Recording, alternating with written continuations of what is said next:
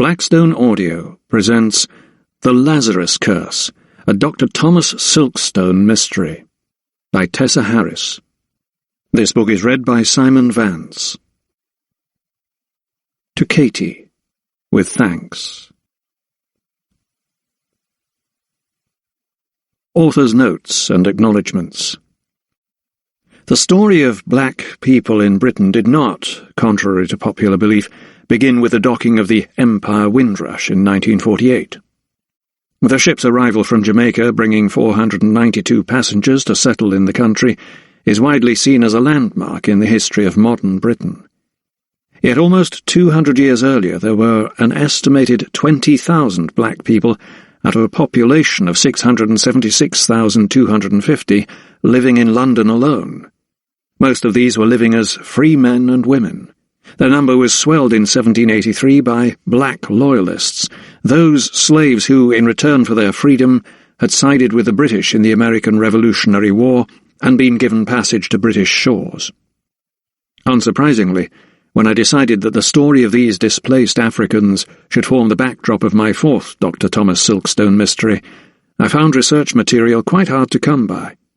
While there were a few prominent black people in 18th century England, the concert violinist George Bridgetower and Francis Williams, who studied at Cambridge University, for example, there were hundreds more who lived as servants or beggars. One of the most famous manservants of the day was Francis Barber, who was in the employ of none other than Dr. Samuel Johnson, the great lexicographer. The British attitude to those of colour has been far from exemplary. As far back as 1731, the Lord Mayor of London issued an edict forbidding Negroes to learn a trade, thus effectively sentencing them to servitude and poverty. Look hard enough and you will see these people everywhere, in the paintings of Hogarth and of Reynolds, in the caricatures of Rawlings and Gilray, and in poems and plays of the period. As Gretchen Gesiner put it in her excellent book, Black England, 18th century Africans occupied a parallel world, working and living alongside the English. My own foray into this parallel plane was prompted by the remarkable story of a young African slave by the name of Jonathan Strong. Cruelly beaten by his master and left for dead on the street, he was found by a kind surgeon, William Sharp, who nursed him back to health. 2 years later, however, Strong was recaptured by his master, who promptly sold him back into slavery. He was due to return to the slave plantations of Barbados when, in a last-ditch attempt to evade his terrible fate, he appealed to the surgeon's brother, the abolitionist Granville Sharp, for help, and was eventually freed. In 1772, Sharp was instrumental in securing the famous ruling by Lord Chief Justice William Mansfield that reluctantly concluded that slaves could not legally be forced to return to the colonies by their owners once they were in Britain. The judgment was widely seen as abolishing slavery in Britain, although the law was not necessarily practised by all citizens. Nevertheless, the case elevated Granville Sharp to his rightful place as one of the most influential men in the British abolition movement. Crossing the Atlantic to the West Indies, a number of fascinating but disturbing accounts of life in the colonies threw up more background material for this novel. A compelling collection of original documents was drawn together in an online project edited by Dr. Catherine Han called Slavery and the Natural World, and carried out at the Natural History Museum, London, between 2006 and 2008. The information is based on documents held in the museum's libraries and explores the links between nature, especially the knowledge and transfer of plants, people with an interest in natural history, mainly European writers from the 16th to 18th centuries, and the history and legacies of the transatlantic slave trade. First-hand accounts from slave owners and overseers, as well as botanists, naturalists, and physicians, painted pictures of life with devastating and often brutal clarity that shock and appall our 21st century sensibilities, and, indeed, went some way to helping the abolitionist cause at the time. William Blake's barbaric image of a woman being whipped, flagellation of a female Sambo slave, 1796, had a huge impact on public opinion in Britain. When calling African slaves Negroes, I'm using the terminology that was employed widely in contemporary accounts from the 18th century. While the backdrop to this novel is based on fact, All the characters are fictitious apart from Granville Sharp and Thomas Clarkson. In my research I am indebted to the Natural History Museum, London, the Old Operating Theatre, Southwark, and to the Museum of London, Docklands. For her medical expertise I must thank Dr. Kate Dyerson. As ever, I am also grateful to my agent, Melissa Jelinski, my editor, John Scognamiglio, and to the rest of the team at Kensington, to John and Alicia Macon, and to Katie Eachus and Liz Fisher. Last but not least, my thanks go to my family, without whose love and support I could not write these novels. England, 2014. Chapter 1. The Elizabeth, somewhere in the English Channel. November in the year of our Lord, 1783. As he lay in his hammock, the young man dreamed he was back on the island. In the black of a jungle night, the drums began. Low and throbbing, they drowned out the sound of his heartbeat. The rhythm was slow and steady at first, like the relentless turn of a rack wheel. Each beat was a footstep in the darkness, each pause a breath held fast. In his mind's eye he saw himself and the rest of the party make their way toward the sound, slashing through the thick stems and waxy leaves as the beat grew louder and louder. Reaching the clearing, they saw them. A circle of Negroes, and at their centre a man gyrating madly, his head ablaze with bird plumes, dancing around a fire. In his hand he grasped a long bone at its heft, shaking it as he pranced wildly in the ring. The victim, little more than a child, was brought to him struggling, flanked on either side by men. They held him in the centre of the circle, his cries for mercy drowned out by the sound of the drums. The onlookers were shouting, cheering on the priest, as he whirled round like a demented dog. From time to time he would take a pipe made from hollowed-out sugar-cane and blow a cloud of powder into the face of his victim. The drum beats gathered momentum, and the cries and caterwauls grew louder. Someone in the crowd handed the magic man a skull. It looked like a human's. It was lined and filled with some sort of potion. To a great roar he thrust it up to the victim's lips, forcing him to drink the contents.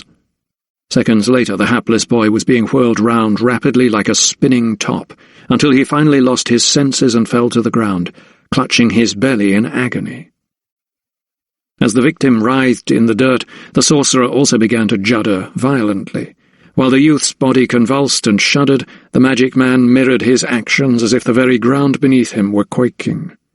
Then, when the boy's juddering lessened, so too did the priest's, until he stopped as suddenly as he had started. The crowd was hushed, and watched as he examined the motionless victim until, with a triumphant whoop, he raised his arms aloft and pronounced him dead. In his hammock, the young man, his dark brows knitted across his forehead, sat upright. His heart was pounding as violently as the jungle drums, and his hands were clammy with fear. He looked down at the skeletal frame he hardly recognized as his own. He was safe on board the ship. Glancing to his left, he made out a circle of inky sky that was visible through the porthole. Dark clouds scudded across the moon, making the stars blink. He shivered with cold, but sighed with relief.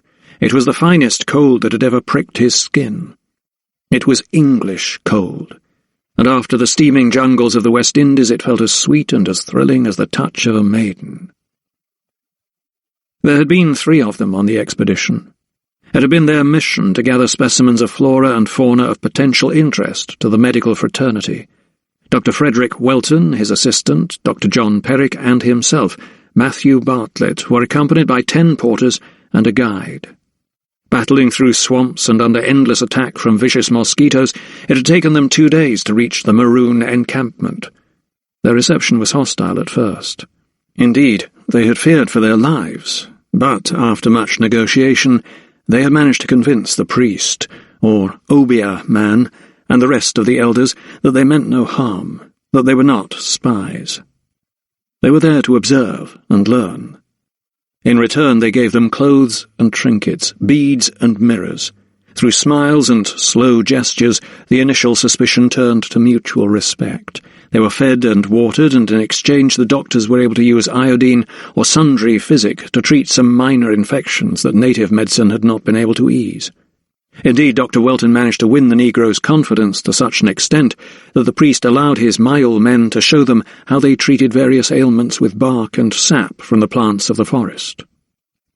Even though several days had passed since they set sail for England, the fear of what he had seen lingered. In his nightmares, Matthew Bartlett relived his experience during his time in Jamaica 1,000 times. The memories would stay with him forever. He dreaded closing his eyes for fear of seeing the horror replayed once more. This time he remembered seeing the child lifted into a nearby hut, an open-sided shelter made of cut palm leaves, and laid on a reed mat. The women, there were 4 of them as he recalled, sat by the dead boy. They murmured low chants throughout the night, calling upon the spirits of their ancestors to help him. At sunrise the following morning, the whole of the village was summoned by the blowing of a conch shell to watch once more. The boy's body was placed in the circle, and the men began dancing around it, their feet stamping in time to the drumbeat. The mad priest's throaty bawl began again, and so too did his dance, punctuated by obscene gestures and a frantic scrabbling around in the dirt. After what must have been an hour at least, someone handed him a bunch of herbs. The leaves were large and flat, and he called for the boy's lips to be opened. Standing over the corpse, he squeezed some juice into the child's open mouth and anointed his eyes and stained his fingertips. All the while the men sang and chanted around him in a circle. It did not happen quickly. Another hour, maybe 2, elapsed until it came to pass. And when it did, the crowd watched in stunned silence as, slowly, the boy's eyes opened. Another few moments and his fingers moved, then his toes, until finally the priest took his hand and he rose from his reed mat. The youth had been raised from the dead by the magic man. "Like Lazarus," muttered Dr. Perrick, his eyes wide in awe. "Fascinating," said Dr. Welton, looking up from his journal. He was recording everything he saw in detail, his pencil moving furiously across the page. Turning to the young man at his side, he asked, "Mr. Bartlett, you have a sketch of this remarkable plant?" Matthew Bartlett recalled, nodding. He was a botanical artist, and for the past 2 days had been making detailed sketches of all the various plants that the Obeah men used in their medicine that appeared particularly efficacious in the treatment of native disorders and ailments. But this plant, the plant used by the sorcerer to raise the youth from the dead, was special, unique. It was the real reason for their mission. Dr. Welton had been allowed to examine the victim the next time the ritual was performed, this occasion on a woman. He was able to confirm that there was no pulse, no breath, no heartbeat, that she was medically dead. And yet the following day she had been revived. She had stood up and walked, but there was something strange in the way she moved. He was allowed to check her vital signs once more, and in her eyes he saw a faraway look. When he had inquired of the Obeah man whether she could speak, the priest smiled and shook his head. Pointing to his own head, he told the doctor that the woman's mind had been altered so that she would now obey her husband. Apparently her sin had been that of idleness. From now on, the Obeah man assured Dr. Welton, she would do whatever her husband told her, without question. Now easing himself up on his elbows, the young artist shook the memory from his head. He needed to reassure himself that the expedition was over, that he and Dr. Welton and Dr. Perrick and the others were safe once more. But then reality hit him like a round of shot, and he recalled that the doctors were not with him on the return voyage. Their legacy was on his shoulders. Everything they had seen and heard, learned and discovered in those few momentous weeks in Jamaica now rested with him. He surveyed the deck. They were still there, the precious treasures. More than 200 plants, insects, reptiles and small mammals had been collected and stored in a variety of pots, jars, barrels and crates. Of all of the plants, however, the branched callaloo bush, the Lazarus herb, as Dr. Welton dubbed it after Dr. Perrick's remark, was most prized. Hundreds of cuttings had been taken and bedded in pots that were regularly watered.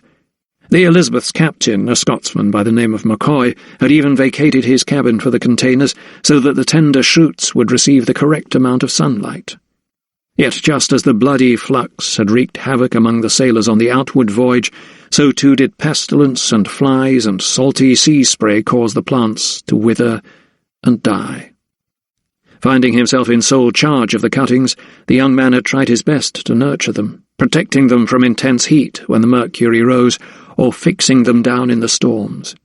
Yet, despite his efforts, out of the scores of plant specimens, only a few survived.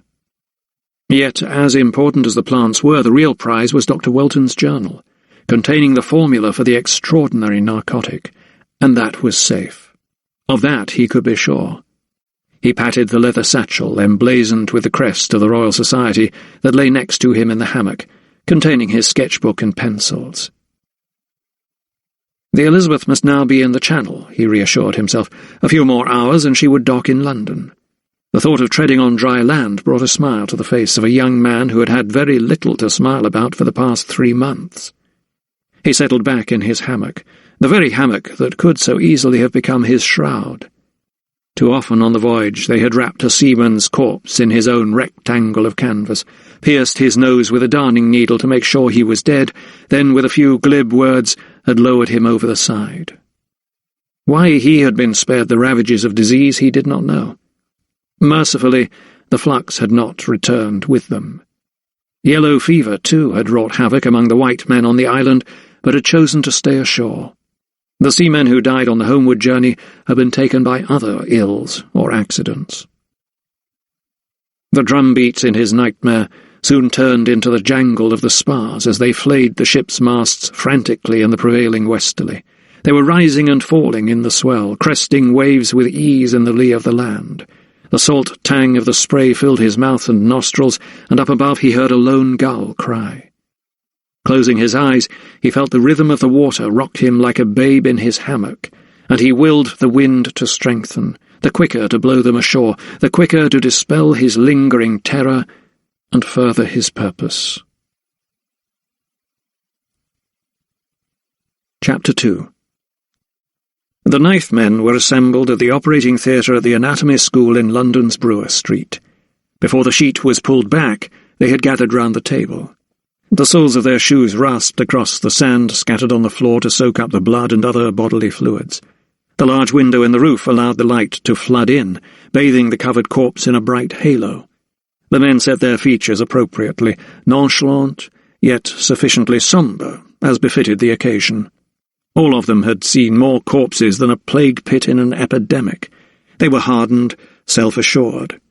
Somewhere in the cavernous room a fly buzzed, its high-pitched drone a minor irritation that chaffed at the composure of the moment.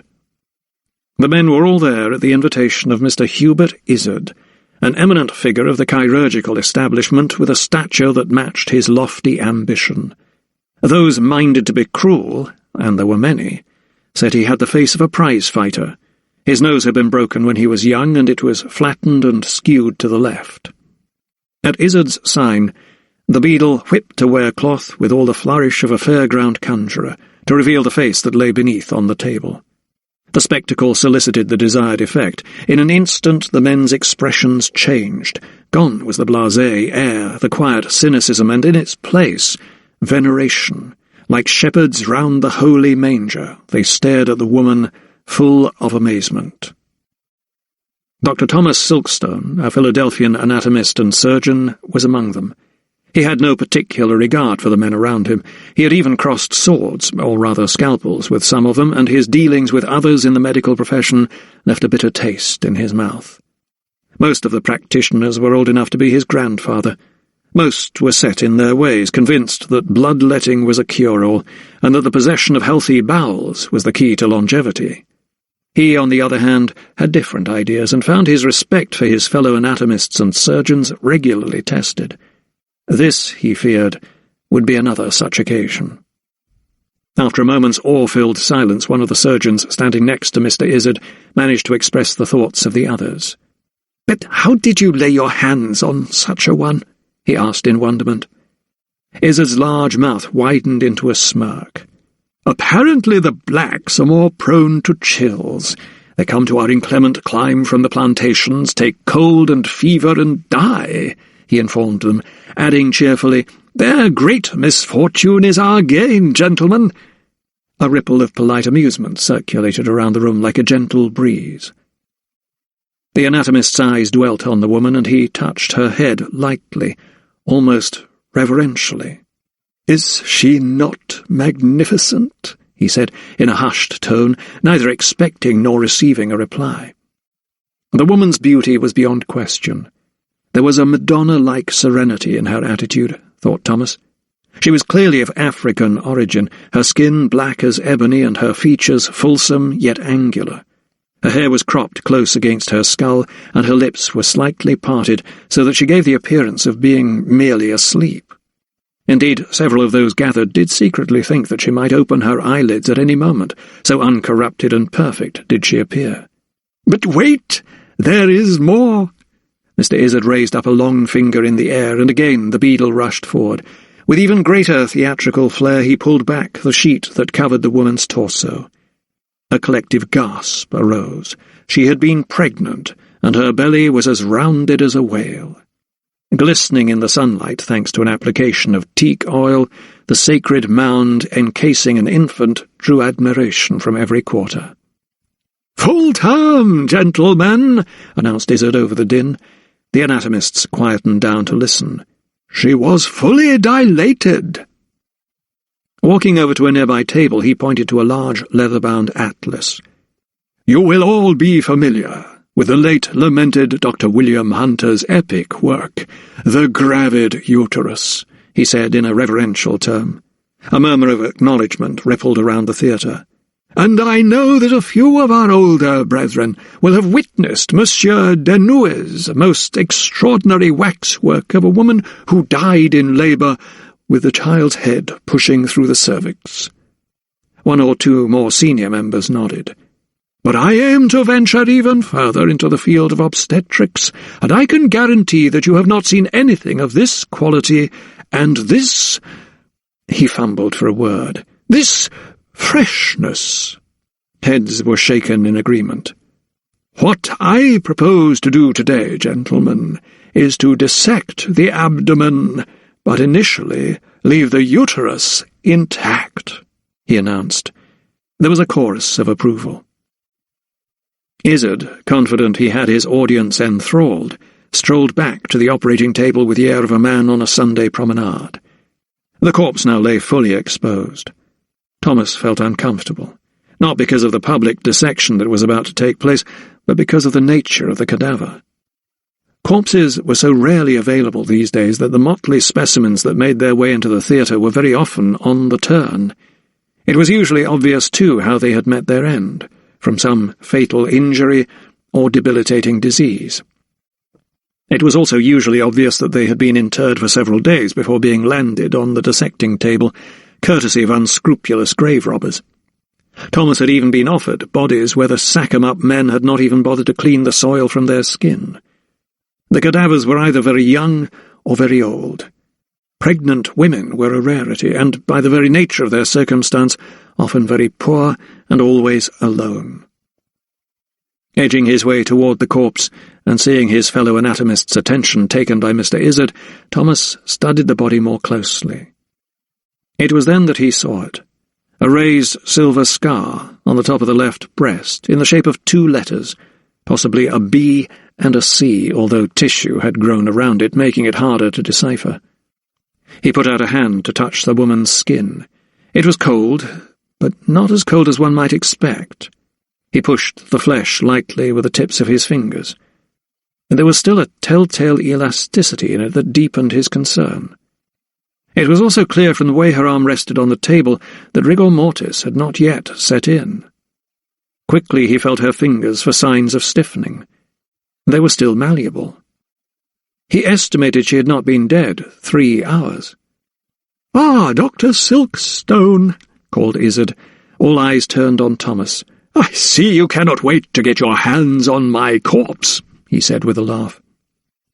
Thomas, Embarrassed that his surreptitious prodding had been uncovered, gave a polite bow.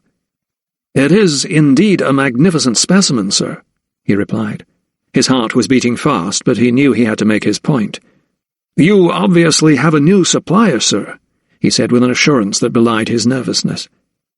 The smile that had been hovering around Izzard's lips all morning suddenly disappeared. He pulled back his shoulders in shock. "A new and most discreet supplier, sir," he retorted, obviously insulted by Thomas's insinuation. "I expect they drive a hard bargain," he persisted. The colour rose in Izzard's cheeks. "I pay a good price, but," he said, looking around him at his peers for support, "I believe it is entirely worth it." Some of the others in the room shouted, "Hear, hear!" A few glared at Thomas, dismayed that anyone, especially a youngster from the colonies, would dare to question the great Hubert Izzard. The disapproving gathering parted as Izzard made his way toward the young anatomist, who remained near the dissecting table. On another small table at the side, an array of surgical instruments was laid out on an oiled cloth. Izzard gazed upon them and then picked out a scalpel. Walking up to Thomas, he presented him with a sharp blade. "In that case, Dr. Silkstone," he said with a smile, tight as a tourniquet, "I am sure you would be honoured to make the first cut." Thomas could not leave the stifling atmosphere of the operating theatre soon enough. Usually his eagerness to quit such a place was caused by the sickly sweet smell of corruption as the dead flesh started to putrefy. But the Negro woman's corpse he had just been compelled to dissect was far too new for that. Had the outside temperature not been so cold, he would have taken off his shoes and shaken the sand from them as he departed Hubert Izzard's anatomy school. Ridding himself of the company he could not abide, Thomas took a lungful of air. The late afternoon grew colder, wreathing him in his own breath as he walked. He plunged his hands into his pockets and quickened his pace. Past a chestnut cellar he went, where 3 or 4 unfortunates huddled simply to keep warm, the brazier glowing red like a beacon in the street. Some shopkeepers were already locking up for the day. A peascod hawker cried forlornly, her breath catching on the icy chill. Thomas was just passing a coffee-house, its pungent aroma wafting from its open door, when a man appeared. In his hand he held a large poster, and he started hammering it onto a notice-board outside. Stopping a few feet away, the doctor registered that a reward was being offered for the return of a runaway slave. His thoughts flashed to the dead Negro woman and the brand on her breast. If, as he suspected, she was enslaved, then her baby would have been born the property of another. Little wonder that pregnant slave women so often resorted to drinking concoctions that forced their menstrua and aborted their unborns. Rather that than let their children enter the world bound to white masters. He paused for a moment, still gazing at the poster and trying to recall the words of Rousseau, the French philosopher, "Man is born free, and everywhere he is in chains." Even he, that very afternoon, had been forced by convention into carrying out a post-mortem that he found distasteful, and yet he had felt bound to do so. His profession demanded it. He turned away from the poster and shook his head before continuing on his way back home to Holland Street. So preoccupied had he been that he did not notice a young man slipping into the back entrance of the anatomy school. He was pushing a hand cart with a load covered in sacking. There was no reason to mark him out as being anything other than an ordinary lackey running an errand, save for one thing. Anyone who drew near could clearly have seen a black toe sticking out from beneath the hessian.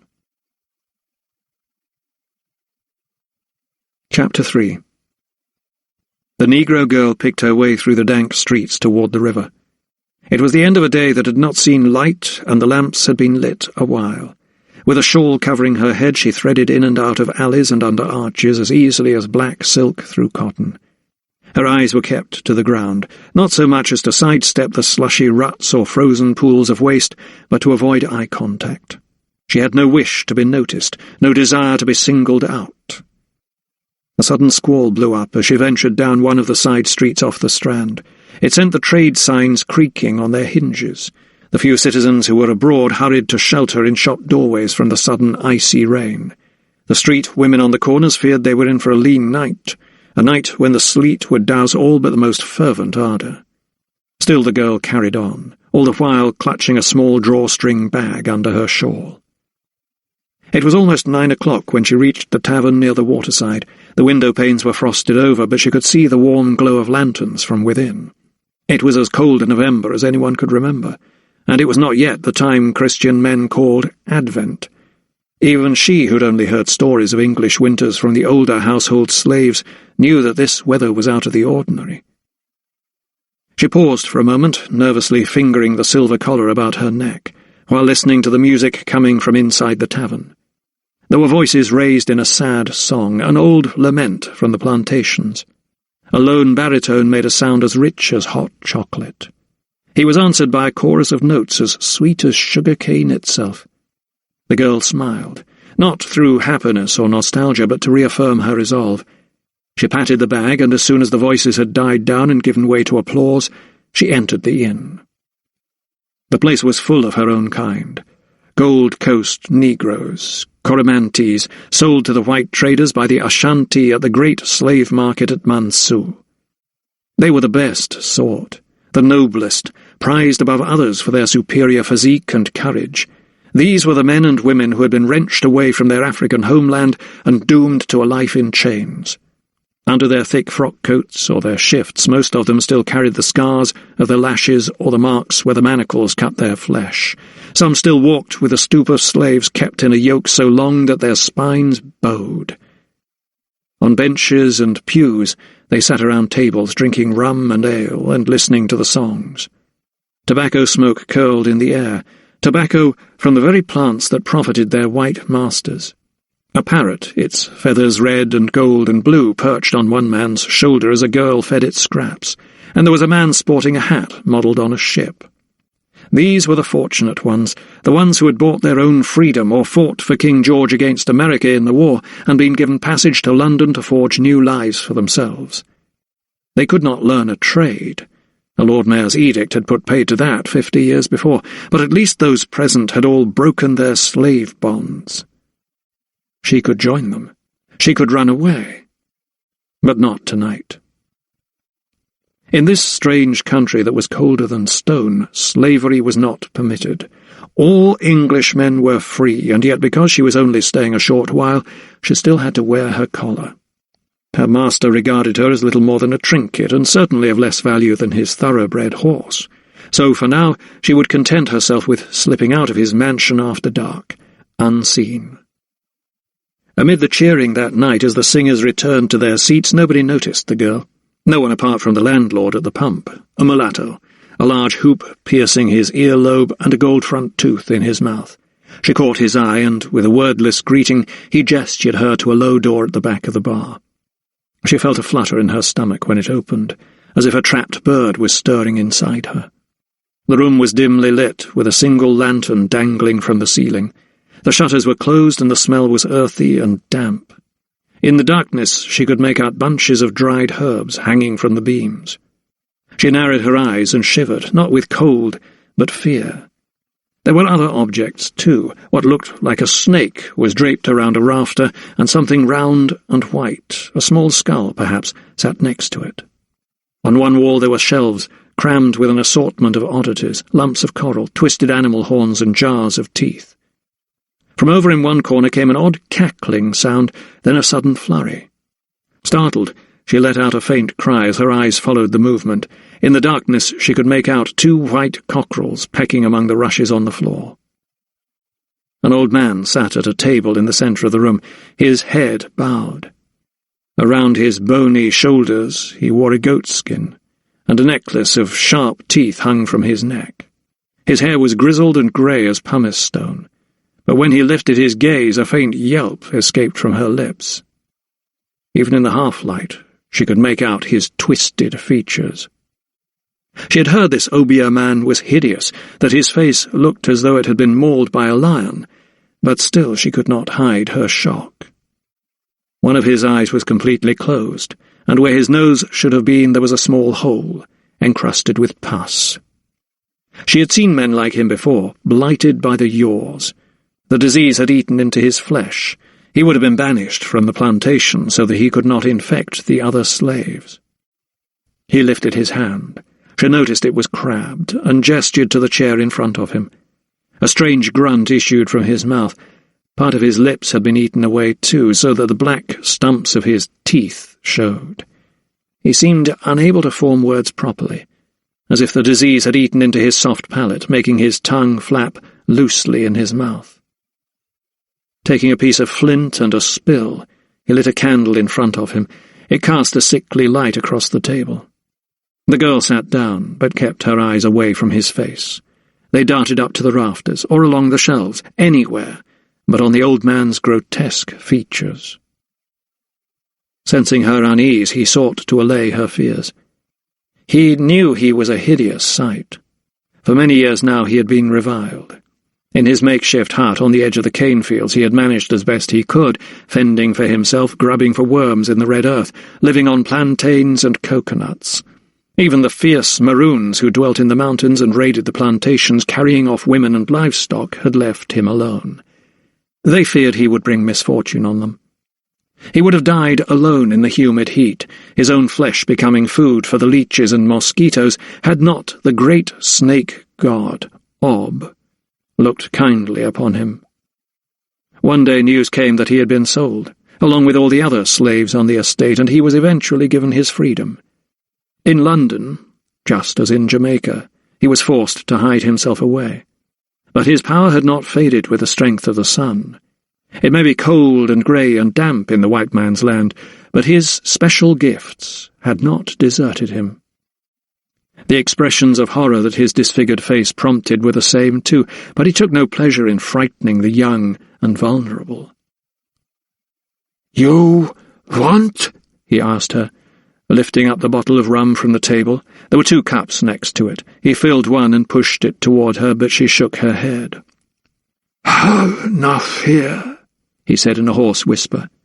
If he had been able to smile, he would have done so, but he could not, relying on his red-rimmed eye to reassure the girl. He guessed she was no more than 14 full suns old, and she was as nervous as a bride. They always were, those who sought him out. He downed his rum in one. "You come for Obia?" he asked, his eye resting on the collar around her neck that bore her slave name, Fibber. Still unable to bring herself to look at the man's face, the girl nodded. "Yes," she replied, twisting her shawl between her fingers. "Who has wronged you, child? Your mother?" "My mother," she hissed, a look of contempt tugging the corners of her mouth. She shifted on her chair and straightened her back. As she did so, a silver scar above her right breast glinted like a fish in the candlelight. He could make out the letters of a white man's brand, S.C. "What she do? She hurt you?" They always did, he thought to himself. In England, most Africans were no longer slaves in name, but many were treated as if they were still in shackles. Slowly the girl turned, as if steeling herself to look at him, her eyes lifted to meet his. "She killed my child?" The Obia man nodded sagely, as if he already knew what pained her. "She beat it out your womb?" The girl's gaze was steady now, and he saw her eyes were weeping like juice from fresh-cut cane. "She was mad at me, and threw a jug, and I fell down the stairs." Her breath jutted into a sob. "That night I was taken bad, and the baby came away." The Obia man paused a moment.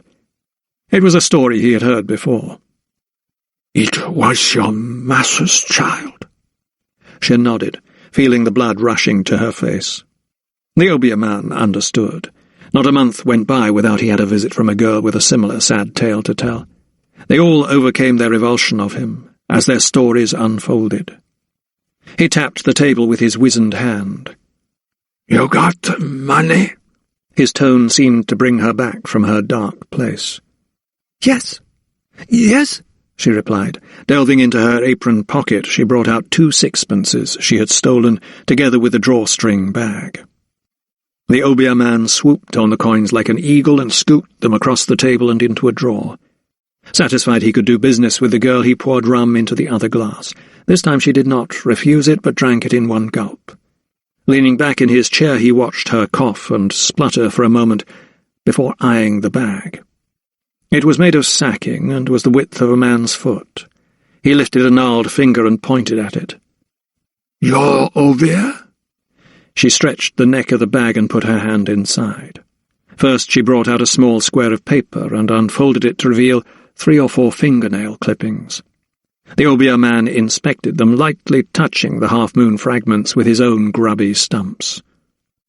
"Good," he said, but it was the next object that seemed to lift his wizened face. From the bag the girl pulled out a length of kersey, a coarse woolen band of cloth stained dark brown with blood. Slowly she pushed it across the table, and the Obia man gave her a knowing look as he opened out the folds.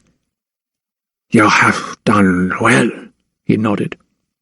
The girl turned her head away, unable to look at the bloodied rag. The man folded the linen but laid his hand upon it. "So you want it quick or slow?" he asked.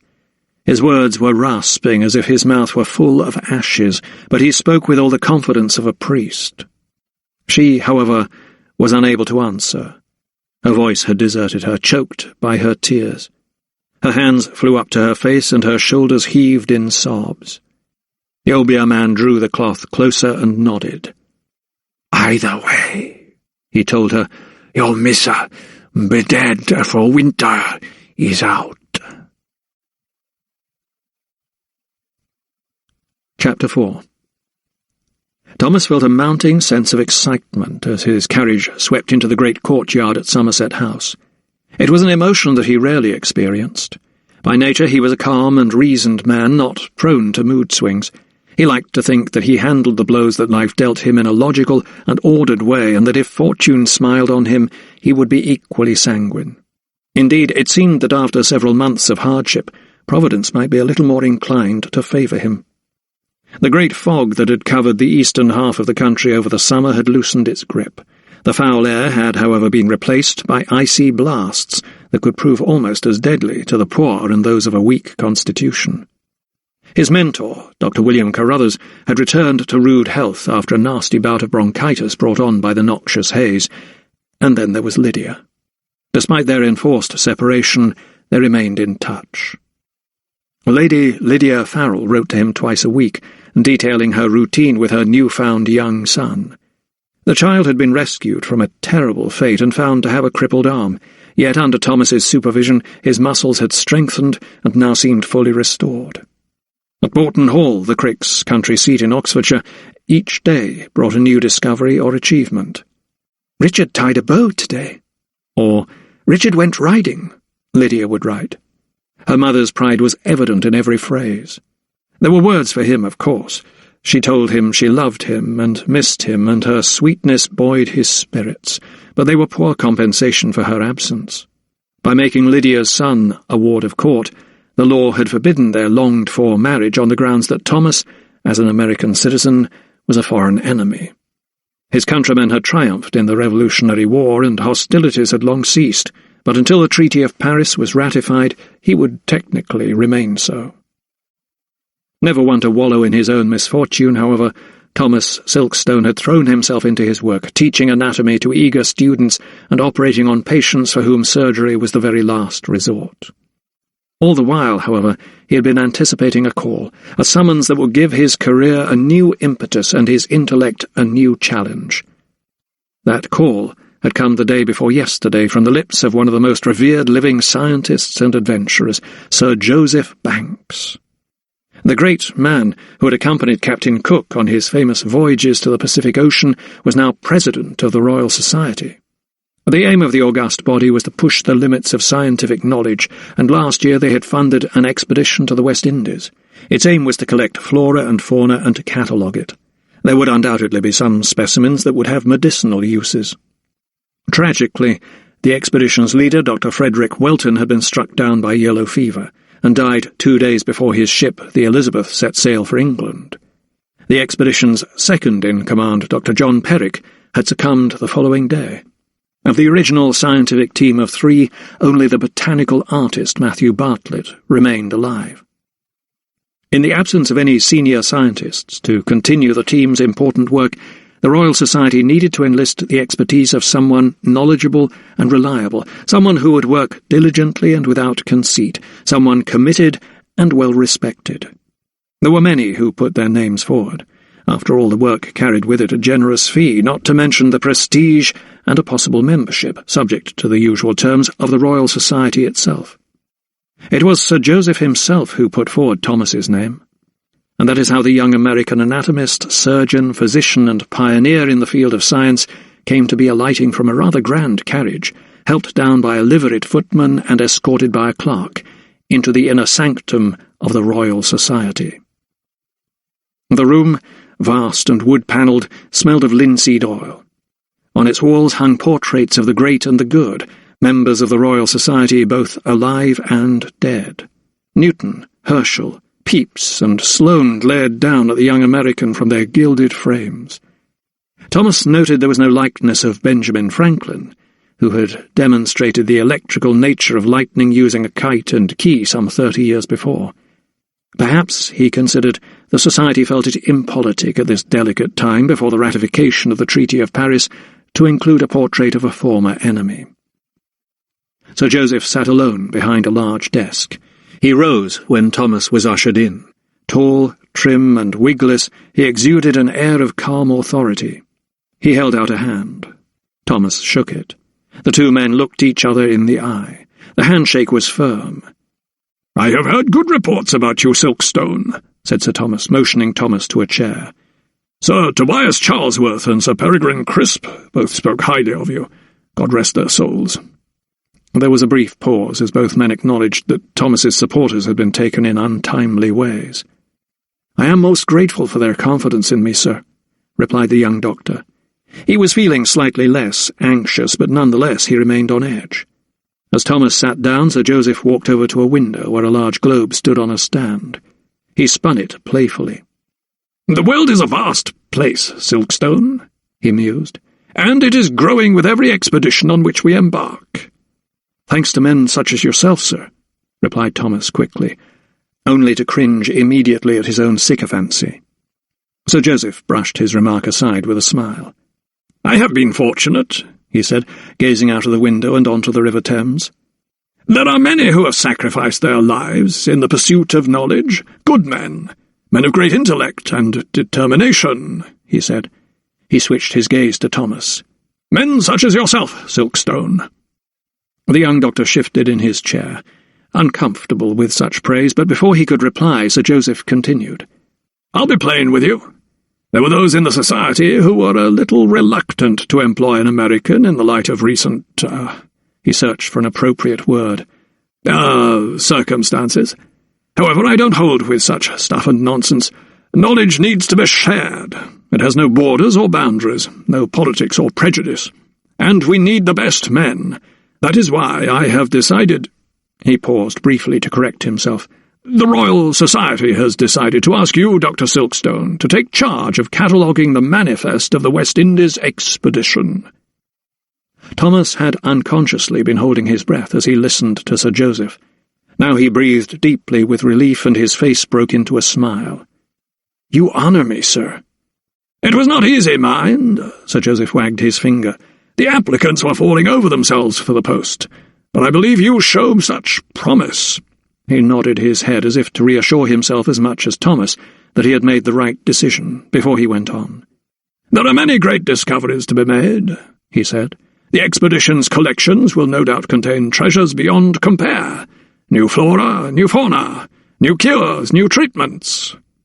Thomas pictured the array of exotic specimens in his mind's eye, as the Elizabeth breasted the waves on her homeward voyage, a sort of Noah's Ark of all the weird and wonderful creations that the Lord had bestowed upon the islands of the Caribbean Sea. It would be his task to classify them all, from the tiniest seed to the tallest tree fern, from the humblest insect to the most magnificent reptile. He was well aware that Sir Joseph and the late botanist Daniel Solander had invented a new method of plant classification while on the Endeavour expedition with Captain Cook. The learning curve would not merely be steep, but strewn with many unexpected hazards. There would be unavoidable errors, misidentifications, and false dawns. His face betrayed his anxiety at the enormity of the venture. "I see you have doubts, Dr. Silkstone," remarked Sir Joseph, settling back behind his desk. Thomas found himself fumbling awkwardly. "I am sure your trust in me will not be misplaced, sir." Sir Joseph's dark brows dipped slightly. "Your humility is a good thing. I cannot abide arrogance in a man, but you are right to feel burdened by the weight we are placing on your shoulders." Thomas frowned. He anticipated there was more. Sir Joseph's lips curled into a smile. "Have no fear, Silkstone. I have arranged assistance." A look of puzzlement slid across Thomas's face. "Mr. Bartlett will be helping you," continued the great man. "He is the excellent botanical artist who accompanied the expedition. I trained him personally in the new method of classification. He will be invaluable to you." Thomas nodded. "I am most grateful to you, sir." "It is Mr. Bartlett who is deserving of your gratitude," came the reply. "He has endured great torments in the name of science. In the last dispatch I had from Dr. Welton before he died, he informed me they spent an uncomfortable few days in the company of the Maroons." Thomas was unfamiliar with the term. He frowned. "Runaway slaves," explained Sir Joseph. "At one point the expedition members feared for their lives. However, by some means they managed to befriend the natives and, I believe, became privy to some of their cures. The Maroons even assisted them in their collection. As a result, almost 200 specimens were gathered." He was nodding enthusiastically as he spoke. "Welton instructed Bartlett in how they should be drawn, and which parts were to be depicted. He knew it was imperative to capture the plants' forms while they were still fresh, so Bartlett made brief outline drawings, colouring specific areas so they could be finished later." Sir Joseph's long fingers held an imaginary paintbrush which he flourished in the air. Thomas recalled the botanical drawings of Sidney Parkinson from the Endeavour. He had fallen prey to the bloody flux on the return voyage, but his superbly detailed sketches were as brilliant in their execution as Leonardo's anatomical images. He managed a nervous smile across the desk. "Then, sir, I accept your gracious commission," Thomas replied. Sir Joseph leaned forward, slapping the palms of both his hands on the desk. "I know you will not disappoint, Silkstone." Thomas gave an elegant nod. "And when does the Elizabeth arrive?" "She was spotted 5 days ago off the Lizard, so by the latest accounts she shall be here on tomorrow's afternoon tide." The young doctor had not expected such an early arrival. There was so much to do to prepare to take delivery of the hundreds of specimens, but as if Sir Joseph had read his mind, he interjected, "I have arranged for the storage of the items at Kew, so that you can work on them in batches in your own premises." Thomas felt immense relief. "I am most grateful, sir," he replied as Sir Joseph rose. "I know you are the man for the job, Silkstone," he said, extending his hand. "I have great faith in you. Play your cards right and you will go far." Thomas smiled, broadly this time, as he shook the great man's hand. "I will not disappoint, Sir Joseph." Chapter 5. Mistress Cordelia Carfax shivered and gathered her silk shawl about her shoulders. The fire was lit, but the heat that emanated did little to warm the air of her fashionable London drawing-room. She could not decide which she loathed more, the languid Jamaican humidity or the insidious English cold. A small, short-haired dog lay sprawled in front of the hearth, toasting its back. As soon as she reached for the bell, the animal sprang up and leapt onto her knee in a single bound, looking into her face with large brown eyes. She smiled. It was not something she did often. Whereas most women of her age bore the marks of expression at the corner of their lids, her temples were perfectly smooth. It was the space between her eyes that was furrowed with 2 parallel frown lines so deep that they were clearly planted by hatred and contempt. These lines creased a skin that was almost unnaturally pale. It was certainly very white for a woman who had spent the last 30 years of her life on a sugar plantation 10 miles inland from Kingston.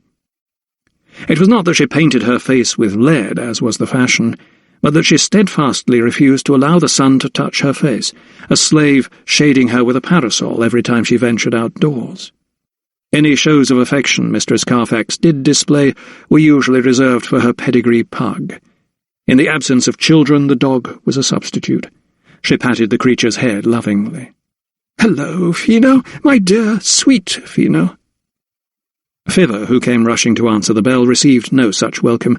Her sullen-faced mistress pointed to the fire as it blazed brightly. "More coal, more logs, anything," she ordered. "I shall freeze to death before this winter's out." Fibber bobbed a curtsy and, looking slightly bemused, hurried over to the grate. Picking up the poker, she prodded the embers. They flared for a moment, then settled back into their steady blaze. "More coal!" cried Mistress Carfax, only this time louder. The dog, sensing its mistress's anger, jumped off her lap and sat at her feet.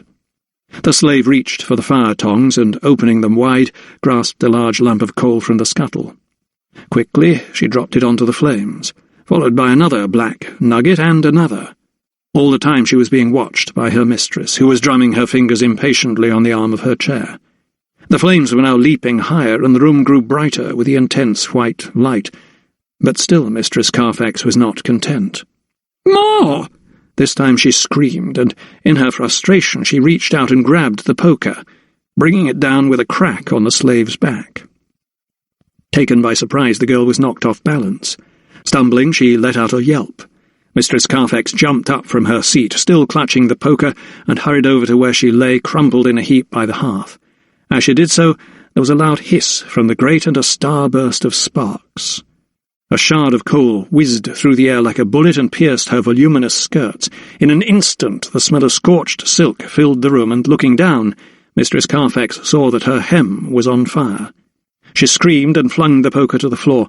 The pug began to bark.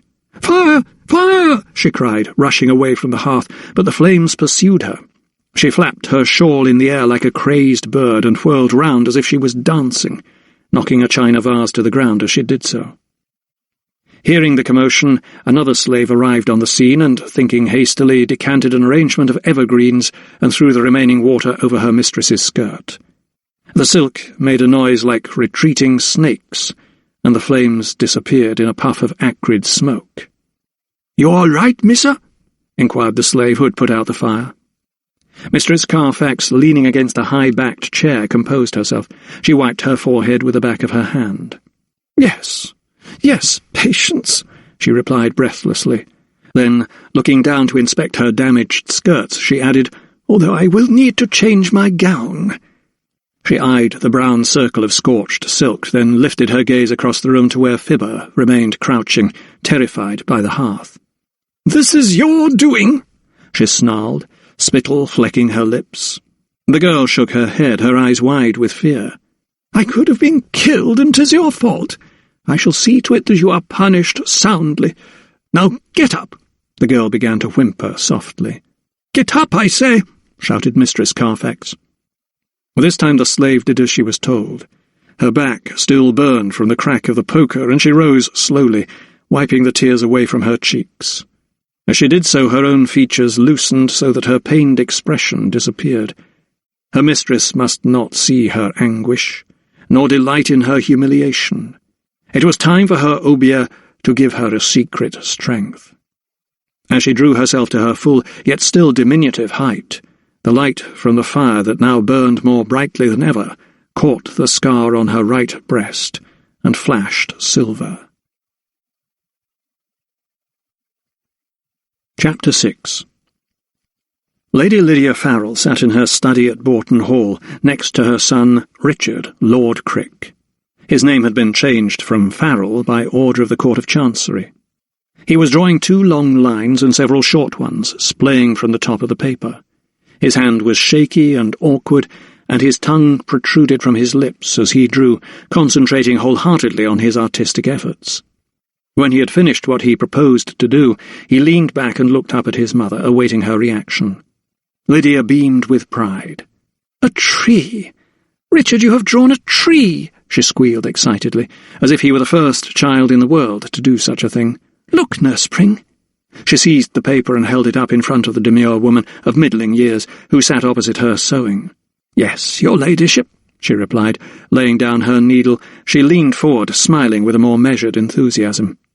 Lydia drew the child close and kissed his forehead. "My clever son," she told him. She then reached out her hand and stroked his brown curls. "How did I live without you?" she murmured under her breath. 6 years of enforced separation, during most of which she thought him dead, had left her wanting to cherish every moment with him. Each minute was to be savoured, lived to the full. But the child pulled away, objecting to her fussing fingers. He was more used to angry blows than loving caresses. Any physical contact he still regarded as a potential threat, rather than a gesture of affection. Lydia checked herself. She looked at Nurse Pring, wise, caring Nurse Pring, who had seen her through her darkest days when she lay in a coma after attempting to take her own life. Practical, sensible Nurse Pring, who had proved so invaluable at the caves in West Wickham when so many were being struck down by the great fog. A slight expression of reproof crossed the matron's face, and it was enough for Lydia to know that she must not rush to re-establish maternal bonds. They must grow naturally, organically, not be forced like greenhouse flowers, but nurtured slowly and lovingly. "I am sure you must be hungry after your efforts, my sweet," she told Richard. Then to Nurse Pring she said, "Perhaps you could see what Mistress Claddingbull has in the pantry. I am sure there will be jam tarts." The nurse nodded and was about to open the study door when there came a knock. Howard, the butler, stood on the threshold and sidestepped to allow Nurse Pring and her charge to leave the room. "Yes, Howard?" said Lydia. The butler, a heavy man with a gravelly voice, bowed. Mr. Lupton is here to see you, my lady." Momentarily forgetting herself, Lydia rolled her eyes. She had completely forgotten her appointment with a candidate for the position of estate manager. Richard took up so much of her time these days that all other demands seemed trifling. Yet a replacement for the late Gabriel Lawson was vital to the future prosperity of Bourton. She rose from her desk and, smoothing her skirts unthinkingly, she told Howard she would receive her visitor in the drawing-room. It was especially at times like these that she wished Thomas could be at her side. After her husband's death, she had been handed a mantle of responsibility that did not sit easily on her slight shoulders. For a few blissful days that summer, Dr. Silkstone had helped her bear her burden, talking through problems that presented themselves, suggesting solutions. They had shared the running of the estate, but now she had been robbed of that comfort by an act of chancery, and so had lost his reassuring presence and unquestioning devotion. Lydia's first glimpse of Mr. Nicholas Lupton was of his rear, as he stood, his feet planted squarely and his hands behind his back. His hair was sun-bleached so that darker roots showed beneath the blonde.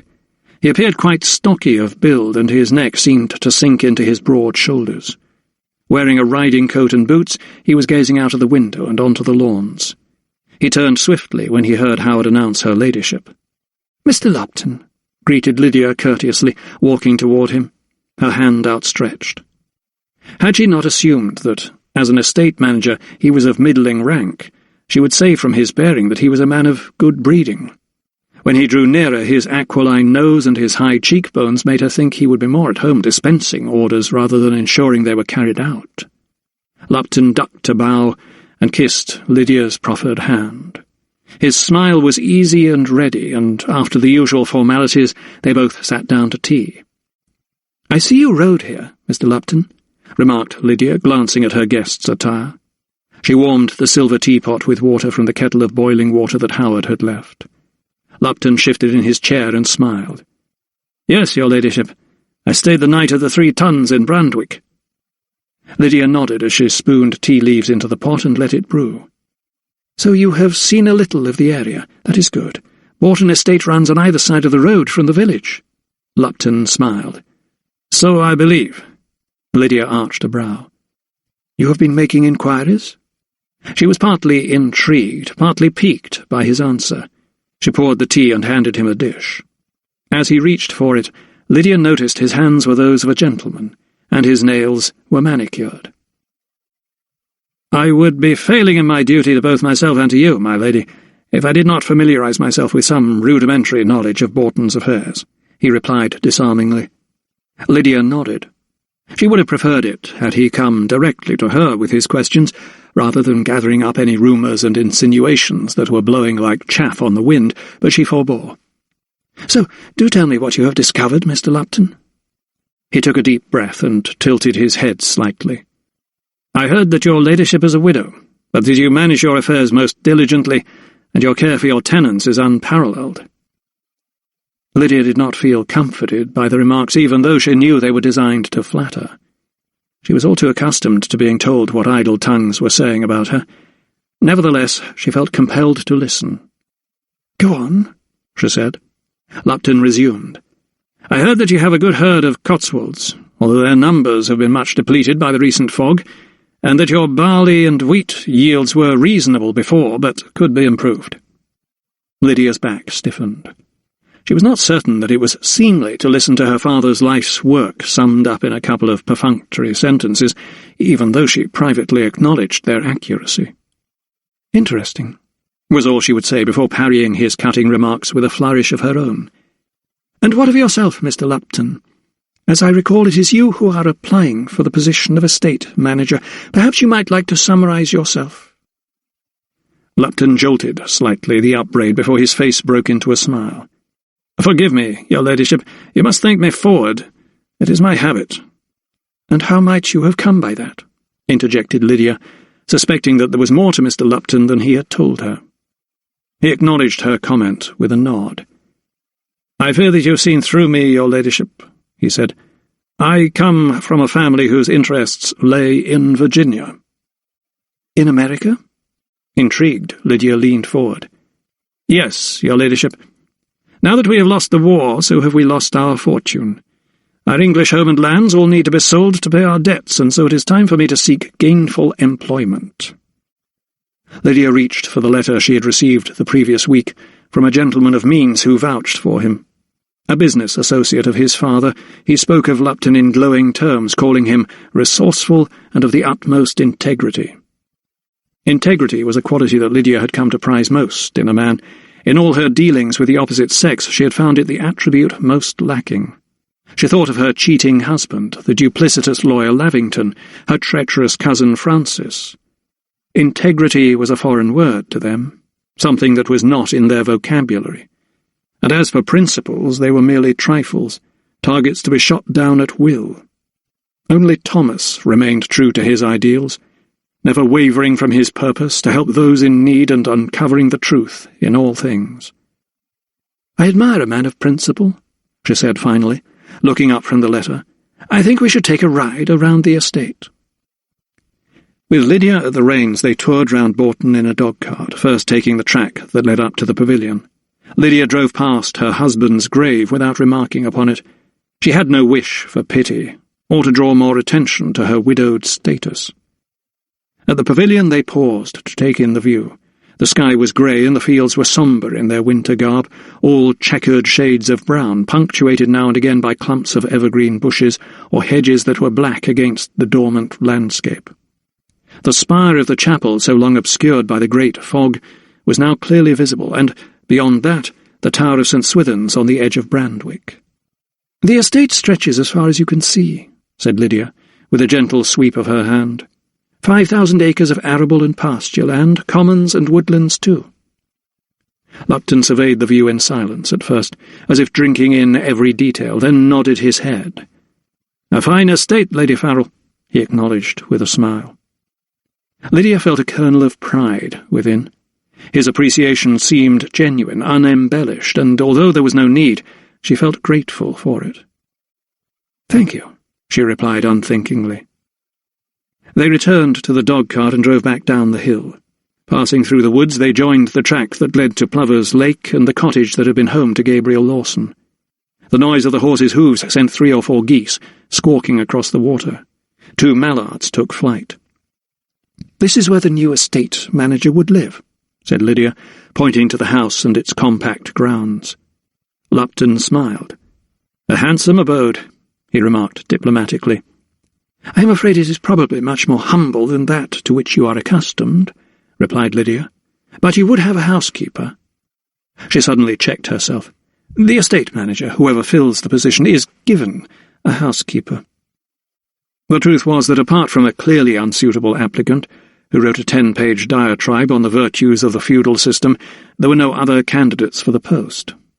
Out of feigned guile or politeness, Lupton should have let the faux pas pass unremarked, but he felt confident enough to draw attention to it. "I am sure the arrangement will be most satisfactory," he replied. "Whoever takes the position."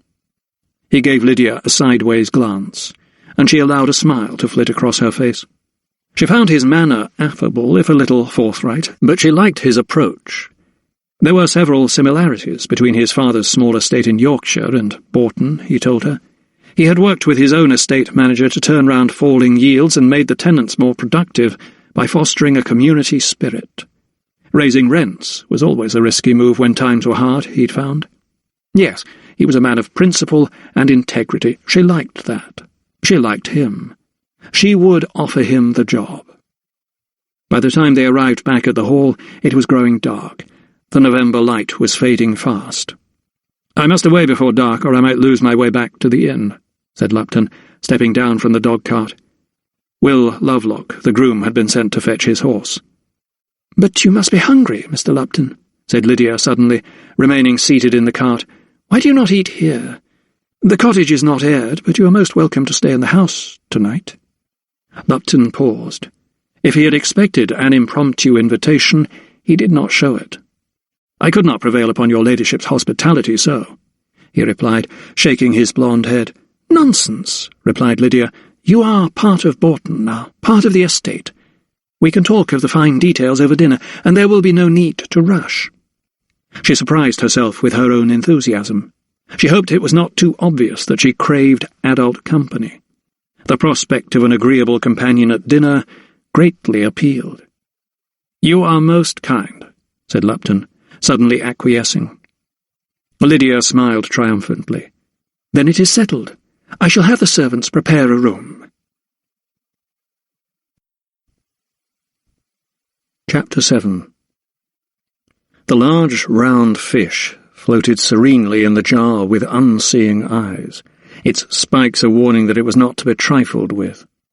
Next to it on the shelf sat a large chunk of red coral, which according to its label was said to be efficacious in the treatment of the bloody flux. Thomas recognized Dr. Carruthers's handwriting. Next to that was a case containing an array of small birds with bright plumages. Clouds of dust billowed as soon as Thomas began to remove them. The shells had been their home since Dr. Carruthers brought them back from his own trip to Jamaica almost 50 years ago. Now they needed to be moved to make way for new and potentially even more curious Caribbean residents. Thomas was expecting scores of them, not just small mammals and insects, but shellfish and other sea creatures, as well as dozens of plants.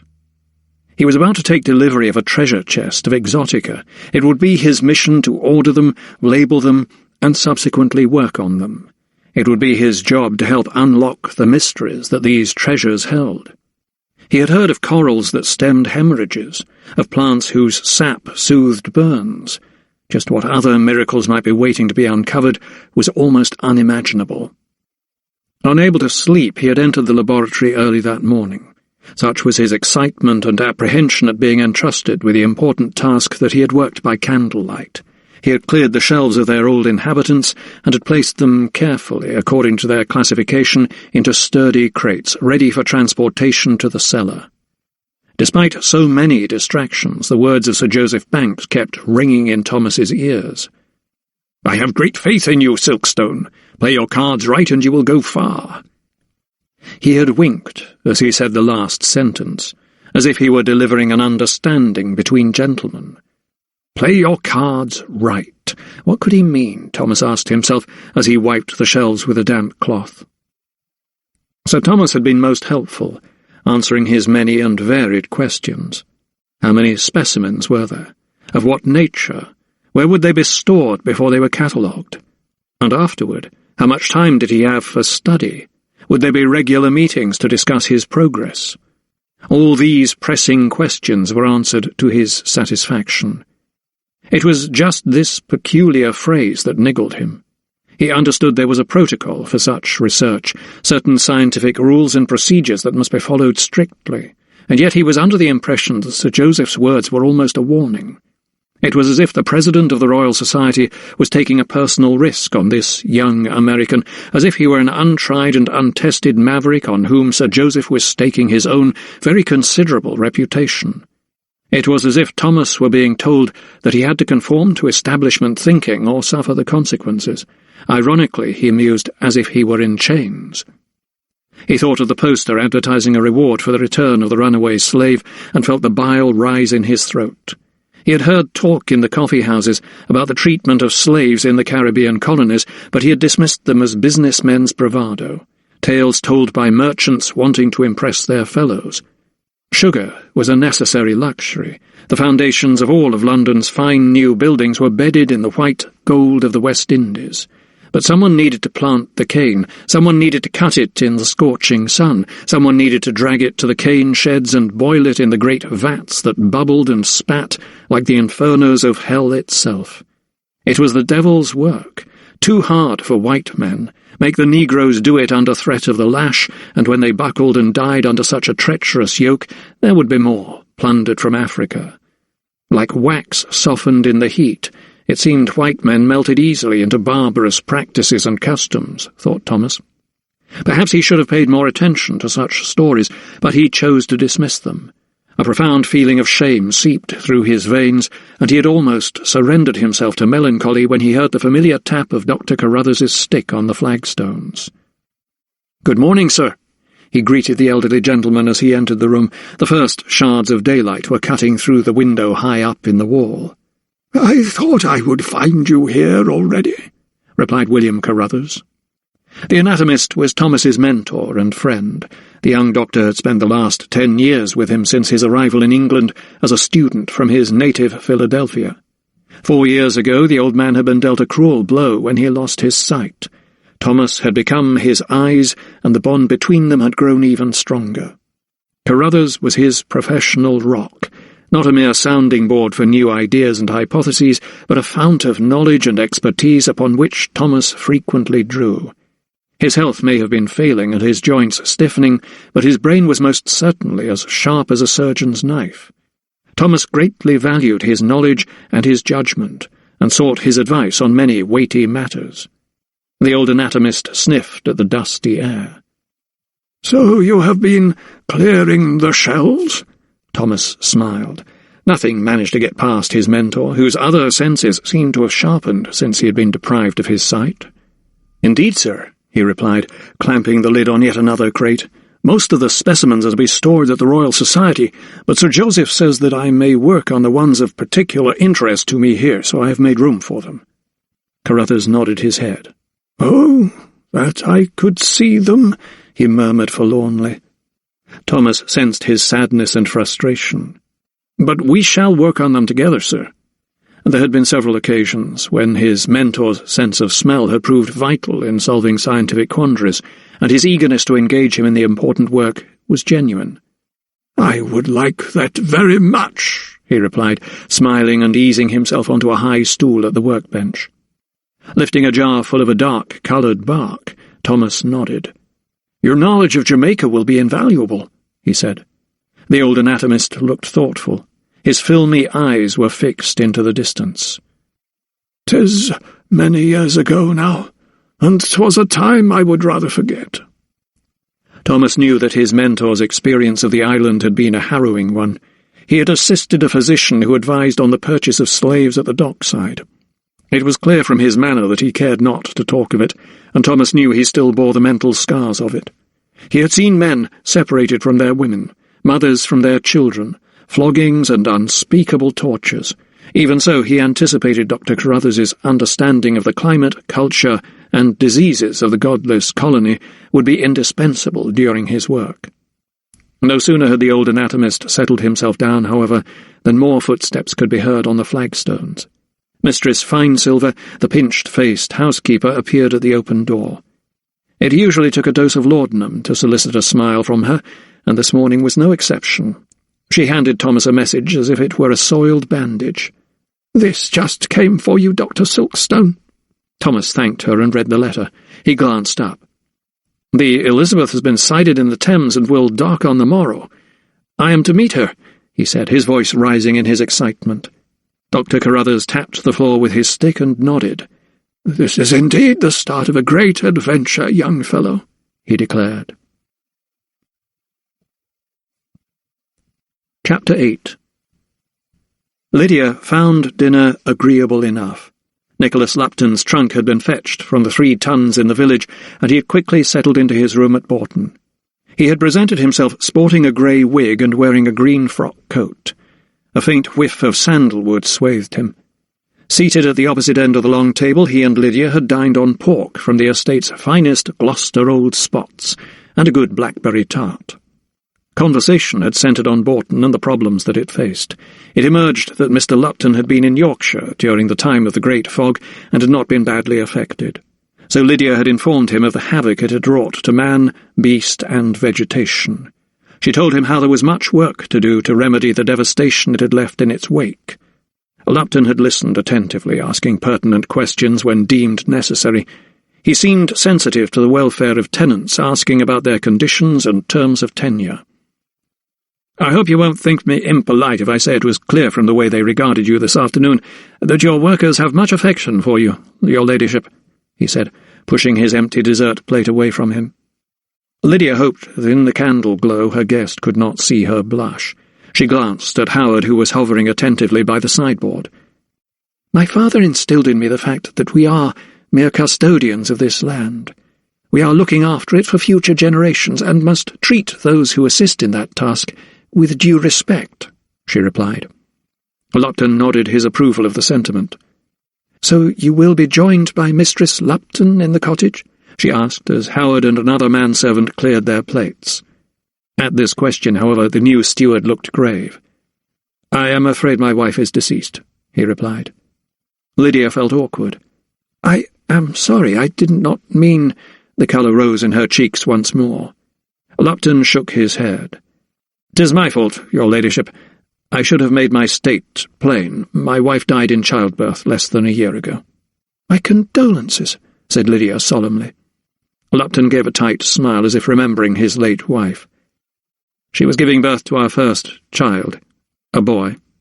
He paused, then added, "I lost them both." In the candlelight, Lydia thought she saw Mr. Lupton's eyes moisten. She averted her gaze for a moment to allow him to compose himself.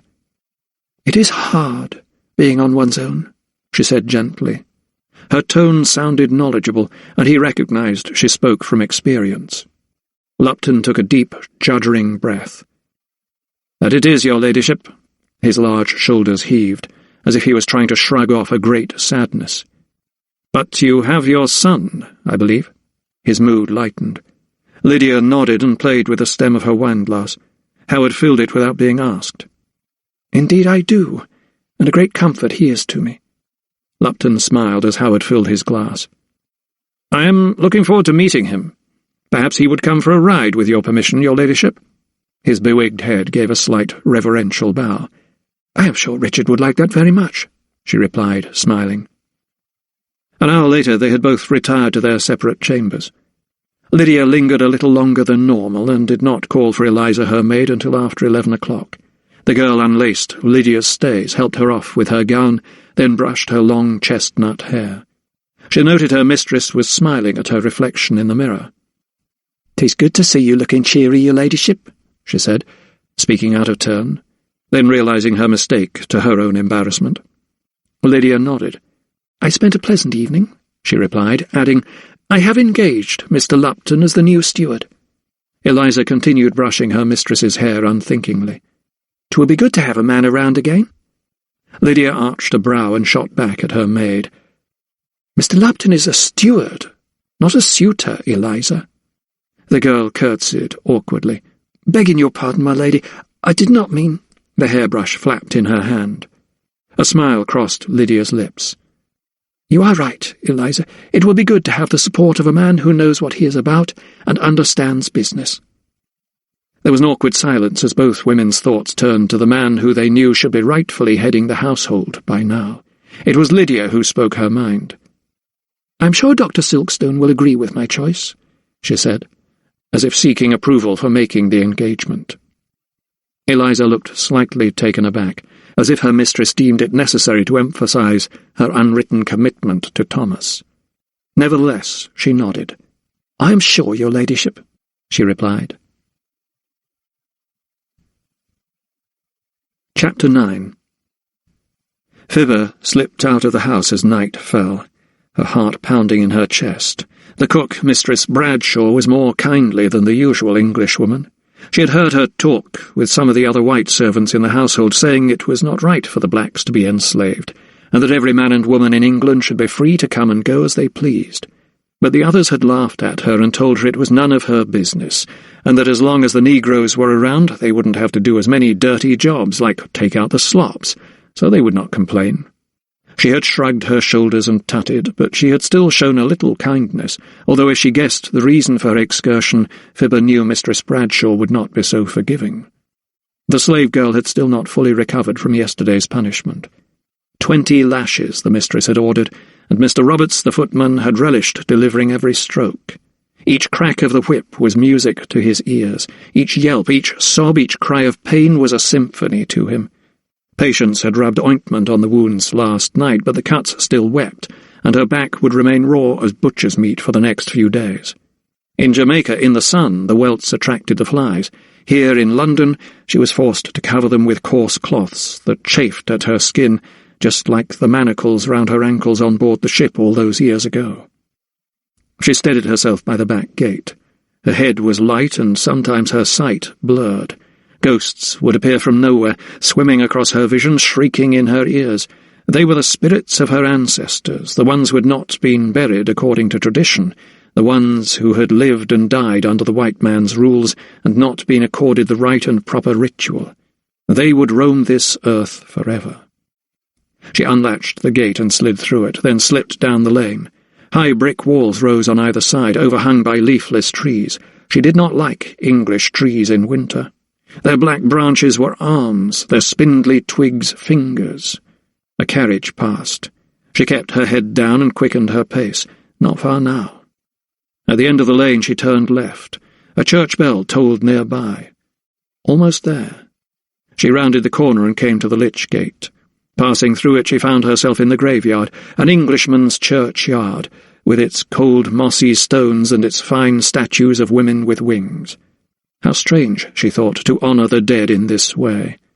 She had heard they were buried without their cooking pots and their jewellery. How would they eat?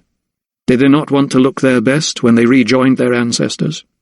Worse still, their graves were often sealed so that robbers could not take their corpses. She had heard that the churchmen might sometimes set spring guns to ward off the sack-em-up men. Sometimes they put cages over the graves and locked them with padlocks as big as coconuts. So how would the dead eat? How would they find their way home? It was all a puzzle to her. These places were strange and baffling and frightening. She would not loiter. A lone woman stood praying by a new grave. She wore a black veil that covered her face. Hurrying over to the wall of the churchyard, where thick thorn bushes grew, their berries red as blood, Fibber crouched low to watch her. The shadows were melding into the blackness as the first stars appeared in the sky. The widow would be gone soon. Only the evil ones would stay in a place like this after dark, she told herself. Sure enough, after 1 or 2 minutes Fibber saw the woman's head bow reverentially, and she retreated through the lich gate and into the encroaching darkness. Now she was alone, apart from the hundreds of spirits that surrounded her. Scurrying forward, she reached the grave where the earth had been newly smoothed and saw worms writhing blindly in the soil. A garland of holly and ivy had been placed on the mound. Quickly she took out her bag, knelt down, and began to scoop up handfuls of the damp dirt. It came up easily in sticky clumps, clawing round her fingernails. She was doing well. A few more handfuls and she would have enough. Just then a bird swooped overhead. It was huge and called to her with a voice that was shrill and trembling. She looked up. An ancestor, she thought. But then something caught her eye in the far corner of the churchyard. A man in a long black robe was approaching her. He was waving a stick. Now he was shouting. She must go. What was it the Obeah man said? Enough to fill a goat's horn. She looked at her bag, whose sides now bulged. What she had was sufficient. Scrambling to her feet, she headed for the lich gate. The man was coming closer. She broke into a run. She winced with pain as the cuts on her back reopened. "You! Stop!" cried the man. But from his gait she could tell he was old, and from his robes a priest, perhaps. He thought she was disturbing the dead. He did not understand that they were all around, that they never stayed in the ground. unless their burial chambers were locked or sealed. She ran on until she joined the path leading to the lich gate, but just as she slowed down at the entrance, her foot caught a jagged stone and she tripped, dropping her bag and spilling some soil. A gasp escaped her lips as the man approached. She turned her back to him. He must not see the colour of her skin. Grabbing at the bag, she made off once more, down the path, through the gate and out onto the lane. Running as fast as if Mr. Roberts himself were in pursuit with his whip, she soon reached the end of the lane and turned left to the road that would take her back to the big house. It was only then that she stopped momentarily to look inside her bag. Almost half its contents had spilled out when she fell, but there should still be enough for her obeah bag. Still enough grave dirt for the curse to work. Chapter 10. Sir Theodosius Pettigrew had embraced the game of golf with great enthusiasm, if not skill. The Oxfordshire coroner had found that since taking to the sport only a few months ago, he might even have shed a few pounds from his not inconsiderable midriff. Of course, he could not play a whole round without recourse to his hamper, carried alongside his clubs by his caddy, but suitably sustained by the frequent consumption of chicken legs, sausage rolls, and the occasional plover's egg, he found the new pastime an excellent way to spend his leisure hours. After the frightful weeks spent in the grip of the great fog, he had promised his dear wife Harriet that he would take her to London so that she could shop in Oxford Street. While there, he could combine her pleasure with his own business. He had a few small interests that required his attention, and had been delighted when an invitation had come from Hubert Izzard, an acquaintance of many years' standing, to join a party to play golf at Blackheath Club. It was a crisp, clear morning when the four gentlemen set off for the first hole on the Heath course. The purple heather carpeted the rough, and the views of the Thames below were quite breathtaking. Hundreds of ships, large and small, could be seen plying up and down the river, all stationary in dock, forming a forest of masts in the water. "A sight for sore eyes, eh, Sir Theodosius?" declared the ruddy-faced gentleman who strode out toward the first tee, taking in the view. The coroner and Mr. Izzard had been joined by Mr. Samuel Carfax and his associate Mr. Josiah Dalrymple, accompanied by his negro slave Jeremiah Taylor. Both merchants were vaguely known to Sir Theodosius as being involved in shipping, and more particularly slaving and the sugar trade, although how Izzard knew them was beyond his ken. Dalrymple was handsome enough, but clearly not a real gentleman. There was something slightly studied in his mannerism, thought Sir Theodosius. Each one of his gestures appeared to be a flourish, rather than a mere practicality. The way he brandished his club, or waved his kerchief, rankled, as if he had learned the affectations rather than being born to them. His manner with his slave was also overbearing and harsh. The Oxfordshire coroner took an instant dislike to him. "London's great wealth is built on those ships," butted in Dalrymple. "Or more particularly on their cargo," corrected Mr. Carfax, raising a stubby finger in the air. He was squat and pigeon-chested, and his short neck caused his large head to disappear between the humps of his broad shoulders. Word had it that he had his eye on a rotten borough in next year's elections, and was in town to garner support. His manner was bluff, but jolly, no doubt helped by the regular swigs of rum he took from a hip flask. "Yes, those slaves are black gold to London," he said, letting out a hearty laugh. Dalrymple shot a side glance to Izzard. "How true," he agreed. Izzard snorted. "Be careful, sir. Your slave has a club in his hand." He nodded at Jeremiah, who was supplying his master with the appropriate irons for the shot. "I certainly would not trust one. Bludgeon you to death as soon as look at you," he quipped. The round was enjoyable enough. None of the players produced great shots, and Sir Theodosius, coming the latest to the game, was not made to feel woefully inept. His willingness to share his sausage rolls seemed to more than compensate for his awkward swing and slow gait in his companion's eyes.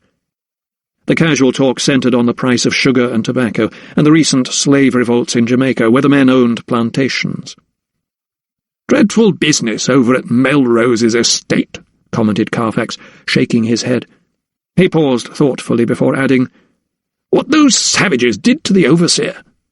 Sir Theodosius was aware of the incident, one of a growing number, where slaves were rising up against their masters on the island. Dalrymple smirked. "Trouble is, Melrose was too soft. He started treating them too well. Regular floggings, that's what they understand. What, Jeremiah?" He let out a contemptuous laugh as the slave remained impassive at his master's side, then swung at the ball and hit it hard into the distance. "No mercy," he said, smiling, as he watched the ball drop just a few feet away from the intended hole. Sir Theodosius raised a brow, and Carfax caught his look of approbation. "We must not bore our guests with merchants' small talk," he upbraided his friend. He took another swig of rum from his hip flask, but Dalrymple would not be put off. "The next thing you know, the do-gooders will be calling for abolition, and then where would we be, gentlemen?" he asked, shaking his head. His conjecture was met with laughter from both Carfax and Izzard. "Just wait until I get my seat in Parliament, old chap," chuckled Carfax. "I'll see their sort, get no quarter." The banter continued, although Sir Theodosius began to tire a little of the men's talk, and thought instead of the mutton pie Cook would have waiting for him on his return home. At last they reached the 15th and final tee. Just after he had taken his shot, however, the coroner noticed that Samuel Carfax seemed to be experiencing pain of some sort. He had lately spied him wincing as he took aim. Could his resort to the rum be designed to ease his discomfort, he wondered. He waited until the other fellows were occupied before broaching the subject. "My dear sir, forgive me for the intrusion, but I've noticed you seem to be having difficulty with your arm." He pointed at Carfax's coat. Nothing escapes the coroner's notice," he replied with a smile. Then, easing back his sleeve, he revealed a bandage of gauze with a large yellow stain at its centre just above his wrist. "Some sort of bite, I believe. Getting worse, too." He groaned a little as he pulled down his cuff. Sir Theodosius sucked in his flaccid cheeks and clicked his tongue. "You have seen a physician?" Carfax shook his head. He'd been back in England less than a week, and the demands of business had taken priority over his own health. "Can you recommend one? 'Tis too trifling a matter for Izzard, yet I fear a quack who thinks a good bleeding is a cure-all." The coroner's jowls wobbled as he nodded and thought of Thomas Silkstone, a physician and surgeon whose dislike of vivisection was as well known as his distaste for pomposity and show. "Indeed, I can recommend a most excellent chap," he said, before helping himself to another sausage roll. Chapter 11. The foreshore leading to the legal quays was so packed with people and hand-carts that the carriage was obliged to drop Thomas a quarter of a mile away in Thames Street. Clutching his case tightly to his side, he battled through the melee. He knew he was headed in the right direction. Up above him in the distance he could see the masts of the ships, rising skyward like the great giant pine trees of his homeland. On either side were workshops and warehouses. Men hammered rims on barrels or forged iron chains, the clatter of their heavy hammers barely audible above the din of the street. Others barged past him, crates or sacks on their shoulders, their heads angled with the weight of their burdens. Sir Joseph had impressed upon Thomas the need to oversee the unloading of the cargo. The quays in the Pool of London were a notorious hunting ground for gangs of thieves who roamed the shore looking for opportunities to steal. He'd heard of the scuffle hunters and the river pirates and did not want to trifle with them. Just what they would make of the Elizabeth's cargo was open to conjecture, but he did not want to give them the chance to lay their grubby hands on the priceless consignment that could be worth more to Medicine than any amount of French brandy and fine cheese. Finally he reached the quayside. Rarely had he beheld such a scene of mayhem. It was as if the Thames had brought in on its tide the flotsam and jetsam of humanity and deposited it on the shore. Merchants mingled with fishwives and costermongers, and sun-beaten sailors rubbed shoulders with porters, their eyes wild from months away at sea. A hapless preacher, perched on an upturned crate, struggled to be heard above the curses and oaths below. Whores hawked for business alongside gingerbread sellers, while in among them cut-purses and pickpockets plied their trade largely unchallenged. Beyond the chaos, Thomas's eyes were drawn to the vast masts that rose from the river. Flags flapped like leaves in the gathering gusts, and the ropes that hung from them reminded him of giant vines. Somewhere in that tangle of wood and rope and spars and ladders lay the Elizabeth. He craned his neck above the crowd and spied the customs house a few yards up ahead. Sir Joseph Banks had already sent a letter to take to the chief customs officer, explaining the nature of the Elizabeth's cargo. There should be no duty to pay. The Tide waiter, taken on board at Gravesend, would be able to confirm that. The imposing building itself was also teeming with people, mainly merchants and captains, anxious to register their cargo. There seemed to be no orderly queue, and Thomas found himself being buffeted by elbows and his toes trodden upon by eager feet. At the far end of a large hall, 4 men sat behind desks on a raised dais. He guessed they were the officials, and he, too, joined the fracas, edging his way slowly and not without considerable discomfort to the front. The officer to whom he eventually delivered the letter deliberated for a moment, then frowned. He rose, consulted with a colleague, and returned to deliver the news. Looking down his nose through spectacles, the official told Thomas that the Elizabeth had been directed to a sufferance wharf. "Your ship is not here, sir," he informed Thomas, "but downriver. You'll need to take a ferry." He clamped a piece of paper into his hand. On it was written the name of the wharf. The young doctor could not hide his frustration and groaned at the news. This new world of customs and excise was completely foreign to him.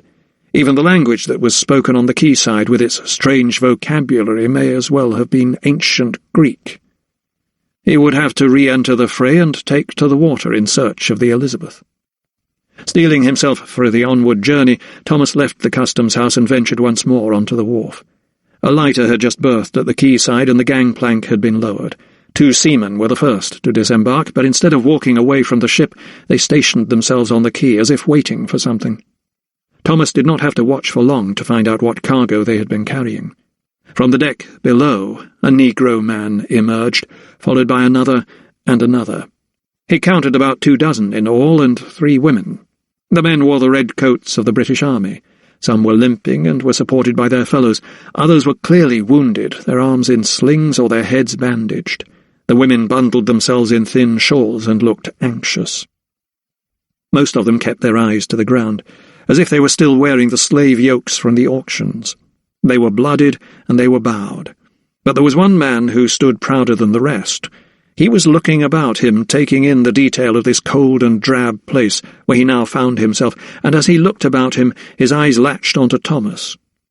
Their gazes met, fleetingly, and it was as if their 2 worlds came together for a split second, and each understood the other before they were lost in the melee once more.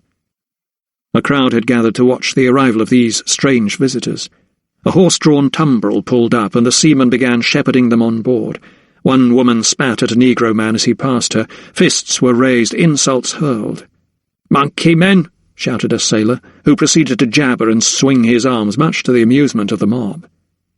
Thomas felt his blood course through his veins at the sight. He knew these people to be black loyalists. They had fought for King George against his fellow Americans, and in return they had been granted their freedom. He felt no animosity toward them. Any man would have done the same. Yet it was clear that although they were no longer in chains, the taunts and jeers of the white men and women who stood on the quayside with their fists raised were as cruel as any plantation overseer with a bullwhip. Thomas suddenly felt a great sorrow wash over his anger. Despite their newfound freedom, he knew their colour would enslave these people in England. In the attic room of the Carfax's villa, the houseboy's head rolled on the bare ticking. His forehead was dotted with beads of sweat, and his skin was as hot as a branding iron, yet his teeth chattered with the cold. It was Fibber who found Ibele collapsed on the floor in the hallway. His slave name was Sambo, but she refused to call him that. His mother was an Igbo. His name meant mercy, and that is what she prayed her weakling son would be shown when she had handed him over at the plantation to be seasoned. Fibber dragged him out of sight before the mistress saw him, and Cato carried him upstairs to the attic room where the male slaves slept. There they had removed the ridiculous silk turban he was forced to wear on his head. If anything, he should have worn a fine headdress of carved wood and antelope horn, the mark of a brave warrior people, not the costume of the very Arab traders who had sold his mother into slavery in the first place. Not content to rob him of his freedom, they had stolen his identity, too. Fibber tucked a coarse blanket under his chin, but it was so cold in the room that her own breath whirled around her head every time she spoke. Taking out a rag from her pocket, she began to dab his wet forehead. He was much younger than she, but she did not know how old. What she did know was that he had been a sickly child, and it was a wonder that he had survived infancy. After he had been seasoned and bled for the cane fields, he had grown even weaker and was often unfit for work. That was why they had set him to domestic duties rather than on the plantations. He had a pretty face and a beguiling smile that seemed to endear him to white ladies. They cooed over him in his bright red turban and his baggy silk pants. "How charming!" they would say when he offered them their dish of tea. They spoke of him as they spoke of the mistress's pug dog. He was a plaything, a pet. And now he lay fighting for his life. "You told Venus?" Fibber asked Cato as she knelt by the boy's side. The great bear of a man nodded. He was a Coromantee too, fierce and proud. Tilting his head toward the landing, he replied, "She come now." Seconds later, Venus, the housekeeper, appeared in the room and glided over to where the child lay. She was a mulatto woman, her skin the colour of milky coffee, and she wore her black hair piled on top of her head the white woman's way. From a belt around her small waist hung a bunch of keys, the keys that locked the doors at night so that the slaves could not run away. In effect, she was their jailer, even though she, too, was denied her freedom, but she was kind enough. Rumour was that she had been born into the Carfax household, the result of a union between one of the master's nephews and an Ashanti woman. There was a poise in her manner, and an elegance in her gait that set her apart. She did not carry herself like a slave, always looking low, afraid to let her eyes roam freely. Her gaze was always steady, and now it settled on the boy. "How long has he been like this?" she asked, leaning over the palliasse. "I found him downstairs. He had fainted away," replied Fibber. "He very bad." "I can see that," Venus replied, calmly looking down her long, thin nose at the child, whose breathing had become laboured. She thought for a moment. "He needs medicine." Cato nodded. "I fetch white doctor?" "No," the housekeeper replied firmly. Her reproving gaze slid sideways. "You know the mistress will not let you call one. They cost too much." Cato looked crestfallen, but a smirk crept over Venus's lips. "I have something much better than white man's medicine," she said. Delving into the pocket in her skirt, she pulled out a small glass bottle and held it up to the square of light from the window. Inside was a pale liquid. "This was given to me by a Mayo man before we left Jamaica. He say, if you are troubled by any white man's disease, this will make it better." She nodded her head as her eyes flitted between Fibber and Cato. They both seemed heartened by her words. They knew the Mayol medicine to work. "Hold his head," Venus instructed as she uncorked the bottle. Kneeling down, Fibber slid one arm under Ibele's neck so that his body was forced up. His head tilted back limply, but Cato held it steady as the girl opened his lips with her free hand. Venus edged forward and poured the bottle's contents into the boy's mouth. He spluttered and jerked his body, but the housekeeper clamped his lips shut until she was sure he had swallowed the liquid. Taking a step back, she watched as the boy's breathing relaxed almost immediately. "There," she said triumphantly. "By tomorrow he will be back to work." Fibber and Cato glanced at each other and smiled. They both knew the Mayol men on Mr. Carfax's estate had great powers. They could ward off the duppers with their dances and drumming. They possessed healing magic. Their potions did good. Ibele's ancestors would watch over him as he slept, and he would soon be restored. "Now you must leave him and get back to your work too," Venus told them, clapping her hands quickly to hurry them along. "Do not trouble yourselves about Sambo." Chapter 12. It was after midday when Thomas finally arrived at the quay where the Elizabeth was berthed. She had docked with the afternoon tide. The ferry had dropped him at the King's Stairs a few hundred yards away, and he had cut his path through the throng to the berth where he had been directed. The wharf was still busy, but not too busy. There was room to turn about and peer, even though one still had to weave around the handcarts and trolleys that plied up and down. The tang of smoke from the braziers mingled with the smell of salt fish and rotting vegetables. There were no French perfumes. They were packed under cod or sacks of coal to escape the customs officer's eagle eyes. Ships that berthed at this wharf were there under sufferance. They did not have to pay a high duty, if any at all, on their cargoes. The Elizabeth was exempt, and the papers to prove it were already lodged with His Majesty's Customs. Thomas could see she was indeed a fine ship, dainty and well preserved. He spotted a gentleman he assumed to be an officer standing on the quarterdeck. He appeared to be supervising the ticket porters who were unloading barrels and crates from the vessel. He seemed to be checking boxes against a long manifest in his hand. Up above, the great jib was in full swing. Seamen were fixing a devilish-looking hook to the roped crates. At a signal, they rose from the deck and swung through the air to be deposited on the quayside. Below, men were stacking the crates onto waiting wagons. Thomas scanned the crowd looking for someone in authority, someone who was supervising the whole operation. Of the artist, Matthew Bartlett, there seemed no sign. He paused for a moment as the large box swung over the deck and onto a waiting wagon with a loud thud. The horses that were hitched to the cart shifted a little, nodding their heads violently as if in protest. Watching to see if anyone might chastise the dockers or inspect any damage that might have been done, Thomas found himself unable to discover who might be in charge. Disappointed, he decided to intervene himself. "Gently, man," he cried, striding forward to the cart to check on the crate. His protests met with surly grunts from the men who carried on regardless, seemingly unsupervised. Cupping his hand around his mouth, Thomas hollered to a sailor on deck. "I wish to speak with your captain," he shouted. The mariner looked at him suspiciously, then climbed up to alert the officer on the quarterdeck. A moment later, Thomas found himself on board, the Elizabeth being shown below deck into the captain's cabin. Bobbing low through the doorway, he could see the captain's table covered with maps and charts. Most of the remaining floor space was, however, set aside for a large number of pots that contained plants. "Dr. Silkstone, welcome aboard," greeted the florid-faced man who rose behind the table. He wore the sea-weary expression of a sailor newly returned from a punishing voyage. His leathery skin was pulled taut across his cheekbones, his brows were unruly, and his lips were flaking. "At your service, sir," replied Thomas. "I am sent by Sir Joseph Banks." The captain's face broke into a smile.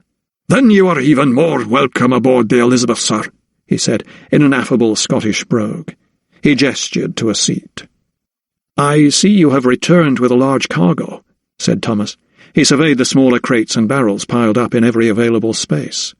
The captain shrugged. "Oh, our children, we call them, Dr. Silkstone," he said with a grin. "These are the delicate things, small mammals, insects, that sort of creature."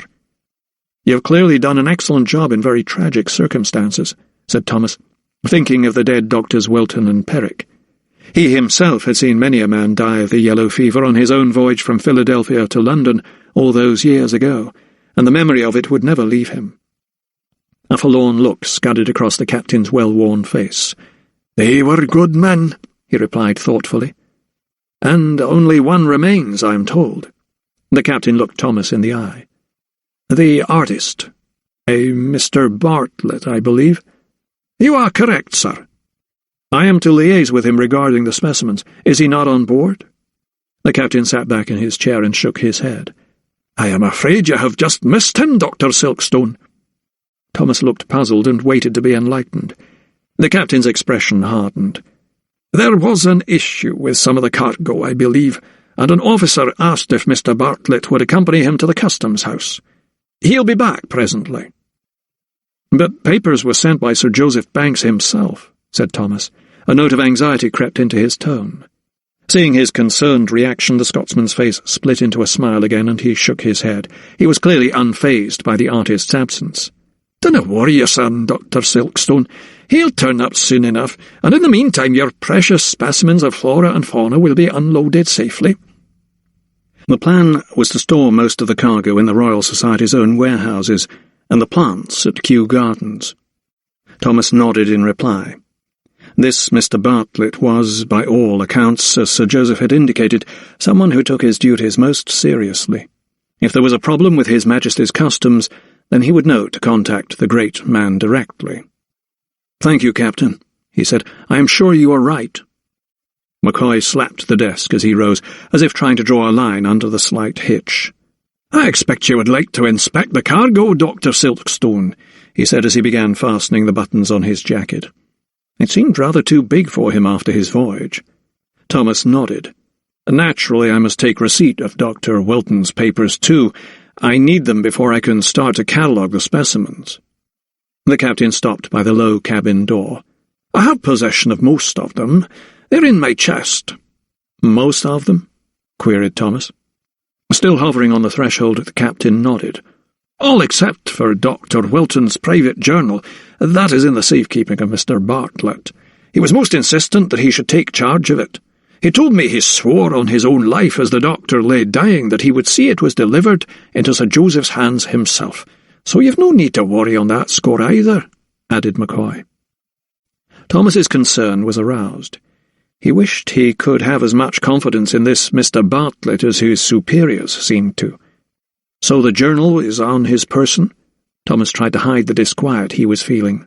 "Aye, in his satchel. Carries it with him everywhere," came the captain's reassurance. Thomas remained concerned, although he tried to mask his feelings with a smile and allowed the captain the last word. "He'll be here soon, or with Sir Joseph. Either way, Dr. Silkstone, Mr. Bartlett is a most dependable young man." Chapter 13. Cordelia Carfax's small eyes followed her husband as he flopped into a chair by the fire. His normally ruddy face was rendered even ruddier by a day spent in the biting wind on the golf course. She could tell by his expression that all was not well, and she suspected it was not his game that had put him in a sour humour. "Your arm is worse?" she inquired tersely, as Cato, looking resplendent in a fine lace ruff and scarlet waistcoat, removed his master's boots. Her husband nodded. "The devil it is!" His reply was unequivocal, but he turned his face away from her, signifying he did not wish to dwell on his discomfort. She clicked her tongue and sat down opposite him, smoothing her skirts as she did so, ready to receive the dog that waited eagerly at her feet. "You will call a physician?" Carfax propped his right arm on a cushion. "I will have to," he replied with a resigned sigh. His wife rolled her eyes. "We all need a physician in this English winter," she countered peevishly. She held out her thin hands toward the fire. "It escapes me why this visit could not have waited until spring," she added, her thin lips curling in a sneer. Carfax, who normally parried such jibes with avuncular ease, was in no mood for an argument. "You did not have to come with me, my dear," he countered, knowing that the prospect of new gowns was too much for her to resist. "You were aware my business was pressing." Cato, meanwhile, had poured his master a glass of rum and now presented it to him on a tray. Despite the fact that the slave bent down low, the effort of reaching for it clearly pained Carfax, and he was forced to take it in his left hand. Ignoring her husband's obvious distress, Cordelia Carfax continued. "The slaves are falling like flies in this cold." The dog was now on her lap, and she was stroking him. Carfax shrugged his broad shoulders. "Still fewer than those lost on the estates in as many days, I'll wager," he smirked, knowing the number insignificant compared with that on the sugar plantations, where slaves died daily, due to illness or brutality, or both. His wife's back stiffened. "You know as well as I do, Samuel, that domestics live longer as a rule." Her husband sipped his rum thoughtfully. "Perhaps we should give them warmer clothing while they are here," he ventured. Cordelia Carfax blinked and looked askance. "You would waste our money on such trifles?" The very thought of kitting out her slaves in warmer clothing to suit the English climate was clearly an anathema to her. Carfax gulped down the rest of his rum. "'Tis up to you. But can we afford to let them die of cold? A trained one can fetch upward of £25, but you won't find many for sale in London." His wife nodded, as if acknowledging the notion that it was better to return to Jamaica with slaves that were already accustomed to the tropical climate and a planter's strict regimens. "And we can always rely on the servants here," added her husband, leaning his head against the back of his chair. The Carfax's London household employed a skeleton staff of white servants to maintain the property in their master's absence. There was Mason, the butler, Mistress Bradshaw, the cook, 3 housemaids, 2 footmen, and a gardener and general factotum, Mr. Roberts. Their housekeeper, Venus, always travelled with them, on the master's insistence, together with 6 slaves from the Jamaican estate. Just then, one of the white maids by the name of Bateson entered, carrying a kettle of hot water. She set it down on the table nearest her mistress, next to the open tea-caddy. Mistress Carfax, however, seemed slightly agitated and craned her neck toward the door. "But where is Sambo?" she asked indignantly. She liked the boy to bring her the hot water for her afternoon tea. The maid bobbed a curtsy. "Begging your pardon, madam, but he is very ill." Her mistress sucked in her cheeks and took a deep breath. "What did I tell you, Samuel?" she said sharply. "The blacks are falling like flies. It is most inconvenient." Carfax shot her an exasperated look and shifted in his chair, but the movement obviously pained him. He winced and bit his lip. "Most inconvenient," he replied unenthusiastically, as he reached into his waistcoat pocket. "What are you doing, Samuel?" she chided, as she watched him produce a small card and begin waving it in the air. "Bateson!" he called to the maid. His forehead shone with sweat in the fire's glow. "Sir?" Handing her the card, he said, "Tell Mason to send for this gentleman, will you?" The girl took the card and curtsied. "Yes, sir." Clutching his arm, he tried unsuccessfully to stifle a cry. "'Tis time I saw a physician," he muttered. A number of small crates and barrels had been left piled high in the middle of the laboratory floor.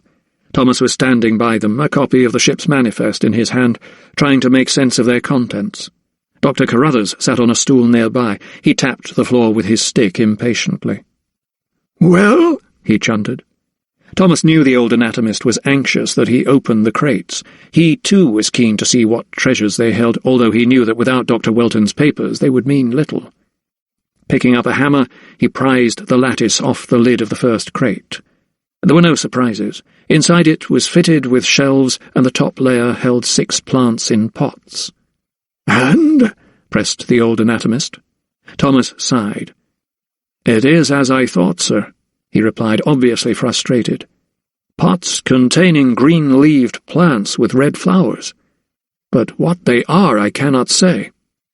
One by one he began unloading them, and ranging them on a shelf opposite the high window that caught the direct sunlight. Dr. Carruthers sniffed the air. "Will you give me a leaf, young fellow?" he asked. Thomas handed him a pot. "Is it familiar to you, sir?" he asked, watching the old anatomist inhale the scent. He tilted his bewigged head in thought, as if trying to recall a place or a landscape where the plant might have grown. After a moment he nodded.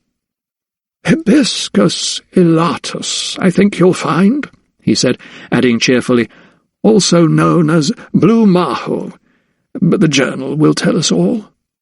Thomas smiled in admiration at his mentor's knowledge, but had to agree. "The sooner Mr. Bartlett chooses to present himself with Dr. Welton's journal, the better," he muttered. A note of uncharacteristic annoyance had crept into his tone. He had returned to the crate and was just about to embark upon unloading the second tier of plants when he noticed that Helen, the housemaid, was standing at the threshold of the laboratory. "Dr. Silkstone, sir, a carriage has been sent for you to take you to the house of Mr. Samuel Carfax. He is unwell and requests that you attend him, sir," she related without pausing for breath. Carruthers arched a brow. "Samuel Carfax?" he repeated. "Does he not own estates in Jamaica?" Thomas thought for a moment. He recalled having read in the Gazetteer and New Daily Advertiser the previous evening that the plantation owner and his entourage had recently arrived in London for a short sojourn. "I do believe you're right, sir." The old anatomist delivered an odd sort of snort from his nostrils that signified dislike, or disapproval, or both. "He'll either have caught a good old English cold, or brought some tropical ague with him from Jamaica. Mark my words," said Carruthers, raising an arthritic finger. Thomas nodded. "Either way, I had best attend him without delay," he replied. Chapter 14. The Carfax mansion was a fine brick-built villa with a grand portico in Chelsea. It was a fashionable area where the houses overlooked the river, yet it was not this aspect that caught Thomas's attention, but the crest on the gates as they swung open for his carriage. The image of a Negro man in chains was emblazoned at its centre. This Mr. Carfax was obviously very proud that his fortune was built on the suffering of others, mused Thomas. As the carriage pulled up outside, a liveried footman let down the steps, and the doctor soon found himself standing in a grand hallway. Mason, the butler, greeted him formally. "The master is in his study, Dr. Silkstone," he informed him, bowing. "Please follow me." Thomas was slightly bemused. Carfax was obviously not so ill as to take to his bed. He began to follow the butler, but as he did so he heard the rustle of silk. A lady, Mistress Carfax, he presumed, was making her way down the stairs. Dressed for dinner in a blue gown, her beady eyes latched on to him. "You are the physician?" she asked haughtily, negotiating the final steps. She was closely followed by her dog, which descended behind her in a sort of controlled fall. Thomas bowed his head. "Dr. Thomas Silkstone at your service, milady." She looked at him squarely, although her eyes narrowed slightly. "My husband claims. He is in great pain," she sneered, emphasizing the word claims. Turning round, she picked up her dog from one of the steps and tucked him under her arm. "Personally, I do not think men know the meaning of the word." Thomas hoped she did not see his wry smile as he proceeded toward the study behind the butler. Samuel Carfax was sitting at an awkward angle in a high-backed chair behind a desk. Despite the coolness of the room, he wore no jacket, but a thick blanket had been wrapped around his torso, leaving his shirt's sleeves exposed. He was clutching his right arm and grimacing. "Ah, Silkstone!" he cried, even before Mason had time to announce him. Thomas bowed and moved toward his patient. "Mr. Carfax, sir, I see you are in pain." Carfax nodded and, as Thomas approached, rolled up his sleeve to reveal the soiled bandage. "An insect bite of some sort, I think," he ventured. Carefully, Thomas began unwinding the dressing to reveal a clean hole the size of a farthing. He called for more light, and Mason, who had been hovering in the background, obliged with an oil lamp, enabling a closer inspection. Taking out his magnifying glass from his bag, Thomas peered at the wound and noted it was surrounded by swollen and taut tissue. A yellow-coloured fluid spilled over the rim of the crater, oozing like a lava flow down the arm. "Perhaps this is not a bite, but an abscess," thought Thomas. He was about to reach for a scalpel from his bag so he could enlarge the opening and drain off some of the pus, when he thought he saw something move in the crater. He peered into the hole once more, and there it was again. A movement. No, more than a movement. A creature. To his horror, Thomas saw two pincers emerge from the hole, followed by a stubby grey head. Carfax, who had been watching Thomas's investigations, let out a cry. "God's wounds!" he exclaimed. "What the deuce is that?" Armed with the knowledge that his patient had recently arrived from the West Indies, the doctor's reaction was not as dramatic. "I think you may have inadvertently carried a passenger with you from Jamaica, sir," said Thomas. Both men now looked at the hole, Carfax gawping open-mouthed as more of the grey tube emerged, flexing black claws on the top of its head. "Get that devil out of me!" cried the patient as the creature retreated from view.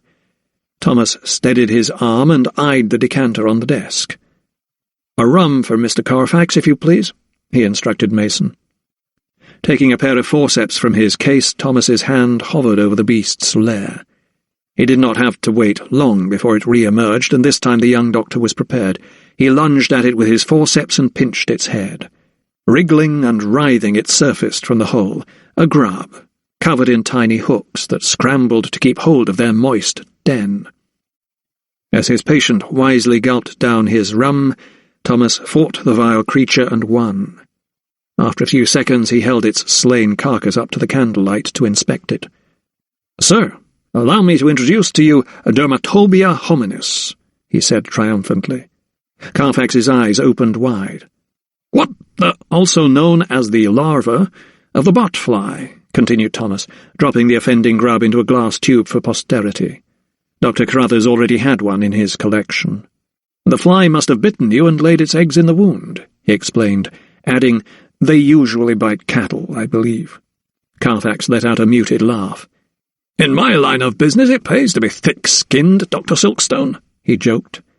Thomas secured the dressing. "You deal in sugar, sir, if I am not mistaken," he said. His patient eyed him and arched a brow. "You are well informed, sir." Thomas nodded. "In my line of business it pays to know the background of my patients," he countered. Mistress Carfax entered the room just as Thomas was closing his medical case. Looking up, her husband beckoned her over with his healthy arm. "My dear, you'll never believe it.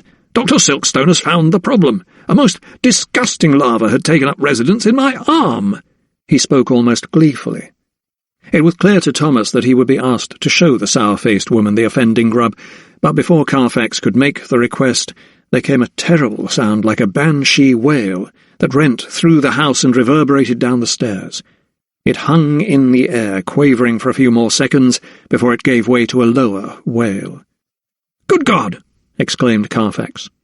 He seemed agitated. Then, turning to his wife, he scolded, "Can you not keep them under control, wife?" Mistress Carfax's normally pale skin had reddened at the noise. Thomas could tell from her furious expression that she knew instantly its source. This was clearly not the first time she had heard the blood-curdling scream or the cries that followed. He watched the woman ball her fists. "Those wretches!" she hissed through clenched teeth. "Best get Roberts on them," suggested Carfax, flexing his injured arm. "He'll deal with them." His wife shook her head. "I will take care of this myself," she cried, by now incandescent with rage.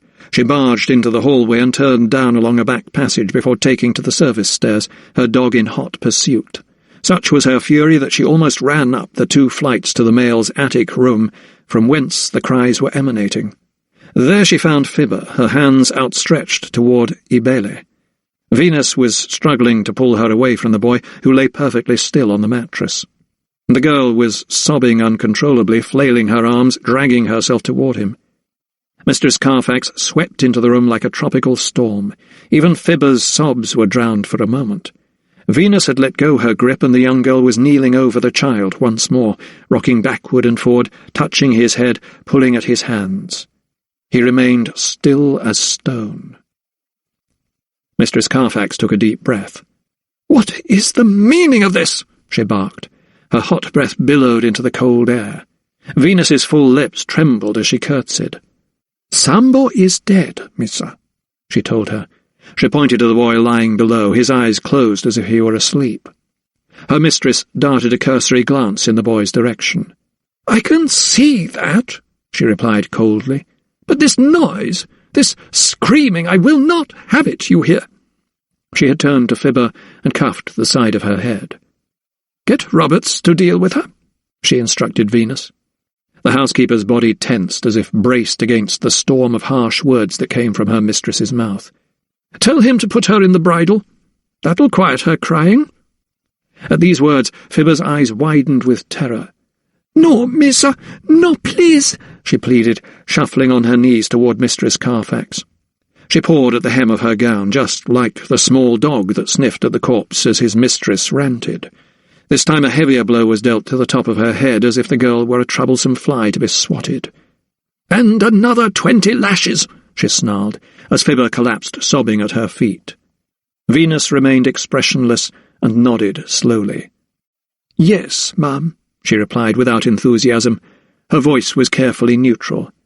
"And see he is," she pointed at the child, "disposed of." With these words she turned and called Fino, who by now was licking the child's face. She tucked the dog under her arm and headed out of the room. Before she could reach the narrow stairs, however, Thomas appeared, blocking her exit. Fearing his professional skills might be needed, he had followed the woman up the service stairs. "Do you need my assistance, madam?" he asked her. Mistress Carfax, her anger still not fully abated, shook her head and tried to make light of the situation. "'Tis nothing." She let out a self-conscious laugh and patted the dog in her arms. "A negro boy is dead. He took a chill, 'tis all." Thomas edged forward on the small landing. "Then I shall certify the death," he said, looking toward the open door of the attic room. Mistress Carfax's back stiffened. "Is that really necessary, Dr. Silkstone? He was only She broke off as she read Thomas's disapproving expression. "A slave, ma'am?" He finished her sentence for her. There was little room to maneuver on the cramped landing, and only a few inches separated them. The woman's breaths came in short, sharp pants. She nodded and stuck out her chin defiantly, stiff-faced, as if her cheeks and lips had been starched. "Yes," she said finally, "a slave."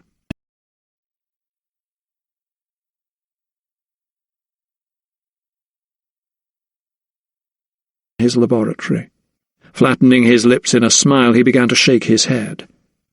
The law may be ambiguous as to whether a slave is an animal or a human, but I would be failing in my duty as a physician if I did not examine the child." He let his words linger on the air until the woman blinked and agreed with a sullen nod.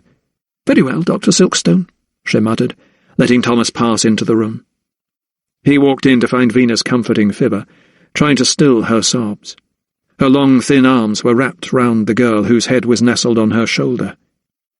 "I am a physician," he told her, walking toward the boy. As Venus nodded, Fibber pulled away. She eyed Thomas suspiciously as he knelt down, took the child's emaciated wrist, and felt for his pulse. There was none. Lifting his lids, Thomas looked at the boy's pupils. They were fully dilated. He was satisfied that his short life had ebbed away. "The fever?" he asked, lifting his gaze and looking at Venus. She simply nodded. Pulling back the coarse sheet, he looked at the boy's torso. His ribs showed through his brown skin like the veins of a leaf. He was evidently malnourished, thought Thomas, so that his guard was already down before the fever struck. Mistress Carfax returned to the room without the dog and walked over to Thomas, fixing cold eyes on the corpse. "I shall write out a certificate," Thomas told her, even though he knew the death would probably not be registered. The child's body would, in all honesty, be dumped in an unmarked grave. "Thank you, Doctor," she replied, not bothering to lift her gaze from the boy's face. It was the first time she had displayed a modicum of civility.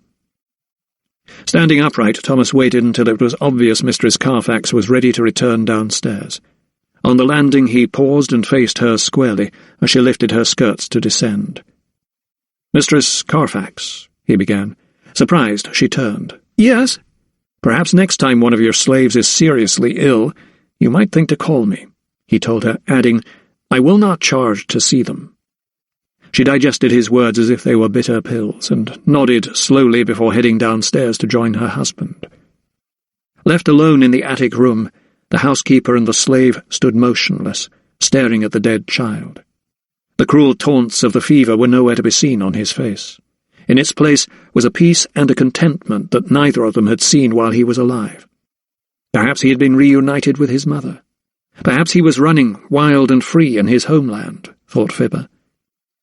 It was Venus who broke the silence. "Sleep well, child," she whispered. She straightened her long neck and switched her gaze to the girl, slight and hunched at her side. The look Venus gave Fibber dragged her from her mourning, and she shivered as if suddenly recalling the fate that awaited her downstairs. Both of them knew what had to happen next. Chapter 15. Thomas returned to the quay the following day to meet with Mr. Bartlett. As soon as Captain McCoy appeared, however, he did not need to be told that the young artist had not returned from the customs house. He could read the captain's sober expression as he met him on deck. The nonchalance he had shown before had all but disappeared to be replaced with apprehension. "'Tis most out of character," said McCoy, shaking his head. "And you have checked with the customs house?" pressed Thomas, clutching for any grain of information. The captain, a man whose skin was chapped by the wind and burned by the sun, hesitated, then said, "They denied sending any official to board us, Dr. Silkstone." Thomas balked. "Then who—" "I fear I have no idea," replied McCoy, shaking his head. The doctor thought for a moment. "And you say he had Dr. Welton's journal about his person?" "Aye, I believe so. In a large satchel." Thomas's insinuation suddenly seemed to register, and the captain's brows lifted. "Surely it could not be that anyone would wish to steal the doctor's diary?" he asked. Thomas felt a mounting sense of frustration. If, as it seems, this customs official was an impostor, can you think of any other reason for Mr. Bartlett's disappearance? The captain faltered, and he shook his head, as if recalling a conversation. "I remember Mr. Bartlett said that the information was of great value, and for Sir Joseph's eyes only," he said. Thomas could not hide his surprise. As the man charged with cataloguing the expedition's specimens, he felt entitled to be privy to all its findings. Sir Joseph had made no mention of any momentous discoveries, or indeed anything of material value. Unlike Captain Cook's expedition, where the primary goal was to discover the transit of Venus, Sir Joseph had not spoken of any specific goal. As far as he had been briefed, the expedition was purely to gather specimens of potential medicinal interest. Thomas felt slightly aggrieved.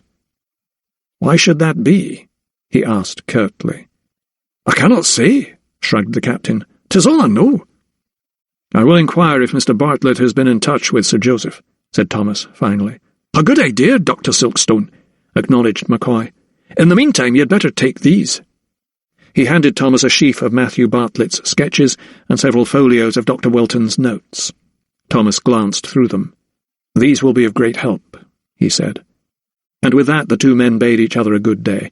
Neither, it seemed, any the wiser as to the whereabouts of the one man upon whose shoulders the success or failure of the Jamaican expedition now rested. As soon as he climbed into the carriage that was to return him to Holland Street, Thomas began to read Dr. Welton's notes. Scrawled in a haphazard manner across several sheets of paper, they were secured by a thin ribbon. A cursory look told him they appeared quite perfunctory. They were notes and observations, rather than the detailed scientific reports that he was anticipating. He supposed the doctor had reserved his most important findings for his journal, and that, of course, he had yet to see. This collection seemed to be arranged in no particular order, as if the pages had been thrown together without great care and in haste. Nevertheless, from the very first line of the text, Thomas was drawn in. Kingston, May 6th, 1783. Some Negroes fervently believe they will return to the country of their origin when they die in Jamaica. They therefore have little regard for their own deaths, so convinced are they that they shall be free from the white man's shackles once more. To enable this to pass, I have heard many cut their own throats. Whether they die by their own hand or naturally, their kindred people make a great show of lamentations, mournings, and howlings. Thomas looked up from the page and felt his own breath judder. He thought of the Carfax's dead child slave, thousands of miles away from his native land. No one would be attending his grave. Chapter 16. Boughton Hall, Brandwick, Oxfordshire, November 1st, 1783. My dearest Thomas, as I write to you, the first snows of winter have fallen early. We have endured frosts for many days, but we awoke this morning to find the hills and vales covered in a thick carpet of white. From my study window the chapel spire looks like a needle piercing through a crisp linen sheet, and the twigs on the trees are draped in lace. I wish you could be here to share the view with me, my love. Lydia looked up from the piece of paper on her desk and glanced toward the fire blazing in the grate. Richard was lying on his stomach on the hearthrug, his legs bent upward, waving restlessly in the air. He was playing with some tin soldiers Howard had found in the attic. They had once belonged to her late brother Edward, but she knew their novelty would wear off in a few minutes, and her son would seek some new adventure. She took up her pen once more. Richard continues to prosper. His arm grows stronger by the day, thanks to the exercises you showed him. I am teaching him to read and write, and to count, although he is not a very willing pupil. He would much rather be outside, on the estate. She was about to write, riding with Mr. Lupton, but checked herself. When Richard had woken that morning and looked out onto the snow-covered landscape, his first reaction was one of wonder and delight. This was not the first snow he had ever seen, but such was his joy that it took all of Nurse Pring's strength to stop him from rushing downstairs and out of doors in his nightshirt. Over breakfast, Lydia had promised to venture out with him herself, although she was worried that the icy air would harm his already delicate lungs. So now, almost every 10 minutes or so, he asked her the same question. When could they go out into the snow? And when she replied, as she always did, that she would take him out after she had finished writing her letter to Dr. Silkstone, he sulked and moaned and knocked down the soldiers in a display of temper that she found understandable but unseemly. And here it came again. Her son shifted himself up onto one elbow, only this time his question was more strategic in its phrasing. It showed the military tactics worthy of a good general. "Can Mr. Lupton take me out in the snow?" Her pen hovered over the paper. Lupton. For some reason she had not thought to mention the new estate manager in her last letter to Thomas. She felt he was settling in well. He had been in post for just over a week and was getting to grips with the day-to-day management of Bourton. Richard also seemed to have taken to him. Ever since they had ridden out together, her son had continually asked if he could accompany Lupton in his duties. Not a day had gone by when Richard had not stood by the front door in his riding boots, waiting to saddle up with his new friend, only to be told he could not. "Mr. Lupton is a very busy man, my sweet," Lydia would say, adding, "Besides, you have your letters to learn." That riposte was never well received, and the child would whine and trail his feet into the study to sit sullenly while his mother taught him his alphabet. She knew full well that Richard needed male company, a man he could look up to, someone dependable who would always be there for him, and the worm of doubt that had crept into her brain ever since Thomas had returned to London almost 2 months ago began to re-emerge. Now she found herself beginning to lose her patience, but she bit her tongue. "No, Richard, he cannot take you out," was her curt response. Taking a deep breath, she poised her nib once more, but before she could resume her letter, Howard appeared at the door. "Mr. Lupton is here to see you, my lady." Lydia arched a brow. Their daily meeting was not scheduled until the afternoon. She put down her pen. "Very well," she replied.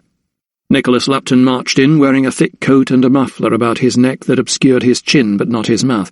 His face was wreathed in a broad smile. "Good morning, your ladyship," he greeted her jovially. He made a shallow bow, but his movement was severely restricted by the fact that he carried something large and wooden under his arm. "Good morning, Mr. Lupton," replied Lydia, somewhat bemused by the object that her estate manager was holding. By this time Richard, on seeing Lupton, had scrambled to his feet and was dancing around him, tugging eagerly at his coat. "Richard, please," scolded his mother, "leave Mr. Lupton alone, or I shall have to send you upstairs." She found herself raising her voice to the child, something she was doing with increasing regularity, and she disliked herself for it. She looked at the object of her son's excitement. "I do apologize, Mr. Lupton," she said. The estate manager merely laughed. Waving dismissively with his free hand, he bent low to greet the young Earl, who immediately began inspecting the strange object tucked under his new friend's arm. "What is it?" inquired the boy. Lupton beamed again. "Why, this," he announced with all the flair of a showman, "is a sledge." Lydia was shocked. Her son looked puzzled. The estate manager was holding what appeared to be a small wooden table with curved runners attached to its legs. "A sledge? What is a sledge?" asked Richard, forming the unfamiliar word carefully. Lupton eyed Lydia, trying to gauge her reaction. Had he overstepped the mark? She returned his gaze for a moment before she, too, began to smile. "A sledge is like a carriage for the snow," she told her son. The estate manager crouched down and planted the sleigh on the floor. "You sit on it, see?" he said, pointing at the planks. "And then I whirl you round and round on the ice till you're dizzy as a gadfly." There was an infectious enthusiasm in his tone. The boy laughed and plonked himself on the seat, then brought both his short legs up at right angles and tried to shuffle, as if to make the strange contraption move. "You have taken to it naturally, sir," Lupton told him, patting the child on the back. "Can we go now, Mamma? Please, can we go on the ice?" Richard looked at his mother with large, pleading eyes and melted her resolve. "Very well," she relented, "but we must wrap up warm." And so the small party, Lydia, Richard, and Nicholas Lupton, boarded the dog-cart and headed off on the track toward Plover's Lake. The brilliant blue sky was cloudless, and the sun was bright, but the air was freezing, and their breath billowed about them like steam as the horses trotted along. Lydia was swathed in a fur stole and hat, and her hands were tucked into a muff. She had made sure that Richard was equally protected with woolen stockings, a worsted coat, and stout boots.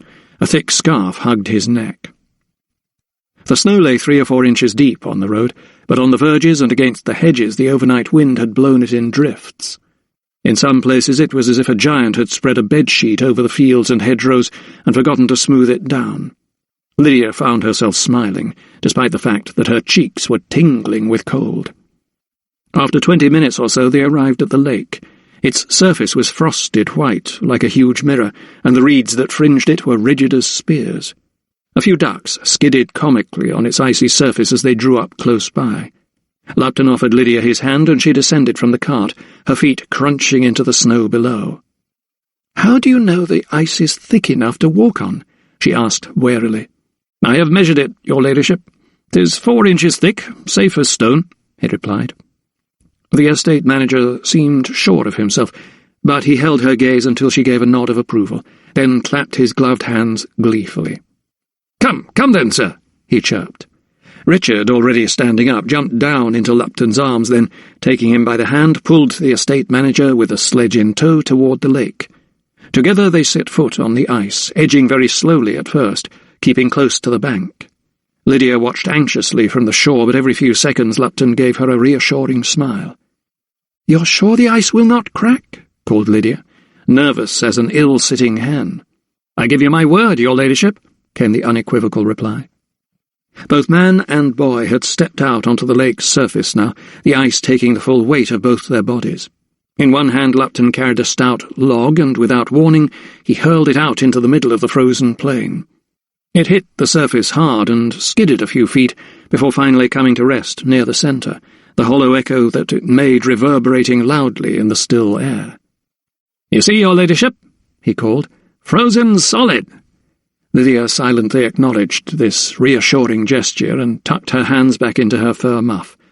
At least that way, she told herself, no one could see that she was wringing them. "Now sit yourself down, sir," ordered Lupton, positioning the sledge. Richard eagerly obliged, drawing his legs and elbows inward and clutching the sides. "Ready?" asked Lupton. His charge nodded nervously. First, threading a long length of rope through a hole in the seat, Lupton walked a few feet away from the sledge. "Here we go." Extending his right arm, he began moving it in a wide arc. The sledge started to slide as if following the sweeping line of an unseen circle. It moved slowly at first, but soon gathered speed, and Richard squealed with delight as he slid round and round Lupton, pulled by the rope. Letting out the length so that the circles made by the sledge grew bigger and bigger, Lupton too found himself whirling round and round. All the while he was laughing along with Richard. Watching the pair, Lydia, although still fearful, permitted herself to smile. It was wonderful to see her son, who, only a few weeks ago, was so close to death, enjoying himself as a child should. Faster and faster Richard went, as Lupton pirouetted on the ice like a ballet dancer. Keeping the rope taut, he let it out even farther until there was at least 20 feet between himself and the sledge, but still he continued to steer it round like a boat caught in a whirlpool. It eddied for a few more seconds until, seemingly exhausted, the estate manager jerked on the tether to slow it down. Lydia could tell from the way he lurched drunkenly on the ice that he had made himself giddy. The rope in his hand slackened. Richard called out. "More!" he yelled. "More!" Lupton's head was bowed, and his body began to pitch and sway like a sea-weary sailor before dropping to his knees on the ice. "Mr. Lupton!" exclaimed Lydia. Richard stood up on the sledge and stepped gingerly onto the ice. "Are you ill, sir?" he asked, skidding toward the estate manager. "No, Richard!" yelled Lydia. "Get back onto the sledge!" The little boy jerked his head toward his mother. As he did so, he lost his footing and went crashing onto the ice. Lydia screamed, but Lupton shook his head quickly as if dispelling sleep, and heaving his frame up from the frozen surface, reached out for the boy. "Here, Richard, give me your hand." His voice was calm and reassuring, and in no time the child was back, seated on the sledge, and calling for another ride. Lupton looked over to Lydia and saw her gesturing for them to make for the shore. They obeyed. "You've had quite enough excitement for one day," she told her son as soon as he came within earshot. Richard's face was flushed. The cold and the excitement had combined to turn his complexion bright red. Mr. Lupton's face was also ruddy with his exertions. The child reluctantly disembarked from the sledge and scrambled onto the shore once more, followed by his playmate. Lydia breathed a deep sigh of relief. "Can we do that again, Mama? Can we, please?" Richard pleaded, his large eyes looking up at his mother's face. Lydia and Lupton exchanged glances. "We'll see," she said, "but now we must return to the warm. You must both be frozen." Chapter 17. Thomas found himself once more in the grand, wood-panelled room at Somerset House, where only a few days ago he accepted his most prestigious assignment. His ebullient mood had now ebbed and was turning to frustration and anxiety. Sir Joseph clearly shared his concern. "I have heard nothing, Silkstone," he said, rising from his desk and walking over to his globe. He spun it wistfully. "It is most unlike Mr. Bartlett," he mused. "So there is no news on this so-called official?" "Extensive inquiries have been made, sir," replied Thomas, relaying information he had received from Captain McCoy. "It seems the man was an impostor." Silence filled the cavernous space as the young doctor waited for a reply to an unasked question that hung precariously in their midst. Thomas was hoping that Sir Joseph would lift the veil on a situation that seemed to be beyond his own limited briefing. It was not forthcoming, so he pressed on. "Were you aware, sir, that Dr. Welton's journal was on Mr. Bartlett's person?" Sir Joseph looked up from the globe. He did not seem shocked. "I feared as much." "Presumably he took it for safekeeping, sir," replied Thomas. He had come to the nub of the matter. He could tell as much from Sir Joseph's expression as mounting concern gathered on his features.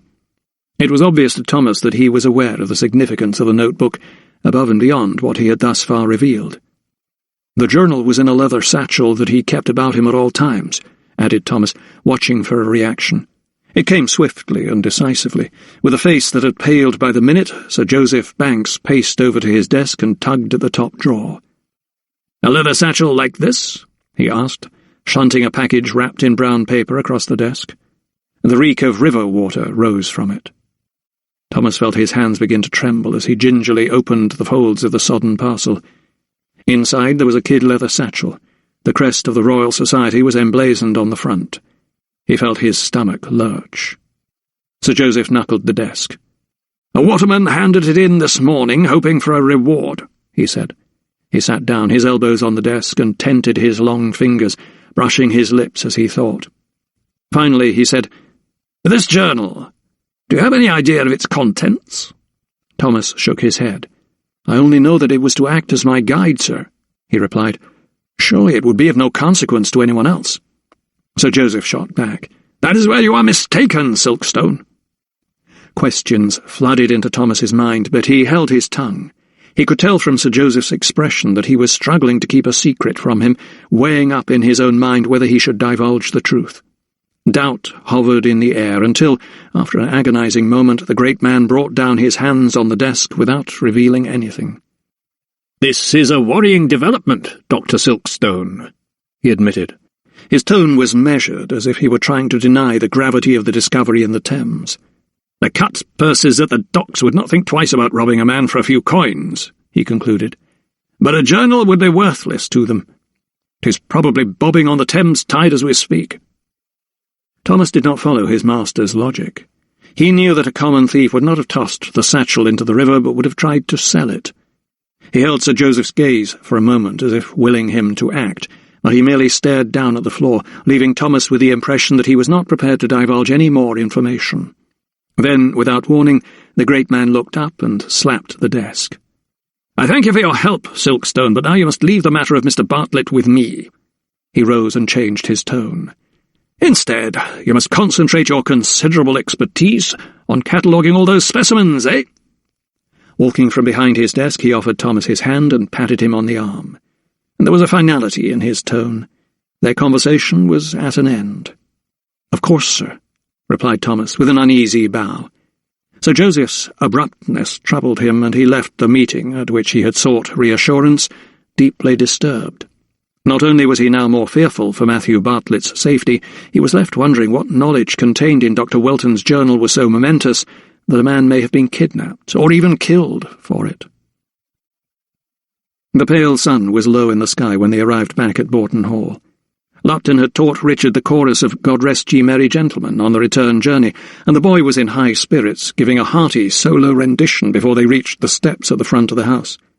Helping Lydia and her son down from the cart, the estate manager was in an equally buoyant mood. "Thank you for your company today, my lady," he told her, taking her hand and kissing it. Lydia smiled. "No, it is I who must thank you, Mr. Lupton. My son has obviously enjoyed himself enormously." "And you?" he shot back. Somewhat impertinently, Lydia thought. She paused for a moment, unsure as to how to react. "Yes," she said, nodding finally. "Very much." The estate manager beamed once more. "I'm glad," he replied, before turning to the young Earl and lifting him down from the cart. "And I'll wager you've had a fine time, sir," he cried. Richard nodded his tousled head. "Can we do it again tomorrow, Mamma?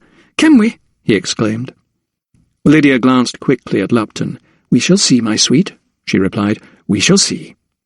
And with that she put her hand on Richard's shoulder and turned to see Howard waiting to greet them at the top of the house steps. Later that day, when Nurse Pring took Richard to his bed, Lydia found herself at her writing desk once more. She had resumed her letter to Thomas, but still the words did not flow easily. Buoyed by the morning's outing in the snow, she had felt light-hearted and cheerful, and yet she did not want her letter to give the impression that she was experiencing happiness without him, less still that the source of her mirth was the new estate manager about whom he knew nothing. A grain of guilt planted itself into her conscience. Just why, she did not know. Perhaps it had something to do with the fact that Richard, just before he turned to climb the stairs with Nurse Pring, had told her, "This has been the best day of my life." His words washed over her in a great wave of joy, and she had rushed forward and hugged him. Now, on reflection, as the candles cast a soft glow over her own script, she realized that her son's happiness had been brought about by a man barely known to either of them. A virtual stranger had burst into their lives like a jester into a king's court, and brought with him fun and laughter. There was an infectious vigour and cheerfulness in Lupton's manner that clearly endeared him to Richard. He was a clown, a playfellow, and, dare she even think of it, he was fast becoming like a father. It was a role she had reserved for Thomas. He was the man who should take her son sledging, or riding, or fishing. He was the one who should make him laugh, or comfort him if he grazed his knees or burned his fingers. But he was not there, nor would he be in the foreseeable future. Dipping her nib into the inkpot, she sighed deeply before starting another paragraph of her letter to Thomas. "We have enjoyed a pleasant enough day," she wrote. Fibber sat huddled in the attic room, her legs drawn up to her chest. Tears were flowing freely down her cheeks, but the bridle around her head meant that if she cried out, the spike would pierce her tongue. The iron collar weighed heavily around her neck, and the chain was so short that she could barely move away from the wall. Mr. Roberts had clamped the cage over her head last night, just after the beating. She had tried to bite him as he forced open her mouth to slip the plate between her teeth, but he only pushed it in harder, cutting her lips. Now the taste of blood and iron melded into one, seasoned with the salt of her tears. Unable to sleep for the pain and the cold, she had been plotting her revenge. She'd once heard Mr. Roberts tell Cook he always ate well after he'd given a good whipping. He said all that exercise whetted his appetite, and the sight of the blood put him in mind of a thick, juicy sirloin. As it was, he was usually happy to settle for a large bowl of Mistress Bradshaw's mutton stew with dumplings. Well, she hoped that he had supped heartily, because soon he would be eating his last meal. Her blurry gaze slid along the cold floorboards to the far corner of the room, beyond her reach. There, hidden from view, pressed into a dark, dank crevice, was her obeah bag, a bag so powerful that not even Mr. Roberts with his calloused hands and foul breath, or Miss Carfax, with her small eyes and tongue as sharp as a bullwhip, could resist its magic. The nail clippings, the pig's tail, the grave dirt, and the blood from her unborn child, all the special ingredients were there, new charmed by the obeah man. Together they were stronger than any chain or manacle. Soon she would put a curse on this house, and so terrible would be its power that every white man and woman who entered it would fall on their knees and beg for death. She was thinking about the bag when the wedge of light that sliced under the door was suddenly darkened by a shadow. She heard footsteps. Patience, perhaps, bringing her some illicit scraps from the kitchen, or Venus come to check on her. Yes, it was Venus. She recognized the slow glide of her footsteps. But there was another footfall, heavy, masculine, and a voice she did not know. In the landing's glow she saw the two shadows meet. "You have the boy?" said he. "Yes," replied Venus. "Then we'll come at midnight. See that he is ready." They parted, and the footsteps retreated once more, leaving Fibber alone and confused in the dark. Chapter 18. 5 days had passed since Matthew Bartlett was last seen disembarking from the Elizabeth in the company of a customs officer. Unable to wait for more news of him, Thomas had begun the laborious work of single-handedly unpacking and listing the scores of specimens from the expedition.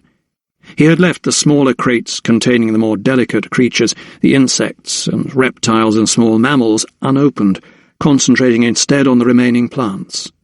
His progress was such that he had catalogued almost half of those herbs to be included in Sir Joseph's famous herbarium.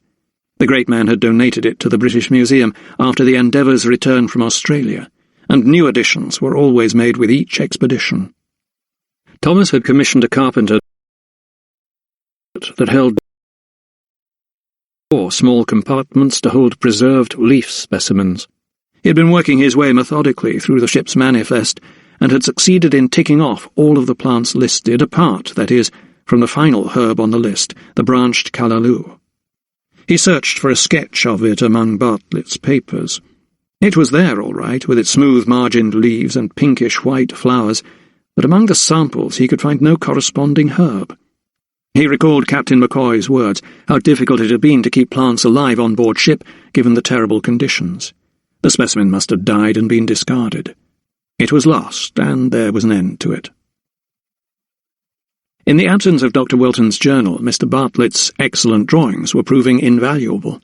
Thomas was also deeply indebted to Dr. Carruthers. His knowledge of the Caribbean islands and their flora was most useful. "Aloe vera, if I'm not mistaken," he had said, sniffing one of the plants on which Thomas was working. He had sliced its stem, and the smell had wafted into the air. "Very useful, with most excellent healing properties," added the old anatomist. For his own part, Thomas had never ventured into tropical climes before.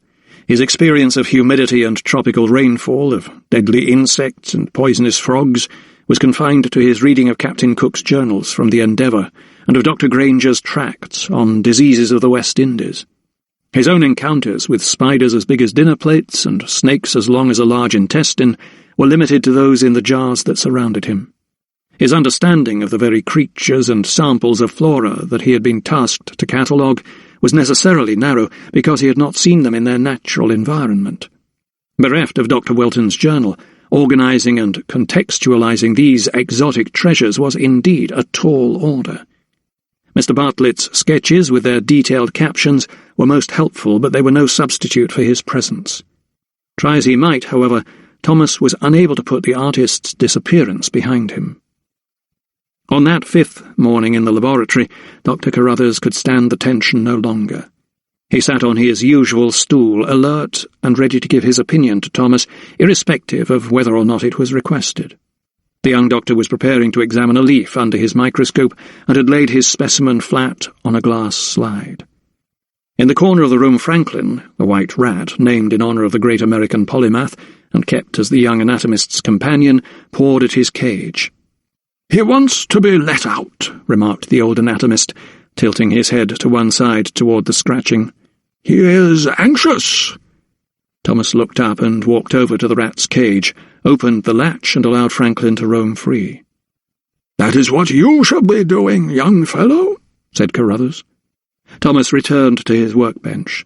"Sir?" The old anatomist let out a short laugh. "I do not need eyes to see that you are not happy in your work. I can sense it. You should be out and about, sniffing around like that rat of yours, making a nuisance of yourself." Thomas sighed. "But, Sir Joseph," he protested. "Tish-tosh!" exclaimed Carruthers. "When has the voice of authority ever stopped you from seeking out the truth?" He waved his stick in the air. "You know as well as I do, Thomas. There is something fishy behind this young man's disappearance, and you'll not rest until you find out what it is." Putting down the slide, Thomas nodded. "You are right as usual, sir," he acknowledged. "I cannot work efficiently while Mr. Bartlett remains missing. I shall pay a visit to the Customs House myself." It was late afternoon by the time Thomas's carriage arrived in Thames Street, outside the Customs House. Inside, the long room was still hectic, but not as crowded as it had been on the morning of his first visit. It did not take long for him to find an official who would listen to his inquiry. A bespectacled clerk sat surrounded by scrolls of paper. His manner was brusque. "Yes," he drawled over his lenses. "I wish to speak to someone regarding the cargo of the Elizabeth," Thomas began. "She is berthed in a sufferance wharf." At his words, however, the clerk raised his hand. "I know exactly where she is berthed, Hope Wharf," he snapped, and his stubby fingers hovered over the scrolls which, to the untrained eye, seemed to be arranged in no particular order. Yet within a second or two he was unrolling the appropriate document and scanning it. "The Elizabeth, she—" he began, but then stopped abruptly. "Ah." "There is a problem?" asked Thomas anxiously. The clerk looked up, pulling his spectacles down the bridge of his nose. "I'm not at liberty to say, sir." "What do you mean?" Thomas felt himself tense. He craned his neck to look at the document and saw, written in red across the Elizabeth's entry, the Latin words, Graviora manent. Thomas eyed the official, who returned his gaze apprehensively. "Heavier things remain?" he mouthed. "What heavier things?" As the clerk pushed his glasses back up his nose, Thomas noticed it was suddenly shiny with perspiration. "It is obviously a matter for a higher authority," he said, his tone hardening. "Then I would speak to a higher authority," said Thomas, trying to suppress his rising anger. The clerk raised his voice. "That is not possible, sir," he said, snapping his fingers. Two uniformed officers were quickly at his side. "I would ask you to leave now, sir," he barked. The doctor shifted his look to the two officers standing nearby. He did not wish to cause a scene. At least he had uncovered some information about Mr. Bartlett's disappearance. At least now he knew that someone very influential wanted no further investigation to be undertaken by unauthorized persons, and that included himself. "Very well," he said, outwardly conceding defeat. "I thank you for your time. Good day to you, sirs." Raising his hat to the clerk and the officers, he walked out of the customs office. Now he was even more determined to find out what had really happened to Matthew Bartlett and the precious journal. The wherry fought against an icy wind that blew up the river. The watermen tied up the boat at the King's Stairs, and Thomas alighted within sight of the Elizabeth, her prow looming over all the other smaller craft at the wharf. The quayside was busy, but with the encroaching darkness, stalls were closing, warehouse doors were being pulled to, and shutters were coming down, just as they would have done 5 days ago. Deciding to retrace Matthew Bartlett's reported journey with the customs official, Thomas began with a cheerful old waterman who was stationed at the pier by the Elizabeth. Pushing back his hat, the old man scratched his forehead with his thumb in thought. "I say them, as I recall," he croaked at the sight of Thomas's sixpence.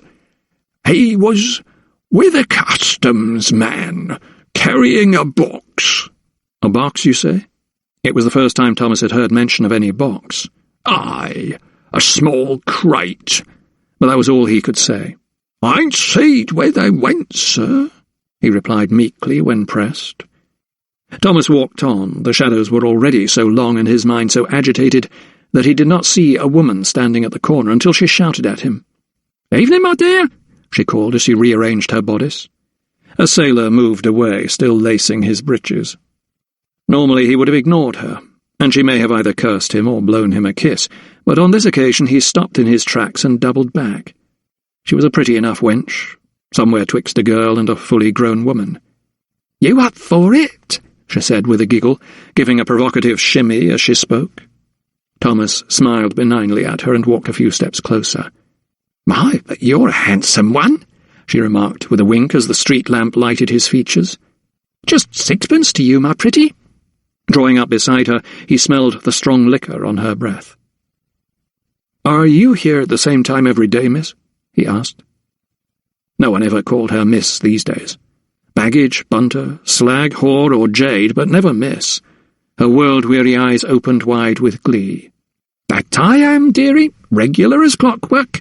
That's why the cullies have named me Constance." She winked at him. "If you come regular, you can call me Connie." She nudged him, but despite his smile he knew he was about to dash her hopes of frequent custom. "On Monday last, about this time of day, did you see a young man carrying a box walk this way with a customs officer?" The girl's red lips drooped at the realization he was not a punter. Then, after a moment, she said, "Come to think of it, I did. But they seem to have other things on their minds." "Were they arguing? Did there seem to be a problem?" persisted Thomas. The woman shook her head. "No, didn't say a word," she reflected, adjusting her corset. "Did you see where they went?" She threw him a saucy smile. "Off that way." With her right hand she pointed toward the lanterns of the main thoroughfare, beyond a line of dilapidated warehouses. She upturned the palm of the same hand and winked at Thomas once more. "Worth a sixpence?" she asked. He gave her a shilling. Returning to Holland Street later that afternoon, Thomas found Dr. Carruthers dozing by a sickly fire in the study, a spool of saliva dribbling from the corner of his open mouth. He woke with a start. "Thomas, is that you?" he rasped. "Have no fear, sir," calmed the doctor, laying a hand on his mentor's shoulder. Seeing the state of the fire, Thomas took charge of the poker and began jabbing the dying embers. "Shall you read me today's newspaper?" Carruthers asked him. "I most certainly will," replied Thomas, settling himself by the fire opposite. It had been his custom ever since the old anatomist had lost his sight. "I'll wager you'll be looking for a report on the Jamaica expedition," ventured Carruthers, as Thomas perused the news sheet. William Carruthers may have been well into his 8th decade, but he was still as sharp as the scalpel he used to wield with such precision. "It made the front page," Thomas replied, scanning the report. "The deaths have been announced of Dr. Frederick Welton and Dr. John Perrick, who were engaged by the Royal Society on a scientific expedition to Jamaica. Both succumbed to the yellow fever and died before returning home." "No mention of Mr. Bartlett!" barked Dr. Carruthers, almost indignantly. Thomas looked up. The tone of the article sounded very official. He could imagine Sir Joseph Banks dictating the statement to an official reporter in his lofty office. He was wise to make no mention of the missing artist. A whiff of scandal would damage the Royal Society. "Poor old Welton. He was a good man," mumbled Carruthers. "What about Perrick? Do you know anything of him, sir?" asked Thomas reflectively. The old anatomist thought for a moment. "Welton's son-in-law, I believe," he declared. "Rather after my time. Why do you ask?" Thomas, who had only just sat down, rose once more. "Because I am going to pay my respects to their widows," he said emphatically. "Perhaps they can help me shed light on Mr. Bartlett's whereabouts." Carruthers shrugged and nodded as he contemplated the proposition. "Good luck," he shouted, as he heard the study door shut. Chapter 19. The Welton household was in mourning not just for its head, but also for a second member, Dr. John Perrick. Both he and Dr. Welton had lived under the same roof, Perrick having married Welton's only child, Henrietta, 2 years previously. The townhouse was a short walk away, and Thomas was greeted courteously enough. Shown upstairs into the drawing-room, he was asked to wait until the maid had inquired whether her mistress would receive him. Left alone, Thomas marvelled at a collection of fabulous exotic birds in glass cases. Perched on branches, some had their beaks open, as in mid-song, others posed with their heads cocked. They were so lifelike he could imagine them taking flight at the slightest sound. There were several paintings, too. A particularly striking portrait, Thomas assumed, of Dr. Welton, took pride of place over the mantel-shelf. In it the late doctor stood tall and regal, and his hands rested on a globe. His eyes were a striking blue that lent him an intensity of gaze, and his expression was sage yet benign. Nearby another painting caught Thomas's eye. The familiar golden dome of the church at West Wickham leapt out at him from a small gilded frame. Memories of the fateful day in the caves and up St. Lawrence's Tower that looked over the village came flooding back, and he wondered what significance, if any, the landmark held for the family. He was musing on the picture when he heard the door creak open. Turning round, he saw 2 women enter, one in her later years, the other much younger. Both were dressed soberly in black. "Dr. Silkstone," the older one addressed him. "Mistress Welton," he replied, bowing low. "This is my daughter, Mistress Perrick," she said, gesturing to the younger woman at her side. Thomas gave another bow. "Madam, I am come to offer my condolences," said Thomas, as Mistress Welton pointed at the sofa. She and her daughter sat opposite. "We thank you, sir," said the older woman, her face bleached of all colour by her intense grief. "My husband would be most heartened to know that his work is now in your hands." Thomas felt a little awkward. Although I only knew your husband by reputation, Sir Joseph Banks spoke most highly of him." Looking at the young widow, he corrected himself. "Of both of them," he said reverentially. "They will both be sorely missed," he added. The women nodded their heads simultaneously. A respectful pause followed before Thomas resumed his mission. "As you know, I have been tasked by the Royal Society to record and catalogue all the expedition's collections," he told them. "A great honour," interjected Mistress Perrick. Her voice was refined but self-assured in tone. She was probably of a similar age to himself, Thomas estimated. "Indeed, yes," replied Thomas, "but a challenging one, made all the more difficult by the fact that Dr. Welton's journal seems to have been mislaid." He did not wish to alarm the ladies with the truth. As it was, Mistress Welton seemed sufficiently perturbed. "Mislaid? But my husband was always most meticulous with his writings. He will have entrusted them to someone when he knew—" She broke off, biting her lip. "When he knew he was dying." Mistress Perrick put a comforting hand on her mother's lap. "I am sure they will be recovered soon, Mamma," she soothed. Then, switching her gaze to Thomas, she adopted a sterner tone. "We thank you for your visit, Dr. Silkstone, and wish you well with your work, but as you can see, we are in mourning." She pulled the servant's bell. "We shall see you at the memorial service, perhaps?" Thomas recalled the invitation had arrived the day before. "Indeed you shall," he said, rising. He understood that he was being dismissed, albeit in a courteous way. "I am most grateful for your good wishes, ladies. My sympathies, once more," he said, as the maid appeared to show him to the door. He left, feeling none the wiser. Chapter 20.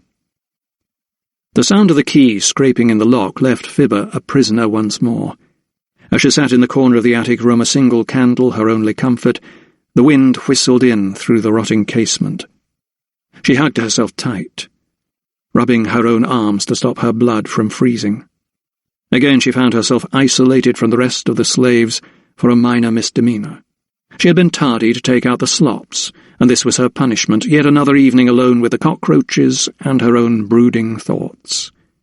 Now and again a gale of laughter would tear through the house and rise up the narrow stairway. The Carfaxes were entertaining some of their slaver friends, feasting and quaffing while her own belly was sunken and empty. There would be suckling pig, and roast goose, and fancy sweetmeats, and tarts filled with frangipane. There would be French wine and brandy and rum, while all she had eaten all day was a crust of bread and some dripping. She crossed her arms over her chest in an embrace, letting her fingers feel the strange landscape of her back. The shafts of her ribs and the scabs made by the lash rose like long ridges beneath her scarred skin. She could not wait any longer. She must not. Now was the right time. Sliding over to the far end of the room, she prized up a loose floorboard and delved deep. Groping around in the space below for a few seconds, she smiled to herself as she retrieved the small bag, her obeah bag. The rest of the slaves were downstairs in the scullery, but Mr. Roberts had ordered her to stay in the freezing attic. Although he had locked her in, Patience had slipped the key under the door. Slowly and carefully she opened it, and, with the candle in one hand and the bag in the other, she began her silent descent down the service stairs to Mistress Carfax's bedchamber. Samuel Carfax was in fine fettle. His face was reddened by rum, and his tongue loosened by it. Although his arm was still bandaged, the discomfort he had experienced had almost completely disappeared. Besides, any pain that he had suffered was more than compensated for by the regaling of his extraordinary tale. The telling of it made excellent dinner-party conversation, although some of the ladies present found it a little vulgar. Mistress Cotter, wife of the slaver Benjamin Cotter, pulled a disapproving face as Carfax described how Dr. Silkstone had grabbed the head of the grub with his pincers. Mistress Dalrymple had also tut-tutted when he related how the pus had seeped from a crater in his arm. His wife noticed her guest push away her dish of figs in disgust.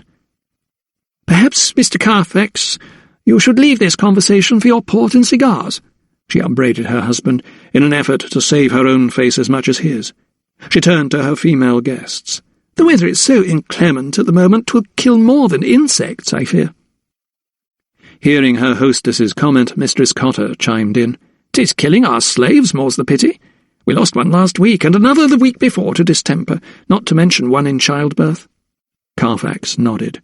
"We had a boy die of fever only a couple of days ago, too. 'Tis a costly business. I'll leave them in Jamaica next time I come to London." He fingered his tumbler, then emptied his glass of rum.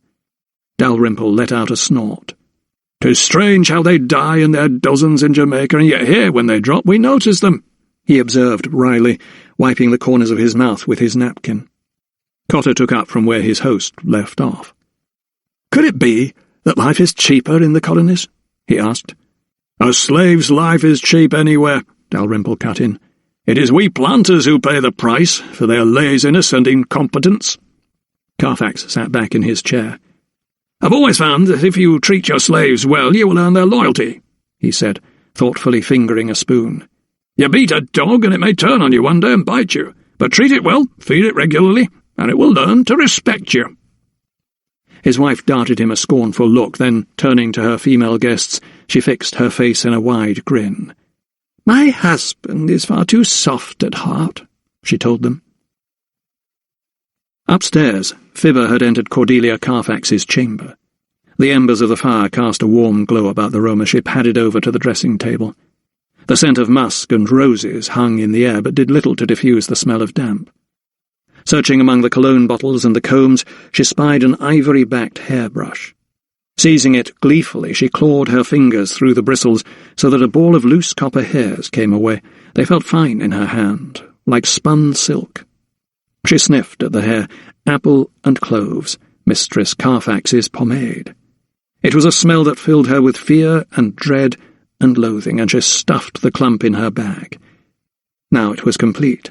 Her obeah bag held all that was required: the grave dirt, the pig's tail, the blood of her unborn child, nail clippings, and the hair of the victim.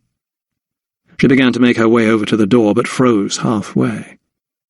What was that noise? Ragged breathing? A snort? Panic rose in her chest, and she held her breath. There it was again, that strange noise. She turned, and the light of her candle fell onto the counterpane of the bed. There, asleep on a pile of cushions, was Fino. Her fear judded out of her with a sigh of relief, but she had to remain quiet. She must not wake the dog, else he would bark and alert his mistress. Continuing on her way to the door, she stopped and picked up a footstool from the hearthrug. She set it down in the doorway and stood on it. Reaching full stretch, she placed the obeah bag on top of the lintel. Then, stepping down from the stool, she walked a few paces back. The sack was not visible. It would remain hidden. It would begin to work its magic as soon as her vile and wicked mistress, her tormentor, and the murderer of her child walked into the room. There would be no escaping its spell. She would be cursed, doomed to die an agonizing death, and as she closed the door behind her, the words of the obeah man rang in Fibber's ears. "Your missa be dead afore winter is out." Chapter 21. The following morning dawned dull as lime-wash over London, and the chill on the air grew even sharper. The old waterman stood by the quay, licked his finger and held it aloft. The wind had changed direction. It was a northerly, and that could mean snow. As long as the river did not freeze over as it had done 2 or 3 years back, he would manage. If it did, he would be done for. Why take a ferry when you can walk across the frozen ice from bank to bank? There would be no custom. He would starve. He was contemplating the dire prospect, chuntering to himself as he negotiated the weed-slimed stairs down to his boat. The familiar stench assailed his nostrils as he plunged down toward the water. There had been a spring tide much higher than usual. Risk of flooding, they said. But the risk had passed. Now the tide was well into its turn and was leaving a foul stink in its wake. It would go out much farther, exposing larger expanses of the shoreline than usual, so the mudlarks were making ready. Stationing themselves on the quayside, they would swoop down just as soon as it was safe to do so, in search of filthy carrion. Scrabbling through the stinking river silt, they would look for discarded treasures, clay pipes, bottles, or lumps of coal. They were young ones, mainly, all ragged and dirt-coated themselves. Most mornings at least one of them would make a grisly find, a body washed up on the stony beach. Whopping was the worst, or best place to find a hapless whore who'd thrown herself off Westminster Bridge, or a down-on-his-luck gambler who'd lost everything. The currents often carried them there, depositing them near Execution Dock. Then the mudlarks would rifle through the corpse's pockets, rob it of any trinkets, sometimes steel boots. Shoes usually floated off. The carrion picked over, the scavengers would then leave it once more to the mercy of the river. On this particular morning, however, it was the old waterman's misfortune, for he never did like it when he came across one, to find a cadaver. This one, however, had not been washed up on the shore, but had been tied most securely to the wooden pier at which his boat was moored. What was more, it was without a head. At first glance, the old man thought it was a dead animal, a sheep, perhaps. Then, as he drew closer, he realized the dirty white he could see was not wool, but a shirt. As he realized what his eyes were beholding, he turned and retched. Then sheer panic took hold. Clambering back up the steps as fast as his old legs could carry him, he began waving his arms in the air and hollering. When he had attracted the attention of a fellow waterman, he pointed down to the river, where the receding tide was revealing more of the gruesome flotsam by the minute. The other waterman fetched the watchman, who called the customs man. The customs man, unsure of himself, called an officer who informed the Admiralty, who said it was a civilian matter. So the Justice of the Peace was informed, and he in turn told the Westminster coroner, Sir Stephen Gandy. Although new in post, following in the illustrious footsteps of Sir Peregrine Crisp, who had died suddenly a few weeks ago, Sir Stephen knew exactly what to do. "There has been a body found over at Hope Wharf," he told his clerk, handing him a letter. "Please see to it that Dr. Thomas Silkstone receives this," he said. "The deceased will be dispatched to him shortly." From his upstairs room, Thomas surveyed the scene as he dressed. The window frame rattled as a gust of wind blew down the street. He looked up at the sky. It was tinged with a pink glow. There would be snow soon, he knew it.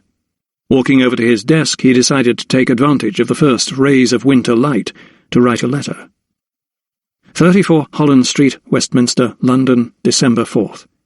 My dearest Lydia, it brought me such happiness to read your letter, and to hear that you and Richard are doing well. It is almost 3 months since I was at Bourton, and I can imagine the young Earl has grown in both stature and health. I'm only sorry that I cannot be there to see him and share with you the joy that he brings. My love, I write in testing times. As you know, I have been tasked by Sir Joseph Banks to catalogue the specimens brought back from an ill-fated expedition to Jamaica that left its leaders dead from disease. My work has, however, been severely disrupted. The journal of the expedition's leader, Dr. Welton, was to be my primary guide in the cataloguing of almost 200 specimens of flora and fauna. It was in the care of the last remaining expedition member. He went ashore as soon as his ship arrived in port at London, but has not been seen or heard of since. His satchel was subsequently found empty in the Thames. Just what lies behind these mysterious events can only be left to conjecture at the moment. I worry, however, that there is a link between the artist's disappearance and the contents of the expedition leader's journal. My fear is that this volume could contain knowledge so powerful that unscrupulous men would kill for it. He reread his words, hardly believing himself the gravity of what he had just written. He had no intention of sending the letter to Lydia. She would go out of her mind with worry if she thought he was involved in anything so sinister. He grabbed the letter and screwed it up into a tight ball, venting his own anger on the piece of paper before tossing it onto his desk. His dressing complete, he headed downstairs, where, as usual, breakfast awaited him in the dining room. Dr. Carruthers was already enjoying a plate of bacon and coddled eggs, a napkin tucked under his chin to catch any spills. "So, what did you glean from your visit to the docks yesterday, young fellow?" quizzed the old anatomist as soon as Thomas sat down. "Very little, I fear," replied Thomas, sipping from a dish of tea. "And that is exactly what someone intended." The old anatomist chuckled. Come, you're saying this is all part of some conspiracy?" Thomas put down his tea and gazed into the dish.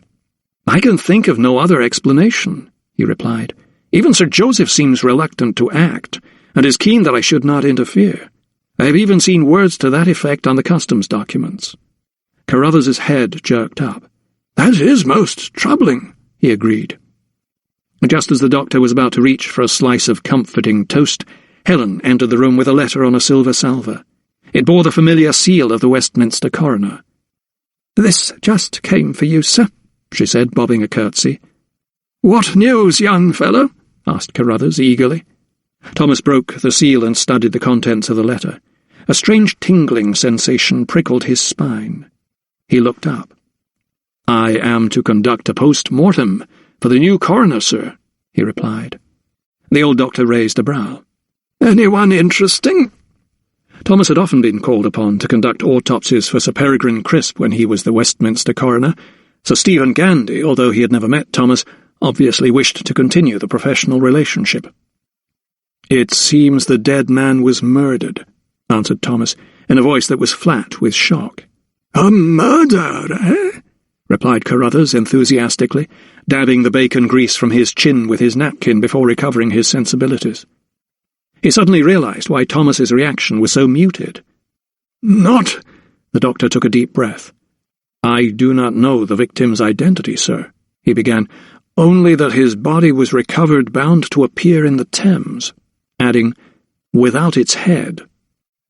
Dr. Carruthers groaned at the thought. "Someone did not mean their victim to be identified," he said. Scanning the letter once more, Thomas could only agree.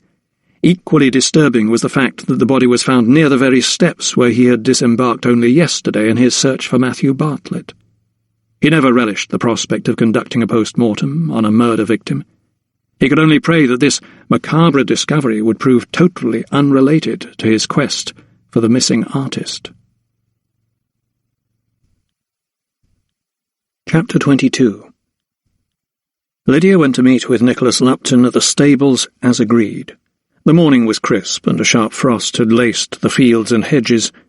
There had been a sudden thaw, and much of the snow had melted, although the temperature had plummeted again overnight.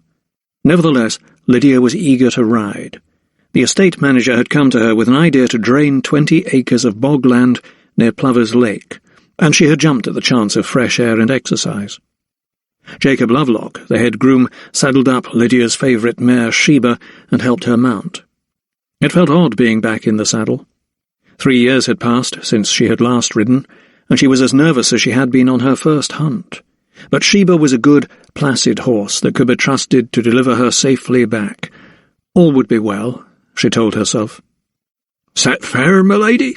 asked Lovelock as he finished adjusting Lydia's stirrups. Lydia nodded. "Thank you, yes," she replied, taking the reins. The groom patted the horse's neck as the mare nodded her head and clattered her hooves on the cobbles, waiting for the off. "She'll give you no trouble, milady," he reassured her. As the clock struck 10, Lupton rode into the stable courtyard. "Good morning, your ladyship," he greeted her. "What a fine mount you have." Lovelock shot him a disapproving look as he let go of the mare's reins. He did not like this new estate manager. "Far too cocky for his own good," he had told his wife Hannah. Lydia merely smiled. "So, to Plover's Lake," she said awkwardly. She could feel the groom's glower as he silently censured the outing. She nudged her horse and tugged gently on the rein, heading it toward the track that skirted the lake. Lupton drew alongside, and together they rode out of the courtyard and into the lane. The talk was of the bog and how it could be drained. Digging ditches at strategic points would lead off surface water into the lake, and within a year, Lupton told her, the area could be tilled and turnips sown. Lydia listened as they rode, asking questions at what she thought were appropriate points. Yet, in truth, she had little interest in dikes and gullies or any other form of engineering that seemed to so enthuse her estate manager. She was simply enjoying being outside, and the sense of freedom that came with it. It was wonderful to see the beech woods and the hedgerows dotted with red berries, and hear the crows caw, to see nature in its winter rawness and feel the wind on her face. Suddenly she flicked her crop on Sheba's flank. "Come on, girl," she urged. The mare quickly responded, breaking into a canter. The lane ahead was clear and the ground wet. "Your ladyship!" Distance between them and cantering alongside her.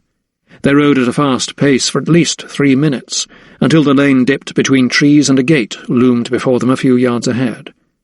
Lydia tugged at Sheba's reins, and the horse slowed to a trot, as did Lupton's mount. She was a little breathless, but smiling. Tears streamed down her cheeks, and her normally pale skin was flushed pink by the cold. "Forgive me," she panted, patting her horse. "I could not help myself." Lupton smiled as he drew beside her. "Clearly you are an excellent horsewoman, your ladyship," he told her. "I had not realized how much I missed riding," she replied, lifting her gaze.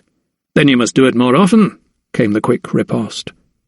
Once again she felt he was crossing over the dividing line between mistress and servant, yet something told her that it was of no consequence. She nodded. "You are right, Mr. Lupton." Leaning down from his mount, he opened the gate, and Lydia urged her horse through, waiting for the estate manager on the other side. Beyond lay a wide expanse of open countryside that was folded into gentle hills.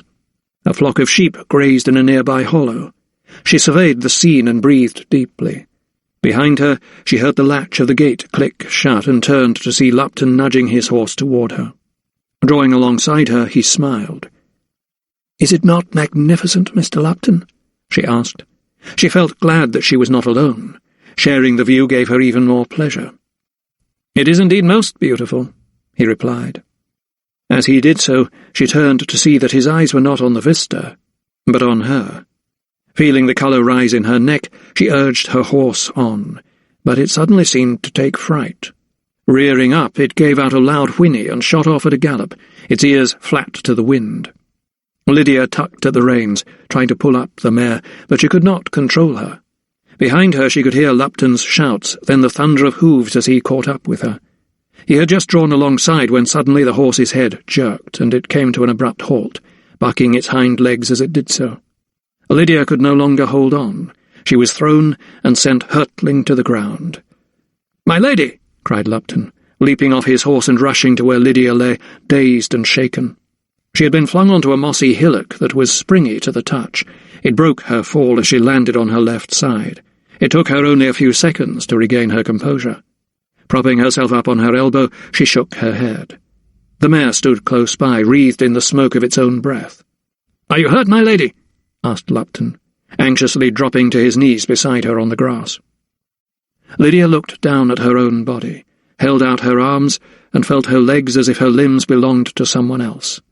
Her riding habit was caked in mud on her left side, but otherwise she seemed unharmed. "No, I am perhaps a little bruised, but mercifully nothing is broken," she replied a moment later. "We best get you back to the hall," he told her, giving her his hand so that she could stand upright. "You have had a terrible shock." Straightening herself, she smoothed her habit and brushed off the wayward flecks of moss. Lupton retrieved her hat that had flown off as the horse galloped wildly. "Yes," she replied, "a shock." "You must ride my mount. I will lead yours. The mare cannot be trusted," he said, taking control. It took a few moments to switch the saddles so that Lydia could be comfortable on the journey back to the hall. Lupton helped her mount.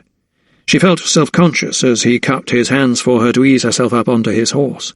His face was so close to hers that she smelled his sandalwood cologne. The return ride took little under an hour, with Lupton leading both horses. The journey was undertaken in almost complete silence, save for Lupton's interjections about how worried he had been and how he hoped she was not in pain. Lydia herself just willed to be back home, seated in front of a roaring fire. She thanked him for his concern and expressed her gratitude for his solicitousness. The sun was already beginning to set by the time they eventually turned into the stable yard.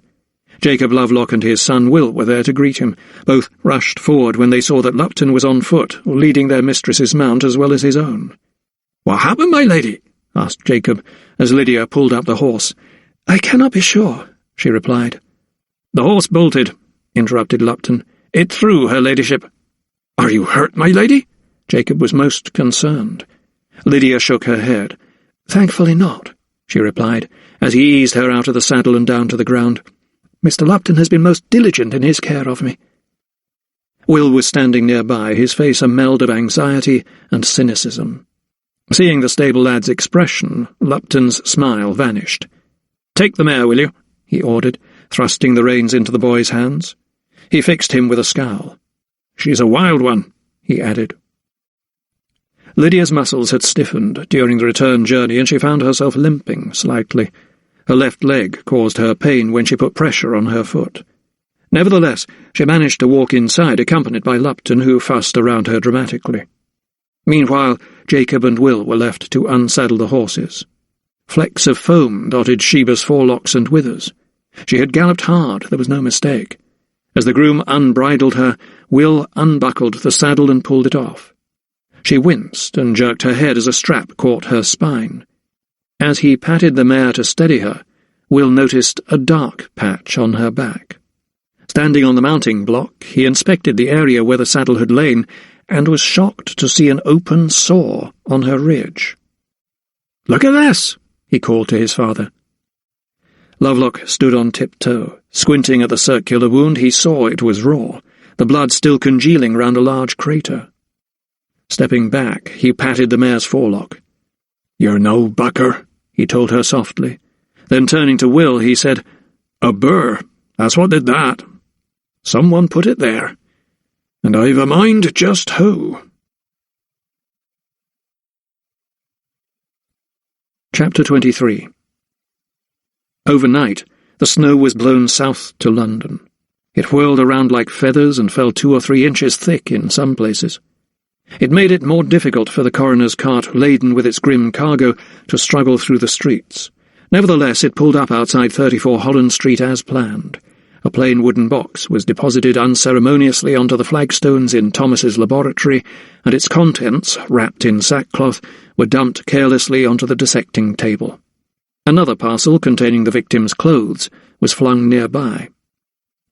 Thomas had already lit the fire and scattered sweet-smelling herbs onto it, but nothing could mask the familiar smell. Only this time it was mixed with river filth. The coffin-bearers gagged and exited as soon as they could, leaving the young doctor and Dr. Carruthers to breathe the unsanitary air alone. Anticipating the sickening stench, the instruments were already prepared. The saw, the scalpel, and an assortment of knives were all laid out, and, as the natural light from the window was so dim, the lamps were lit. On a stand nearby sat 2 filled clay pipes. "God's wounds, it stinks," declared the old anatomist, as soon as Thomas unwrapped the corpse. "But we are prepared, sir," retorted the doctor, lighting a spill and holding the flame over the bowl of a pipe. Sucking it hard, he soon had smoke curling from it. "You have taught me all I know," he smiled, handing over the pipe to his mentor, as the smell of tobacco began to mask the stench of rotting corpse. Carruthers sucked hard on the stem. "So what have we?" he said finally, pointing toward the reeking body with his pipe. Thomas took a moment to examine the cadaver by eye.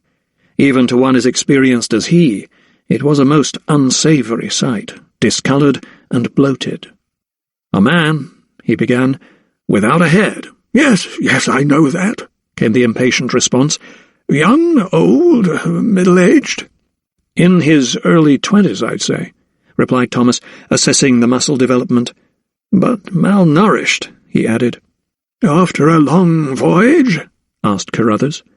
"It could be," replied Thomas, knowing that men had been known to lose several stone in weight during a lengthy sea trip. Noting the overall condition of the body, one of the first things that struck him was the fact that the blood had pooled in certain areas. The skin was blackened where this had occurred, and it seemed from the dark areas on the buttocks and calves that he had died lying down. "I am beginning to think that our victim was killed quite a few hours prior to his body being tied to the pier." "Livor mortis?" asked Carruthers. "Yes." "And how long had our friend been in the water?" Thomas looked at the headless torso, blanched, swollen, and wrinkled. But he knew the answer to his mentor's question probably lay in the skin of the finger pads. He examined them first, then the palms, before inspecting the soles of the feet. "The water in the Thames is near freezing at the moment," he said, prodding the victim's hands once more. "Putrefaction has begun, but is not very advanced." Again he peered at the fingertips. "The epidermis is still intact, and so are the nails." Thomas knew that if the body had been in the water some considerable time, the outer layer of skin would have peeled off like a glove. "So we are talking hours, not days," surmised the old doctor. "Correct." The torso, Thomas knew, was bloated, but not to any great extent, which added weight to his theory that it had not been long in the water. Nor were there many abrasions on the skin, apart from the odd bruise, which could easily have been caused by the body being buffeted post-mortem against the pier. "Now I shall begin the examination proper," he announced, his tone becoming more formal. "The head has been severed cleanly. I would say a saw or a cleaver has been used to cut through the second and third cervical vertebrae, and—" He broke off suddenly. "What is it?" Carruthers jerked forward. "It would seem from the angle of the severance that the victim was lying on his back when he was decapitated. But—" "Yes?" "But I would surmise that he was already dead at the time," said Thomas, inspecting the severed spinal column. "The lungs will reveal more," remarked Carruthers excitedly.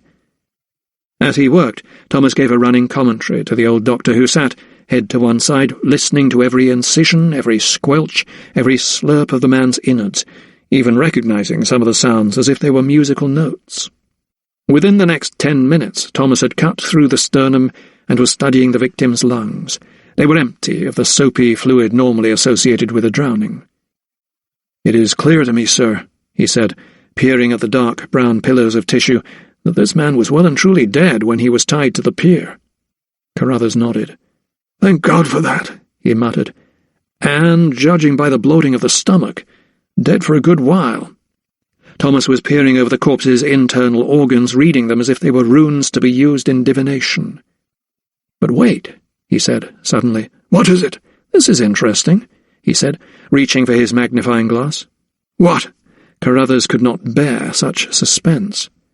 "There are some adhesions to the pleural walls, especially in the upper lobe," Thomas told him. "Cut them open," came the excited command. Thomas did so to expose a brownish parenchyma. On the surface and in the interior of the pulmonary tissue were small, white, hard masses, most the size of a peppercorn.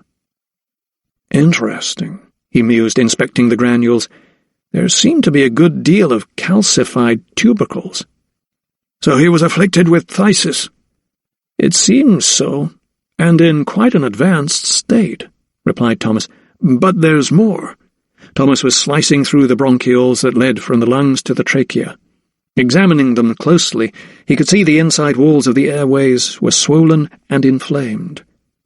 "I'd say this poor chap had a hard time breathing, sir," he said at last. "So, cause of death?" Thomas cocked his head to one side. "This was not enough to kill him." He clicked his tongue in frustration.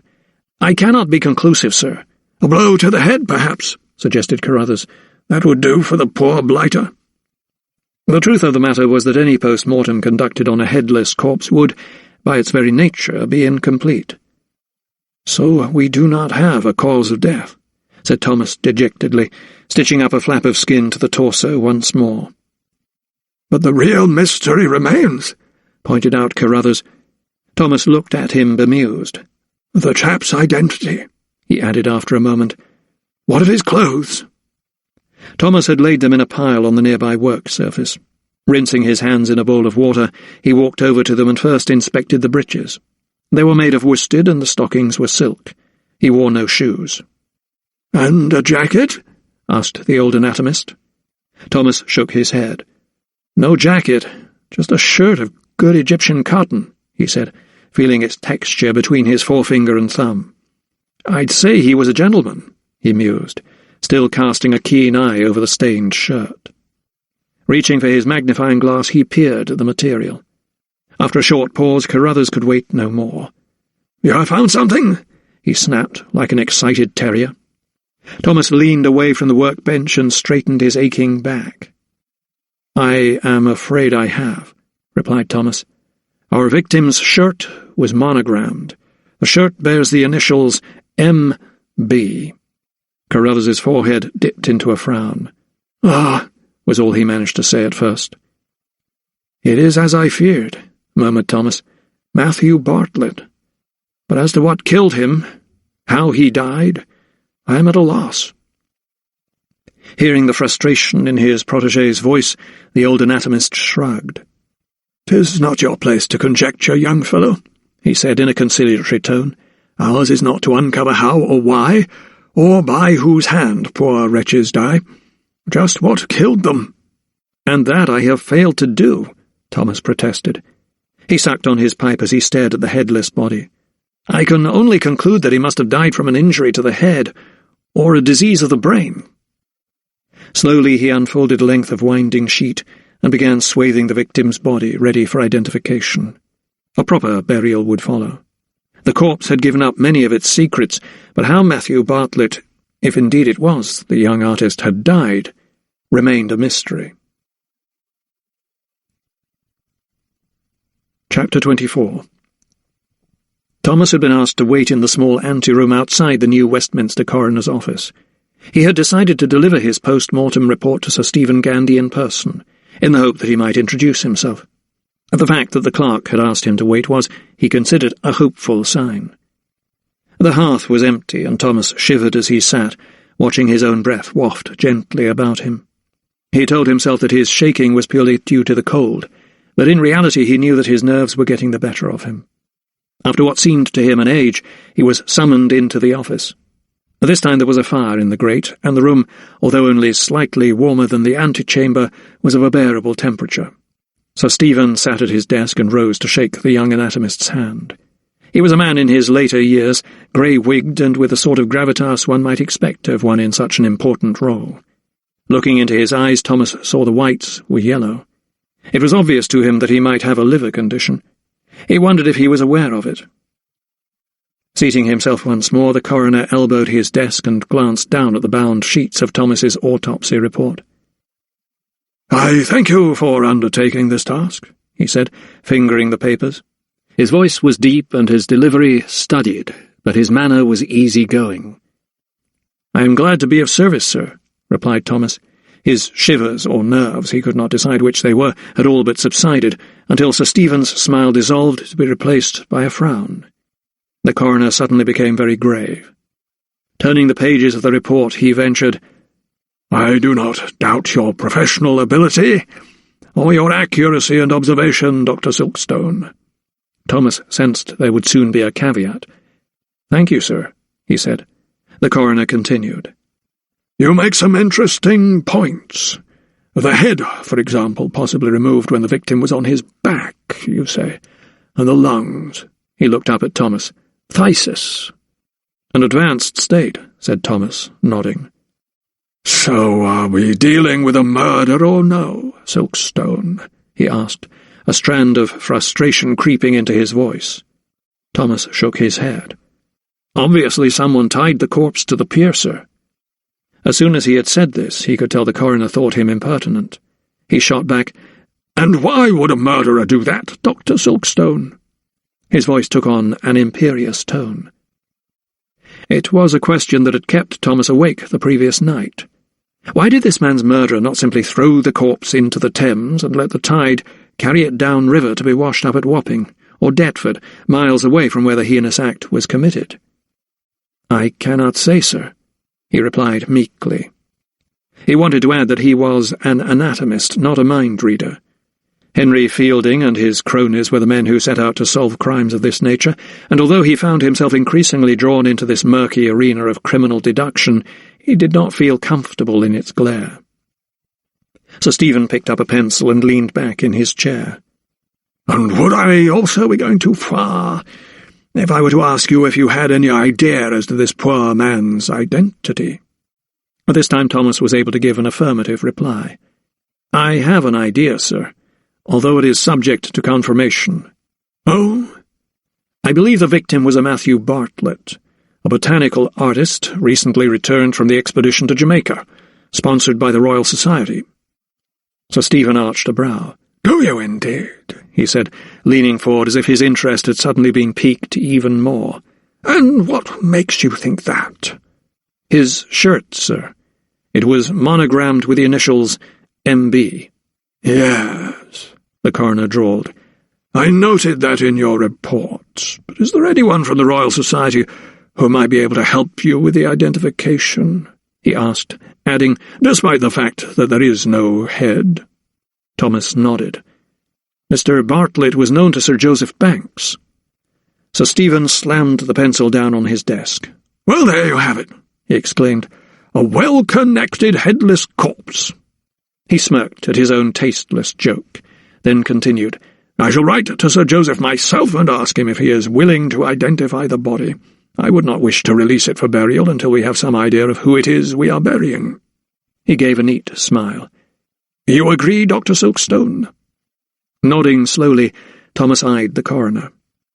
The truth was that the post-mortem had thrown up more questions about Matthew Bartlett and the Jamaican expedition than answers. If he was murdered, then the motive might have been the theft of Dr. Welton's journal. What could have been in it that was worth a man's life? The conundrums kept surfacing in his mind, whirling around on currents of doubt before being dragged down again into a quagmire of perplexity and confusion. It was high time, he told himself, that Sir Joseph Banks revealed to him the full picture. He would have it out with him as soon as he could. "Of course, sir," he replied. Word came the next day. Thomas was working in the laboratory. He had returned the corpse to its wooden box and dragged it outside in the courtyard, where the freezing air ensured the process of putrefaction would be retarded. Before him, on his workbench, sat a mature aloe vera plant in a pot, its tubular flowers in full bloom. He had identified it both from Dr. Carruthers's knowledge and Mr. Bartlett's excellent sketches, which depicted the detail of the spiky plant with such consummate skill and accuracy. The artist had even made a note underneath the drawing. It read, "Spent time in the hothouse, where the resident physician employs native medicine to ease certain agues. He tells me aloe vera has many medicinal uses when applied as an unguent to rashes or wounds, or when drunk to relieve a fever. In this respect it is particularly efficacious." Thomas sighed deeply. For such tidbits of information he was most grateful. They gave a tantalizing glimpse into what wonders Dr. Welton and his expedition must have uncovered, but in the absence of an authoritative medical contribution, his task was proving well-nigh impossible. He did have access to Dr. Perrick's notes and observations, but they seemed to lack the detailed knowledge he felt necessary to record the specimens for posterity. Judging by the age of Perrick's wife, he believed he was a young man, perhaps only just received into the medical profession. He would no doubt have been content to allow his much-respected father-in-law to shoulder the burden of recording the expedition's findings in his journal. Thomas had just made a cut in the aloe plant's leaf to extract some of its curious sap when Mistress Finesilver brought him a message. It was from Sir Joseph Banks. He had received Sir Stephen's letter and consented to inspect the body and would welcome an opportunity to talk with him at his earliest convenience. Thomas began to clear away his instruments. The healing properties of the aloe vera plant would have to wait to be examined. Instead, he grabbed his hat and coat and left the laboratory to make the necessary arrangements. Chapter 25. The memorial service for Dr. Frederick Erasmus Welton, Fellow of the Royal Society, member of the Company of Surgeons and respected physician, together with his assistant and son-in-law Dr. John Perrick, was held at St. James's Church, Piccadilly. For a man of such eminence in his profession as Dr. Welton, Thomas was surprised to see so few people paying their respects. There were only around a dozen mourners, aside from his close family members. There were no representatives from any of the major hospitals, no one from St. George's or St. Bartholomew's or St. Thomas's, and from the Royal Society only Sir Joseph Banks was present. Was Dr. Welton not liked in his professional circles? Had he done something to offend the medical establishment? Thomas glanced over to where Sir Joseph stood in a pew at the front of the congregation and remembered his words to him, "Play your cards right, Silkstone, and you will go far." Had Dr. Welton, by his words or by his deeds, offended those who could make or mar careers at a stroke of their pens or a word from their tongues? The service was a short, simple affair. Of course there were no coffins. Both men had been interred in the graveyard in Kingston. It was doubtful whether either widow would ever get to lay flowers on their respective husbands' graves, but a memorial stone in St. James's churchyard was planned. There was little pomp and circumstance. Thomas had the impression that this was at the request of the two women. They sat in the front pew, both their faces obscured by black veils, united in their grief. He wondered if they thought it strange or insulting, or both, that Matthew Bartlett, as the only surviving member of the ill-fated expedition and a close colleague of the two doctors, had not made an appearance at the service. Of course they had no idea that he had gone missing, let alone been brutally murdered. He hoped it would remain that way for as long as possible to spare them the undoubted torment such news would bring. He had made plans for later that afternoon, arranging to meet with Sir Joseph at Somerset House. The headless corpse had been transported there and deposited in a well-ventilated stable. As soon as it had been identified, it would be buried without delay. With the service over and the congregation dismissed, Thomas walked slowly down the aisle and out into the cold. Despite the chill, widows Welton and Perrick stood side by side, thanking well-wishers for their condolences. When it was Thomas's turn to give his sympathies, however, Mistress Perrick stepped aside, seemingly with her mother's approval.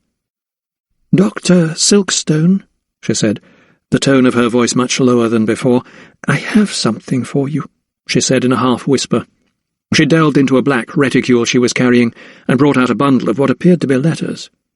"There is still no sign of my father's notebook?" she asked.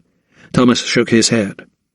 "Do you really believe it has been mislaid, Dr. Silkstone?" It was not a question that Thomas had anticipated. He formed his lips into a smile and shrugged. "It is missing, Mistress Perrick.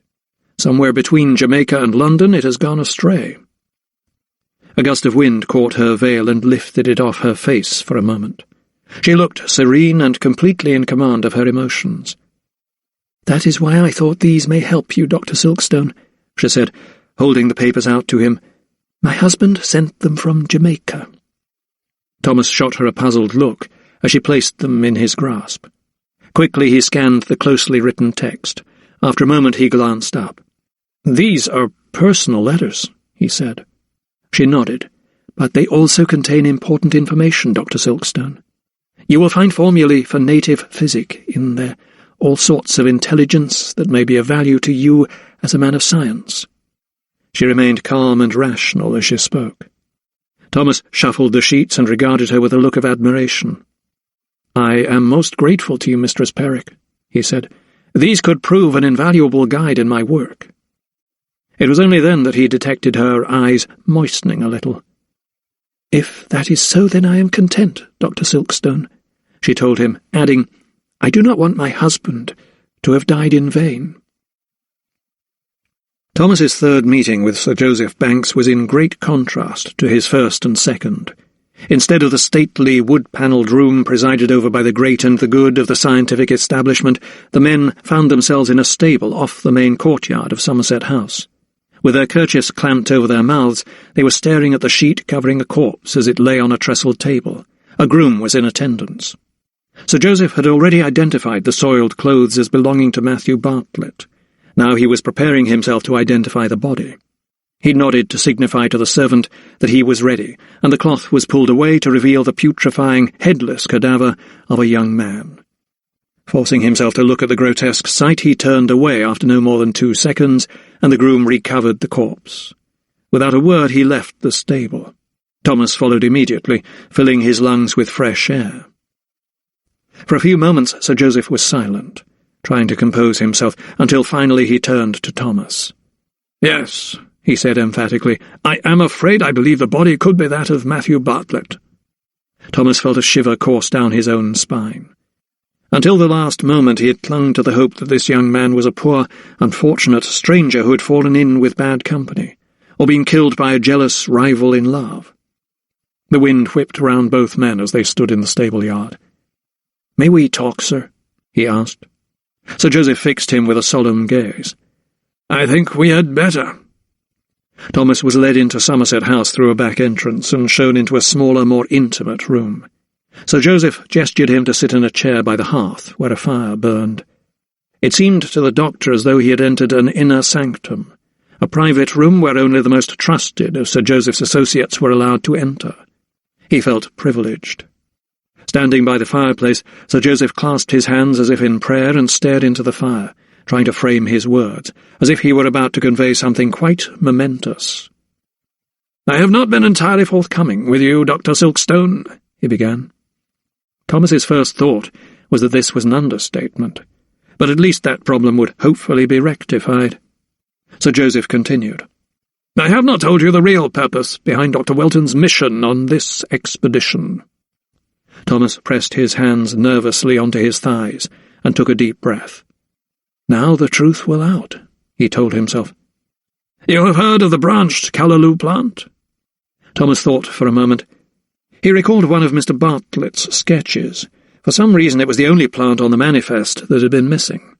He had been surprised to discover from the caption underneath that it was a species of solanum, of the nightshade genus.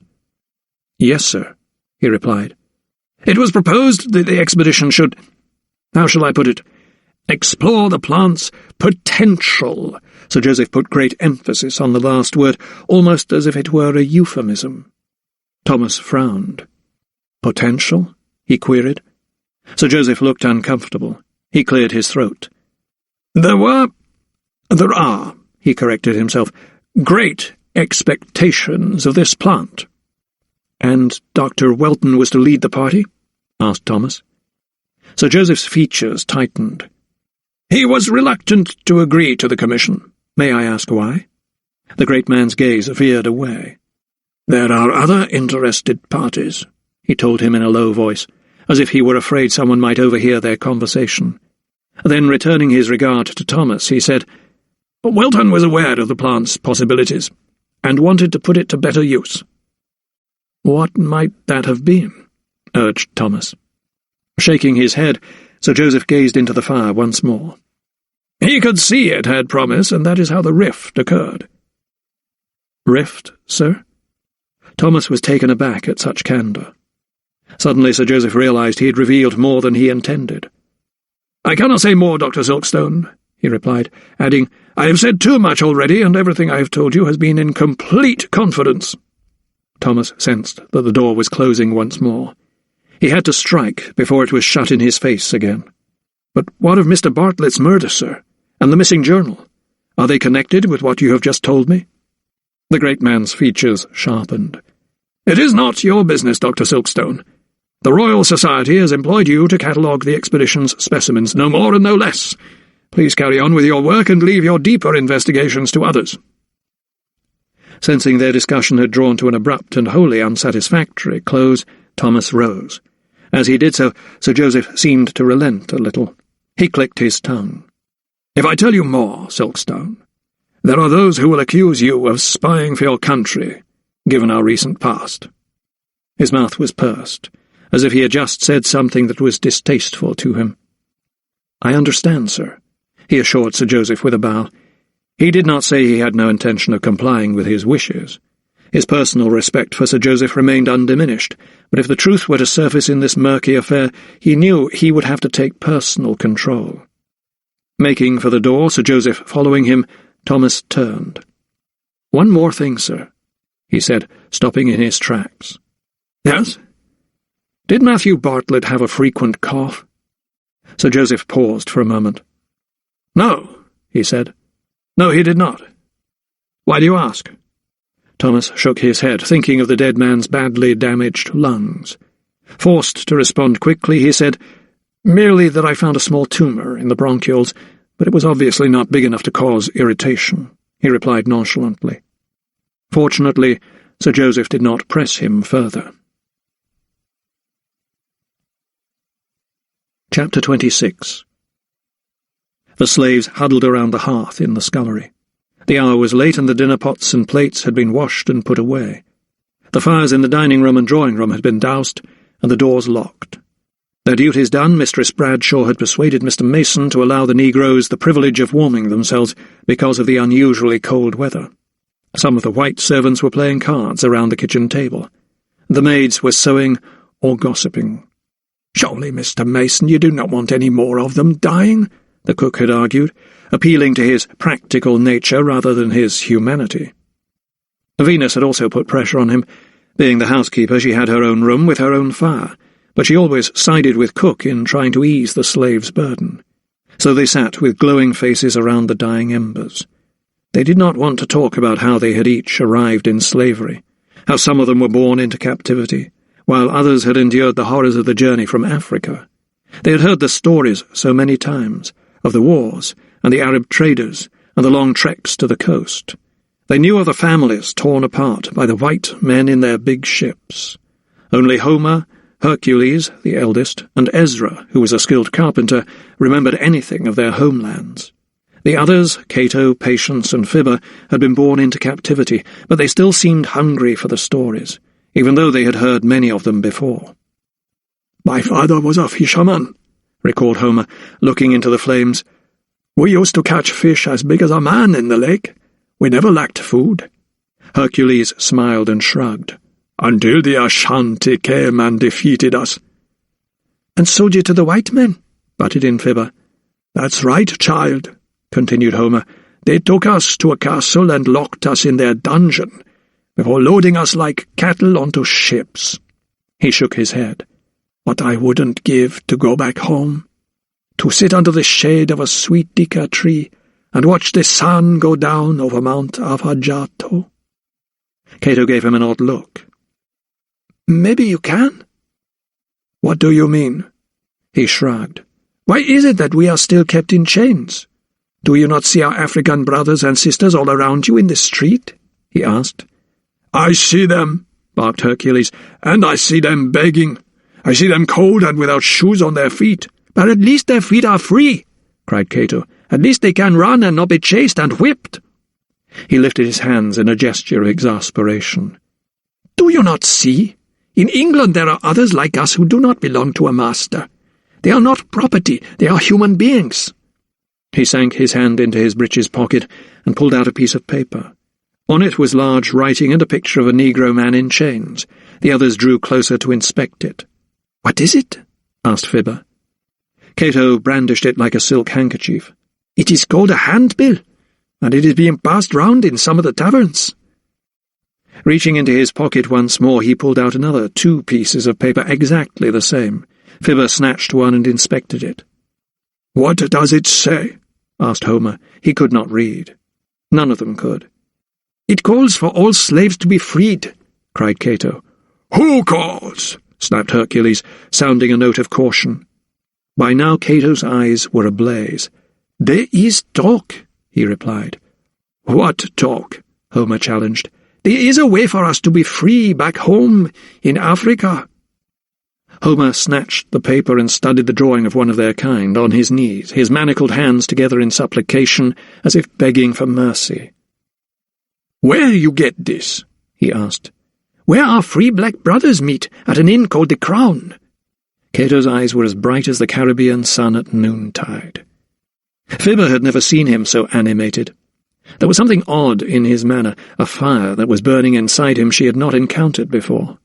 He had the zeal of a white preacher she sometimes saw in the market square, exhorting his audience to repent of their sins and turn to God, their white God. She saw him slide a sideways look at her, as if he realized that she knew something was about to happen, something big and frightening that might change their lives. His expression was that of an excited hound that had been digging in the dirt. What had he found? A bone of hope to chew upon, perhaps? He had discovered more than this trifling piece of paper with words on, surely. Did he dream of escape?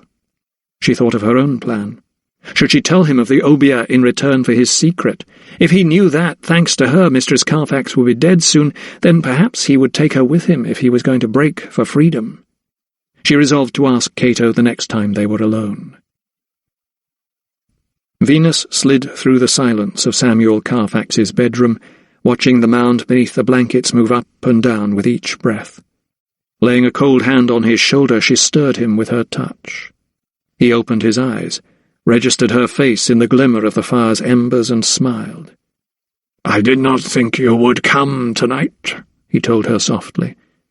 In the half-light she saw his naked head peeping out from the coverlet, smooth as a hard-boiled egg without its wig. Her touch moved him quickly into wakefulness, and he turned onto his back. There was lust in his hands as he reached for one of the ribbons on her nightgown and began toying with it like a string on a lute. She stayed his fingers and started undoing the ribbons herself. "Do I ever let you down?" she asked in a voice as smooth as velvet. She did not tell him the reason for her lateness, that she was passing the scullery, and had caught a fragment of conversation between the slaves that had held her attention. Such was her interest that it had caused her to stand silently with her ear to the door, listening to their talk for a full 20 minutes. She climbed into bed beside him, and began warming her hands on his hot body. "No," he replied as he felt her icy fingertips caress his thigh. "You never let me down." Chapter 27. Mistress Finesilver woke Thomas with a message that morning. Through the fog of his returning consciousness, he heard her say there was a carriage waiting to take him to the Carfax household. "Who is ill?" he asked, pulling back his bed-sheets. "I do not know, sir," she replied, drawing the blind, "only that it is urgent." From the way the carriage clattered at high speed through the streets and along the river road, Thomas assumed some kind of terrible calamity had befallen the Carfaxes. Indeed, when the door was opened to him, he heard a loud commotion coming from upstairs. He was therefore more than a little surprised to be ushered into the study, where he found Samuel Carfax seated at the desk, poring over some sort of ledger. He eased up his portly frame when Mason announced the doctor and strode over to greet him. As he did so, Thomas clearly heard a woman shouting, screaming even, and her cries were punctuated by a dog's howls. The noise was growing louder. Thomas regarded Carfax quizzically, expecting some sort of explanation. When it came, it was not what he had anticipated. The plantation owner shrugged almost apologetically. "My wife," he began, "she—" He was not given the chance to finish his sentence. At that moment, Cordelia Carfax burst into the room, carrying Fino under her arm. "He is blind! My baby is blind!" she wailed, clutching the whimpering canine. Her mouth was twisted and tears gushed down her cheeks as she thrust the animal into her husband's arms. "Calm yourself, my dear," urged Carfax, suddenly landed with the distressed dog. He lifted it away from his torso, outstretching his arms as if the creature were a bundle of foul-smelling rags. It was pawing pathetically at its flat muzzle. Mistress Carfax, her face crumpled and puffy, leered at Thomas. "Well, are you just going to stand there, Dr. Silkstone? Can you not see my dog is in anguish?" Thomas stepped forward. Up until this moment, his only dealings with animals had been pegging them out for dissection and with Franklin his rat. He had never been asked to examine a sick dog before, and was a little reticent to do so now. "For pity's sake, take it, will you?" cried Carfax, anxious to be rid of the furry burden, plonking it into Thomas's arms. Lifting the pug over to the hearth to take advantage of the light, the doctor could see that it was suffering badly. Its lids were closed and swollen, and tears had gathered in the fur beneath its eyes. But it was its strong scent that struck Thomas. He sniffed at it, and, much to his bewilderment, smelled roses. "I need water," he called, but his order was lost in Mistress Carfax's shrieking. "Water, if you please," he repeated, only louder. Heeding the request, Samuel Carfax tugged at the servant's bell. Thomas pulled out a wad of gauze from his open case and began dabbing the creature's face. "I'd say that this little fellow has something caustic in his eyes," he said. "Caustic?" echoed Mistress Carfax, tearing herself away from her husband's embrace. "Does that mean poison?" "It could mean any manner of substance, madam," replied Thomas, as Samuel Carfax ordered a pitcher of water from Mason. "But from the smell of it, I surmise that substance is perfume." Mistress Carfax gasped. "Perfume?" she repeated. Thomas nodded. "Rose water?" Another gasp issued from the distressed woman as she thought of her silver scent bottle on her dressing table. "But how?" she asked. Or rather, who? Thought Thomas. He said nothing of his suspicions, but instructed that the dog's eyes be regularly washed with cool, boiled water for the next few hours. He left Cordelia Carfax billing and cooing over Fino, while Venus emerged to show him to his waiting carriage. Tall and poised, she led him into the hallway, where a footman waited with his topcoat. As he slipped his arms into a sleeve, Thomas looked outside onto the back lawns. Squinting against the winter sunlight, his gaze snagged on what appeared to be 2 gravestones, side by side at the bottom of the narrow plot. He pointed to them. "Forgive me, those headstones there," he asked the housekeeper, "they belong to slaves?" Venus also looked out. When she saw what Thomas was pointing at, she clicked her tongue, as if chiding a white man's ignorance. "Those belong to the Mrs. Old Dogs," she told him coolly. "Slaves do not have headstones, Dr. Silkstone." As the carriage returned him home, Thomas pondered on the Carfax household and how it must be riven with hatred and mistrust. He had sluiced the dog's eyes and did not believe any lasting damage had been done, but someone had intended that the creature should be permanently blinded, presumably to wound Mistress Carfax indirectly. He suspected that the dog was the child she had never had. He was not aware of any offspring, and she lavished more love on it than on any human being, including her husband. Moreover, she treated her slaves worse than stray dogs. He had witnessed with his own eyes the woman's indifference to the death of the Negro boy, and her anger when the girl had mourned so publicly. He'd wager that one of those poor, wretched slaves had poured perfume into the dog's eyes to vent their festering and impotent hatred of their mistress. Of course it was reprehensible to injure a defenceless creature, but it was a soft target, and its suffering was clearly felt vicariously by its owner. So engrossed in his own thoughts was Thomas during the carriage ride back to Holland Street that he became oblivious to all that was going on around him. In particular, he had no notion that he was being observed as he alighted outside his home. Two gentlemen sat inside another carriage parked opposite. They watched Thomas dismiss the driver and walk up the steps, before instructing their own driver to move off. Chapter 28. Josiah Dalrymple had business to conduct with Samuel Carfax. He duly arrived at the latter's villa at the appointed time, attended by his trusted slave Jeremiah. As his business was of a private nature, however, he told Jeremiah to wait downstairs in the servants' quarters, where he was duly dispatched by Mason the butler. In the kitchen, Cook was standing by the range, stirring the stock pot. She turned, huffed, and said Jeremiah could sit and wait on the bench by the table.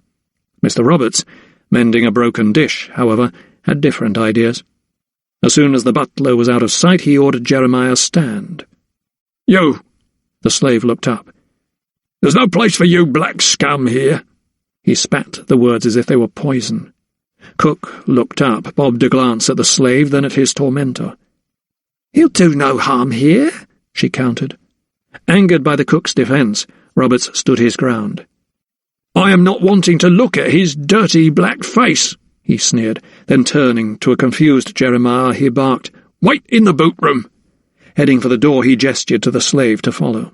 A few paces along the narrow passage, they came to another door. Roberts opened it. "Get in," he ordered. Jeremiah hesitated. It was not something he usually did when commanded by a white man, but after a moment he did as he was bade, walking into a tiny, dark room with only the smallest of windows to let in light. It was cold and smelled musty. The walls were lined with shelves for boots and hooks for riding crops and whips that he suspected were not used on horses at all. There were the familiar sticks, too, that had small paddles on the end that his master used to hit balls around for pleasure. "You shall stay here until your master is ready for you," said Roberts, and with that he shut the door, locking it behind him. Left alone in the murky darkness, Jeremiah walked over to the corner and sat himself down, rolling his body into a ball for warmth, and resting his head on his folded arms.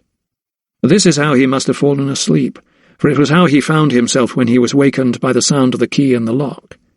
His head shot up to see a woman, swiftly followed by a man. As they blustered into the darkness of the room, he froze. They did not know he was there. In the murky light he watched them move like shadow puppets, heard their panting, then their words.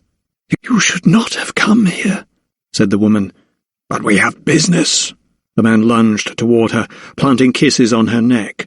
"Your lord and master is engaged upstairs. It is dangerous," she protested. "You love the danger." He laughed. "You have more for me." She pushed him away slightly. "There will be another very soon. A fine Coromantee male." "Excellent," came the reply. Jeremiah heard the man's breathing thicken before he pushed the woman up against the wall. "My reputation is not the only thing that is growing." The rustle of silk was heard and the grunting began. The woman let out an odd cry somewhere twixt pleasure and pain. He a great roar. Then it was over, and silence. Jeremiah held his breath, willing them to leave as quickly as they had come, but in their exertions the couple must have knocked a shelf, and a boot came tumbling down, narrowly missing him. As it clattered to the floor, he saw both their heads turn his way. Then the woman gasped, "There's someone there!" "What?" The man instinctively grabbed the nearest weapon to hand, a golf stick, and launched himself into the darkness. "A slave!" he cried, seeing the whites of Jeremiah's eyes, and he lifted the club to strike.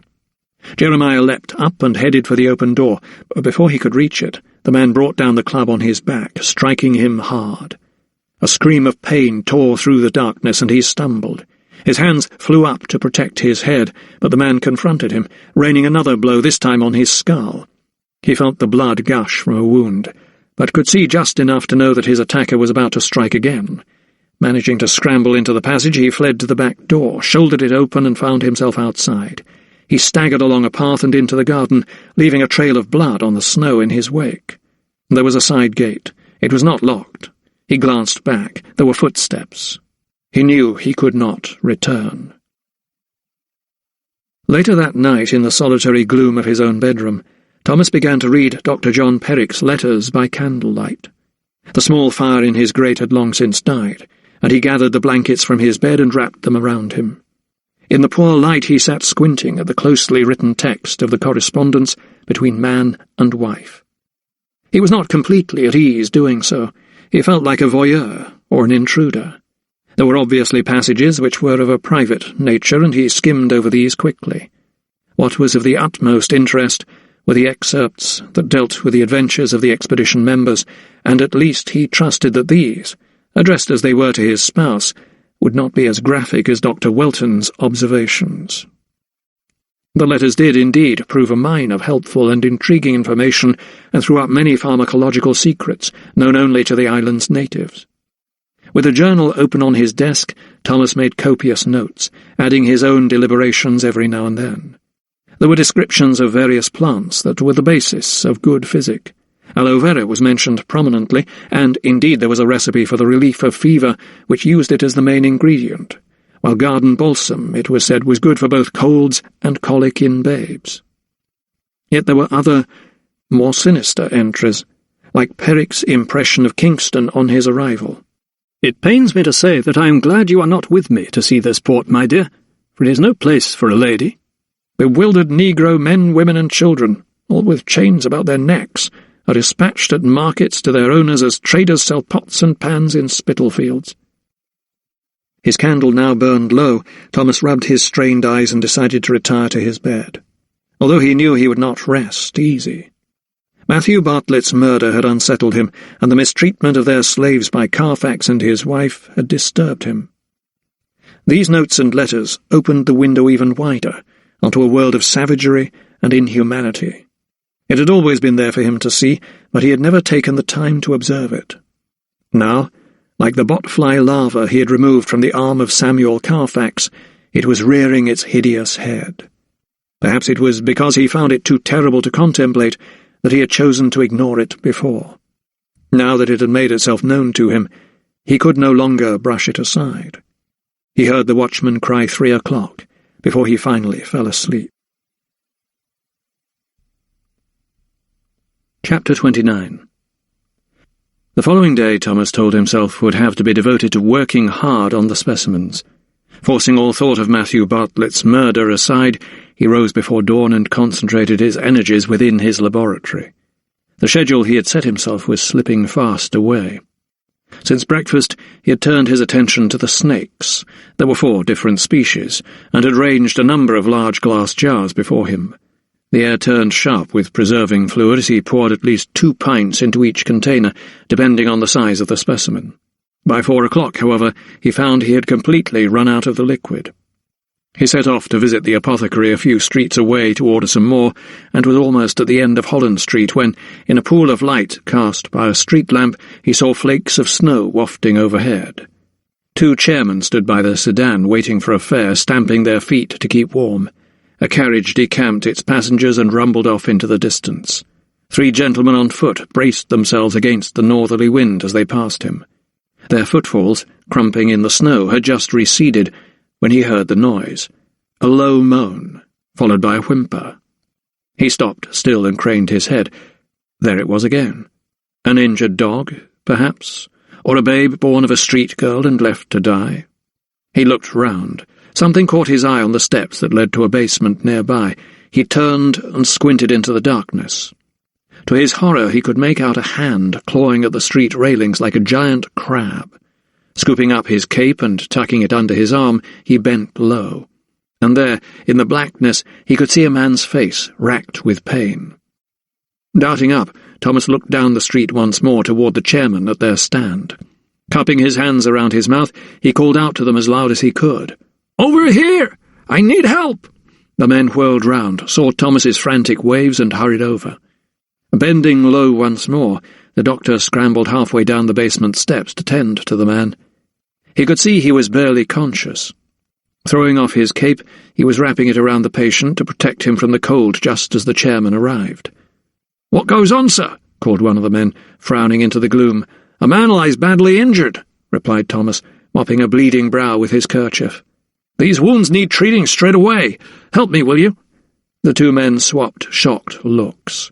This was way beyond their normal duties. Thomas read their faces. "I will pay you double the fare," he snapped. "Just help me get him into the chair, will you?" The injured man was broad and tall and did not come easily. With great difficulty the chairman hauled him up out of the basement and onto the poorly lit walkway, where Thomas could at least discern his features to assess his injuries. But as soon as the men saw his face, both of them balked. "A Negro!" cried one. Ignoring their consternation, Thomas pulled away the folds of the cape to inspect the man's head as blood gushed from a wound. Wrapping his muffler around the skull, he managed to stem some of the flow, but he knew there was no time to waste. The Negro's eyes were now closed and his voice was stilled. He had lost consciousness. "Hurry, men!" he shouted. With little regard for their passenger, the chairman bundled him into the sedan, and within 2 minutes they were carrying the injured Negro through the front door at Holland Street.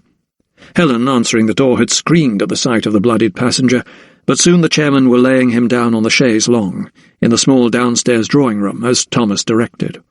Dr. Carruthers pricked up his ears and came to the doorway. "What goes on?" Thomas, putting coins into the calloused palms of the chairman, explained. "A young Negro man has been viciously assaulted, sir. I found him with a severe head wound not 200 yards away in the street." Hearing the commotion, Mistress Finesilver also appeared at the doorway. The chairman pushed past her, leaving muddy footprints in their wake. "And what do you think you were doing, gentlemen?" she railed, hands on hips, as she surveyed the chaos in the small drawing-room. A blue, blood-stained coat lay on the floor. "I found a badly injured man in the street, mistress," explained Thomas, placing a cushion with the utmost care under his patient's head. "We could not take him upstairs." "All this to do," she clucked, hurrying over to the stranger who lay unconscious on the good furniture. Her eyes widened in horror as she saw a cushion on the chaise longue spotted with blood. She snatched it away. "Mind you take off his boots," she huffed as she drew closer to inspect the man's face. It was only then that she realized the identity of this unexpected house guest, and her hands flew up in shock. "A blackamoor!" she shrieked. Thomas had anticipated her reaction, but refused to be drawn by it. "This man is my patient, Mistress Finesilver," he countered, "and will be here for at least the next few days. It would be most appreciated if you could fetch me warm water and my medical case." The housekeeper's mouth opened to deliver a rejoinder, but closed again when she thought better of it. Instead, her face set into a grimace, as if she had just sniffed a jug of sour milk in the pantry. "Very well," she conceded and flounced out. "His condition sounds serious," remarked Dr. Carruthers gravely. "It is. He has lost consciousness," replied Thomas, peering at the man's head wound. "He is fortunate to have survived." Thomas, squinting into the deep cut, touched the cranium lightly, pressing gently in search of cracks and bumps.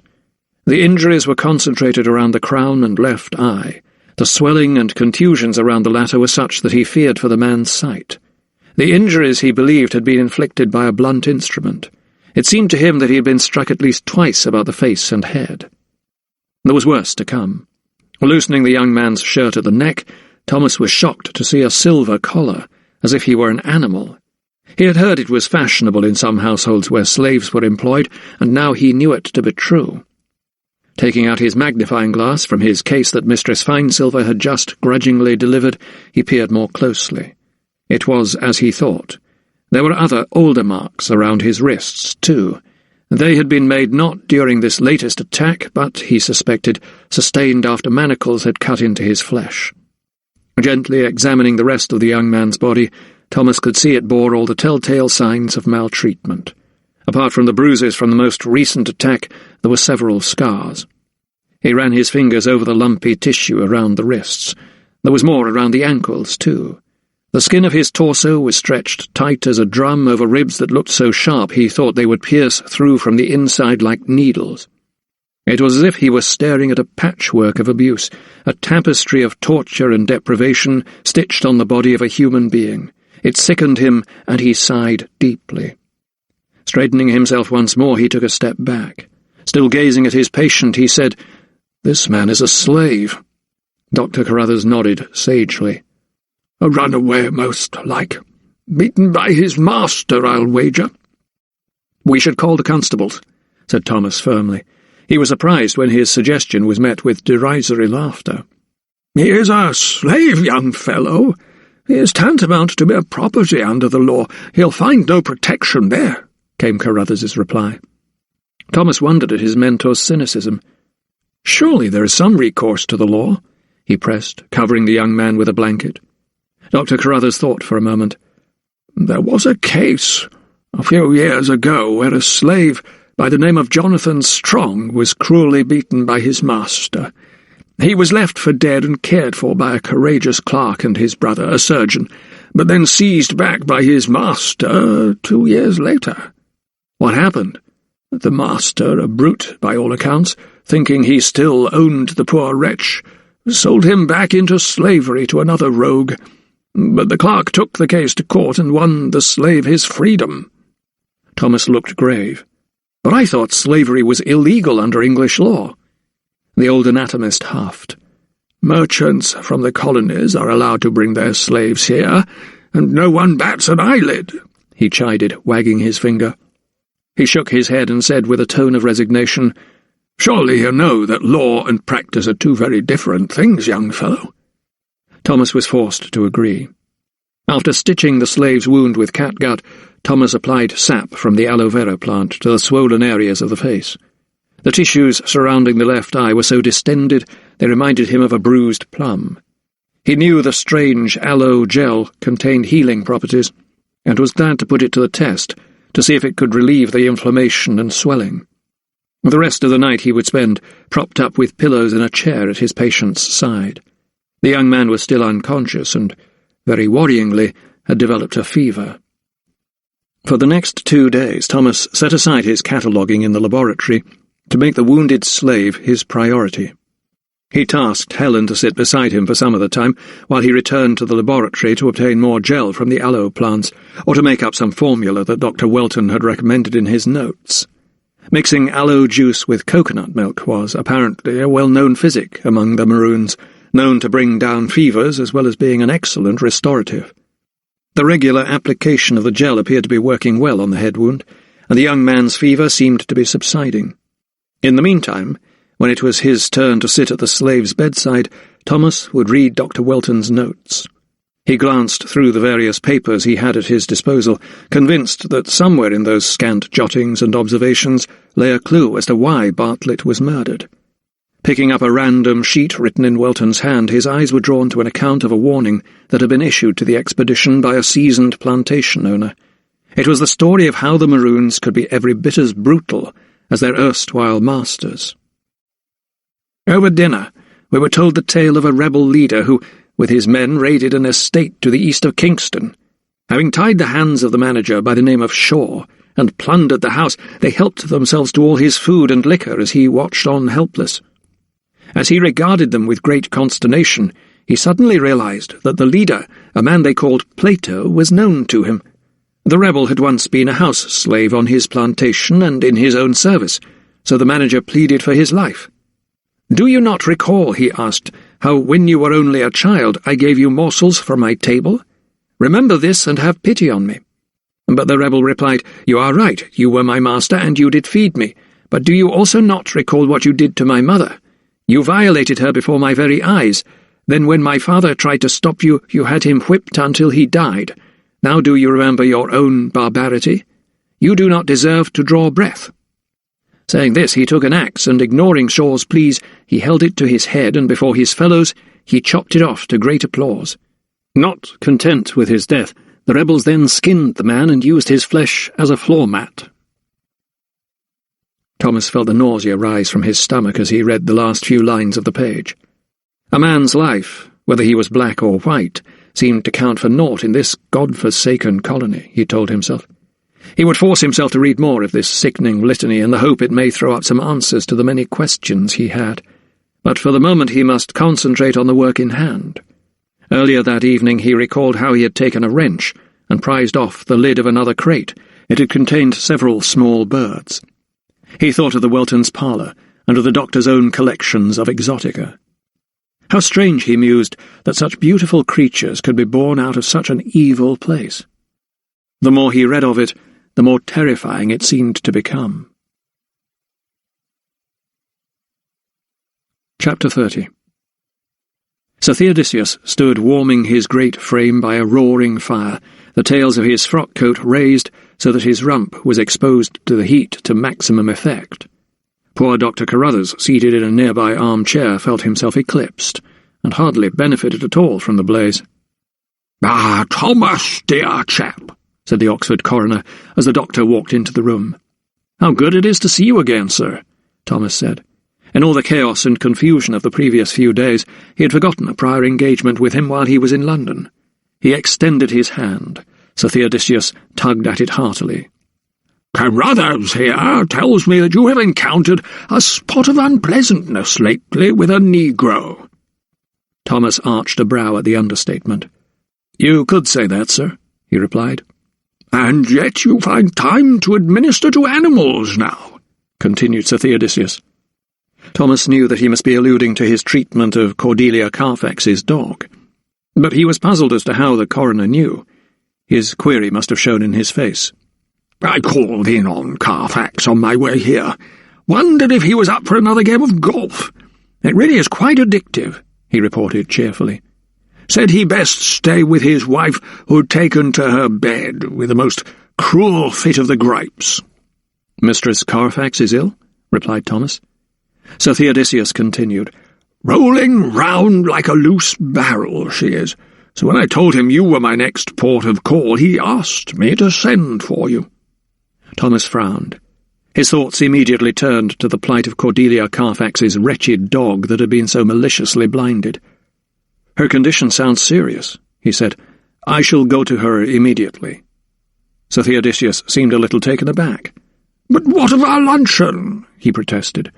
"Regrettably, it will have to wait," Thomas told him, with an urgency that would brook no argument. Grabbing his medical case, he headed for the door.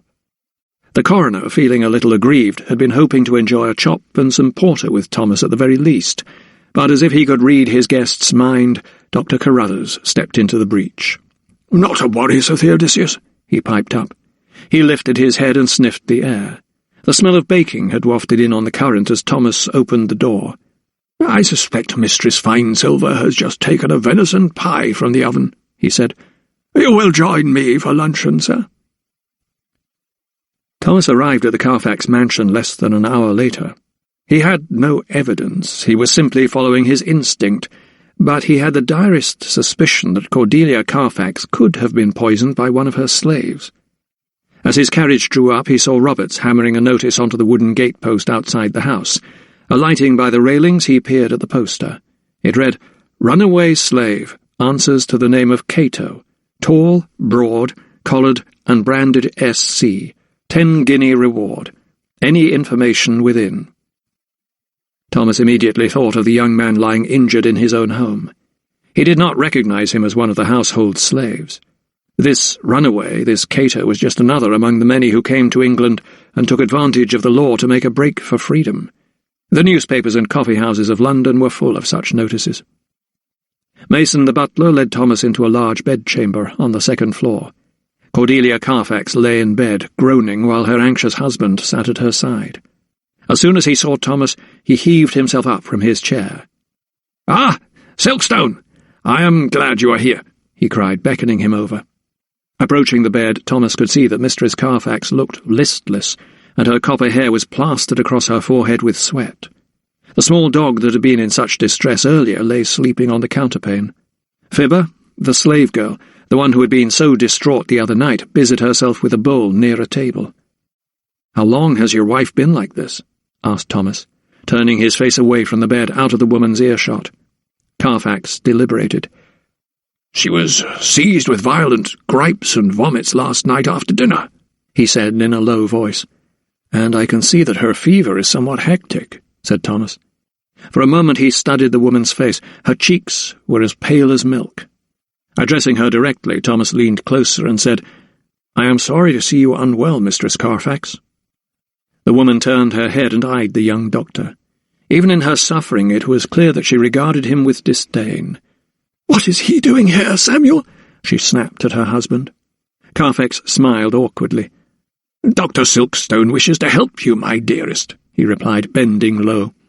"Is there anything that your wife ate last night that might not have agreed with her?" asked Thomas. Pausing to recall, Carfax said there was not. "Stewed carp, breast of pheasant," he replied. "May I examine your wife's abdomen, sir?" Thomas asked innocently, but the plantation owner looked at him aghast, as if he had asked if he could make love to her. "I should think not, sir," he shot back. "It is clear my wife is sick, and it is your place to ease her distress." Thomas had, of course, encountered such reactions before. He was not entirely surprised by such ignorance. Carfax held Thomas's gaze. "Well," he said impatiently, "what is wrong with her, man?" The doctor squared up to him. "Without an examination I cannot be entirely sure, Mr. Carfax," he began. He had no intention of sharing his suspicions with him at the present time. "At the moment her life is not in danger," continued Thomas. "I prescribe plenty of boiled water, with a little sugar in it to restore her strength. I will call again tomorrow to check on her progress." At the news, Carfax seemed disappointed that nothing more could be done for his wife. His shoulders visibly drooped. "Very well, Dr. Silkstone," he said curtly, adding, "Venus will show you out." Fino, seeing Carfax turn to leave, jumped off the bed and also headed for the door, pawing at it. It was then, as he eyed the dog, that Thomas noticed it. A small clod of what appeared to be soil on the floorboards. At first he dismissed it as mud carried in on outdoors boots, but then he lifted his gaze. A small object, he could not make out what, had been placed above the door lintel. He thought it strange, but said nothing. In a household such as this, he knew it wise to keep one's own counsel. Once more Venus appeared at the door to escort Thomas out. She seemed even more aloof than before, as if her mind were far away. Downstairs he paused on the front threshold and glanced over at the gate-post, where the notice flapped in the wind. "I see a household slave has run away," he said. He was thinking out loud rather than questioning Venus, but his words clearly galled her, and she fixed him with a fiery glare. "There are plenty of free Negroes begging on the streets of London who would gladly give up their freedom for a meal or a coat, Dr. Silkstone," she replied. "The slaves here may be in bondage, but at least they have a roof over their heads." Thomas had not anticipated a response, let alone one so spirited. "And you, Venus," he fired back, "are you free to leave this household if you please?" She opened her mouth to reply, but words failed her. Instead, her expression betrayed a mixture of anger and regret that seemed to be tugging at her mind and staying her tongue. She simply gestured to the front steps and the drive, where the carriage awaited. That night Thomas retrieved John Perrick's letters from a folder in the laboratory and went to read them by the slave's bedside. There was something that had been bothering him all day, the soil on the floor in Cordelia Carfax's chamber. Searching through the copious sheets, he had eventually found what he was looking for, the doctor's account of the sinister beliefs of the slaves. By candlelight in his new patient's room he read, "There is a strange force that seizes some of the Negroes here called obia. It is practiced like a religion, and the priest, for want of a better word, is apt to lay curses by collecting certain items such as cat's paws, hair, teeth, and grave dirt, all relative to this kind of witchcraft, and placing them in a bag near the intended victim." Thomas looked up from the text and rubbed his eyes. He thought of the mysterious object above the door lintel. He did not need to see into it to guess what it contained. What's more, he would wager a great deal as to the person who had placed it there. He returned to Perrick's letters. Now only a few remained unread. Dated just 3 days before the young doctor was reported to have taken ill, Thomas began reading one. After greetings to his wife and his excitement at the thought of the return voyage, Peric went on to relate more scientific information. Halfway down the second sheet he wrote, "There is a plant, known as maroon weed, that is a rank poison known to the slaves for being able to dispatch intended victims either slowly or quickly. I spoke with another physician whose Negro woman had intended to kill him with it. He was seized with violent gripings, vomited profusely, and was subjected to fevers and even convulsions. Realizing himself to be the victim of a poison, he sought help from another man of medicine, who prescribed the kernels of nandiroba to be infused in wine and drunk frequently. This cured him in time." Looking up from the script into the darkness of his room, it struck him as soundly as if he had been dealt a blow across his cheek. Suddenly he knew exactly what ailed Cordelia Carfax, and it was what he feared. Seized with bellyache, feverish and vomiting, she had ingested something poisonous, and it was most certainly neither stewed carp nor pheasant. Thomas read on. "Another acquaintance told me that some slaves administer poison to their masters by putting powder under their thumbnail. So, putting their thumb upon the cup or bowl they pass to their victim, they cunningly convey the poison. Wherefore any Negro with a long thumbnail is to be distrusted." It was then that it struck him. He pictured Fibber, the slave girl holding Cordelia Carfax's bowl of vomit in both hands, and he recalled most vividly the length of the nail on her right thumb. Chapter 31. First light found Thomas in his laboratory. He had identified some leaves from a plant Mr. Bartlett captioned Favilia cordifolia, apparently a popular herbal remedy among the Negroes. Also known as antidote cocoon, a small amount, according to Dr. Peric, opened up the body and produced an appetite, whereas a large dose induced both stools and vomit. Infused with wine, the ground seeds of the plant could be given as an antidote to various poisons. So he had pounded the kernels and steeped them in wine for 2 hours, before straining the liquid. As he worked, he battled with his own conscience. There was no question in his mind that Mistress Carfax was being poisoned, in all probability by one of the household slaves, the same one, perhaps, who tried to blind the dog. Yet if he informed Carfax of his suspicions, there would be no chance of justice for the accused. He simply hoped that this formula worked quickly and that Cordelia Carfax would be fully restored in a day or two. He poured the reddish liquid into a bottle and braved the snow once more. If, as he suspected, Mistress Carfax was being poisoned by Fibber, then the girl must not be allowed anywhere near her mistress. Yet if he told Carfax, she would be beaten to within an inch of her life, and, most probably, hanged for attempted murder. He found himself torn between natural justice and his duty. He only hoped that the matron had not worsened overnight. Cordelia Carfax remained weak and feverish, but her abdominal pains seemed to have lessened, and she had held down a cup of sweetened water. Heartened to find his patient in less pain, Thomas offered Venus the bottle of physic and instructed it be given at regular intervals until she was better. The slave girl, Fibber, was once again in the room, mending the fire. He moved closer to her just to make sure that his memory was not playing tricks on him. He saw her place the poker back in the stand and focused his attention on her hand. He had not been imagining her thumbnail. It was inordinately long compared with her other nails. He resolved to speak with Venus. As soon as Fibber left the room, he turned to the housekeeper. "I think it best that you take sole charge of your mistress's care," he told her. Venus's flawless complexion suddenly wrinkled. "Sir?" She would not make this any easier for him, he could see that. "It is important that she be given the correct dose of the physic, and I believe you are best able to do that," Thomas told her earnestly. He was looking at her intently, watching for a flicker of understanding, before he added, "You are more capable than Fibber. Do you understand?" Venus nodded, but in such a way that Thomas remained unsure as to whether she had taken his meaning. She returned an odd, inscrutable look. "I understand, Dr. Silkstone," she replied.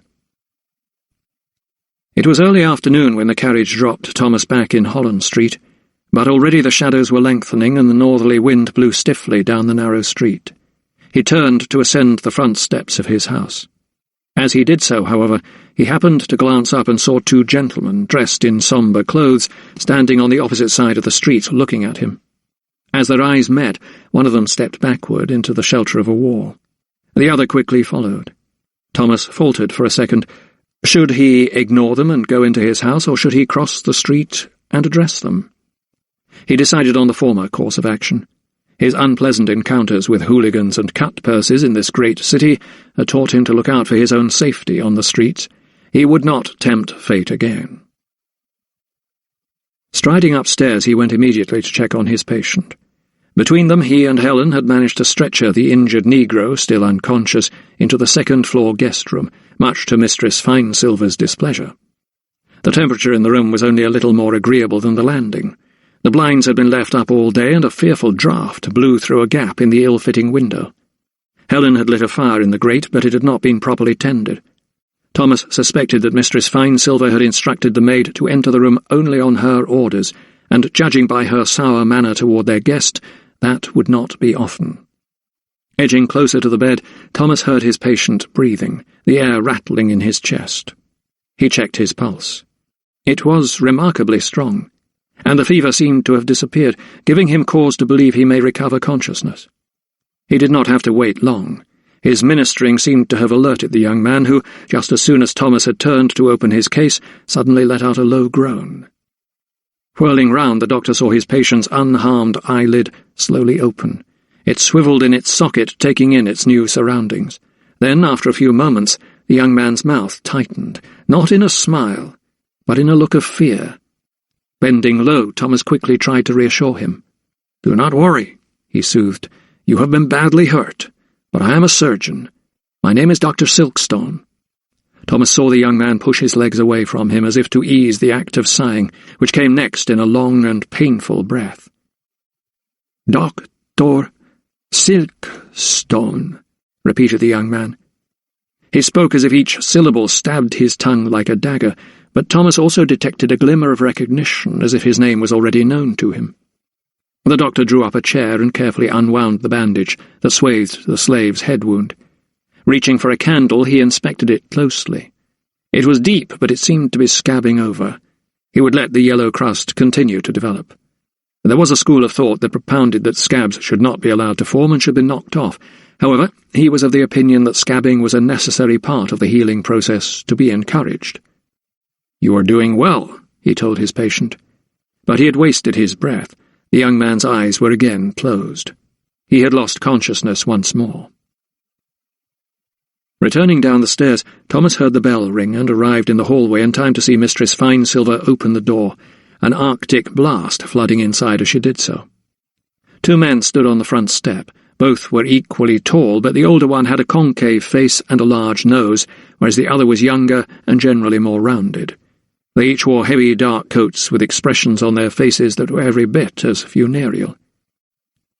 "May I help you, gentlemen?" asked Thomas before Mistress Finesilver could launch into her usual tirade. Dr. Silkstone should not be disturbed after the hour of 8 o'clock unless their business was of an extremely urgent nature, she would say, although she never couched her meaning so delicately. The taller man stepped forward a pace, whipping off his hat despite the cold to reveal a grey wig. His face was angular, and the chill had rendered his complexion as mottled as a map, all red blotches and blue veins. "Dr. Silkstone?" he asked, giving a shallow bow. "I am he," acknowledged Thomas. "We should like to speak with you on a matter of great import," he began. His demeanour was intense, almost grave, but not threatening. The doctor gestured the strangers inside. "The study, please," he said, ushering them toward the door. "I am afraid there is no fire in our drawing-room." Thomas introduced Dr. Carruthers, who had been dozing by the hearth, and bade them sit. "What is it that I can do for you, gentlemen?" he asked, seating himself opposite them. Again the taller man spoke. "Let me introduce ourselves, sir. This is Mr. Clarkson, and I am Granville Sharp." "Sharp?" repeated the old anatomist. The man shot a glance at Dr. Carruthers. "I am known to you, sir." Carruthers chuckled and shifted in his chair excitedly. "Your reputation as a champion of the oppressed precedes you, sir, and I am most honoured to welcome you into my home." Turning to Thomas, he explained, This, young fellow, is the gentleman who sponsored the case of the slave I was telling you about." "Jonathan Strong?" queried Thomas. "The very same," exclaimed Carruthers excitedly. Thomas smiled broadly. "Then you are indeed most welcome, sirs," he reiterated. "But how can we help you?" Sharp nodded and leaned forward in his seat, as if he were about to impart a secret. "We are but a small group of men that finds slavery in all its forms to be against the law of both God and nature. We are therefore committed to work for its abolition." Thomas nodded sympathetically. "An admirable ideal, gentlemen," he said, "and one that has my full support." Yet there was a slight catch in his voice. "How does this concern me?" Sharp's brows knitted into a frown. "Forgive me if you believe we are intruding into your affairs, sir," he began, "but we have reason to believe that you have recently given quarter to a—" he fumbled for the appropriate word. "stranger." Thomas suddenly tensed as he wondered how they knew he was harbouring a runaway slave. He felt his heart beat faster and his mouth go dry. Seeing the young doctor's reaction, Sharp responded by raising his hands. "It is true, sir, I confess we have been surveying your movements." "My movements?" queried Thomas, growing increasingly alarmed. The younger man intervened. "There is an inn, sir, the Crown, where Negroes gather. Our Quaker friends distribute pamphlets there and try to help them. That is how we heard, sir, of your charity at the Carfax household." "We only followed you to affirm our purpose," Sharp tried to assure him. "And what might this purpose be, sir?" asked Thomas warily. The older man, after taking a deep breath, continued, "If you have shown charity to an injured stranger, sir, then we commend you. But I'm afraid we also come to warn you." Thomas cocked his head. "To warn me?" he repeated. "Against what, pray?" Sharp and Clarkson exchanged nervous glances. "It is not our way to disguise the truth, Dr. Silkstone. We believe in speaking plainly," the latter pointed out. Thomas nodded. "That is a quality I much appreciate," he replied. Clarkson pushed his spectacles up the bridge of his small nose. "We are here," he continued, "because we have heard of your reputation for good works, sir, and believe that you champion the poor and the vulnerable." The doctor gave a flat smile. "I do what I can." Sharp took up the running. "We also believe, Dr. Silkstone, that you are caring for a slave who has run away by the name of Jeremiah Taylor." "And if I am, sir?" Sharp took a deep breath. "If you are, sir, I'm afraid you must know that it is not an end to the matter." In his fireside chair, Dr. Carruthers grunted. "I feared as much," he muttered, shaking his head. Thomas shot a look at his mentor. What was it he had said? He had known he was taking a risk by caring for a slave. He knew he had to accept any consequences. "Gentlemen, I am a surgeon and a physician. If I care for a man, it is because it is my duty to do so, regardless of whether he is free or a slave, white or black," he told them. The bespectacled man nodded sympathetically. "We do understand that, sir, and we admire your compassion," he began.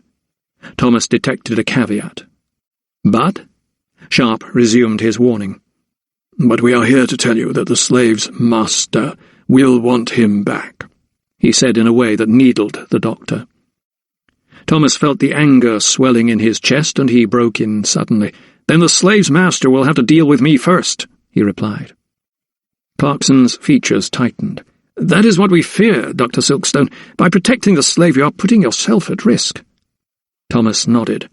"I am aware of that, gentlemen," he replied, suppressing his mounting sense of outrage. "But that man upstairs was left for dead. If I had not found him, he would be buried by now. What right does one man, whoever he is, have to own another?" At these words, Dr. Carruthers clapped his hands together. "Bravo, young fellow!" he exclaimed. Sharp wore the wearied look of a seasoned campaigner. "Your sentiments are indeed admirable, sir, but the slave's master is looking for him. There are posters, leaflets, there is even a reward."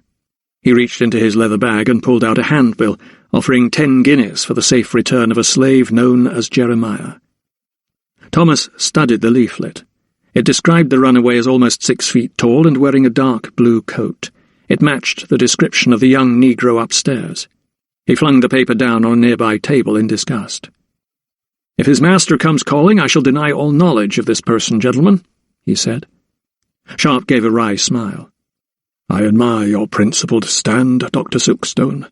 I am thankful that all Englishmen are born free, but those who are merely brought here from the colonies deserve our protection too, and I am afraid they do not get it. That is why we are trying to spread the word among them in taverns and coffee-houses and the like." "And you do a marvellous job," interjected Dr. Carruthers. Sharp shrugged. "Thank you, sir. That may be so. But what I am saying, Dr. Silkstone, is if you should need to fight this case in the courts, then please feel free to contact me." With these words he rose, walked over to Thomas, and held out his calling card. Thomas rose too and took it. "Thank you, Mr. Sharp," he said, looking first at the card, then at his guest. He knew he would be a valuable ally if, or when, the young slave's master came calling. Chapter 32. White snow was falling on the white man's land. It was a sign, as if a sign were needed, thought Cato, that this was a place where he did not belong. His Coromantee name was Cudjo. He had been born on a ship bound for Jamaica, but his mother had died shortly after his birth, and his father had committed suicide, jumping overboard at the first opportunity rather than submit to the whip. At first he had been gifted to a white mistress who was kind to him, but as he grew he seemed to lose the charm he had held, and other, younger boys slipped into his buckled shoes. He had worked in the Carfax household for 15 years, and now he had run away. It was not a decision he had taken lightly. Yes, there had been the odd beating at the hands of Mr. Roberts, the occasional withdrawal of food, but in general his treatment, certainly compared with that of his fellows on the sugar plantations that he'd heard and seen, was bearable. No, the reason he had slipped out of the back door of his master's house one night with the intention of never returning was because he had a plan. Under cover of darkness he had made his way to the Crown Inn. A new life, a free life in Africa, awaited him. That is what was promised them on the pieces of paper handed out at the inn. Tonight he would be freed from bondage and liberated forever. The African brother with the gold tooth ushered him into a back room where the Obeah man sat on his mat, a goat skin draped around his bony shoulders. The room was dimly lit, and all manner of strange creatures leered out at them from shelves. A squirrel monkey, its teeth bared, and a small crocodile, its jaws agape. A strange scent lingered on the smoky air and made Cato feel a little light-headed, as if he had drunk a quart of rum. It was only when he was seated cross-legged on the floor that he saw the Obeah man's face, like half-eaten offal chewed by hungry dogs. A sound ushered from the old man's mouth that made him cock his head closer so as to understand what he was saying. He felt as nervous as a fledgling waiting on a window ledge before it took the first leap into flight. He leaned forward, eagerly anticipating the old man's instructions. "You want to be free?" he asked. Cato nodded. "Then drink this." He lifted a skull that sat by him. It looked like a human skull, and it was full of liquid. "Then what?" he asked, almost breathless in anticipation. "Then you sleep, and when you wake—" The Obeah man's voice trailed off, taking Cato with him to a land of languor and plenty. "I shall be free?" The old man's tone suddenly sharpened. "You will be on a ship bound for Africa, and when you wake you will be a free man." Questions flew into Cato's mind like starlings swirling in winter twilight. "A free man," he echoed. He reached for the skull, but the Obeah man swatted his hand as if he were a troublesome fly. The slave knew why, and he delved into the pocket of his breeches. Pulling out a shiny sixpence, he laid it in front of him. He had found it in the master's pocket when his top-coat was put out for the laundry earlier in the month, and kept it safe, knowing it might mean his salvation one day. Today was that day. "'Tis all I could find," he said apologetically. The old man took it, laid it in his palm, that quivered like a leaf, and with the other hand lifted it to the side of his mouth, where a few blackened teeth remained. Biting into it, he seemed satisfied, and gave a reassuring nod before pushing the skull into the centre of the ring. "Drink tonight, and tomorrow freedom," he said, slamming down his palm on his thigh. He began to chant. Through toothless gums his words were hard to follow, but Cato repeated what he said, then, tilting his head back, drank from the skull. The liquid inside tasted bitter, and he shook his head as if trying to rid himself of the flavour that lingered on his tongue. After a few moments, however, it did not taste so bad after all. Quite pleasant, in fact. He asked for more, and the obeah man obliged. In fact, Cato drank so much that when the old man told him to rise and drink the contents of a phial that he was offered, he did that too. He even whirled himself round and round at his bidding, spinning wildly until he collapsed to the ground, clutching his belly. Within the hour, he was still. Chapter 33. When Fibber came to check on Cordelia Carfax the following morning, she found her mistress had worsened. As she opened the shutters, the thinnest shard of light appeared to pierce the woman's brain as if it were a spear. Even the sound of Fibber's tread on the wooden floorboards sent her reeling. A low moan rumbled from her lips, and her hands clutched her head. The slave girl hurried over to the tangle of sheets and blankets and looked at her mistress more closely. She sniffed the acidic tang, then saw the vomit staining the white linen. Instinctively she curled her lip in disgust, and her mistress caught her expression as she turned onto her back. She seemed too weak even to upbraid her. Her hair was stuck to her skull, and her skin was the colour of porridge. From the filmy dampness on her forehead, Fibber knew that Mistress Carfax was in the grip of some terrible ague. Hearing his wife's moans, Samuel Carfax strode into the bedroom to find the girl standing by the bed, looking anxious and wringing her hands. "What is the meaning of this?" he yelled, raising his voice above the din. Fibber spun on her heel. "Oh, sir," she exclaimed, her face now contorted with worry. "The misser is taken real bad." Carfax paced over to the bed, his expression one of annoyance rather than concern. How she needed to be always the centre of attention. Her senseless moans ranked her alongside the hysterical female slaves in his mind. He would have no truck with them, and yet, leaning forward, he saw his wife's head moving from left to right and glimpsed her milk-white face before it was eclipsed by a pillow. She did not look well at all. Quite the opposite. He reached for her hand. "My dearest," he whispered, bending low, "'tis I, 'tis Samuel. Can you hear me?" She grunted in reply. It was a sound that bubbled from her throat. He caught a whiff of the rancid smell on her breath, saw the stained sheets, and he, too, curled his lip in disgust. Straightening himself, he saw Fibber cowering on the other side of the bed. "Get this cleaned up, will you?" he shouted, grabbing hold of a sheet and tugging at it disdainfully. "I shall call Silkstone again, my dear. He will see you right," he told his wife. There was pity in his words, but not in his eyes. He shot a glance at Fibber. "Did I not tell you to change the sheets?" he yelled. The slave jumped to his command and sprang forward toward the bed. Just as she did so, her mistress began convulsing once more. Lifting her head off the pillow, her eyes wide, she called out, then retched. A stream of blackish vomit shot from her mouth, cascading over the bed linen and over the floor. Fibber rushed to her mistress with a bowl, but it was too late. Her head sank back onto the pillows and her eyes closed. Carfax and the slave exchanged glances once more. There was a strange glint in the master's eye that Fibber could not read. He glowered at her for a moment before storming out of the room and onto the landing. He was about to descend the stairs when he saw Venus through the half-open door to his own bedchamber. She was casting her critical eye over the room, seeing that it had been cleaned thoroughly, as she always did. Surfaces needed to be clear, sills free of mildew, linen smooth. On hearing footsteps, she turned to see her master. He blustered in and slammed the door behind him. His anger was palpable, and at the sight of him the features on Venus's normally serene face tensed a little. "What is the meaning of this?" he hissed at her. His fists were balled at his sides. His eyes sharpened on her, yet she remained calm. Her expression was impassive. Such indifference riled him. Her insolence lay barely concealed. There was derision in her manner. He detected the scorn of a woman who knew she could command him with her own body, the curve of her breasts, the silkiness of her thighs. She curtsied. "I do not know what you mean, sir," she replied, looking at him squarely.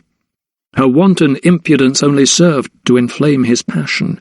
"You know damn well, you whore," he growled, bringing his hand back and slapping her hard on the cheek, as if he were swatting a mosquito.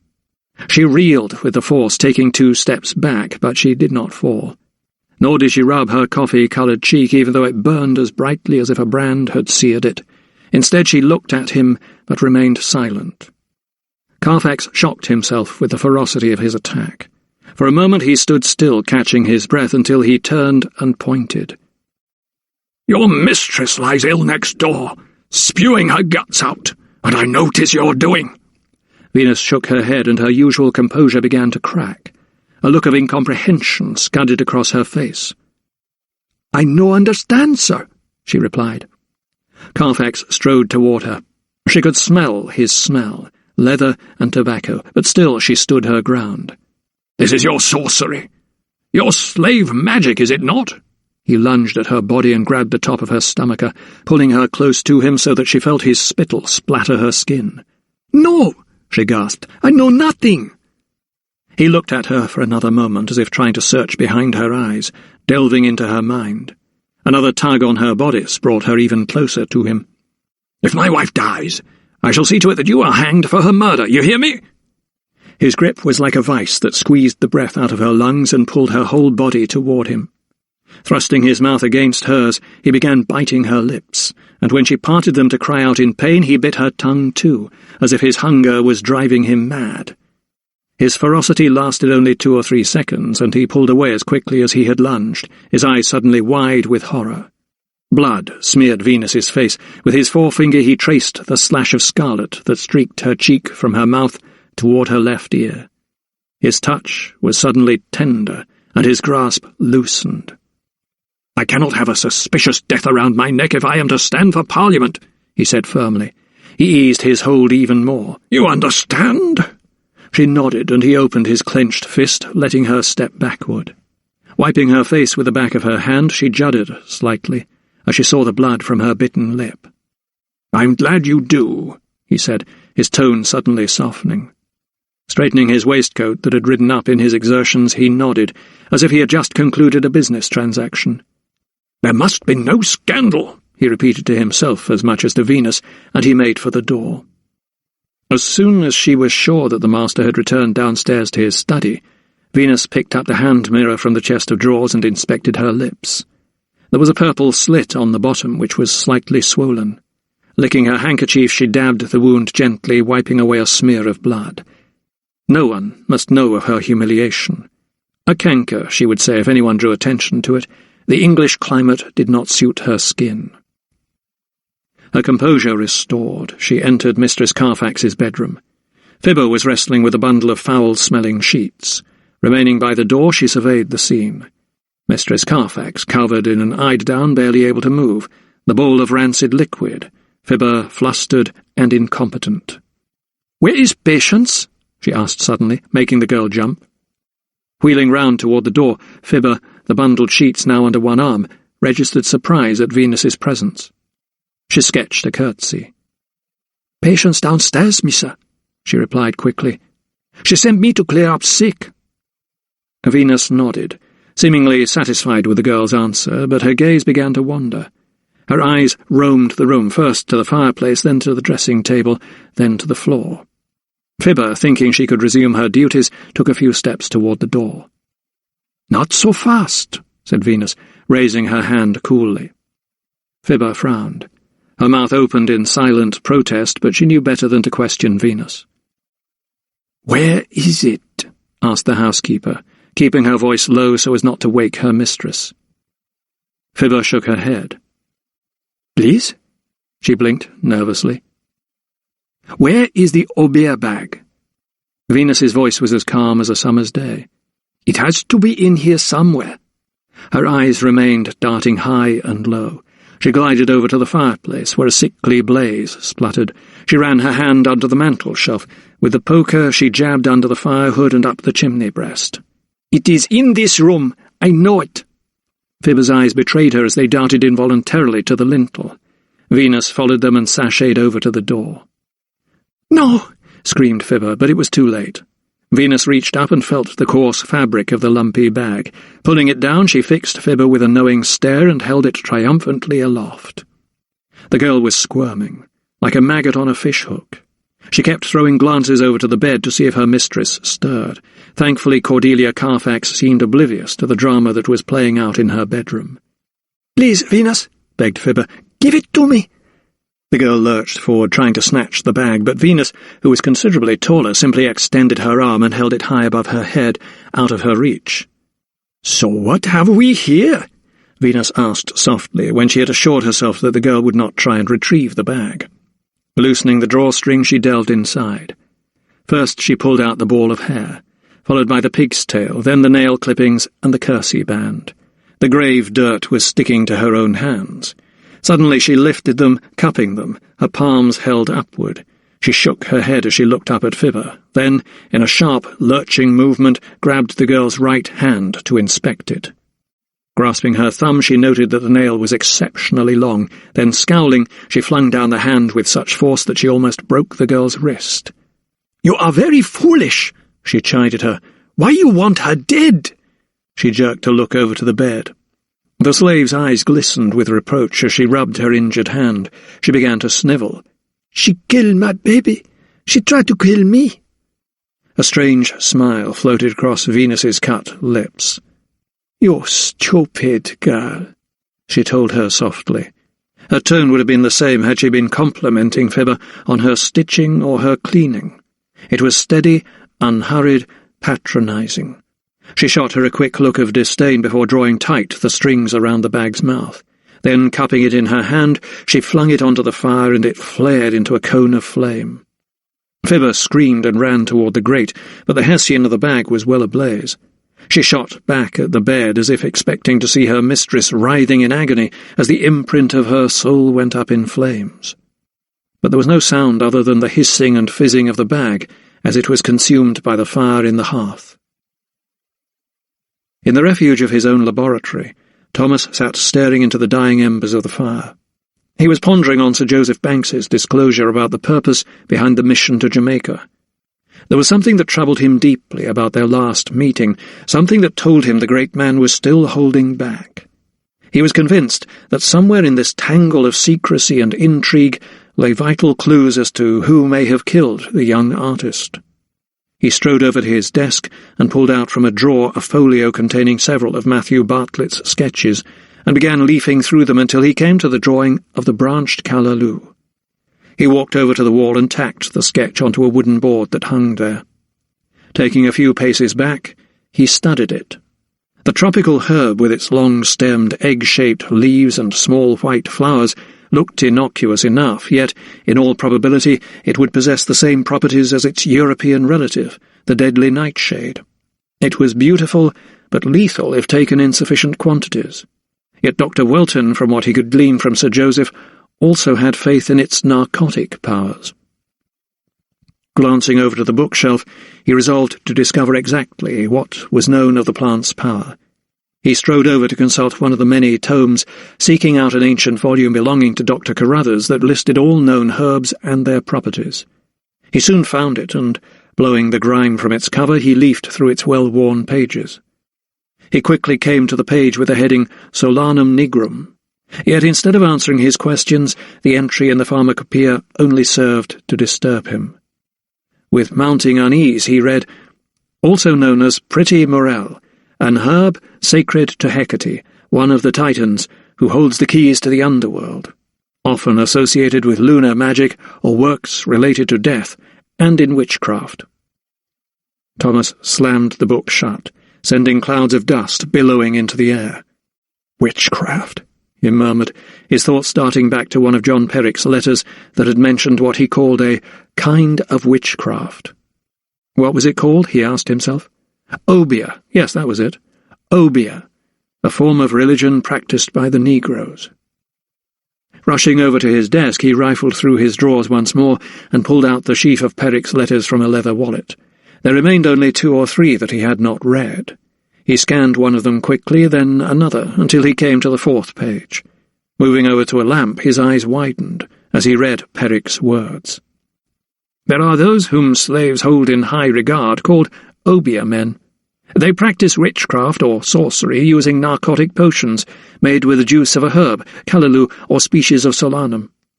The ingestion of such potions will induce a trance or profound sleep that can last for several hours depending on its strength. The guileful spectators are thus convinced that these priests possess the power to resurrect the dead. Thomas was trying to digest the significance of what he had just read when he heard the door open and a voice call his name. "Thomas, are you there?" It was Dr. Carruthers. He waved his stick through the doorway to gauge its width before he came over the threshold. Thomas leapt to his feet. He had completely forgotten the time and had been due to read the day's news from the Gazetteer and New Daily Advertiser to his mentor. "Forgive me, sir, I was distracted," he said, Perrick's letter rustling in his hand. "So you have been reading the notes and letters again," Dr. Carruthers said with a chuckle. "I am sure they are much more interesting than the usual obituaries." The fact that Thomas did not reply to this good-humoured observation spoke volumes. "You have found something, dear boy?" he pressed. Thomas looked grave. "Indeed I have, sir," he said solemnly. "And you will share it with me?" It was a statement rather than a question from Carruthers as he perched himself on a stool. Thomas raked his hands through his hair and took a deep breath. "I believe I have uncovered the real reason behind the expedition to Jamaica, sir," he began. The old anatomist raised an eyebrow. "Have you, by Jove?" Walking over to his mentor, still clutching Perrick's letters, Thomas sat by him. "I have, sir, and it is a sinister one." Carruthers leaned close to Thomas. "You have my undivided attention." "As you know, Sir Joseph told me that the aim of the expedition was to investigate a plant with great medicinal properties." "The branched callaloo," butted in Carruthers. "an atropine related to belladonna." "Indeed," said Thomas. "I was told that Dr. Welton was investigating its narcotic properties. Yet according to what I have just read in Dr. Perrick's letter, African slaves consider it to have magical properties too." "Magical?" repeated the old anatomist. "Their priests mix its juice with other herbs, and when it is drunk during an elaborate ritual, the victim dies shortly after, or so it seems. The following day the dead body is brought before the crowd once more, and after more ritual and another dose of potion, he rises." "Extraordinary," remarked Carruthers. Thomas shook his head. "But there is more, sir. According to Dr. Perrick, not only does this seemingly give the power of life and death to the priest, or obeah man as he is called, but the victim never fully recovers. He becomes incapable of his own thoughts. He is rendered completely compliant to the will of the priest, or whoever gives him orders." Thomas allowed his words to hang in the air for a moment, so that Carruthers could fully understand their implication. The old anatomist was unusually silent at first, as he considered what he had just learned. "And such a power could be put to wider use," he said finally. Thomas nodded. "There you have it, sir." He thought of the customs man, leading Matthew Bartlett away from the Elizabeth. There might be those who are anxious to exploit this potion, or physic, call it what you will. Carruthers shook his head in disbelief. What he had just been told was quite momentous. "Slaves would never again revolt against their masters," he ventured. "Nor prisoners of war rebel against their captors," added Thomas. "Whole armies could be recruited." "And would never mutiny." Both men were silent for the next few moments, pondering on the enormity of what they had just considered. The possibilities of such a powerful potion were limitless. Dr. Carruthers broke the silence. "You believe Matthew Bartlett might have been killed for this formula? You think it was written in Welton's journal?" Thomas thought of unscrupulous traders and even government agents who might use the formula to their advantage. "There are many who would wish to get their hands on it," he replied. The old anatomist sighed deeply. "Do you think that Mr. Bartlett would have known of the journal's significance when he slipped it into his satchel?" Thomas nodded. "I fear so," he said, adding, "and I believe someone else did, too." Carruthers cocked his head, noting the timbre of his protégé's voice. He sensed he had an idea. "You have someone in mind?" "The last time I was with Sir Joseph, he inadvertently mentioned a rift," replied Thomas. shuffling his papers. A rift? Between whom? Welton and Perrick? Welton and himself? Asked Carruthers brusquely. Or perhaps someone else, replied Thomas, opening the wallet and returning the letters to it. The thought had taken root in his head. Perhaps this rift, this disagreement, this dispute could be at the heart of the matter. Perhaps whoever had cause to quarrel with Dr. Welton may have found cause to murder Matthew Bartlett for the journal and gain control over this powerful potion. It seemed a feasible hypothesis. The question was, who? Chapter 34. It was Mistress Finesilver's custom to go to market on alternate weekdays, and it being the Wednesday before Christmas Day, she thought it the perfect opportunity to execute her plan. Accordingly, as soon as Helen had cleared the breakfast dishes from the doctor's table, she made ready. The maid, stacking the plates at the sink, studied her mistress as she eased her chapped hands into her gloves. Jane Finesilver was always a nervy woman, yet that morning she seemed particularly on edge, shifting all about her and clucking. "What are you staring at, girl?" she asked tetchily. Of course she knew very well. The maid was wondering why her mistress was wearing her blue cape with a fur trim that usually only came out for Sunday worship. "A woman of my standing has to look her best at all times," she snapped, as if arguing with some unseen challenger. Helen said nothing but averted her gaze and returned to the eggy plates. Knowing her mistress as she did, there would be accusations of insolence or tardiness, or both, if she did not carry on with her duties efficiently. "And besides," the housekeeper continued, "my other cape is growing shabby." She raised her eyes to the ceiling. "And on what those two gentlemen pay me, it'll be a good few years before I can afford another one." Mistress Finesilver was clearly in no mood to brook arguments or questions. At the end of her peevish speech she gave an odd sort of grunt to show that she had said her piece, before picking up a pannier from the table. "I may be a little longer than usual. I have many things to buy for the festivities," she told Helen. She paused for a second on the kitchen steps as if mentally ticking off an imaginary list of tasks. "You can see to the goose while I'm gone. Pluck, dress and stuff it," she added, glancing at the forlorn carcass hanging near the back door. Happy that the servant would be usefully engaged for the next 2 hours at least, she flounced up the remainder of the steps and out of the house. Helen stayed at the sink for the next 10 minutes, keen to dabble her hands in the water warmed by the copper. It was not until she turned round that she saw that the provisions list was still on the kitchen table. Wiping her damp hands on her apron, she peered at it, written in Mistress Finesilver's spidery hand. How annoyed would her mistress be when she discovered she had left her list? Helen could not read herself, but she did not have to. Even she could see that there were only 5 items written on the paper. Out on the main street, the snow did not seem to have dissuaded people from going about their daily business. A carriage clattered along the cobbles, the horses' shoed hooves swishing over the slushy roads. Errand boys skittered about, clutching packages tight to their bodies. A tailor and his assistant carried a bolt of cloth into a nearby house. All was normal. Life went on. And yet Jane Finesilver felt so different, as if all this was about to change. A seed of doubt sowed itself in her stomach. She paused and took out of her small purse a piece of paper on which was written an address, the George Coffee House in Chancery Lane. She had come to the decision the previous night. The house was silent. The doctors and Helen were abed.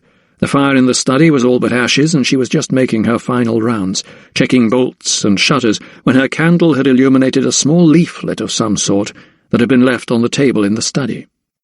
Her curiosity aroused, she walked over to it, bent down and squinted at it.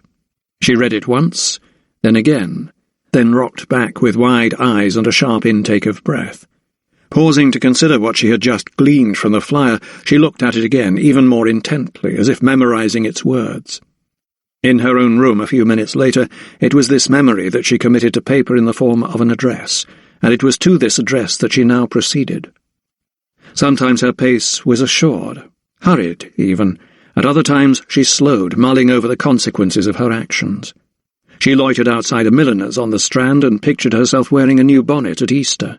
She paid more attention to what fashionable women were wearing, even though admittedly not many had braved the elements that morning. The gold straw picture hat with blue silk and lace trim took her fancy. A large handwritten card beside it drew attention to the fact that this was what the Queen of France, Marie Antoinette, would be wearing in the spring. She did not think to question how a London milliner would know, and blue was a popular colour.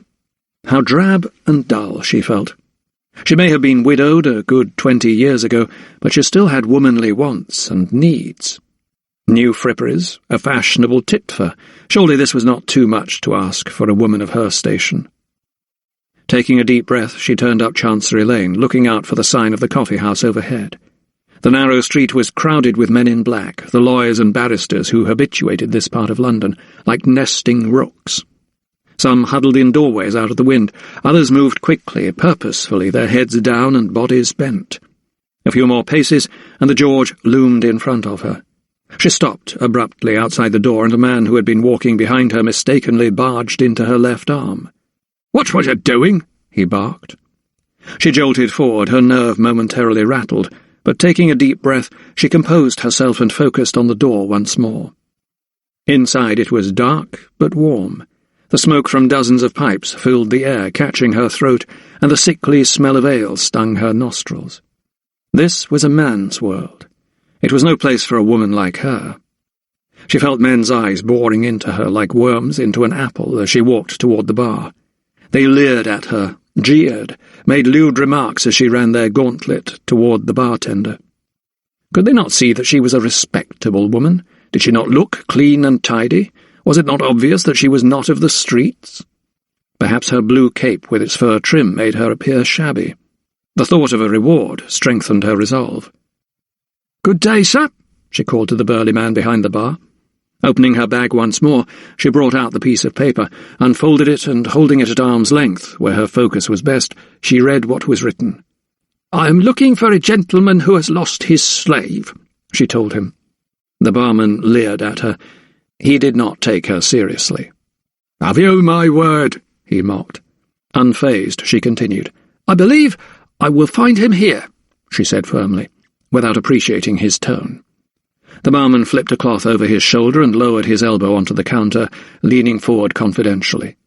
"Then you are in luck," he told her in a half-whisper. "I am?" replied Mistress Finesilver, half shocked, half relieved. The man straightened himself. "You'll find Mr. Dalrymple over there," he said, pointing a fat finger into one of the dark recesses of the inn on the other side of a roaring fire. "A gentleman with a red jacket." Feeling a little more at ease, Mistress Finesilver jutted out her chin and pointed herself in the direction of the barman's gesture. It was easy to spot a man in a red jacket in among all the black. It was more plum-coloured than red, she thought to herself, but she was relieved to find that its wearer had the appearance of a real gentleman, who obviously took great care with his dress. He sat in a corner talking business with a rougher sort of man, he seemed to her, whose face was as pitted as a peach stone. Mistress Finesilver cleared her throat. "Begging your pardon, sir," she said, giving a shallow curtsy, "are you looking for a slave that has run away?" Dalrymple looked up from his conversation and frowned. "Who wishes to know?" The housekeeper felt suddenly very exposed, as if telling this stranger her name would be the same as opening her cape to him and showing him her bodice. She crossed her hands in front of her stomacher. "I have information, sir," she told him, "about a slave." Dalrymple inclined his head. "You do, eh?" he said, lifting a brow. "Then perhaps you would care to take a seat." She saw him nudge the ruffian who pulled out the chair next to him, and she sat down, smoothing her skirts self-consciously. "Leave us, rake," he barked at the pock-marked man, who duly obliged. With her, the gentleman's tone was soft. He lifted his lips into a smile. "So you know where my slave is, do you, mistress?" The housekeeper nodded and slid a coquettish look toward her inquisitor. "That I do, sir, if he wears a midnight blue coat with silver brocade." Dalrymple smirked and leaned back in his chair. "That sounds like Jeremiah," he said, eyeing her thoughtfully as he pushed his tongue into the side of his cheek so that his face bulged for a moment. The sight of it made the housekeeper feel even more uncomfortable. He leaned forward quickly. "So where might this black knave be?" Mistress Finesilver caught a whiff of rum on his breath as he came closer, and drew back a little. "He is at my master's house, sir," she replied, still holding her cards close to her chest. A look of exasperation scudded across the gentleman's smooth face. "Do we really need to play games, mistress? You are obviously a woman of some accomplishments." Mistress Finesilver was not used to such flattery. Young Dr. Silkstone sometimes complimented her on her cooking, but by and large she felt her efforts went unappreciated. "'Tis not right that I should be asked to wait on him hand and foot, while he lies in his sick-bed." "So the slave is unwell?" "Beaten up he was. Not that I know aught about it, but he will soon be well enough to walk, and that's why I came. He needs to be back with his master." "How very right you are, mistress." She felt easier in his company now. The gentleman would be a man of his word, she told herself. "Mistress Finesilver, sir," she volunteered. "And the house?" he pressed. "In Holland Street, number 34, she told him, adding, "the home of Doctors Carruthers and Silkstone." "Silkstone, eh?" he echoed, as if the name were familiar to him. "I am most grateful to you, Mistress Finesilver." "And is now the time for you to show that gratitude, sir?" she asked, suddenly feeling emboldened. "Your advertisement said that you are offering a reward of 10 guineas. "Of course," said the gentleman, delving into his pocket and bringing out his purse. He shook it, and 5 coins rolled out and spun on the table. She watched them dizzy around and drop as if mesmerized by them, before she shot him a puzzled look when she realized how many guineas there were. "This is but half," she said indignantly. She could not hide the contempt in her voice. "And the rest when he is captured, dear lady," assured the gentleman. Mistress Finesilver tried to stifle the sigh she felt bursting in her chest. Her new hat would have to wait a little while longer. "When I have my slave firmly back in chains, mistress, then you shall have your money, and not before." Chapter 35. The axe cut hard and clean, and Richard let out a squeal of delight as the sturdy log was severed from its trunk with a dead thud. Nicholas Lupton, his face red from exertion and his eyes streaming with the cold, wiped away tears with the back of his gloved hand.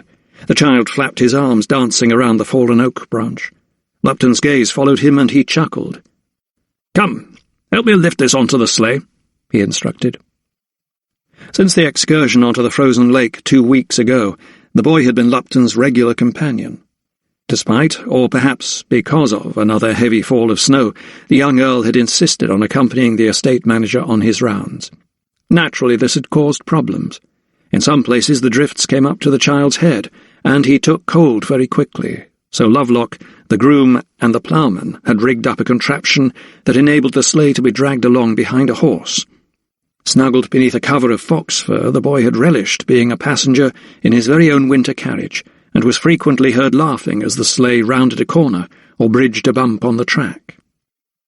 Lydia had registered her initial concern, fretting that Richard's arm was still delicate, or that his vulnerable chest might become weaker still in the freezing cold. Such objections were, however, quickly overcome. Mr. Lupton, ever jovial and energetic, joined in with his young master's enthusiasm. The suggestion to foray into the woods for the Yule log that Christmas Eve had come from him. It was a long-held tradition in the region that each household should burn a special log in the hearth on the eve before Christmas Day. Some said it would ensure the luck of the house from one year to the next, others that it offered protection against witchcraft. Whatever the reason for such a custom, the suggestion was met with unbridled glee from the boy. Lydia had no choice but to agree. Once the log was secure and his young passenger was tucked safely on the sleigh, Lupton mounted his horse and they set off back to the hall. It was a 20-minute journey, and he took it upon himself to teach Richard the words and tune to another, very appropriate carol. "The holly and the ivy," he began, and the boy followed suit, learning quickly so that by the time the horse and sleigh came to a halt in front of the house, the two of them were singing in unison. Lydia had been watching for them at the drawing-room window, and ventured onto the steps to greet them. "Mamma, we have the Yule log!" yelled Richard breathlessly, scrambling off the sleigh and pointing at the large slice of oak branch. Jacob Lovelock and his son Will appeared to carry the log inside. "It is very fine," remarked Lydia, as the child ran up to her. Lupton was smiling at Lydia as he approached up the steps. It was the smile of an equal, and it unsettled her a little. "Shall the men put the log on the fire now?" he asked, adding a moment later than he should have, "Your ladyship?" Nodding, she lifted the corners of her mouth in a careful smile. Her eyes must not stay on his face a moment longer than was seemly, she told herself. Switching her attention to Richard, she said, "Come, you must get warm." She then took him by the hand and led him toward the door. Boots and coats were soon jettisoned, and Lupton was asked to join mother and son a few minutes later in the drawing-room around the hearth. The large fire basket was laid with kindling, and the Yule log was placed ceremoniously at its centre. For the past week, the household had been in a flurry of activity. Every room, even in the servants' quarters, was decorated with holly and ivy. Swathes of dark green leaves were festooned across the mantelpiece, and blood-red berries blazed out from arrangements on tables and sills. There were more candles than usual, too, ranged high and low on every available surface. "Would you do us the honour, Mr. Lupton?" asked Lydia, holding out a box containing a shard from last year's log. She had preserved it according to custom.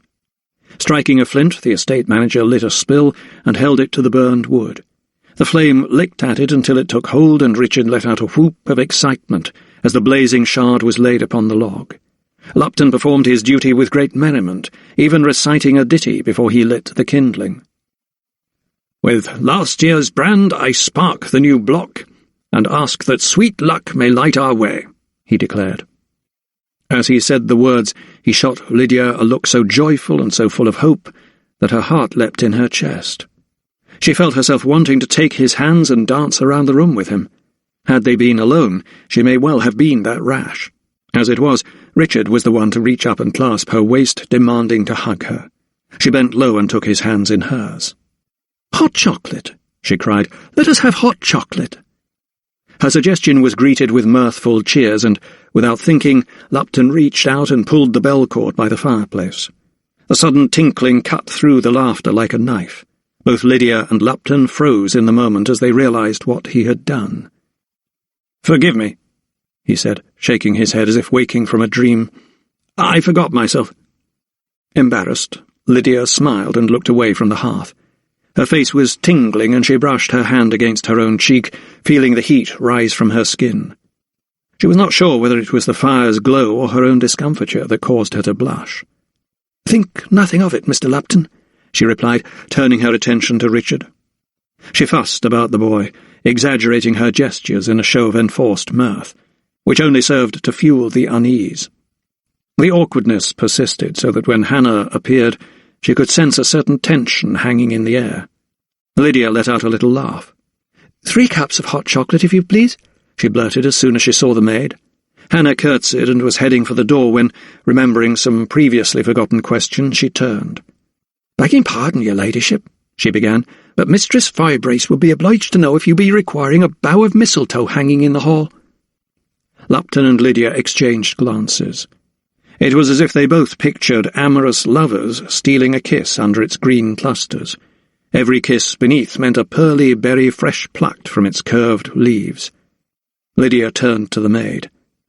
"No, Hannah," she said emphatically. "There will be no mistletoe this year." Chapter 36. Thomas found Jeremiah Taylor sitting up in bed that morning when he came to check on his dressings. Helen had already plumped his pillows, and crumbs were all that remained on a plate on the bedside table. His patient even managed to curl one corner of his mouth into a smile.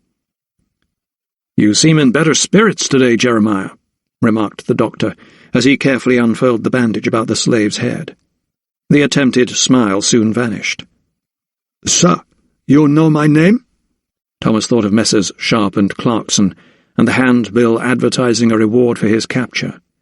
"It matters not," he shrugged. Once more Thomas examined the area around the socket and saw that it was scabbing over well. The swelling seemed to have lessened, and the eye was slightly open. "Your wound is making good progress," he said after a moment. Yet the news did not seem to please the slave. His shoulders slumped, and he let out a small sigh. "Does that mean I will have to leave soon, Dr. Silkstone?" he asked. There was a note of resignation in his voice. Thomas stepped back to study his patient. He looked so vulnerable lying on the bed, still too weak to walk. The visit from the 2 campaigners the previous evening had left an indelible impression on him. How easy it would be, he thought to himself, for Jeremiah's owner to come bursting in and snatch him, dragging him off down the stairs and into a waiting carriage. What was even more outrageous in his mind was the thought that the law of the land would sanction such violence. In England, a slave was mere chattel, a piece of property to be used and abused as the owner saw fit. "You are welcome here for as long as it takes to see you restored to your former self," reiterated Thomas, patting Jeremiah gently on the shoulder. His patient looked up at him with a doleful expression. "And what then, sir? I go back to my master? He will be looking for me." Thomas frowned. "Surely you do not wish to return to the man who almost killed you?" The slave's swollen face could make no show of emotion, but his voice became urgent. "My master did not do this," he said, almost indignantly, pointing to his head. Thomas was puzzled. "Then who?" "I do not know who," said Jeremiah. Thomas seated himself on the chair beside the bed. He realized he had broken his own rule. He should never assume anything. Anxious to know more, he asked, "Can you remember what happened?" The slave silently composed his thoughts, as if searching for memories inside the recesses of his battered brain. "My master had business with Mr. Carfax." "Samuel Carfax?" Thomas shot forward, frowning. "Yes, sir." Thomas did not comment further, but wondered if the connection was a coincidence. "Carry on," he urged. "He sent me downstairs to wait for him in the kitchen. But a man, he was mean. He told me to wait in another place." Thomas instantly thought of Roberts. "He locked me in a room, and then a man and a woman come, and they—" He broke off, his gaze lowering. "What happened?" pressed Thomas. "They talked." "What did they say?" "She say he should not come, but he say they have business." "What sort of business?" "She say she will have another fine Coromantee for him soon." "A slave?" Thomas struggled to understand what he was being told. "A fine one," she say. "And then?" "Then he had her against the wall, and a boot fell from the shelf, and then they saw me." "And it was then that he hit you?" "Yes." "With what?" "A stick for golf." Thomas's eyes widened. "That would certainly explain the seriousness of your injury," he said. "Can you describe the woman?" "It was dark, and no see well." "The man?" "He big, tall, and—" The slave paused, reliving the moment he had seen his attacker in silhouette. "Yes?" "His nose was squashed, like a fighter's." "A broken nose?" said Thomas incredulously. "Are you sure?" "Yes, sir. I seed him side on afore I ran out the door." Thomas took a deep breath, marshalling his thoughts. He knew exactly where he needed to go next. Thomas arrived at the late Dr. Welton's townhouse to find a carriage waiting in the snow-banked street. One footman was helping Mistress Welton inside, while another was assisting the driver to load boxes and chests. Mistress Perrick, dressed in a hooded woolen cloak, stood on the doorstep instructing her housekeeper. She turned when she heard footsteps. "Forgive me, Mistress Perrick," Thomas greeted her, bowing and removing his tricorn. "I wondered if we might speak." The young widow's eyes shot sideways toward the waiting carriage. "This is a most inconvenient time, Dr. Silkstone," she said. "My mother and I are about to leave town for a few days." Thomas nodded sympathetically. "So I see, and I apologize for the intrusion, but I come on a matter of the utmost import." She gave a barely discernible sigh and nodded. "Very well, but please be quick," she said, leading him over the threshold. "So how can I be of assistance, sir?" she asked him curtly, as soon as they entered the upstairs drawing-room. Her mien seemed completely changed from their previous encounters. Gone were the dark shadows of grief that circled her eyes, and her complexion was blooming, even though she still wore her mourning clothes. She gave no invitation for Thomas to sit. "I have found your letters invaluable, Mistress Perrick," Thomas began. She frowned. "Is that what you have come to tell me, sir? Could your thanks not have been committed to paper and sent to me?" Thomas felt chastised. He knew he had to be brief. He came to the point. "I have recently spoken with Sir Joseph Banks," he continued. "He told me about some sort of rift during the planning stages of the expedition." She shot an angry look at him. "Why should that concern you, Dr. Silkstone?" He had not wanted to, but Thomas knew he would have to break the news of Matthew Bartlett's murder to her. "I am afraid, Mistress Perrick, that it concerns me because Mr. Bartlett has been found." She pulled back. "Found? What do you mean, found?" Thomas looked grave. "I fear he was murdered." "Murdered?" The word escaped her mouth in a cry. "No! Who? Why?" She paced across the room to the window and looked out at the waiting carriage. Thomas did not follow her. "I believe he was killed for your father's journal," he told her. "I am convinced it contains information that could be dangerous in the wrong hands. That is why it is important I know everything if I am to uncover those behind the murder," he pleaded. Thomas could see the young widow's shoulders rise as she took a deep breath, then slump before she turned from the window to face him. "Then I think you should know, Dr. Silkstone, that my husband was not originally chosen for the Jamaican expedition." No, this was indeed a revelation to Thomas. "My father asked him just 2 months before he was due to sail." Why might that have been? She took another deep breath, and her whole body seemed to judder. "There was another doctor who had been nominated by the Royal Society to go with him, but my father was deeply unhappy, so much so that he refused to work with him." Thomas's expression registered surprise. "And do you know the name of this other doctor, madam?" She frowned and looked about her as if searching for inspiration. "I believe it was Blizzard, or—" "Izzard?" suggested Thomas. "Izzard, you are right," she said. She pivoted round, her eyes wide. "You know him, Dr. Silkstone?" Thomas was shocked. He had his suspicions concerning Izzard. He very much wanted to know how he obtained so many uncorrupted Negro corpses for dissection, and had intended to probe him at some point. Now he would be asking him about Matthew Bartlett's murder. Thomas's mind flashed back to the operating theatre and the Negro woman's corpse. The memory of his public humiliation by the surgeon when he forced him to make the first cut still rankled. "Indeed I do," nodded Thomas. He did not elaborate. "Do you know why your father refused to work with Mr. Izzard?" She shook her blonde head. "All I know is that my husband filled his place at short notice." Suddenly her voice cracked, and she produced a handkerchief to dab her eyes. Thomas moved nearer. "I am most grateful to you, Mistress Perrick," he said. "What you have just told me could prove very helpful." She nodded, and he could see her eyes grow glassy once more. "If that is so, then I am glad, Dr. Silkstone," she told him, adding, "As I said before, I do not want my husband to have died in vain." He wanted to tell her that it was also his great wish that her husband's work and that of the expedition was not entirely lost, and that without Dr. Welton's journal the whole mission might be a wasted endeavour, but he did not. Instead he bade her a good journey. "You said you are leaving for the country?" he said as she made for the door. She turned back.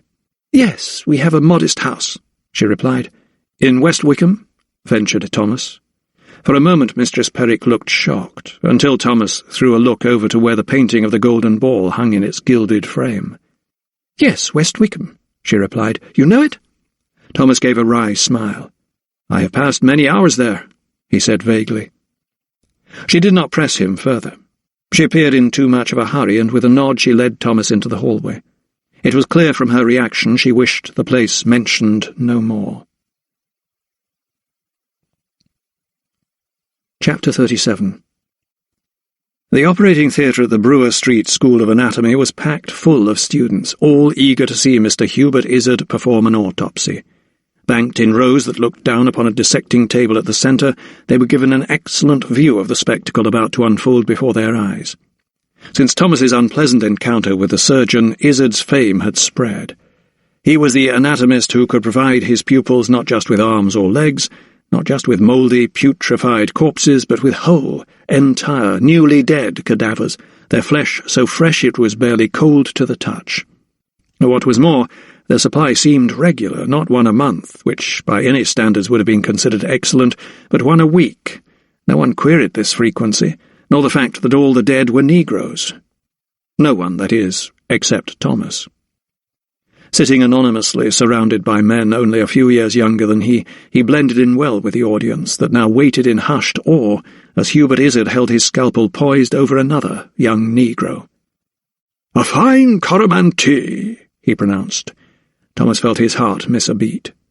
Were those not the exact words used by Jeremiah's mystery woman? The man who beat him with a golf club was, he said, big and tall and with a flat nose. Any doubt that Thomas may have held dissipated. He watched the anatomist make the first cut, and bile rose in his throat. He was not only looking at a man implicated in Matthew Bartlett's murder, but also, it seemed, in the commissioning of slaves' corpses to order. In a theatrical style and wearing a flamboyant yellow frock coat, Izzard incised with panache. He flourished his knife as if it were a conductor's baton, and seemed to take a macabre delight in his work, cutting off digits and distributing them among his stunned audience. No respect was shown for the dead, and indeed it appeared to Thomas very little deference to the anatomist's profession, reducing it to that of a showman or a mountebank. As he watched this gruesome sideshow, he was reminded of Dr. Carruthers's experiences in the Sugar Islands all those years ago. Although he never said much, Thomas assumed they involved the ill treatment of slaves. He knew from both Dr. Carruthers and from Dr. Perrick's letters that many physicians condoned the barbarous trade, meeting ships at port after the gruelling Middle Passage and selecting the fittest slaves to work in the cane fields. Many of the Africans would be half dead after the privations of the voyage. The same number would have died already. Some surgeons were even known to conduct experiments on hapless Negroes with no thought for their suffering, in the name of medicine. At the end of his macabre charade, Izzard took a bow, and his grateful students applauded him. As his assistants disposed of the corpse and the theatre gradually emptied, Thomas stayed behind. He watched until the surgeon had sloughed his hands of the bloody detritus of a dissection, the water in the large bowl turning red, before he stepped down from the rows of seats. "Mr. Izzard," he called. The surgeon looked up, smiling, expecting to be accosted by an intense student eager to heap adulation on him. Instead, the sight of Thomas wiped the grin from his face. "Silkstone," he grunted, drying his hands on a cloth. "It is gratifying that you think I can teach you more." Thomas nodded and smiled. "Yes, and I'm hoping you can enlighten me even further, sir," he began. Izzard puffed out his chest, allowing himself to be flattered. "I will do what I can to help you," he replied, flinging the wet towel on the table. The beadle was scooping up the corpse's entrails into a bucket a few feet away. "Perhaps we could go somewhere private," suggested Thomas. "My office?" Izzard flapped a still damp hand toward a door on the other side of the operating theatre. The room was large and low-ceilinged and formed part of the building's attic. Its walls were lined with display cases crammed full of exotic specimens, the skeletons of small mammals, reptiles, and shells. Thomas surveyed them from his seat, letting his gaze travel around the shelves. "You have some impressive souvenirs, sir," he began. "That conch shell is from Jamaica, if I'm not mistaken. You spent time on the island, I believe, sir." Izzard looked at him quizzically. "How did you know I was there, Silkstone?" he asked. "Dr. Carruthers sends his regards," Thomas said with a wry smile. Izzard subconsciously stroked his flattened nose and, unsure of the young doctor's motive, grunted.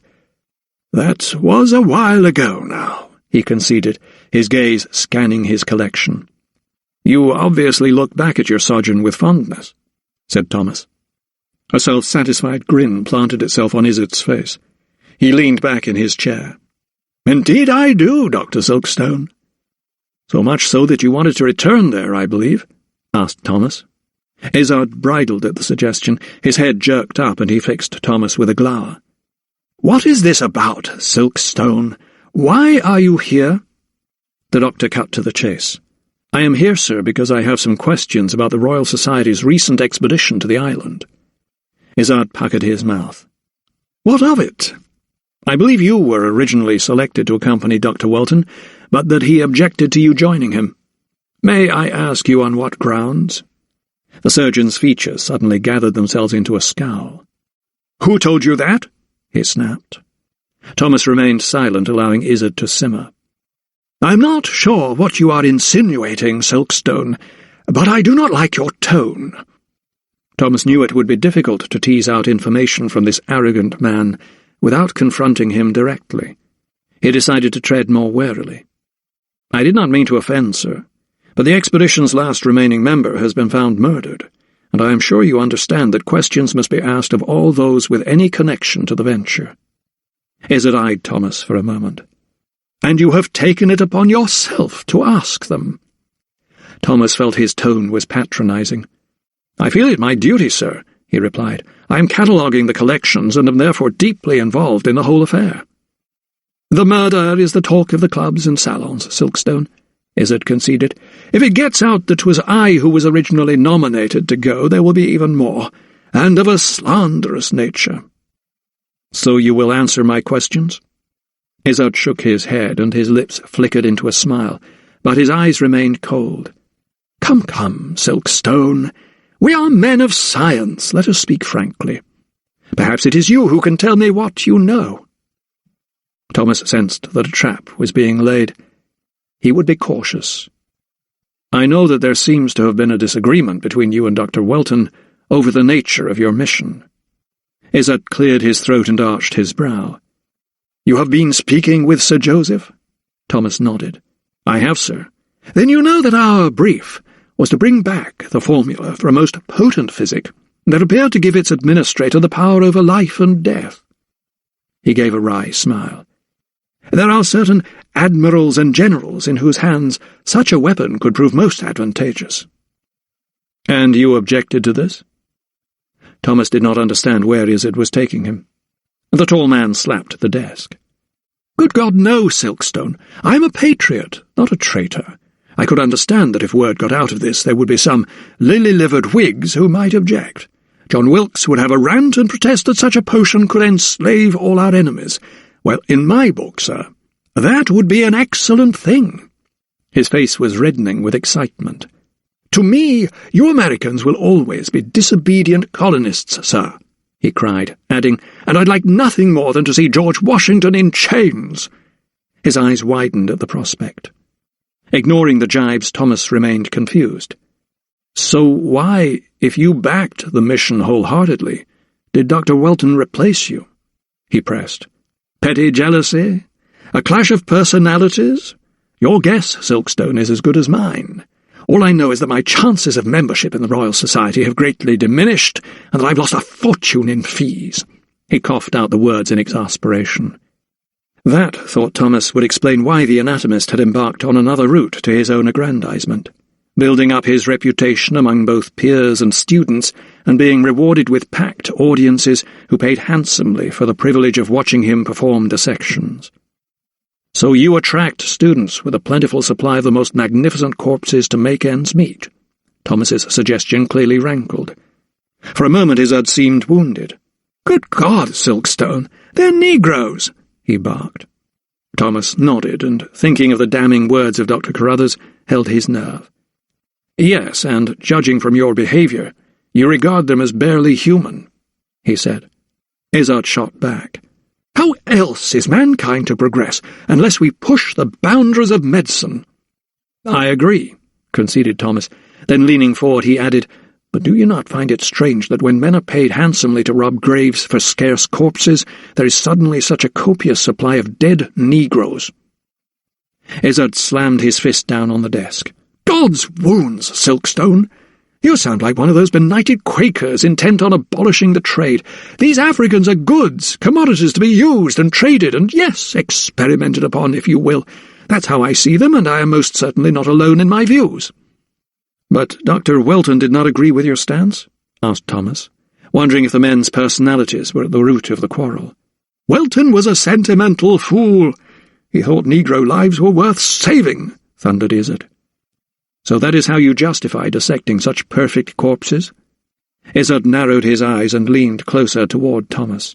"My sin, if I have one, Silkstone, is one of omission." Thomas nodded in agreement.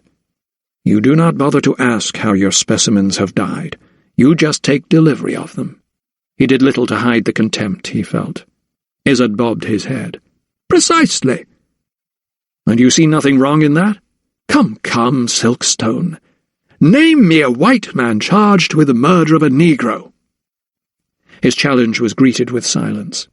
Thomas knew that a slave's life was of little consequence to him, except in monetary terms. He could not give him an answer. He knew there had been no such prosecutions, and his silence brought their interview to an end. Rising from his desk, Izzard told him, "If that is all, then I would ask that you leave my office now, Silkstone. As it is, I have said too much, especially to you as a former enemy of the Crown." Thomas could see that he had touched a raw nerve, but he had barely begun his questioning. Yet he had little choice but to do as he was bidden. "As you wish, sir," he conceded. As he headed for the door, Thomas turned. "Am I right in thinking you know Samuel Carfax?" Izzard frowned. "Yes, what of it?" "And his wife Cordelia?" Thomas saw the anatomist's face twitch and redden. After a moment he said, "I am acquainted with Mistress Carfax and her husband socially, but I do not see that it is any of your business." Thomas remained calm. "I was hoping we gentlemen might be able to play a round of golf sometime soon," he said. "I have it on good authority that you are most proficient at wielding a club, sir." Izzard's eyes widened, but he kept his own counsel. He did not wish to incriminate himself, so instead he managed to nod his head.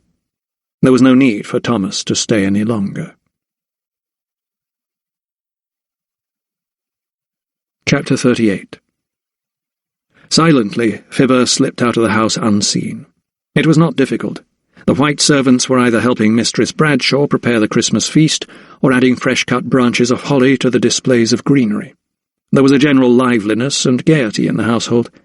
Perhaps it was because the mistress lay in her sick bed, still stricken and unable to control and shout and order. Although she was no longer dosing her, the Missa remained held in the poison's sway. Even Mr. Roberts was mellow that evening. He had broken open a cask of ale in the cellar and was helping himself when he thought no one was looking. There were rumours among the servants, of course. There always were. Below stairs was a melting pot of gossip and insinuation, seasoned with liberal helpings of disloyalty. That American doctor had looked grave, they said. He had shaken his head. Someone even mentioned poison. Someone even mentioned obeah. But Mr. Carfax had instructed Mason to proceed with the dinner as usual. Everything had to run smoothly, even if, under the surface, a storm was brewing. Out on the street, the darkness wrapped around Fibber like a quilt. It protected her from being recognized or called to question. Once more her shawl was her disguise as she teetered on borrowed patterns through the slushy streets. 9 o'clock on Christmas Eve, called the watchman as the church bells struck. The main streets were almost deserted. All the shopkeepers had long put up their shutters. There were bands of apprentices who'd been let out for the evening. Some linked arms and sang songs as they meandered drunkenly along. Fibber avoided their sort, walking in the shadows, even though the mud on the road sucked at her feet. Moments later she found herself once more at the Crown. Through the fog of smoke from dozens of pipes, she saw a few heads turn when she walked in. At least she was among her own kind now. They would not spit at her as she passed. She could lift her gaze and look them in the eye without fear of being whipped for effrontery. There was the man with the brightly coloured bird again, and the man with the ship on his head. A smile found its way onto Fibber's lips, but there was something amiss. There was no music, not much laughter.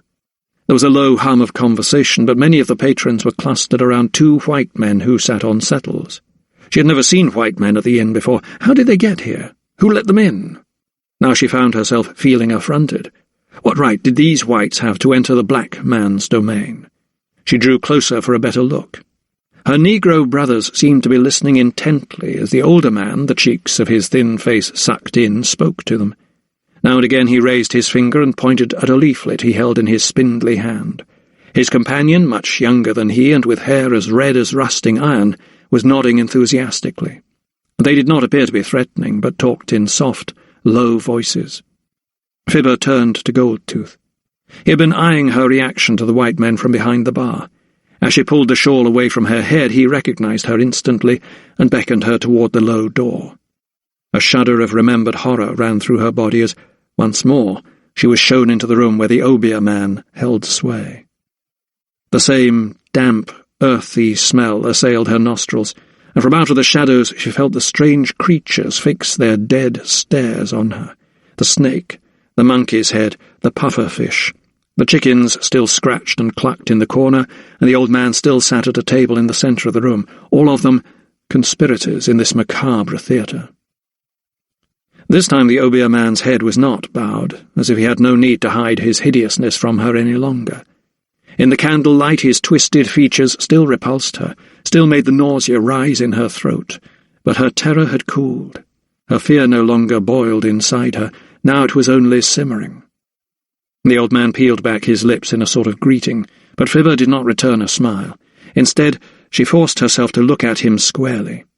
But just as the breath was filling her lungs to speak, the Obeah man butted in first. "Your miss are not dead yet," he told her. His words were framed not as a question, but as fact. Fibber froze. It was as if he had reached into her mind and plucked at her thoughts.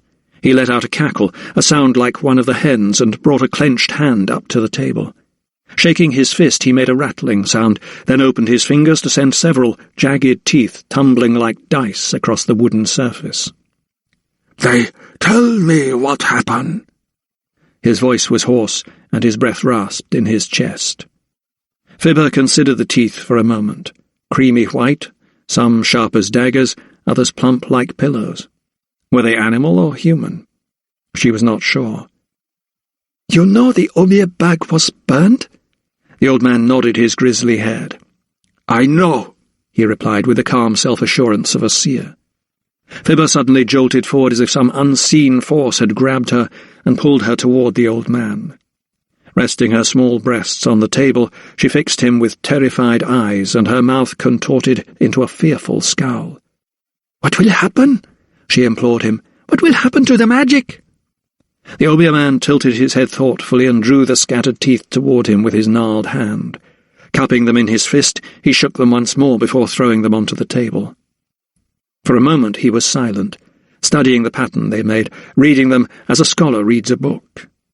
Fibber looked on, too afraid to breathe. She felt the magic in the room, as if she were being wrapped in its great black cloak. Her eyes were wide in wonder and awe. Finally the Obeah man said to her, "You have the power." She swallowed hard, but dared not blink, lest the magic disappear. "I have the power?" she repeated, a tremble snagging on her voice. "I no understand." The old man lifted his hand up to his chest and palmed it to his heart. "The Obeah is still with you. It comes from inside," he replied. Still Fibber frowned. "Inside?" she echoed. The Obeah man shook his head and lifted his half-eaten lips into a shapeless smile. "Your freedom comes from in here." Again he touched his heart. "Freedom," she repeated. It was a word she hardly ever heard, a concept she could barely even dream of. Her mind suddenly flashed back to Cato, the night before he had gone missing, when his eyes were wild with excitement, and he had spoken of the white men, the good white men, with their pamphlets and their talk of freedom. She caught her breath and held her thoughts for a moment before sharing them. "The white men outside," she began, raising her hand and motioning behind her. "Why are they—" The Obeah man cut her short, slicing through her words with a wag of his finger. "The white men mean well," he told her. "They promise freedom, but they cannot deliver it." Fibber gathered her thoughts that lay scattered like the teeth before her on the table.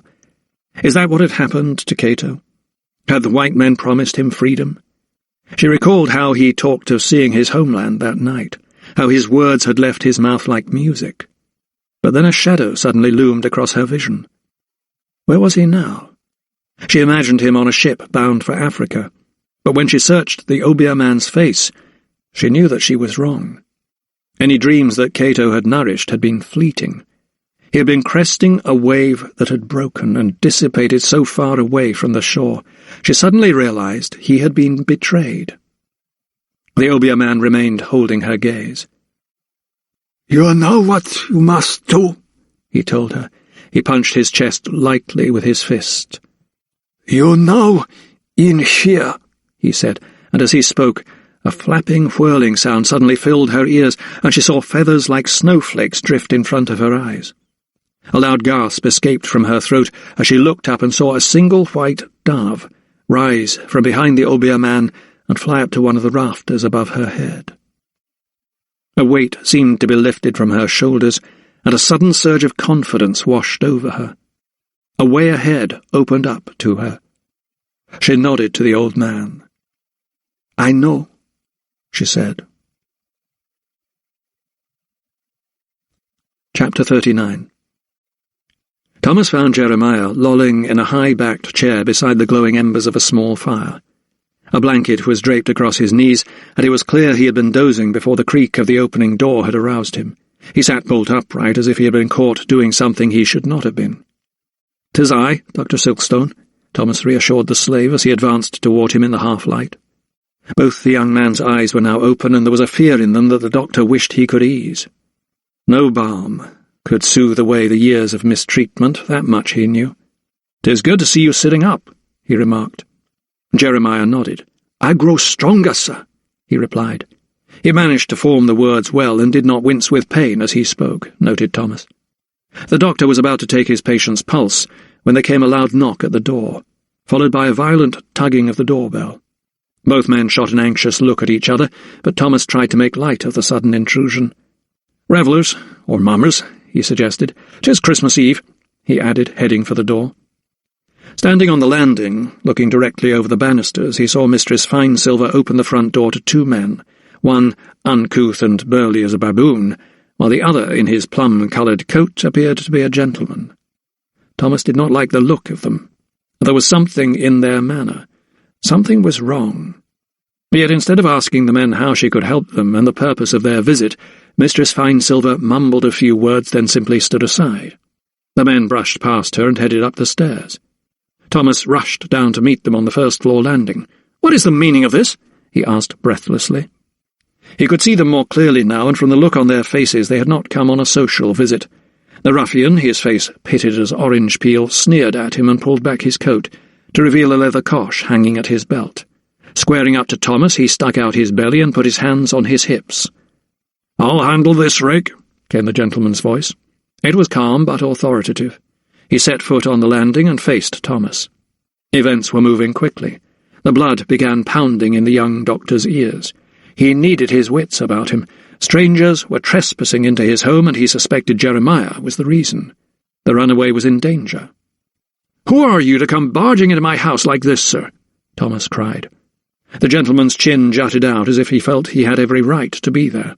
"My name is Josiah Dalrymple, and I'm here to take back what is rightfully mine," he barked. Thomas would not be bullied.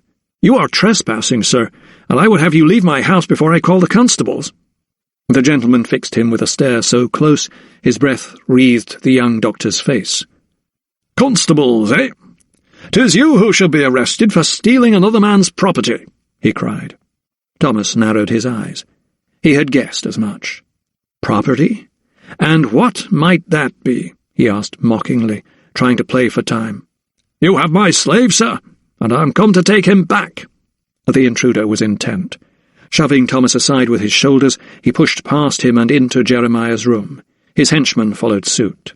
"You cannot go in there," protested Thomas, leaping up the stairs after them. But it was too late. The door was wrenched open, and the men burst in. At first sight it appeared the room was empty. The bed was made, and much to Thomas's surprise, the chair had been vacated. It was the whimpering that gave the slave away. He was huddled in the corner, his arms crossed over his head. "No, massa, please, no," he whined. Thomas rushed to his side to protect him. Standing in front of Jeremiah, shielding him from his master, he squared up to the men. "You have no business here. Get out, will you?" he cried, pointing to the door. But his words fell on deaf ears.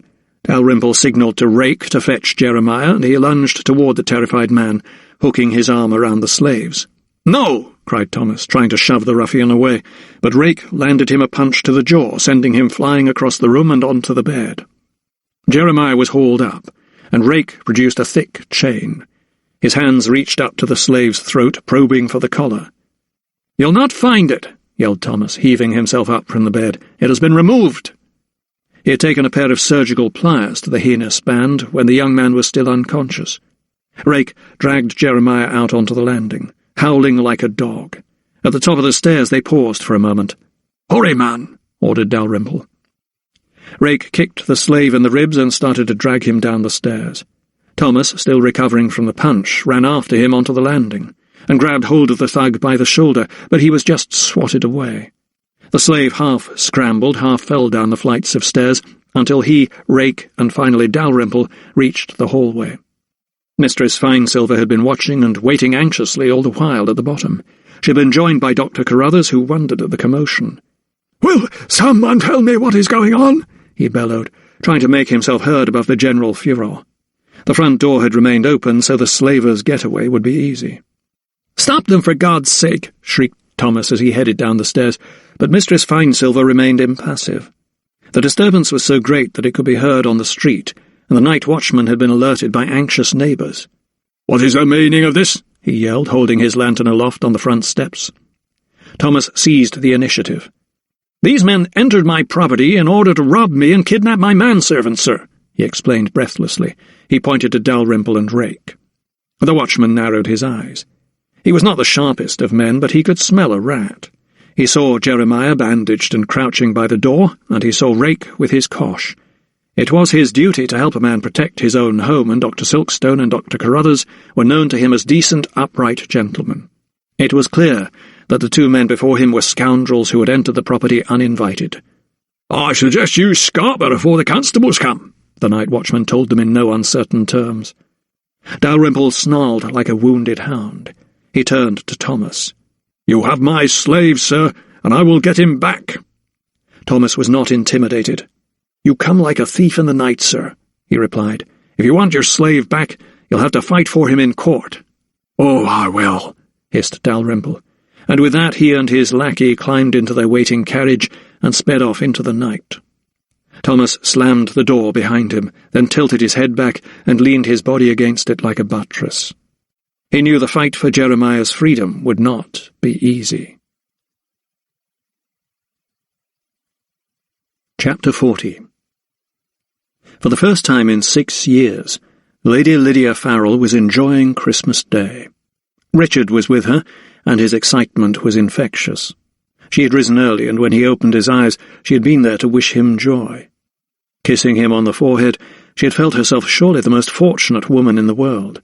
To think that last Christmas she could only have the vaguest of hopes that he might still be alive, let alone be able to hold him and hear him call her Mamma. After breakfast, they attended a service at St. Swithin's. The new vicar, the Reverend Unsworth, had given a passable sermon, even though Richard was not the only one who found it on the dull side. Sir Theodosius, newly back from his London sojourn, had joined them in their pew, together with Lady Pettigrew. The coroner had proceeded in a most irreverent way to distract Richard with tricks he learned during his days in the Royal Navy, using lengths of string. Afterward, Sir Theodosius and his wife accompanied Lydia and Richard back to Boughton Hall to enjoy the festivities. Snow still covered the landscape, but there had not been a fresh fall for almost a week, so that roads and tracks were less difficult to negotiate. Mr. Lupton had ordered a party of men to clear the drive, and they had banked the snow high on either side, making it passable to traffic. Mistress Claddingbull's sterling efforts in the kitchen paid off.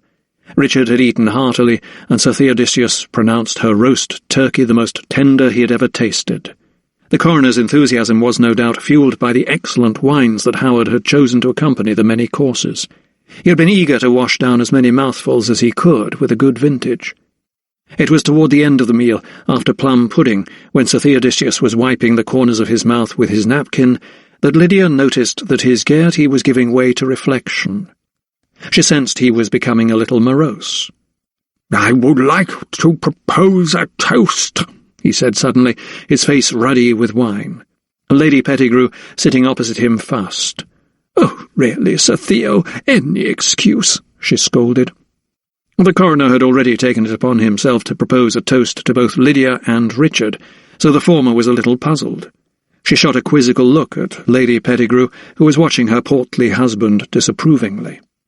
Unable to lift himself up from his chair without the greatest of difficulty, Sir Theodosius merely called for his glass to be charged with white burgundy, and raised it. "Let us drink to the man who should be here," he said, giving a nod to the empty seat at the head of the table.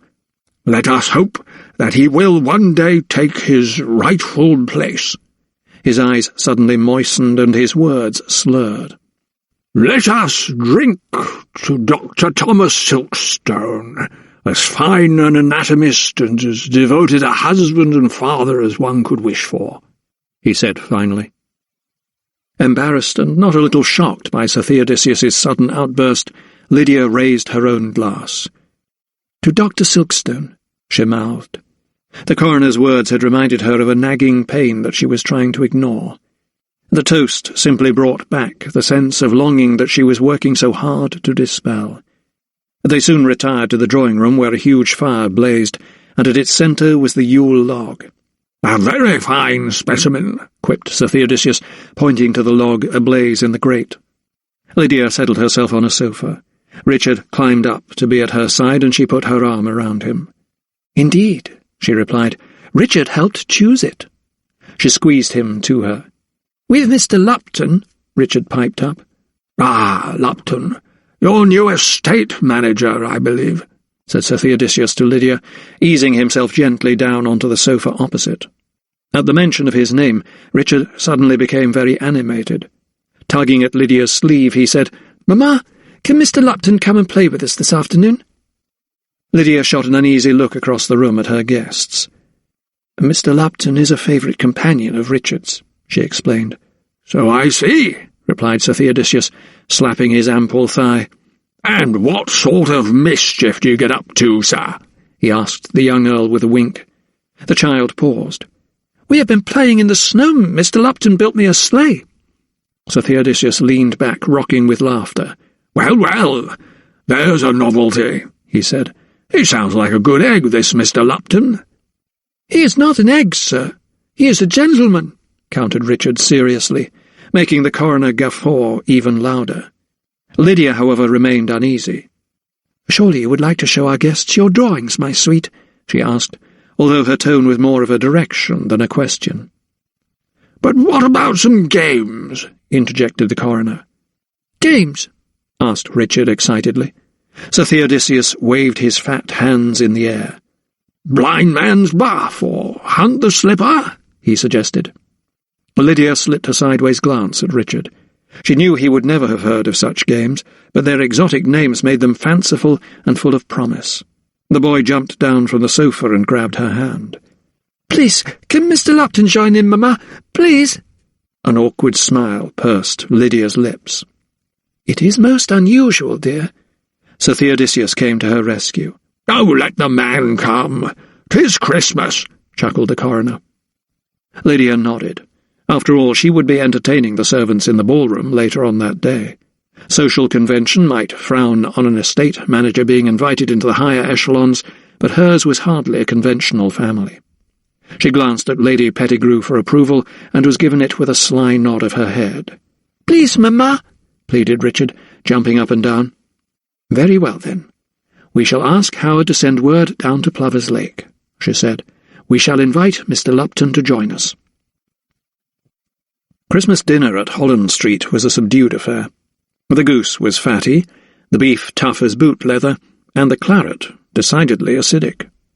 "Tastes more like vinegar," commented Dr. Carruthers, his tongue flapping disapprovingly inside his mouth. Thomas did not agree and shot a look at Mistress Finesilver, whose face had been equally sour since the previous evening. Jeremiah Taylor lay in bed upstairs, resting after his ordeal. He had not sustained any new physical injuries, Thomas had made sure of that, but mentally he was in a poor way. He remained in a state of high anxiety, despite the fact that he had downed a dose of laudanum.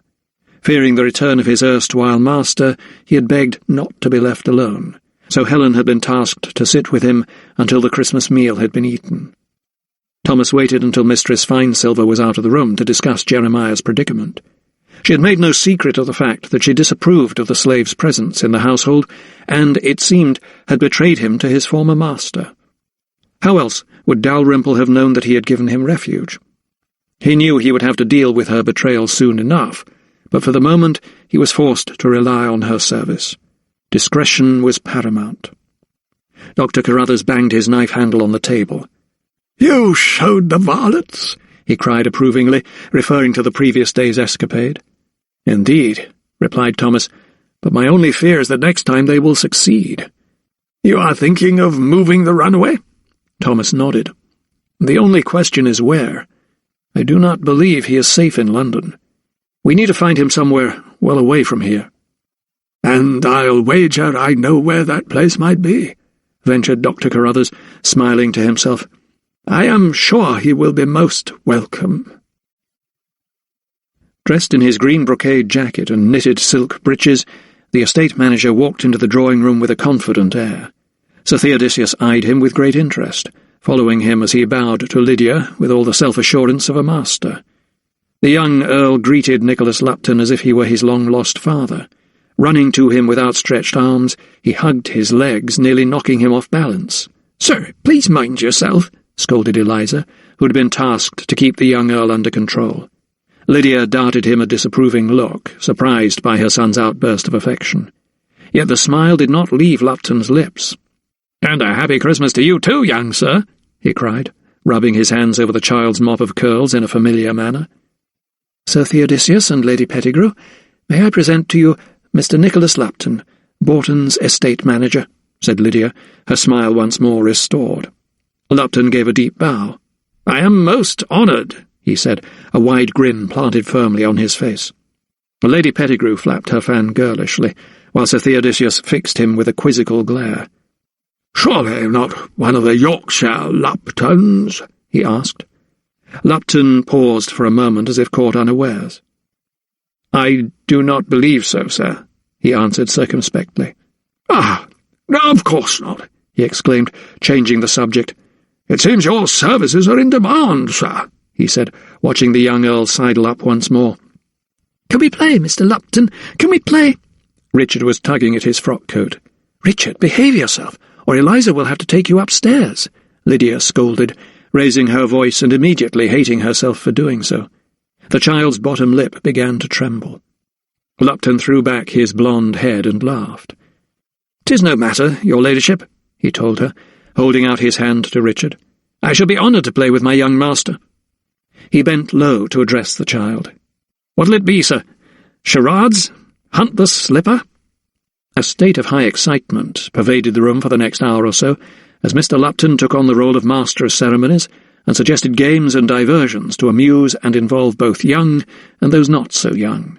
He even showed himself to be an excellent musician when he sat at the fortepiano and played a medley of seasonal songs. Outside, night was closing in, and Hannah entered the drawing-room to close the blinds and mend the fire. "Is there anything you need, your ladyship?" she asked her mistress. Lydia was aware that the question was a leading one.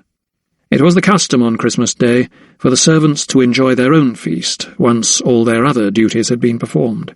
They would gather round the large table to eat their roast joints and a goose and even a pheasant or two. There would be sweetmeats, too, and some of them would definitely wake up with sore heads the next morning. She would join them a little later. "We can take care of ourselves for the next hour or so," she replied. Just as Hannah was about to take her leave, however, the front doorbell was rung loudly and insistently. Lydia, her face flushed by wine and the heat of the room, shot a glance first at Lupton, then at Sir Theodosius. "Who on earth could that be?" she asked, frowning, as the bell continued to ring. Lupton, still seated at the fortepiano, shrugged and smiled. "Wassailers from the village, most like, my lady," he replied nonchalantly. "The maid will see to them," he added, glancing at Hannah. The party settled back into its rhythm once more, until less than a minute later an anxious-looking Hannah reappeared at the doorway. "Begging pardon, your ladyship," she began, "but there is a messenger needs to speak with you urgent." The colour drained instantly from Lydia's cheeks. Nodding her head, she took a deep breath, as if steeling herself to receive bad news. "I will come," she said. Lupton made to follow her, but she lifted her hand. "Please, Mr. Lupton, I shall go alone." Standing in the hallway was a rider, his face purple with the cold, his arms hugging his body. "Get this man a hot drink," Lydia instructed Hannah as soon as she saw the horseman shivering by the fireplace. "Well, you have a message?" The messenger bent double in a bow, and when he rose, she could see his stubble was flecked white with frost. No one would brave riding through the biting cold on Christmas Day unless their news was of the utmost importance. "You are Lady Lydia Farrell?" "I am," replied Lydia. Her back held straight as a die. "I am come from Banbury, from Draycott House," said the messenger. Draycott was the home of Sir Montague Malthus, a family friend, a formidable lawyer and godfather to Lydia's late brother. It was he who had made young Richard a ward of court, with the condition that Lydia and Thomas never marry. "Sir Montague," she cried, "what is wrong?" "I am sent by Mr. Fothergill," began the messenger, his voice rasping. Lydia recalled the stooped little clerk who had made her sign the legal documents presented by the court. "I am to tell you that Sir Montague has taken gravely ill, your ladyship. You are to expect the worst." Chapter 41. The day after Christmas Day, Thomas kept his appointment to check on Mistress Carfax's progress. He was gladdened to see that she was sitting up in bed, her copper hair covered by a large cap, drinking thin gruel. She did not smile when she saw him enter the room. "I hope your pain has lessened, madam," said Thomas, setting down his case. "I am feeling stronger," she acknowledged. She slipped him an odd look as if testing him. "Do you know what caused my upset, Dr. Silkstone?" she asked. Thomas reached for his case, turning his head away from hers. He did not want to betray himself with a look. "I dare say something you ate, Mistress Carfax," he replied. "Or drank?" Away from her stare he rolled his eyes. It was clear she suspected one of the slaves had been poisoning her. "Perhaps," he replied, twitching his lips into a smile. "But you seem to be well on the road to recovery, and that is what matters." Venus knocked and entered as Thomas set down another bottle of the antidote on the dressing table. From the look of his patient, the remedy seemed to be working well. "I have brought more physic," he told Mistress Carfax. "You will need to take it for at least another week," he instructed. "Very well," she replied, nodding her head. "Venus will show you out." The housekeeper led Thomas across the landing, but just as he was passing the staircase that led to the attic, he heard a terrible moaning sound. He stopped dead. "Fibber?" he asked knowingly. Venus took a deep breath. "Yes, sir." "I shall see her," he said. Venus shook her head. "No, sir. The missus say—" Thomas fixed her with a stare. "Your mistress need not know," he replied, and he began to climb the stairs, the moans growing louder with each tread. In the garret room, Thomas found the slave lying listless on a pallet on the rush-strewn floor, a filthy blanket covering her. "How long has she been like this?" he asked Venus, feeling the girl's pulse. "She took bad last night, sir," replied the housekeeper, standing at his side. At the sound of Thomas's voice, Fibber's lids opened slowly, as if acknowledging his presence. "Are you in pain?" he asked gently. Her cracked lips mouthed a feeble reply. "Yes." Thomas rose to face Venus. "She has vomited?" "Yes, sir." "And she has belly cramps?" "Yes, sir." "You must keep her warm. Another blanket, perhaps," suggested Thomas, "and see that she has small beer to drink." Venus curtsied. "I shall do as you say, sir," she replied. Thomas was puzzled. The girl's symptoms were consistent with Mistress Carfax's. It occurred to him as he studied her pained face that perhaps poison was not to blame for these mysterious bouts of illness. After all, she was the one he suspected of dosing her mistress with the deadly weed.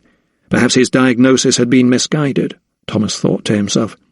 Perhaps there was some sort of ague, unknown to him, that was affecting the women. He found himself confused. "Inform me if her condition worsens," he instructed Venus as he picked up his case. Just as he did so, he saw the corner of a piece of printed paper peeping out from under the sick girl's pallet. He wondered why one who could not read might be secreting it. Snatching a look round, he saw Venus was distracted. Quickly he swept it up and dropped it into his bag. "Remember, call me if she grows worse," he told Venus as he brushed past her and out of the room. He doubted very much that she would. As soon as she was sure Thomas had left the building, Venus returned to the garret to find Fibber bleating faintly and lying doubled up on her side. Calmly she walked over to the girl and knelt down beside her. Looking into her face, she could see that her time was near. Her cheeks were hollow and her eyes sunken. She touched her hand. It was as cold as the frosted window pane. No extra blanket had been forthcoming, no water had wetted her lips. "I no die?" Fibber's voice was as brittle as a cane stalk. Venus stroked her forehead, as a mother would her drowsy child's, then said, "She knows." For a moment Fibber's moans were silent. "Who?" she asked, aware of the answer full well. "The Missa knows you tried to kill her," she said softly, lifting her hand and inspecting the slave's long thumbnail. "You are very foolish, child."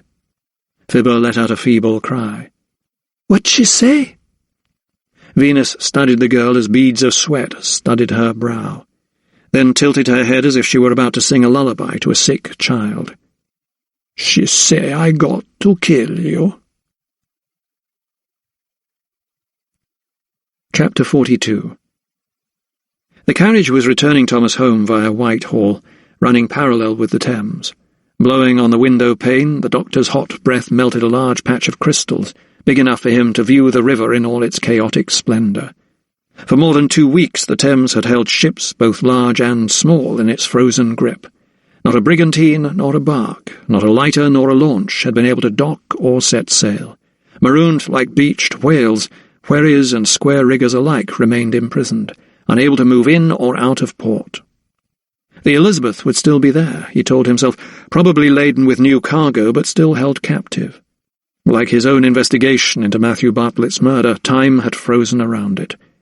If that was so, then perhaps some clues remained on board, too. It occurred to him that the dead artist's belongings might still be in his cabin, unless his family, if indeed he had any, had claimed them. Leaning out of his carriage window, he instructed the driver to go over Westminster Bridge and to deliver him to Hope Wharf.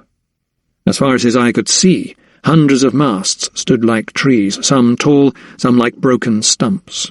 The northerly wind was whistling downriver, jangling rigging ropes, playing them as if they were the strings of a giant's harp. The music was strange and haunting. The weather did, however, offer some advantages. A new route had opened up to the few sailors that were retained.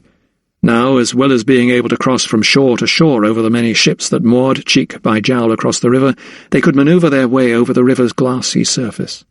Sometimes they skated. Others built sledges that slid over the ice to transport small quantities of goods. Enterprising merchants had set up stalls to serve the new prisoners. Hot gingerbread and roasted chestnuts were always popular.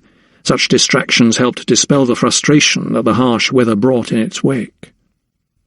Thomas surveyed the scene for a few moments, watching men crawl up the masts like insects. Others scrubbed the decks, but on the quayside there was less activity. The watermen were idle, their small craft held in the jaws of the ice. Ships were full of cargo, bales of wool, kegs of beer, casks of wine, ready and loaded for their voyages to far-off climes, but prevented from leaving by the coldest winter in living memory. It was as he hoped. The Elizabeth was one such ship. He boarded her and found Captain McCoy poring over his charts in his cabin. "Ah, Silkstone, you bring news," he said, walking forward with his hand extended. "I heard that a body was found. It is—" The captain's tongue cleaved to his mouth. "It has been identified as Mr. Bartlett," replied Thomas with a nod. "Oh, 'tis a shocking business," said the captain, shaking his head. "Who would do such a thing?" Thomas sighed deeply. "That is what I am here to try and find out, Captain McCoy." "So you are working for the Admiralty?" he asked, gesturing to a chair and seating himself at his desk. Thomas looked puzzled. The Admiralty? Why should that be? McCoy flapped his hands. "2 officers were here a couple of days ago. They said that the expedition was their business and claimed jurisdiction." The captain seemed resigned. "I didn't argue." Thomas leaned forward as he recalled Sir Joseph's warning to him to stay out of any investigation. "What did they want?" he asked. "They came for Mr. Bartlett's personal effects," replied the captain. Thomas bit his lip. They had beaten him to it. "And you gave them to them?" McCoy let out a laugh. "That was the thing, Dr. Silkstone. There was nothing to give." "What do you mean?" "All the lad had was a small chest, and it was empty." "Empty?" "Aye, there was nothing in it at all," replied the captain, both bushy brows raised. "No letters home, no comb, not even a change of clothes." Chapter 43. Thomas sat at his desk in his laboratory. The notes made at his last post-mortem were before him, splayed across the surface like giant playing cards. He had reread them at least a dozen times, and each time they raised more questions than they answered. The household had long since retired, and the embers of his fire were dying down. Outside in the street, an occasional carriage swished by, and the odd dog barked. Franklin the rat, always more energetic at night, had been let out of his cage and scuttled around the room. From his drawer, Thomas took out a clean sheet of paper, and dipping his quill into his inkpot, he began to write. The principles of investigating a crime at its place of discovery. 1. A corpse should always, if possible and practical, be left in situ until relevant authorities arrive. It should not be touched or interfered with in any way. 2. All articles surrounding the corpse or found nearby are to be collected and used as possible evidence in the solving of the crime. These may include any type of material left at the scene or the result of contact between two surfaces, such as shoes and the soil or fibers on garments. 3. The circumstances in which the corpse was discovered must be ascertained. These factors include the weather, the hour of the day, whether light or dark. Thomas paused, then resumed writing. Whether in the case of a corpse discovered in a dark river or in the sea, if the tide was high or low on that occasion. He set down his quill and walked over to his bookshelf. Scanning the many volumes, his eyes settled on the current almanac. He took it off the shelf and leafed through it until he came to the lunar calculations for the month of December. The headless body had been tied to the pier during a spring tide, when the full moon was approximately aligned with the sun and the earth, causing greater ebbs and flows than usual. Perhaps, thought Thomas, it was the murderer's intention that the corpse be discovered sooner rather than later. Seating himself once more, he reread his notes. He studied his second point once more, then searched for Sir Stephen Gandy's initial letter, commissioning him to carry out the post-mortem. The corpse was tied to the pier. But with what? A length of rope? A chain? Such evidence was surely crucial to any investigation. At that moment he suddenly became aware of a noise behind him.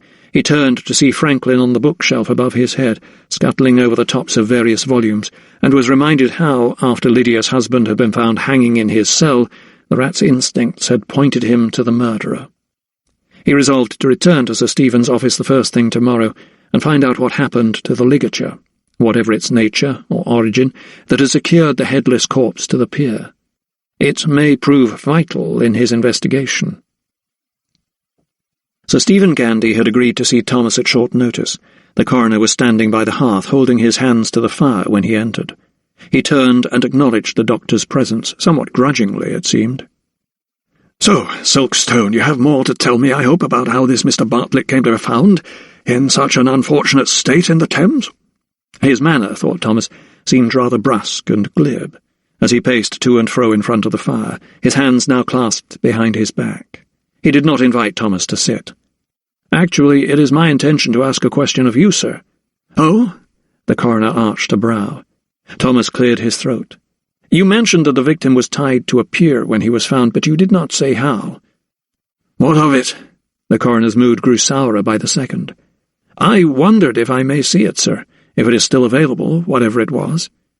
"And you think this will help track down the perpetrator of this crime?" "It may or it may not. 'Tis hard to say without having seen it." Sir Stephen's lips pursed into a grimace. "Very well, Silkstone, if you think 'twill help." Ringing a bell on his desk, he summoned his clerk, then instructed him to fetch all documents relating to the murder of Matthew Bartlett. "I am a busy man, Silkstone," he muttered as he strode over to his desk and sat down. Thomas gave a stilted bow. "I appreciate your time, sir," he said, as the clerk returned with a leather wallet and laid it before the coroner. Opening it, Sir Stephen pulled out a long cloth strap and held it up.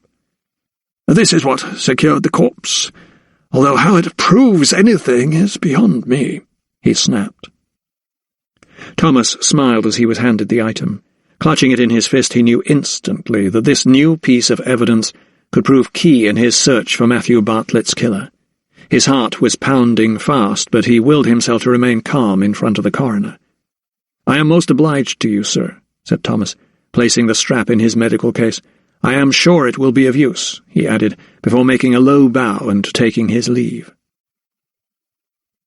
Back at Holland Street, Thomas found Dr. Carruthers cradling a brandy in the study.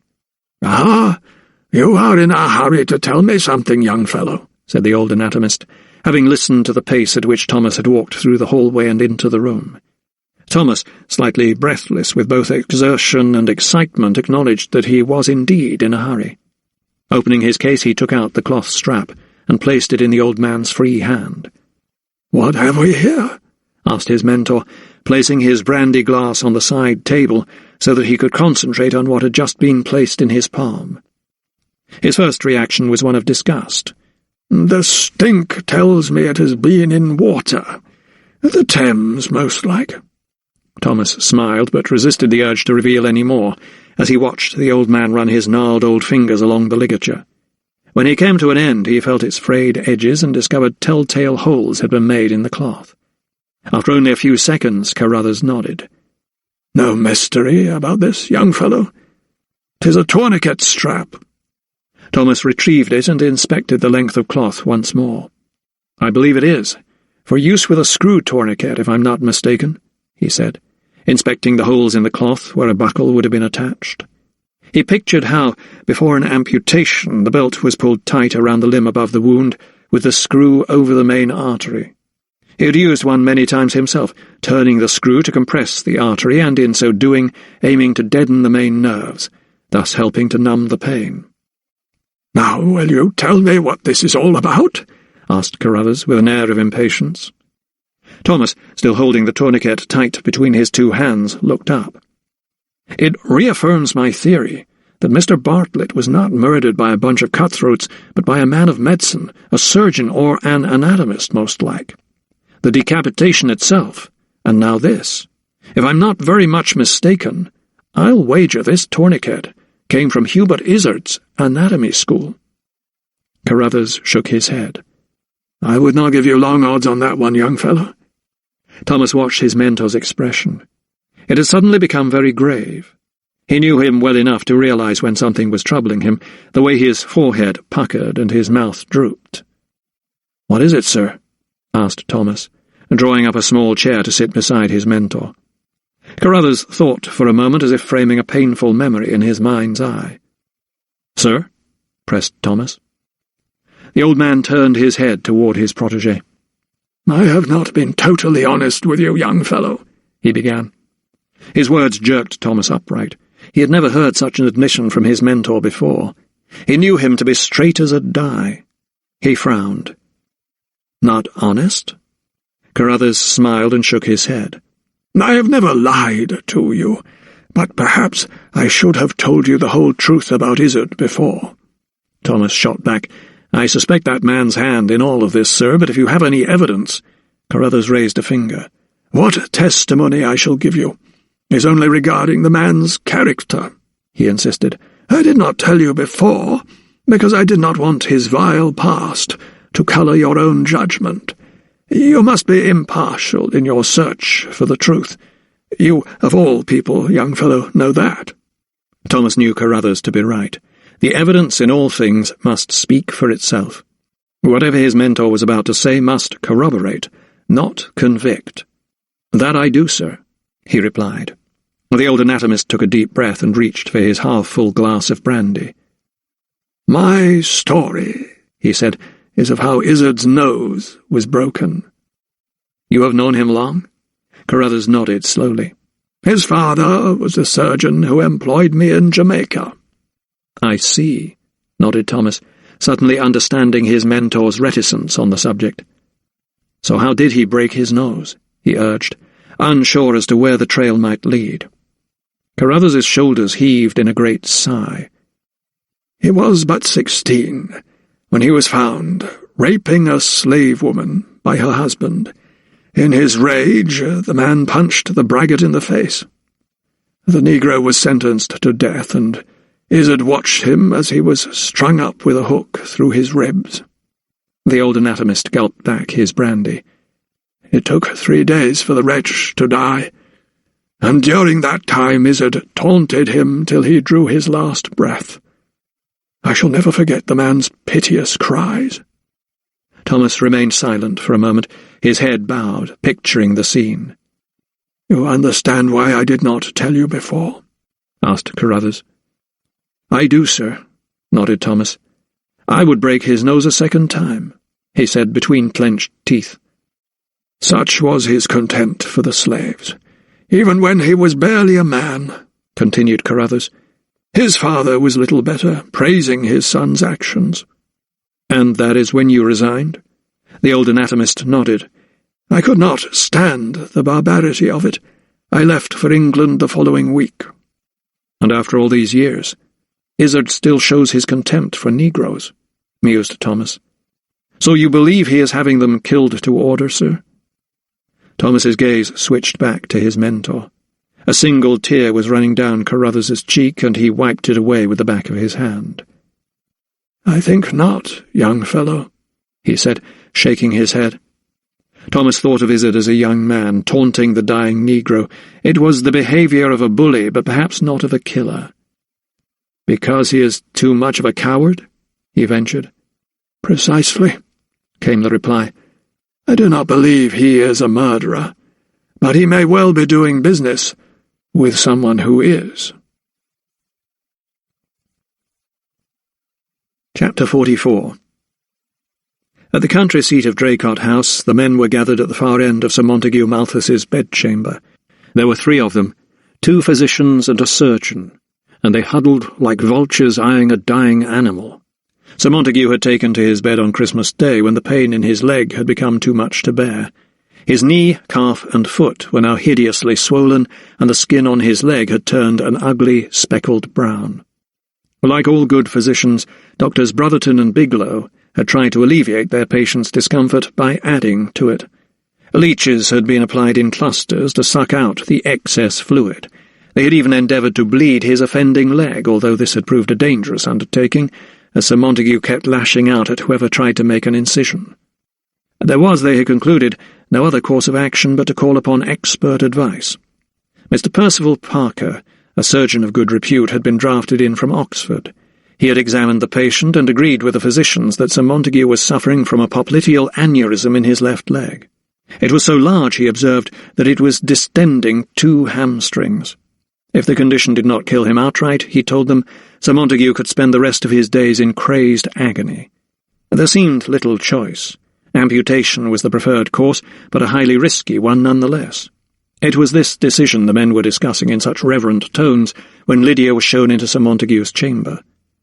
The blinds had been half drawn so that the room was in shadow. Shapes were blurred. The men of medicine in the corner were silhouettes.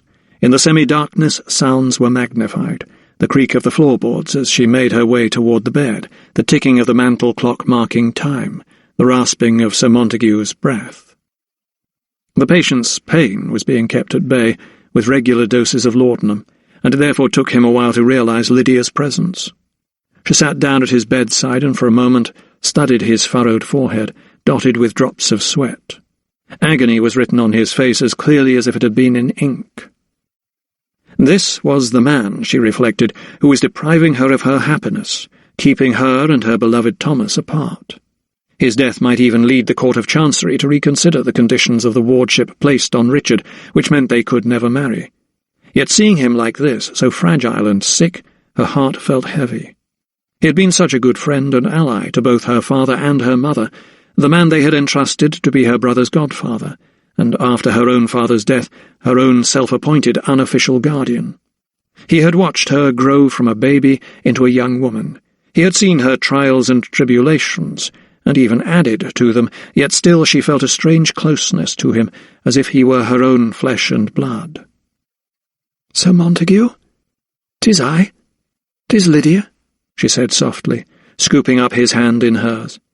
It was icy cold to the touch. Slowly he stretched open his eyes from beneath hooded lids and looked up at the ceiling.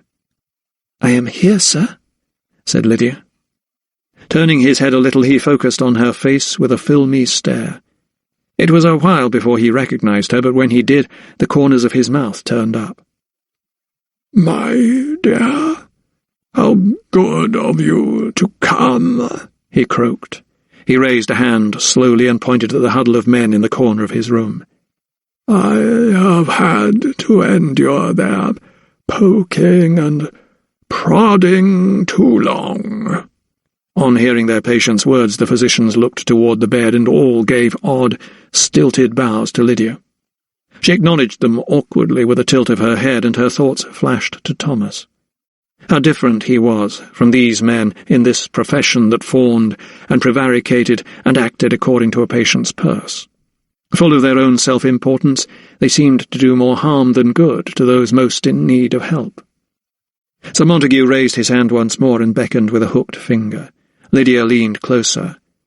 "They want to cut off my leg," he told her.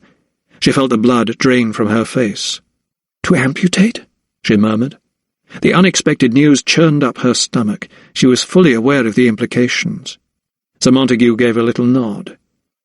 "They may as well string me up from a tree and leave me to die," he said, his voice suddenly gathering strength.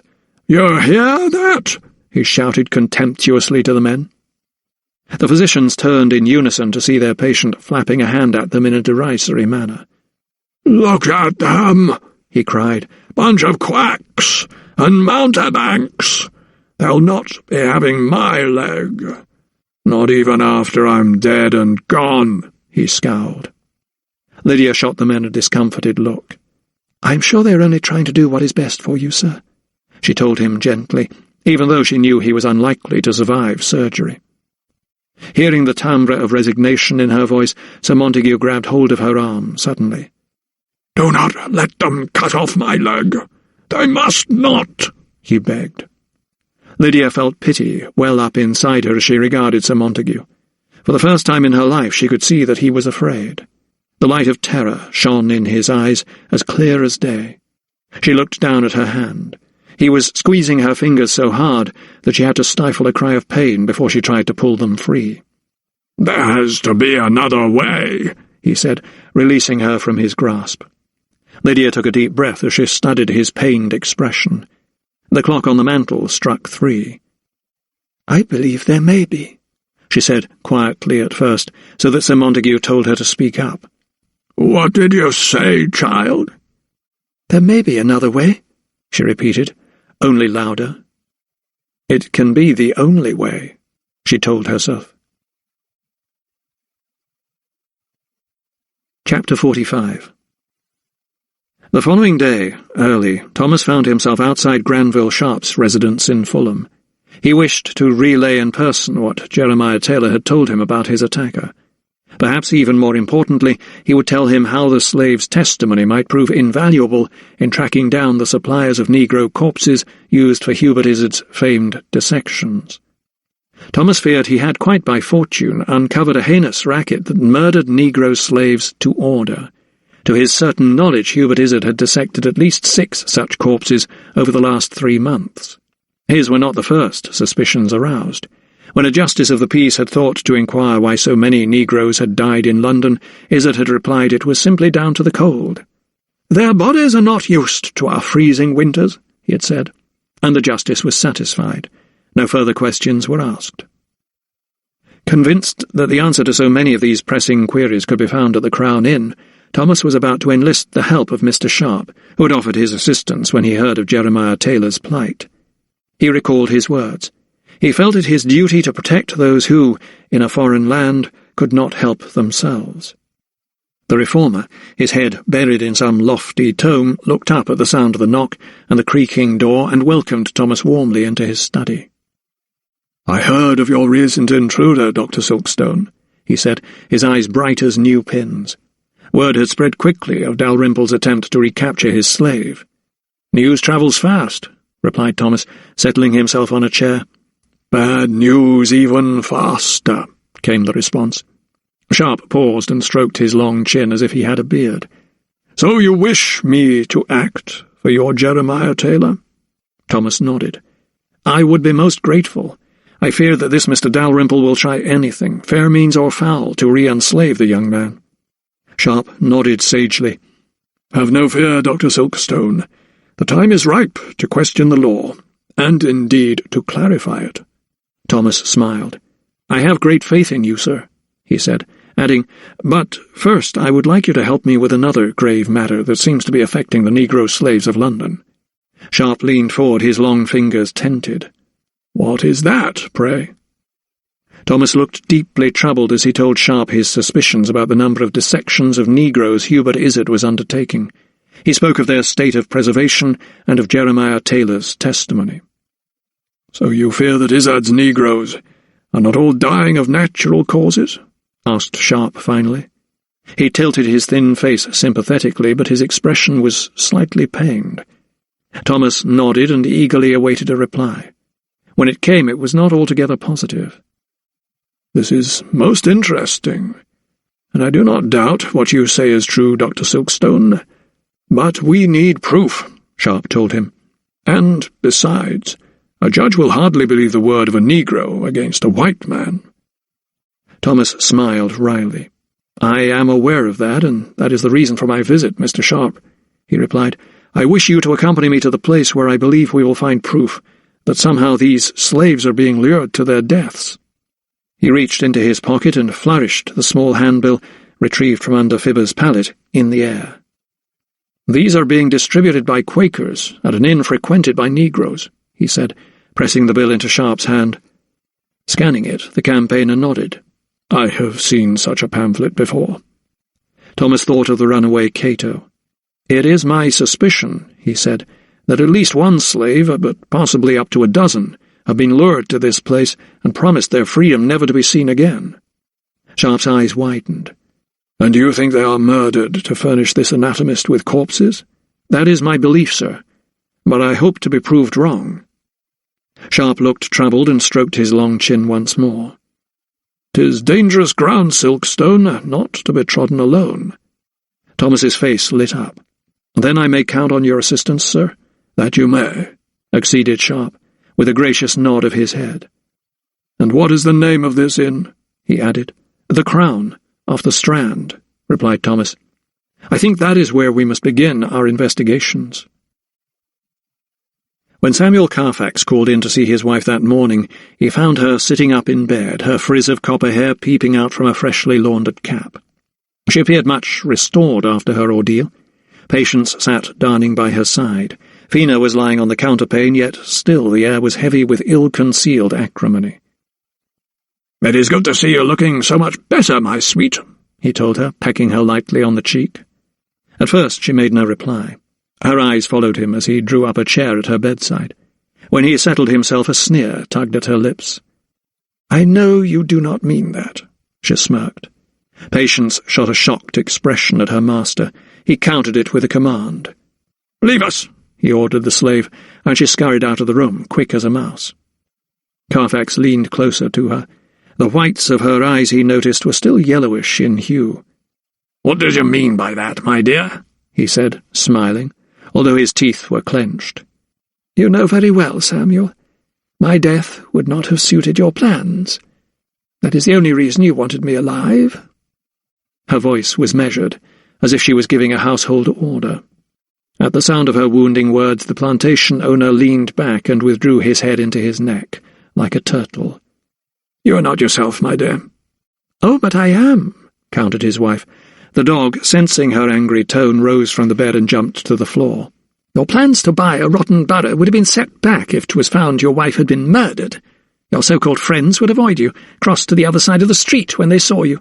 There would be a stop on all your meetings and dinners and rounds of golf. All the machinations that are necessary for your plans would have ground to a halt." Flecks of spit were hurled from her mouth, landing on her husband. Taking out his kerchief, Carfax dabbed his face. "'Tis true I must avoid scandal, my dear," he acknowledged. "Scandal? Ha!" she cried. "So that is what my death would have meant to you. A scandal to harm your chances of buying a seat in Parliament." Her arms flew out in a gesture of exasperation. A lavender bag had been left to scent her pillows, and she picked it up and hurled it at her husband. "Get out of my sight!" she screamed. The well-aimed bag hit his cheek, and he flinched. Rising slowly, his shoulders drooping, Carfax turned toward the door. But his wife's insults still followed him. "Go to your mulatto whore!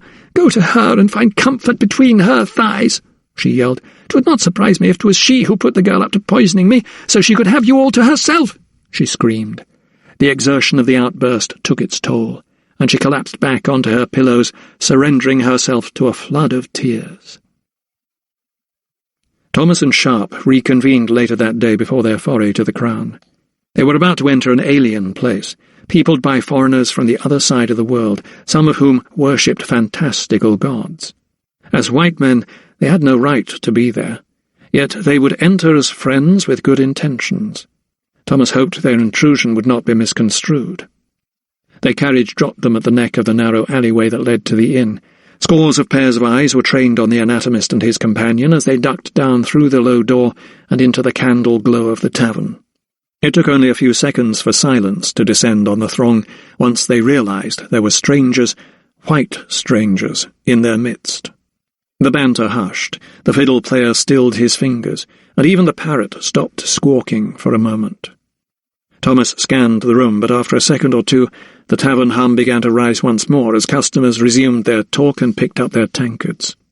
Feeling as self-conscious as a schoolboy, the young doctor flattened his mouth into a smile and followed Sharp to the bar. Reaching into his pocket, Thomas pulled out the handbill and placed it on the counter. The negro with a front tooth of gold stood at the pump, eyeing them suspiciously. "Good evening," Thomas began. "We were hoping we might speak with some of your patrons about this."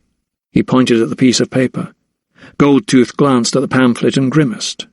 "I seed it," he replied, a look of slight reproach settling on his face. "The white Quaker men give them out." Thomas had not intended to alarm. "We mean no harm. We would very much like to talk to someone who is interested in the cause." Goldtooth suddenly let out a mocking laugh. His metallic incisor glinted in the candlelight. "You talk of abolition, sir?" He was chuckling as he plonked a tankard on the bar. Sharp frowned. "My friend has said something amusing." Goldtooth leaned forward on the counter as if about to impart a confidence. "Slavery will only be abolished the day all men's skins are the same colour, sir," he said. And with that, he threw his head back and broke into a hearty laugh. For a moment, Thomas felt foolish. He was white, comfortable. He answered to no one except his Maker. What did he know of the Negro's yoke? He had left his homeland of his own free will in pursuit of scientific knowledge, but these people here, these downtrodden peddlers and hawkers, these former soldiers and former slaves had never been given choices. Their lot had been predestined. Acknowledging his naivete with a nod of his head and a sigh, he said, "You are right. We cannot begin to understand what it is like to spend your life in chains. But we can still enjoy a tankard of ale." Thomas put a shilling on the counter. Still Goldtooth remained unimpressed. He moved to a shelf behind him and gathered another clutch of pot handles between his fingers. "My advice to you, sirs," he drawled, pulling at the pump once more, "is to go home and sit by your big fire and eat your big dinner. We can look out for our own kind." Thomas arched a brow and persisted. "From what I've heard, many of your kind are dying in this cold, am I right?" The Negro shrugged. "The English winter always claims black lives," he replied, his eyes swivelling to the low door behind him. And with that, he turned his back on the men and made busy with a barrel. Such an unhelpful reception came as no great surprise to either Thomas or Sharp, but undeterred they took up their tankards and toasted each other. Rounding away from the bar, Thomas held his pot up to his lips. "He knows something," he whispered. Sharp nodded. "You are talking to someone who understands these people, Dr. Silkstone," came the wry reply. "We need to know what goes on behind that door." Not wishing to remain a moment longer than they had to in this foreign place of black faces and broken lives, Thomas and Sharp drank quickly and walked out into the night once more. The cold hit them both in the face as surely as if it were a fist. Underfoot, the cobbles were glassed over with frozen rainwater. They trod carefully along the alley, past broken kegs and piles of rotting rubbish. Sharp, a good deal older than Thomas, struggled with the uneven ground and put out his arm to steady himself now and again. Turning a corner, they saw the faint glow of a candle spreading from a low window. Both men swapped glances and, without uttering a word, moved closer. They peered inside. It took them both a while before they could make out the strange shapes of the snakes hanging from the rafters, the bunches of herbs, the skulls on the shelves. "Obeah," whispered Thomas. "It is their magic," he said, recalling the dark world evoked in one of Dr. Perrick's letters to his wife. Remaining transfixed at the window, they saw something or someone stir. In the shadows they caught a glimpse of an old man, hobbling across the room, a staff in his hand. "The Obeah man, a priest," said Thomas. They watched him pull a bottle from the shelf with his gnarled hand and pour its contents into a glass phial. "Some sort of narcotic?" whispered Sharp, hardly able to believe his eyes. "Perhaps," replied Thomas. They watched the old man as he carefully wiped the lip of the bottle and slid it across the table.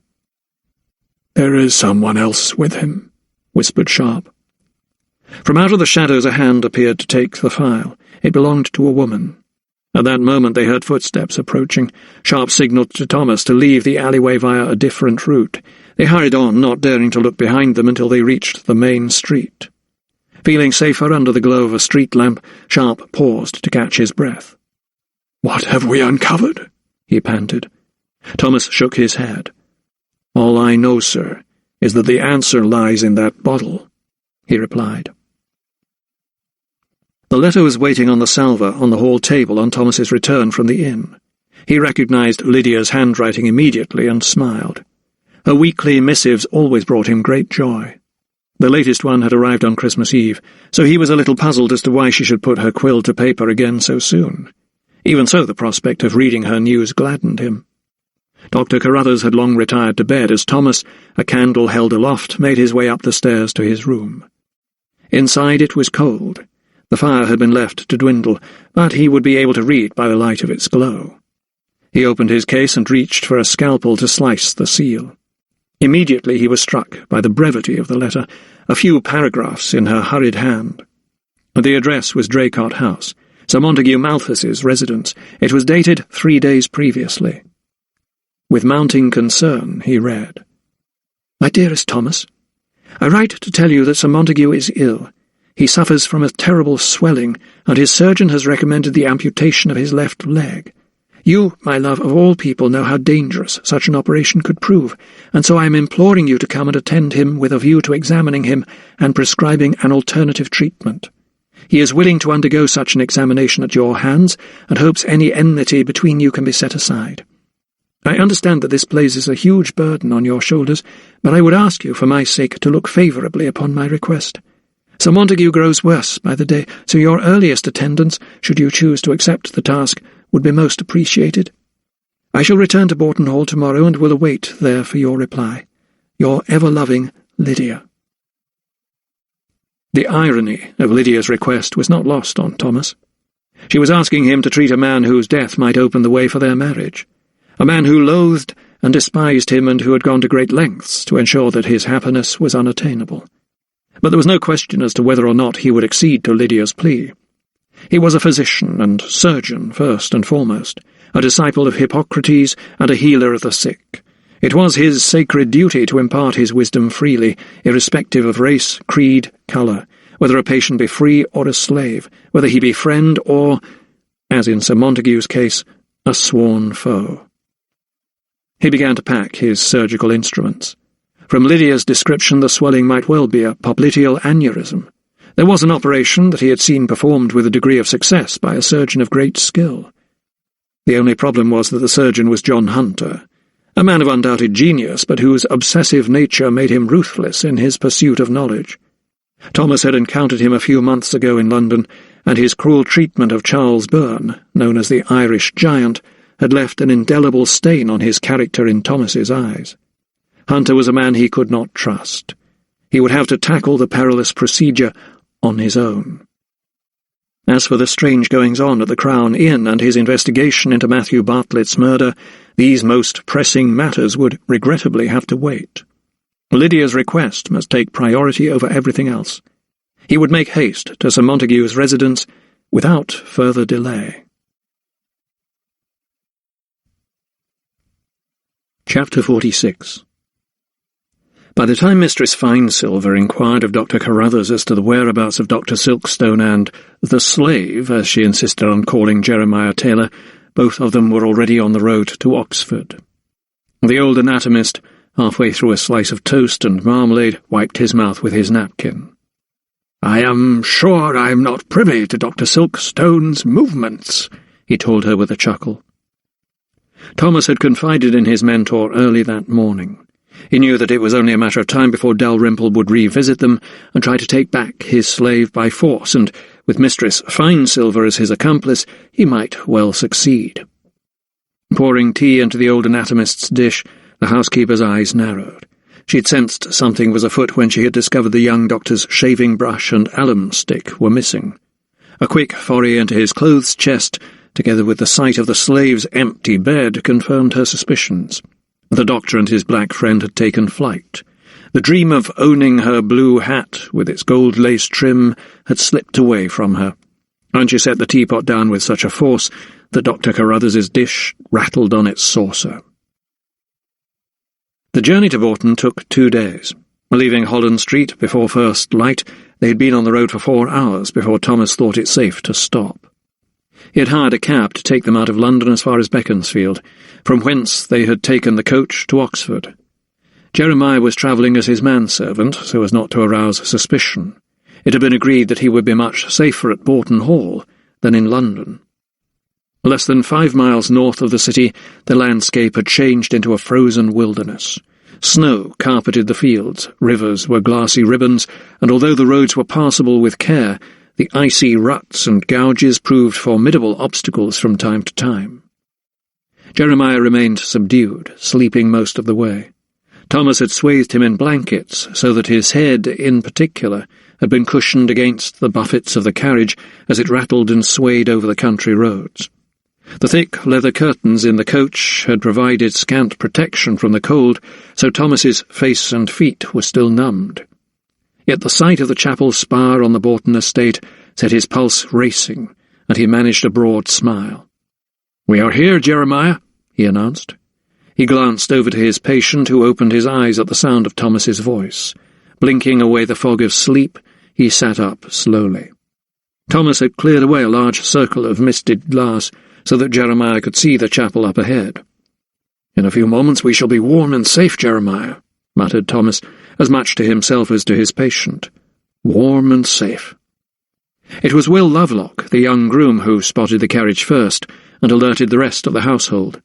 Lydia, who had been on tenterhooks since sending Thomas the letter, rushed downstairs in time to see the carriage arrive. As soon as he saw Lydia standing on the steps waiting to greet him, any discomfort Thomas felt melted away. Ignoring the stiffness of his joints and the bruises he had sustained after his journey, he bounded up the steps and clasped her by both hands. Holding them tight for a few seconds, he gazed into her eyes for the first time in months. He found the look she returned reassuring. "But you must be frozen," she exclaimed. "Come inside. There is hot soup waiting." Thomas hesitated to follow. "I am not alone," he told her. Lydia's brow furrowed. "Not alone?" Letting her grasp fall, Thomas returned to the carriage and, proffering his hand, led out a slightly bewildered Jeremiah Taylor. As he guided him up the hall steps, a look of alarm darted across Lydia's face when she saw that the stranger's head was swathed in a bandage. Thomas presented Jeremiah to her, and the slave managed a shallow bow. "This, Lady Farrell, is Jeremiah, and we would ask you—" Thomas suddenly checked himself. "I would ask you that he stay here for a few days." The confused look on Lydia's face suddenly dissipated. "He is your valet, yes?" The doctor was supporting the young man, clasping him round his waist, as his legs bowed under his own meagre weight. Thomas teetered as the slave shifted awkwardly. "I will explain everything," he told her, "just as soon as we are inside." "Of course," she replied, and she turned quickly, leading her guests into the warmth of the entrance hall where a fire blazed in the grate. Howard the butler swiftly assessed the situation. A room had been prepared for Dr. Silkstone, but not for his manservant. Orders were given. Suitable accommodation was found in the servants' quarters. Mistress Claddingbolt, the cook, was informed of the arrival, and food was prepared. Within a few minutes the flurry of excitement had died down, and calm had been restored to the hall. Lydia was forced to wait until Howard had poured Thomas a brandy and left the drawing-room before she could start her interrogation. Planting herself next to him on the sofa where he sat warming himself, she began. "Tell me, what on earth is going on?" Her voice was brimming with curiosity as she clutched hold of his arm. "That blackamoor is no more your manservant than I am. Something is afoot, and I have a right to know." Thomas nodded. "Of course you do," he protested. "It is just that we must be discreet." He lowered his voice. "Jeremiah Taylor is a slave who was beaten to within an inch of his life. He managed to escape, but his master wants him back, and has already tried to recapture him." Lydia looked shocked at the prospect. "To recapture him by force? But surely the law of England does not permit that." Thomas saw her concern. "The law has little regard for runaway slaves, and their owners even less. They regard them as their property. There is scant regard for their welfare." She nodded. "Then he is most welcome to stay here for as long as he chooses," she replied. "We can find work for him when he is fully recovered. I shall inform Mr. Lupton." "Mr. Lupton?" repeated Thomas. "The new estate manager." The doctor could not hide his surprise, and his brow arched involuntarily.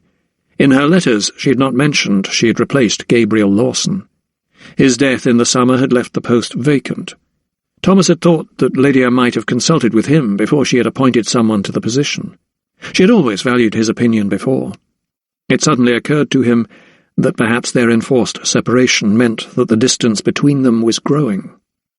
He nodded, yet at the same time detected a certain awkwardness in her manner, as if she were holding something back from him. "I am glad you have found a new man," he told her. "He is proving efficient in his post?" "Yes, most. Mr. Lupton has many ideas," she replied coolly. Her mouth worked itself into a smile. She was careful not to be too gushing in her praise. News of Thomas's arrival spread as quickly as spilled buttermilk across the estate at Bourton. The young groom had told the shepherd, who had told his father, who had told the miller, who had told the dairymaid, and so it went on. Dr. Silkstone was back, and he had brought a blackamoor with him. Sitting by the fire at Plover's house later that evening, Nicholas Lupton was eager to find out more. "So, Mistress Fox," he began, addressing his housekeeper, "there are visitors at the hall, I believe." He was filling his pipe at the time.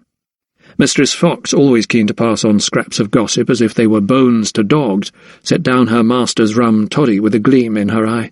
"Yes, sir," she replied. "Dr. Silkstone has returned." Lupton nodded. "The famous Dr. Silkstone, the American colonist once betrothed to Lady Lydia, if I am not mistaken." There was a hint of sarcasm in his tone, as if he were standing at the village pump, dishing out scandal. It made Mistress Fox more wary of him. She straightened her neck. "Dr. Silkstone is a man of good standing, sir, with a reputation for being a fine surgeon." Lupton sucked on his pipe, and a curl of smoke rose into the air. "So I hear. I believe he will visit the late Lord Crick's godfather." Mistress Fox narrowed her eyes slightly. Her master seemed very well informed about her ladyship's relationships, for a man who had only been in his post for little over a month. "I believe so, sir," she replied, bobbing a quick curtsy and making for the door. "Oh, and Mistress Fox," Lupton called her back. "One more thing. Did Dr. Silkstone travel alone?" He had heard the rumour, but needed it confirmed.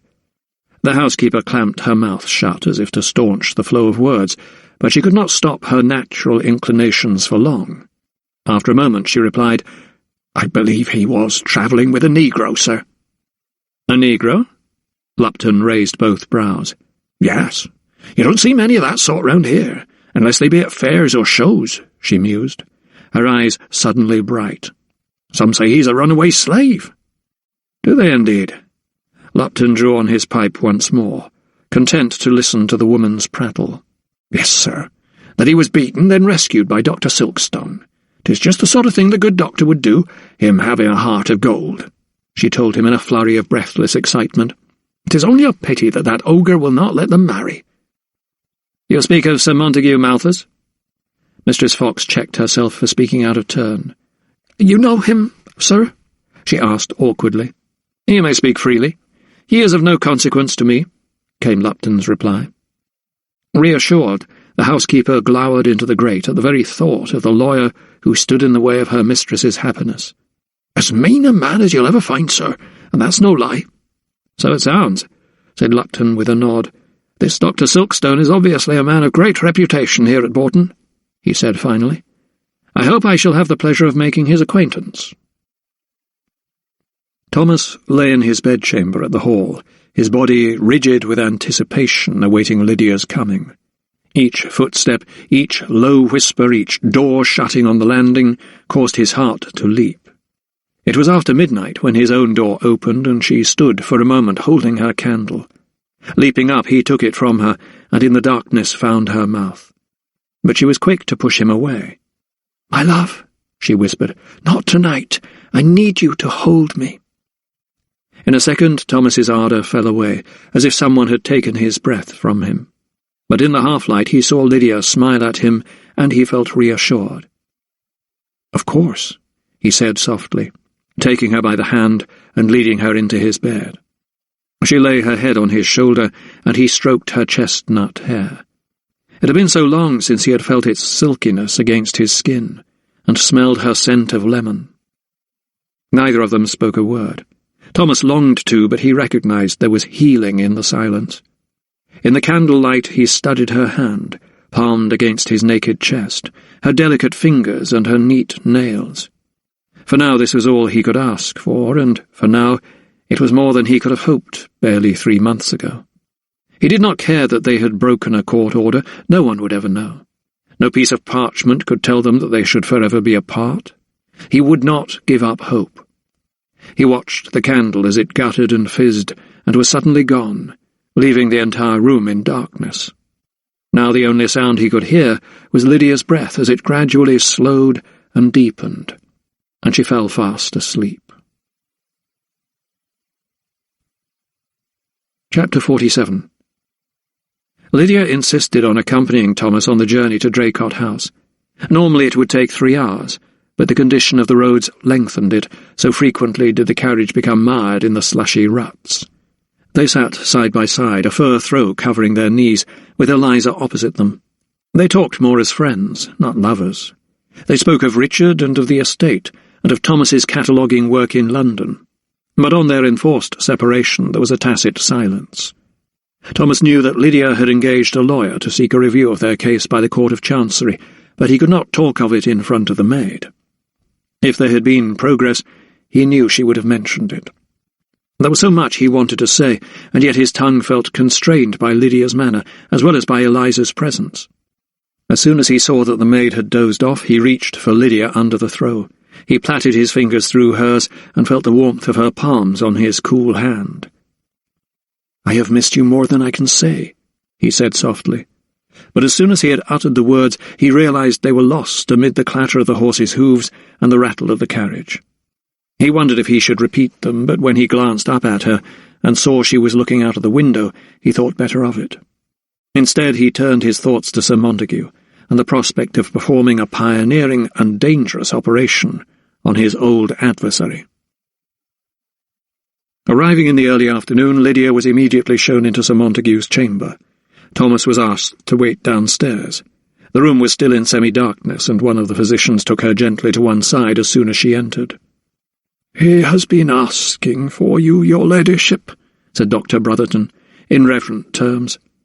"We have sedated him, but he cannot continue like this indefinitely." Lydia nodded. "I am come with Dr. Silkstone, as I said I would," she replied.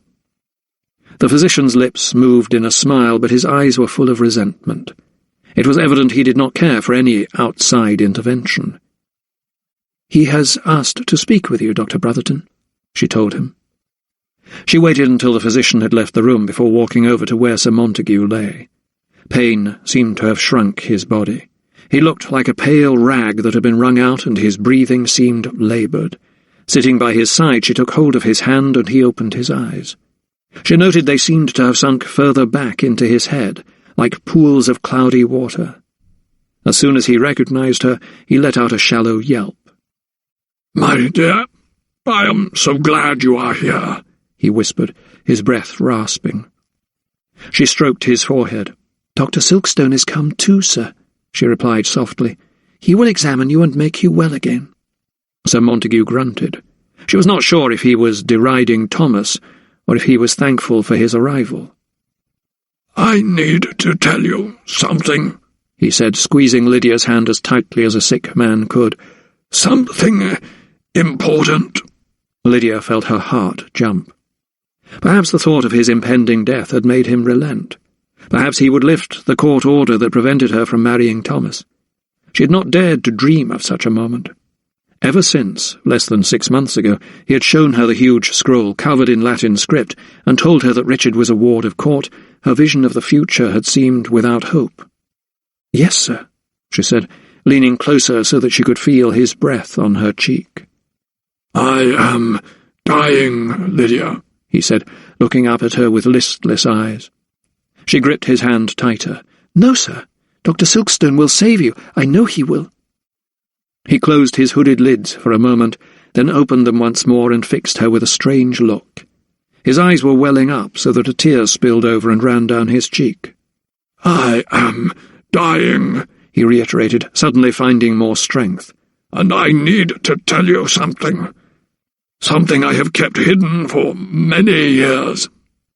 Lydia suddenly felt her nerves tighten. His words sounded weighty and ominous. "I am listening," she said softly. "I am listening." Thomas donned his leather apron and laid out his personal set of knives on the bureau. If all went according to plan, he would only need to use one. He left the bone saw in its case. There would be no need of it, he told himself. They had brought a table up from the kitchen and set it beside the window, so there was a good supply of natural light. Dr. Felix Fairweather, familiar to Sir Montague, had been summoned from Brandwick and had agreed to assist the other physicians should it be deemed necessary. While he had a previous association with the patient, he came more out of curiosity than respect for Thomas as a surgeon. Sir Montague's groom and footman had been tasked to hold their master firm. The patient's senses had already been dulled by a shot of brandy mixed with laudanum, so that he offered no resistance as they carried him onto the table.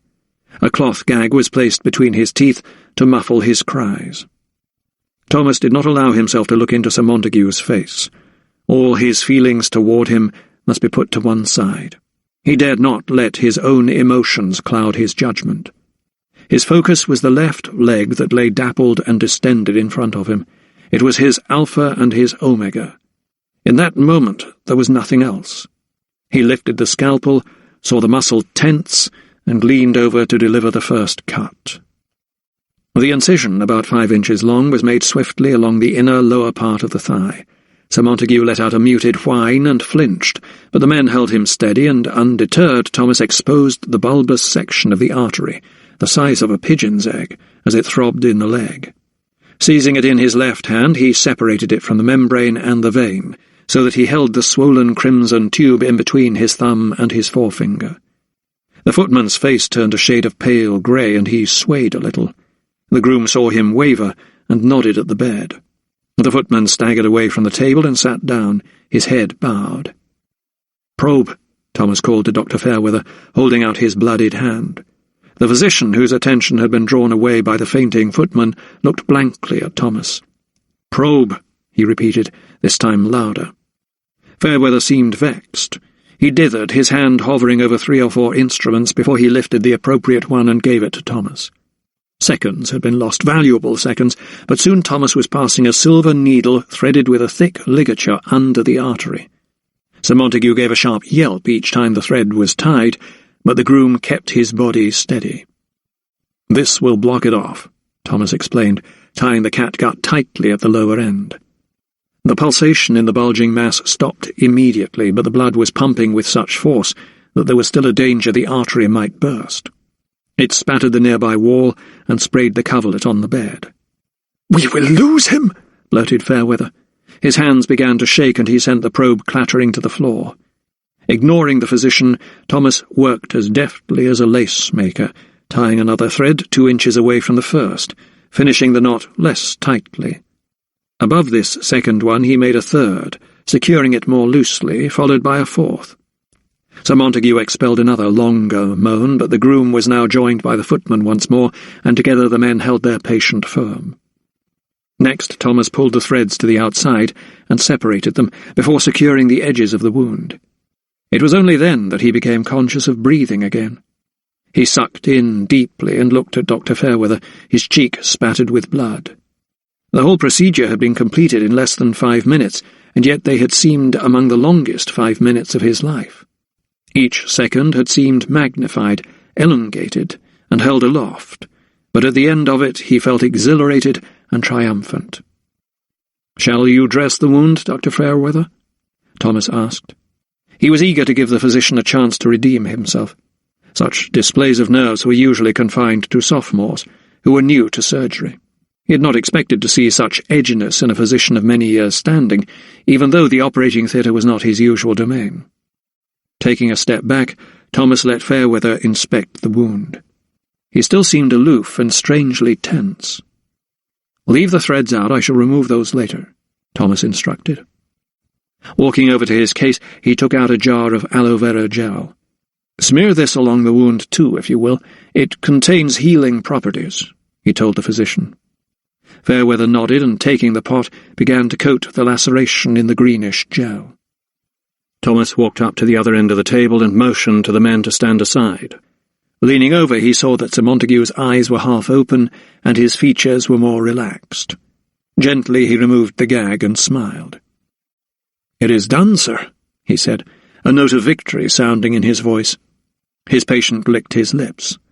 "And I am alive," he replied weakly. Wiping his bloody hands on a towel, Thomas felt his patient's pulse. It was steady. "You are indeed alive, sir, and I believe the operation was a success." Sir Montague grunted and touched his surgeon's hand. "Then I am much indebted to you, Dr. Silkstone," he said. As soon as Lydia heard footsteps on the landing, she rushed into the hallway. She had been pacing the floor in the drawing-room, wringing her hands, mouthing prayers, while the operation had been in progress. She had dreaded hearing Sir Montague's cries, but feared the silence too.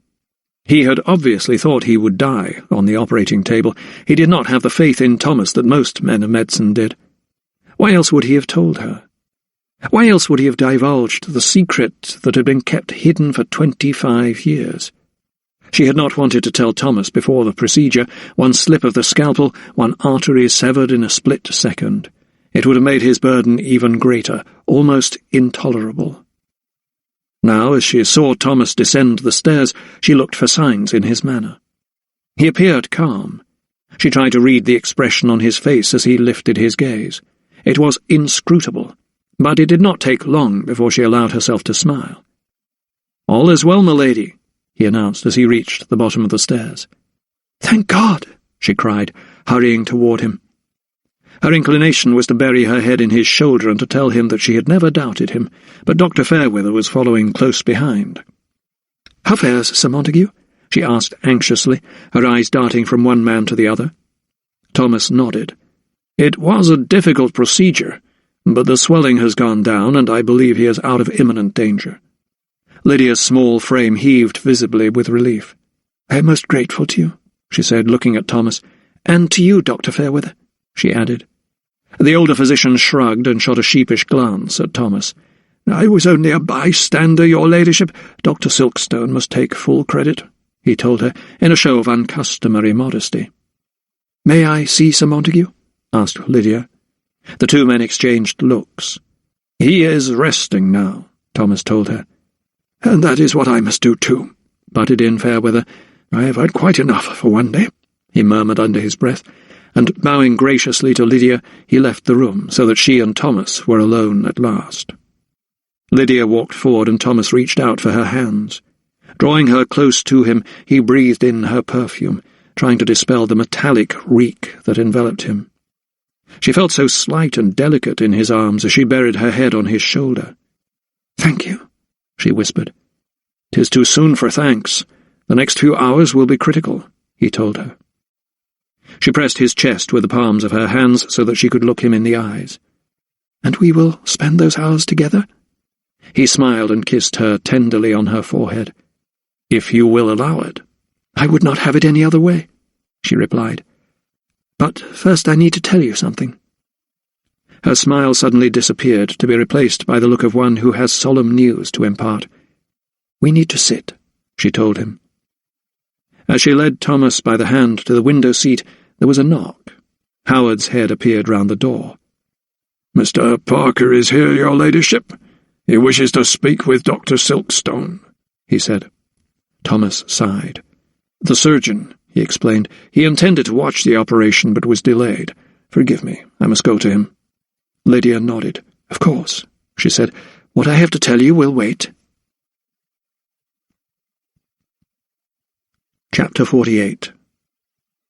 A slice of first light cut through a gap in the drapes, nudging Thomas from a disrupted night's sleep.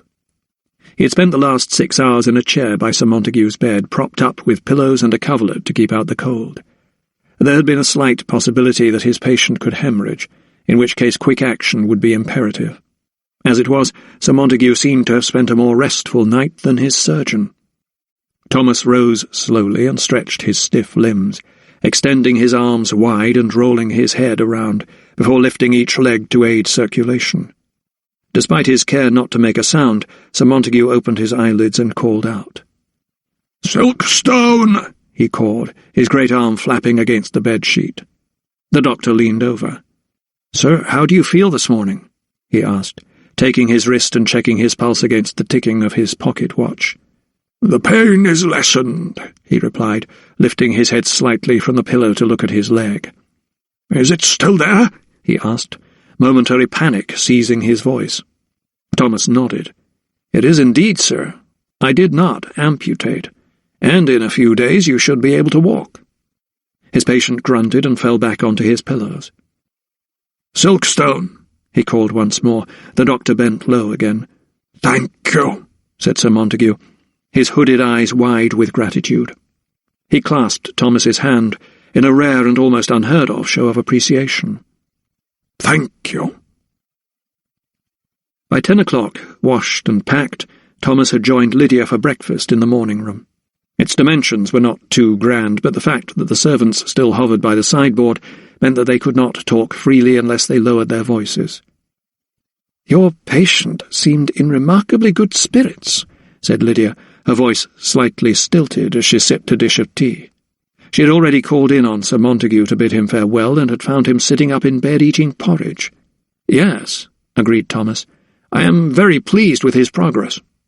Doctors Brotherton and Bigelow had excused themselves, both citing urgent cases that needed their attention, so the lawyer's care had been left in the hands of Dr. Fairweather. Despite the physician's poor showing as an assistant at the operating table, Thomas was confident in his ability to administer to Sir Montague over the next few days until he could return himself in person. Seated opposite Lydia at the small round table, he smiled as a plate of eggs and bacon was set before him. This was what he relished. This was what he so missed. The domesticity of it all, of being able to look at the face of the woman he loved over the breakfast table each morning and to discuss their plans for the coming day.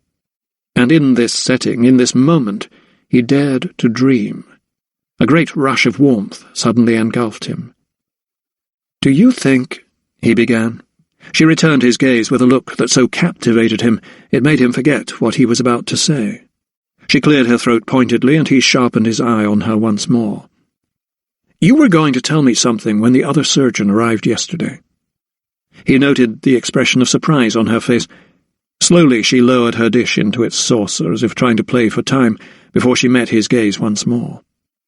"I have reason to believe that Sir Montague might relent," she told him. Thomas's eyes opened wide, and, without thinking, he grasped her hand. Her head darted toward a servant, and he withdrew it immediately. "What gives you cause?" he urged, trying to suppress his excitement. Lydia straightened her back and leaned forward slightly, her voice lowered to a whisper. "He told me how very grateful he was to you," she murmured. Thomas seemed a little disappointed. "And no more?" Lydia's lips quivered. "Now is not the time," she told him, glancing at the servant who approached to clear her tea bowl. "I will tell you presently," she added, with an intriguing smile. The return journey proved almost as treacherous as the outgoing. Eliza joined Thomas and Lydia, and together they were jounced around bends and jostled over rutted tracks, until Borton's boundary finally came into view. The young anatomist remained tense throughout. Although the surgery on Sir Montague had gone as well as he could have anticipated, his mind was still deeply troubled by events in London. He had made little progress with the cataloguing of the specimens, and was no closer to finding Matthew Bartlett's murderer. A few minutes later, and the carriage was rattling through the gates at the southeastern corner of the estate, near Plover's Lake. Looking out of the window, Lydia spied Nicholas Lupton on his horse, as he rode down the track from his house to meet the main drive through the estate. As he pulled up to allow the party to pass, Lydia knocked on the ceiling with a stick to signal the driver to halt. "What goes on?" asked the puzzled Thomas. "I want you to meet the new estate manager," replied Lydia, grabbing the handle on the carriage window to open it. She put her head out and signalled. Lupton urged his horse nearer until he had drawn level. "Good morning, Mr. Lupton," greeted Lydia cheerfully. Lupton doffed his hat. "Good morning, your ladyship," he replied with a smile. Thomas leaned forward in his seat. He did not understand why Lydia felt it necessary to introduce them, let alone at this particular juncture. "Dr. Thomas Silkstone, I would like you to meet Mr. Nicholas Lupton, Borton's new estate manager," said Lydia proudly. Thomas managed a thin smile, but Lupton went further. "I'm honoured to meet you, sir. I have heard so much about you." Thomas acknowledged the greeting with a considered nod. "You must not believe everything you hear, sir," he replied. There was an awkward pause as Lupton considered how to react until Thomas came to his aid. "I hope you are settling in well, Mr. Lupton," he said. Lupton nodded and slithered a sideways smile toward Lydia. "Her ladyship has made me feel most at home at Borton," he said. Thomas noted the manner in which the estate manager looked at her and the way that Lydia returned his look. He detected a certain intimacy between them, and he was not comfortable with what he saw. It seemed as if some invisible electric current sparked between them, and it was surely the reason why Lydia's ardour toward him had cooled. Nevertheless, he nodded politely, masking his discomfort, and within a moment or two the carriage had set off once more back to the hall. Richard ran to greet his mother as soon as he saw her coming up the steps, despite Nurse Pring's protests. He buried his face in Lydia's skirts, and she held him close. "Yes, I am back, my sweet, and I bring a dear friend with me," she said. The boy looked over to Thomas, his eyes travelling up and down his body. "You remember Dr. Silkstone? He helped make your arm better." Thomas bent low and smiled. "Hello, Richard," he greeted. "How you have grown!" Yet still the child remained looking quizzically until finally he shook his head. "No, Mamma, I don't recall him," he replied. Then taking Lydia's hand, he asked, "Can I go riding with Mr. Lupton today?" The slight was unintentional, but Thomas found it deeply wounding. He had been absent a long time, too long. Worse still, it seemed that this estate manager, this Mr. Lupton, had slipped into his shoes.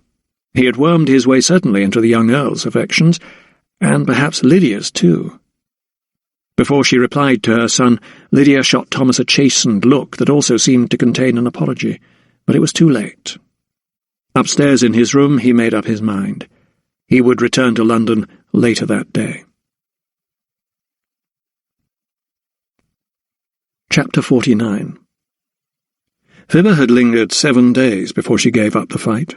A few hours before she expired, patients found the girl delirious with fever, shouting out all manner of obscenities and curses, and claiming there was an obia on her. She spoke of a great black bird swooping down, pecking at her eyes, and she jerked and jolted her body to avoid its attack. Her own arms flapped wildly, and no matter how she tried, patients could not calm her. She had called Venus, who had managed to pour some medicine down her gullet. Within a few minutes she was calm. Within a few more, she was dead. They covered her body in a bedsheet, and Venus ordered that it be left on the floor of the garret until Mr. Roberts could deal with it. Then she went to inform her mistress. Entering Cordelia Carfax's chamber, she found her standing by her window, looking out onto the gardens. "Fibber is dead, Missa," she said, bowing her head as she curtsied. Without turning from the window, Cordelia Carfax was silent for a moment. A victory had been scored. A small one, granted, but a victory nonetheless. "Good," she finally replied. Make the necessary arrangements." Thomas returned to Holland Street 2 days later, exhausted after his arduous trip back from Oxfordshire. He was looking forward to sleeping in his own bed and seeing Dr. Carruthers once more. Perhaps he was imagining it, but it felt a good deal less wintry in London. Most of the snow was gone and the wind had lessened. Thoughts of resuming his cataloguing and taking up the reins once again in the search for Matthew Bartlett's murderer flew around in his head like the pigeons at St. Paul's. They were present, but for the moment they could wait until he had settled back in. He had certainly not anticipated what happened next. As he stepped out of the carriage to walk over to the front stairs of his home, he felt someone tap him on the shoulder. He turned to see a man, small and round, dressed in the black garb of the legal profession, standing beside him. "Dr. Silkstone?" he asked, his face as void of expression as a blank piece of parchment. "Yes," replied Thomas, with the uncertainty of a man taken by surprise. "Dr. Thomas Silkstone?" "I am he." Moving forward a pace, the man brought his arm up. He was holding a scroll in his hand, and touched Thomas with it lightly on the shoulder. "Then, sir, I serve you with this summons to appear before the Westminster magistrate, charged with the kidnap of the slave Jeremiah Taylor, property of one Mr. Josiah Dalrymple, resident of Jamaica." For a moment Thomas simply stared at the scroll as it rested on his shoulder. He then lifted his gaze to the little man, who remained motionless, like some strange automaton. Finally he reached up for it, and with a fervour that registered shock on the little man's hitherto blank face, he snatched the summons from him with a smile. "I am most grateful to the court and to your good self, sir," said Thomas, bowing his head graciously. The court official, his expression now altered to reveal his surprise at this defendant's reaction, returned the bow. It was not often that he came across one so grateful for his visit. "I bid you good day, sir," he said, turning and walking off down the street. "A good day, yes," repeated Thomas to himself, opening his front door. So, the gauntlet had been thrown down, and he had picked it up with relish. The opportunity was great, but so too was the legal challenge. Here was his chance to clarify the law of England, to establish a right to freedom of all slaves on English soil once and for all. He would visit Granville Sharp at the very next opportunity. At Hubert Izzard's anatomy school that evening all was quiet. The students had left, the beadle had mopped the floor clean of blood and discharged all the entrails and soft tissues into the street drain. So now the anatomist found himself alone in his office, awaiting the next delivery for tomorrow's public dissection. It came on time. As soon as the porter had laid it on the table in the theatre and been paid for his pains, Izzard casually lifted the Hessian. A pubescent Negro girl, he noted. He drew the sackcloth back further to inspect the breasts. Interesting, he thought to himself, for a girl so painfully thin. How many small pimples dotted the area around her nipples? He counted 12 in the areola. A smile hovered on his lips. Could it be that the girl was either pregnant or recently so? The answer to his question came swiftly and without a cut being made. He had not realized it at first, but this time the corpse had come accompanied. Cordelia Carfax had been watching him and now emerged from the doorway, swathed in a cloak. Pulling down her hood, she revealed an expression of smugness on her face, like a cat that had snagged a mouse and was now depositing it at its master's feet. Izzard's eyes widened at the sight of her. "Cordelia, but you should not be here," he blurted, flinging the Hessian back over the corpse and striding over to her. Arms enfolding her, he tried to turn her away from the cadaver, but she ignored him, pushing him aside. Eagerly she made her way over to the dissecting table. "This one is special," she told him, her footsteps quickening as she approached. For a moment she paused, considering the cloth-covered mound, her eyes sharp as hooks. Then she stepped forward and touched the Hessian lightly. She said, "This one was bearing the child that I could never give my husband. This one tried to kill me." Snatching at the covering, she peeled it back once more and allowed herself a moment to gloat. As she studied the cadaver, her eyes lit up. She said nothing, but turned to Izzard with a strange smile on her face, as if she was relishing a triumph. Her victory was complete. Chapter 50. "Dalrymple is taking me to court!" cried Thomas, brandishing the writ he had been served only a few hours before. Granville Sharp, not a man to express his emotions in such a demonstrable way, nodded but showed no more sentiment. "That is good news," he replied. He was sitting reading a folio as Thomas strode into his study. "It is high time the law was clarified. Please sit, Dr. Silkstone." The young anatomist's head was reeling. It was crammed with facts that Dr. Carruthers had imparted about a famous case just 10 years previously, involving a very similar situation, when an American slave named James Somerset escaped from his master while visiting England. "The court found in his favour. I have precedents on my side, do I not, Mr. Sharp?" said Thomas, settling himself by the fire. Sharp rose and, walking over to a brandy decanter on a small table nearby, poured out a large glass. He was not a qualified lawyer, but was well versed in the vagaries of the law, having brought cases on behalf of the disadvantaged in society. "Many hailed the ruling as a victory for freedom," he conceded, handing Thomas the glass. "But Lord Justice Mansfield's judgment did not expressly say that slaves become free when they set foot on English soil." Thomas thought for a moment, then took a large gulp of brandy. "So I will have a real fight on my hands?" Sharp shrugged. "I am afraid so, Dr. Silkstone. Mansfield's judgment is silent as to what a slave's status is in England." Shaking his head, Thomas realized that his enthusiasm for his summons might be misplaced.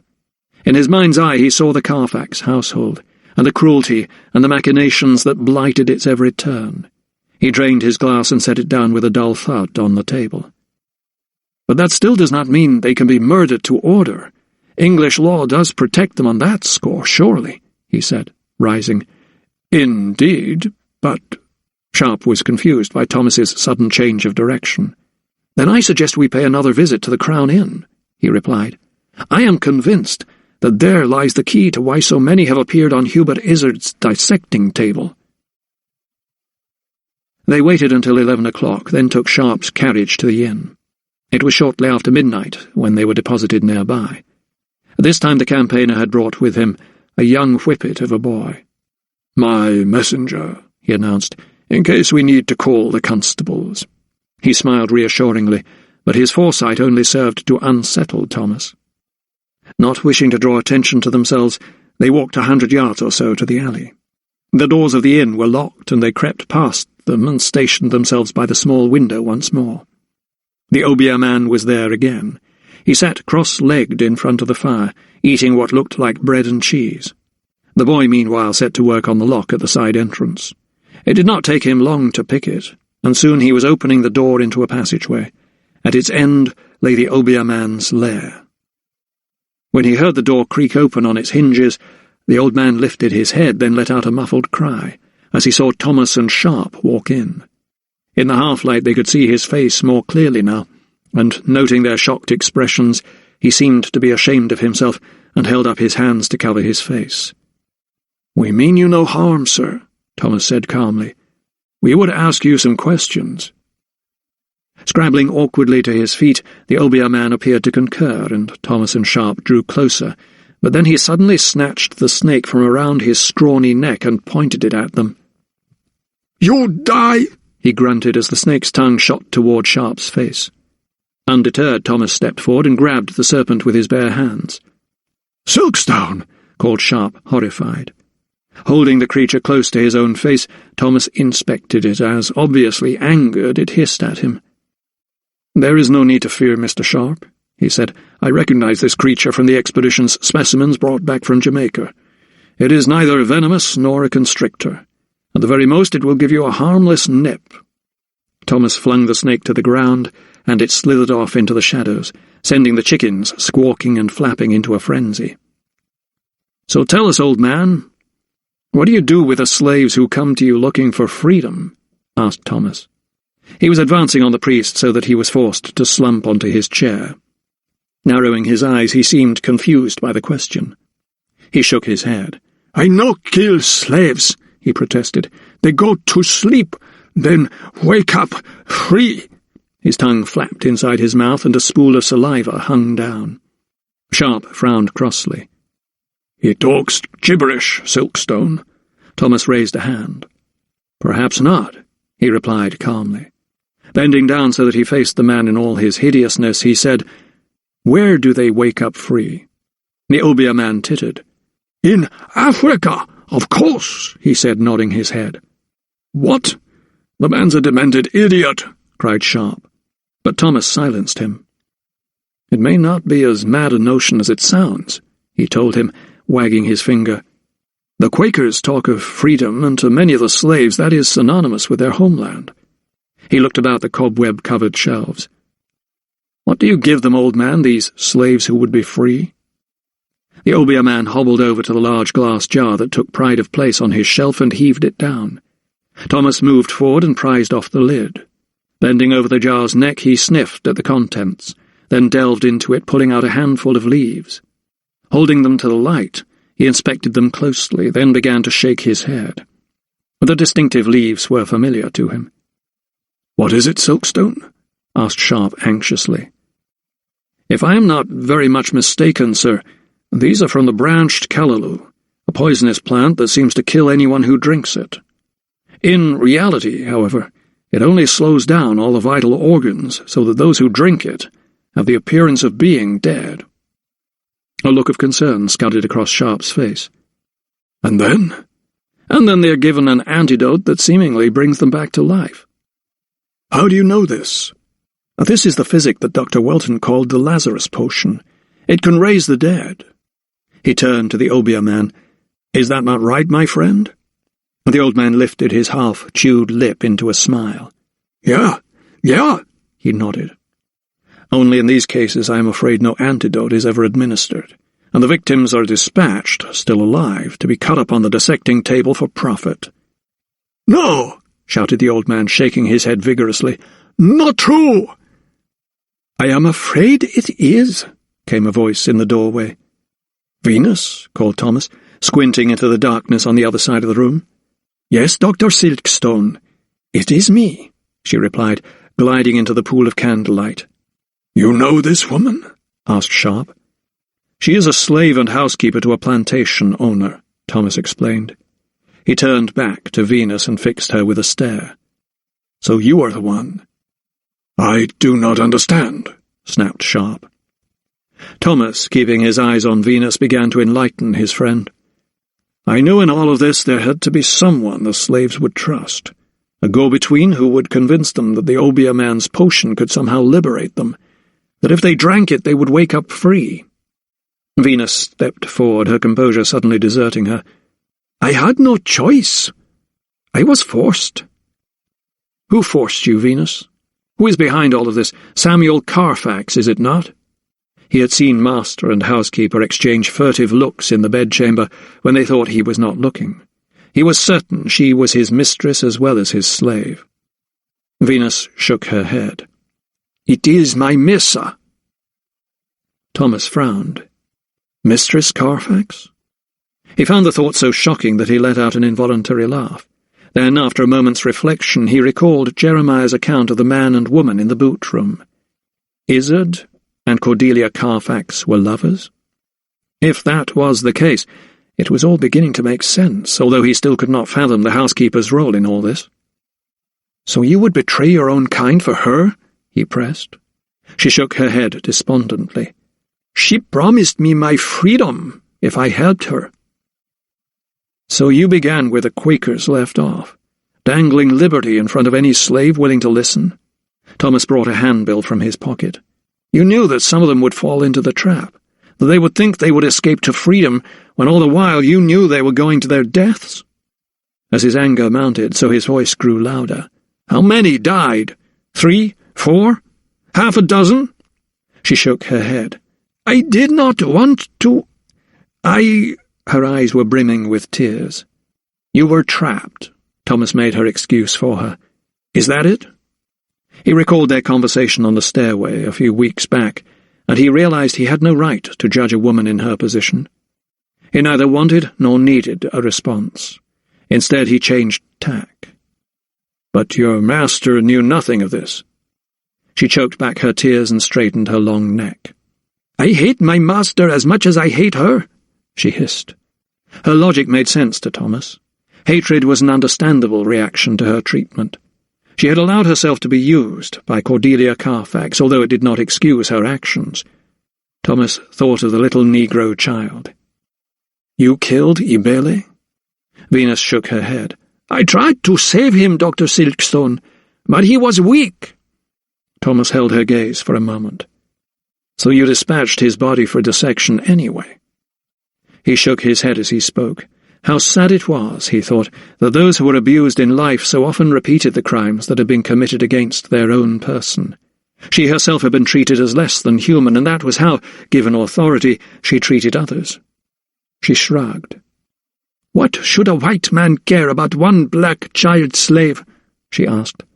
"There are those of us who care most deeply," replied Thomas, resenting her remark and throwing a glance at Sharp. He saw her mouth tighten as she lifted her head. "I care too, Dr. Silkstone. That is why I am here. I care about Fibba." "Fibba?" echoed Thomas. He thought of the girl whose simmering resentment had led her to try and poison her mistress. "What of her?" "She dead, Dr. Silkstone," she told him, as calmly as if she were telling the time. "How?" Thomas flashed a look of horror at the housekeeper. "You killed her?" Venus's jaw worked uncomfortably. "She was a fool believing in all this, thinking that Obeah could kill the Missa," she said, opening her arms and looking about her at the Obeah man's paraphernalia. "She was carrying the Massa's child, and the Missa made her lose it." "And now she lies dead by your hand?" Thomas asked incredulously. The housekeeper lifted her gaze. "She no dead, Dr. Silkstone." "What?" "She only seemed dead. The poison I gave her did not kill her." "She remains alive?" "That is why I am here. The Obeah man say he can raise her with the antidote. I want to save her from the knife man, otherwise she will be cut at first light tomorrow morning." "The Lazarus potion," murmured Thomas. "What?" snapped Sharp. "The potion I was telling you about, that seems to have the power to raise the dead." He flashed a look back at Venus. "Where have they taken Fibba?" "To Mr. Izzard's anatomy school." "I knew it!" Thomas shot a glance at Sharp. "This is how Izzard gets his corpses." Chapter 51. Fibba did not know if she was alive or dead. All she sensed was confusion and fear. A strange fog had settled in her head, dulling all her senses. There had been no vision, no dream, no encounter with her ancestors as she had imagined in death. There was no colour, no music, only darkness and silence. Then it occurred to her, what if she was dead and had been buried alongside the white people in the graveyard where she had collected her grave dirt, sealed in their coffins and watched over by the women with wings? There was no escape for them. Perhaps she was now trapped too. A terror took hold of her guts and churned them about at the very thought.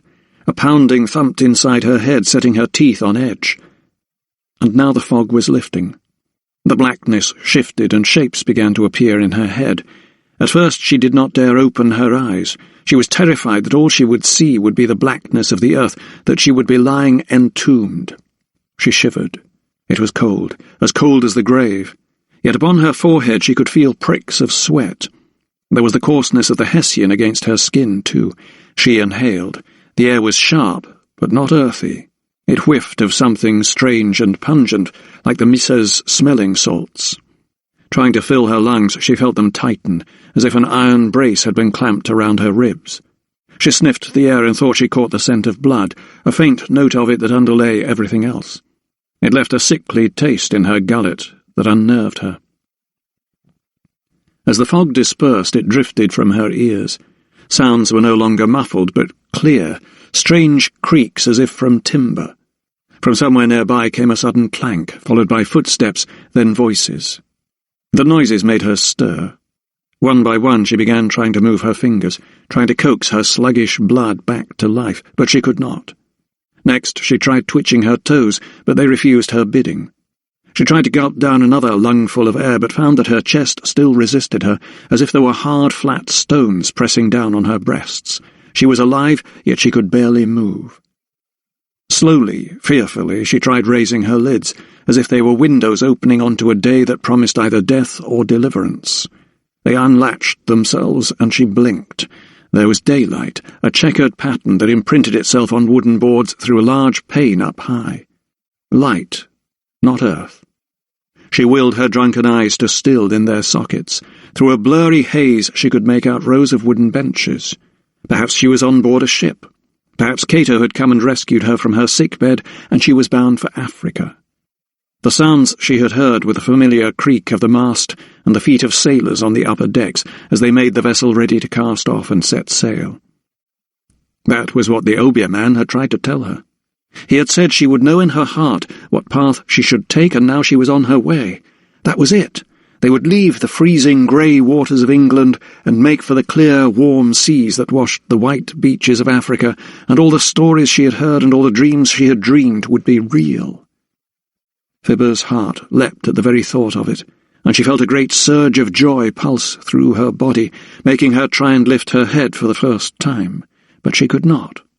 Instead she heard a voice, followed by another oddly familiar, and then she felt a great tug across her torso that robbed her of her breath, followed by a stab of pain. A sharp cry escaped from her lips, and she tried to bring her arms up, but they would not move. She tried lifting her legs, but they refused to obey. Gasping for breath, she gulped the metallic air that now flooded her nostrils and mouth, and terror seized her. She began trying to lash out, but she could not. There was a hurricane in the back of her throat that came rushing forth in a deafening torrent before another stab of pain silenced her. They waited, all four of them, in the Obeah man's room for the rest of the night. The old man had given Thomas a phial that he swore contained the antidote for the poison. According to the old man, if its entire contents were poured into Fibber's mouth, she would within the hour come alive again. Thomas recalled Sir Joseph Banks's account of the potion. He had shown faith in it, and now so must he, despite his misgivings. Time had hung slow and heavy and had given Thomas space to reflect. He mused on the small glass bottle he cradled in his hands. The amber liquid held therein looked so innocuous, yet it was so powerful. Could it be that Matthew Bartlett was murdered for its formula, when this ugly old toad of a man knew it all along? Surely Cordelia Carfax's hand was not behind the brutal killing of the artist, too. The more he thought about it, the more disturbed he became, and the more convinced he was that he was no nearer to finding out who killed Matthew Bartlett, or, for that matter, why. Finally, the night watchman called 7 o'clock. It was still dark, but it was imperative that Thomas, Sharp, and Venus reach the anatomy school as soon as it opened if they were to save Fibber. The streets of London were waking to another cold day, as the coach made its way to Brewer Street. They arrived just in time to find the night porter unlocking the door of the anatomy school for the Beadle. Thomas accosted him. "Sir, my name is Dr. Silkstone, and this is my associate, Mr. Sharp. We would speak with Mr. Izzard on a most urgent matter. May we come in?" The Beadle, hunched and advancing in years, glanced beyond them to Venus, who waited in silence behind. He eyed both men suspiciously. "A physician, you say?" "Yes, and a fellow anatomist." The Beadle sighed heavily. "Very well," he conceded, gesturing the three of them inside. "Up the stairs," he told them. "Mr. Izzard will be in before 8 o'clock." It was a relief to hear that the anatomist had not yet arrived. It was so cold that Fibber's body would no doubt have been stored upstairs overnight, in readiness for the morning lecture. They waited on the landing so that the Beadle could open the appropriate door for them. Choosing a key from his belt, he inserted it in the lock and pushed. The door opened onto the lecture theatre, and there, to everyone's surprise, was Hubert Izzard. Seated on the front row, he cut a solitary figure, his head in his hands. He glanced up at the sound of footsteps, then shuddered as he took a deep breath. "Sir, you are early. These gentlemen asked to wait for you," the Beadle called across the room, shuffling toward the anatomist. The old man's remarks seemed not to register. As Thomas drew nearer, he could see there was a strange expression on Izzard's face, a wild, haunted look. His eyes were wide but unseeing, and his lips were loose and pale. What was more, his skin was deathly white against the dried red blood on his yellow jacket. Thomas glanced over to the dissecting table in the centre of the floor. There was a body on it, covered with blood-stained sacking. A sticky puddle of blood had congealed on the floor. A look of horror crossed Thomas's face, and his eyes met with Izzard's. From near the table came a cry. Venus had just thrown back the cover. "Phoebe!" she gasped, her eyes wide with terror. Granville Sharp had rushed over to her.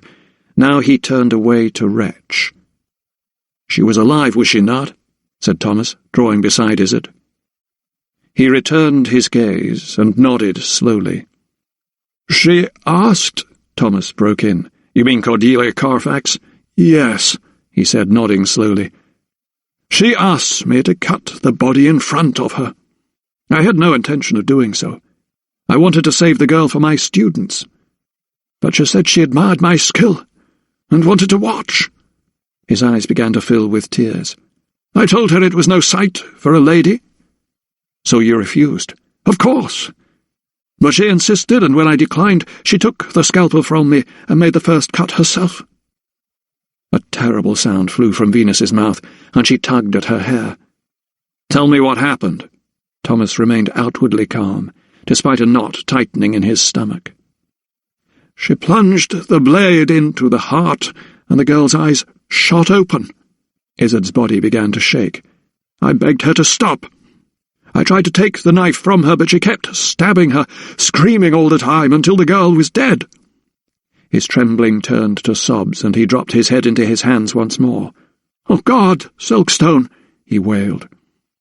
Granville Sharp could not hide his revulsion. "We must find this woman, immediately," he said, his face drained white. "Where is she now?"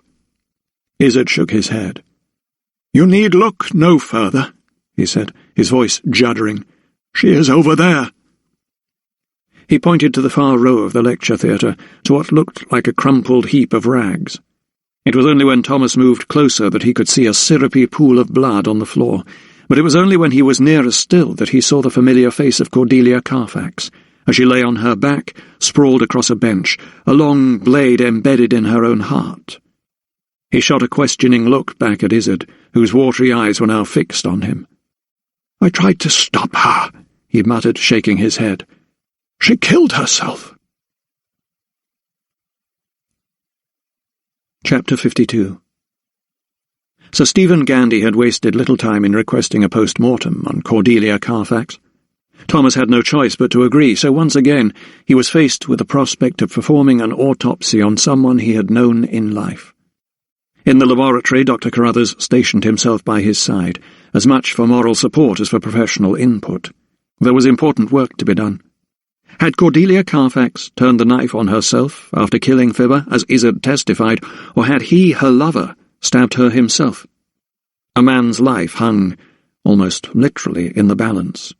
The gallows awaited Hubert Izzard if he had murdered Cordelia Carfax, and on Thomas's shoulders lay the burden of proof. Try as he might, however, the anatomist found it almost impossible to look on the corpse without recalling the look on Fibber's face when he had found her dead earlier that morning. Her eyes, still open, almost bulged from their sockets, and horror had etched itself on her features. Standing over Cordelia Carfax's naked torso, he was only glad that Dr. Carruthers could not see his hand tremble as he examined the knife wound. The blade remained in her chest, often a sign of a self-inflicted wound, he noted. It had entered between the third and fourth ribs, 2 inches to the left of the sternum, at an acute angle upward from the subcostal region. Again, this was, in his understanding, another indicator of suicide. He shared his thoughts with his mentor from time to time, and received reassuring nods and grunts. There was only one fatal wound, he observed, which had been made when her chest was already exposed and not via her garment. This was often a feature of suicides in his experience. They would often expose the proposed area of their self-inflicted wound. "So was her heart black?" queried Carruthers, lifting his stick and tapping it on the stone flags. It was as if he had sensed the tension in the air and sought to break it with a quip. Thomas allowed himself to smile. "Many would be surprised that it was not," he replied. "And have you checked the hands?" asked the old anatomist. Thomas had. They were blooded, but bore no defensive wounds, as might be expected in the case of an attack. "I believe she took her own life, sir," Thomas concluded, straightening his aching back. Dr. Carruthers nodded. "From what you have said, I concur. "And Hubert Izzard is in the clear," replied Thomas. "For the time being, at least," he thought. The drapes were drawn at the Carfax mansion and casements shut, despite the turn in the weather. Even from the outside it seemed that the whole house was in mourning. Inside it was the same story. Thomas was shown into a hallway devoid of furniture. Gone were the grand paintings, and the marble busts had been covered with white sheets. Only Fino the dog seemed eager to greet him in the hallway with a frantic barking, thinking perhaps his mistress had returned. He found Samuel Carfax in his study, staring out of the window onto the gardens. His normally jocular aura had dissipated, to be replaced by a look of despair. His habitually ruddy complexion was pale, and under his eyes were great bags. His large head seemed to have sunk even further between his shoulders. For a moment after Thomas was announced, he did not move, as if trying to determine in his own mind how he should address him. Eventually he turned and looked at the doctor blankly. "She's gone," he said. It was as if Carfax was thinking aloud rather than addressing his visitor. "She has left me." Thomas thought of Cordelia Carfax's corpse now lying in the mortuary, bloated and darkening, awaiting the grisly fate reserved for those who took their own lives. She would be accorded the same fate as all her slaves. There would be no headstone for her either, no marks made in stone to testify to a life well lived, no carved prayers or kind words from a loving husband, no women with wings to watch over her. "My condolences, sir," said Thomas, his voice subdued. That was the reason for his visit. He had delivered his post-mortem report to Sir Stephen's office and knew it would not be easy for Samuel Carfax to face the truth. His wife had led a double life. Not only had she been conducting an affair with one of his acquaintances, she had secretly trafficked the corpses of at least half a dozen slaves, selling them for a tidy profit to her lover. Some of them had even been murdered to order, but her last crime, the vicious stabbing of Fibber, was the most horrific of all. Nevertheless, their marriage had been a long, if not a happy one, and his wife's suicide would have compounded his intense distress. "You will miss Mistress Carfax greatly," he added, immediately realizing he sounded glib. Carfax's reaction to his words came swiftly. He shrugged his great shoulders and shook his head, glowering at Thomas in disbelief. "I speak of Venus, Silkstone. Venus is gone." Thomas could not hide his shock. He was lost for words, and when they did come into his mind, he thought it best to remain silent. He would only allow Samuel Carfax to explain himself if he so wished. In his hand, Thomas noticed the estate owner was holding something like a small coin. He turned it round and round, flipping it between his fingers, studying it now and again. "She said she wanted her freedom, you see, Silkstone," he mumbled eventually, tossing the roundel disdainfully onto the desk. Thomas caught a glimpse of it as it scudded across the surface and landed nearer to him. It was a token against slavery, the sort that the Quakers distributed in the Crown Inn. He thought of Venus, tall and poised and proud, yet all the while hiding a hatred and contempt for both her master and mistress that had seared itself into her psyche as surely as the brand on Fibber's flesh. Her attitude had at first surprised him when he had spoken briefly to her about Cato's disappearance. She seemed ambivalent to freedom, not content, yet not craving an escape. "And you let her go?" asked Thomas gently. Carfax snorted, as if he found Thomas's question vaguely amusing. "I have no longer the will to fight, Silkstone. I am a broken man. I have lost my wife, my reputation, and any ambitions I had for a career in politics." He picked up the roundel from the desk once more. Squinting at it, he read the inscription, "Am I not a woman and a sister?" and let out an odd laugh. "So she is now free, and I have become a slave to my own folly. The irony of it, Silkstone? The irony."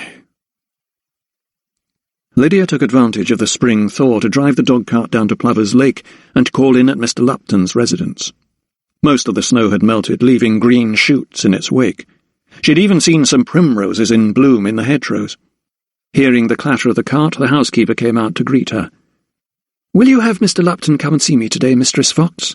Lydia asked her, adding, "I am most anxious to speak with him." With the warmer weather, she wanted to revive the plans for draining the marshland. The housekeeper, however, looked perplexed and began fidgeting, smoothing her apron with her plump fingers. "What is it, Mistress Fox?" asked Lydia, seeing the woman's disquiet. She shook her head. "I am most anxious to see him too, milady," she replied, "but he is gone." "Gone?" "Yes, milady. He took off early this morning without so much as a by your leave. Didn't touch his breakfast." The woman twisted her apron. "I am sure he will be back by nightfall," Lydia said, smiling, but her words did nothing to allay the housekeeper's fears. "That's the thing, you see, milady. It looks like he won't be coming back." "What do you mean?" Lydia snapped. "Taken all his things, he has. All his bags and his trunk have gone. A carrier called for them, milady." Lydia's forehead was suddenly furrowed by a frown. "I see," she said slowly. "I am sure he will return presently." She tried to reassure her. She gave the housekeeper a polite smile to disguise her own surprise. Then, with a flap of the reins, she urged on her horse. In Draycott House, Sir Montague Malthus was also relishing the sunshine that had been so noticeable by its absence throughout the coldest winter he could remember. The warm rays streamed through his bedroom window and added to his already cheerful mood.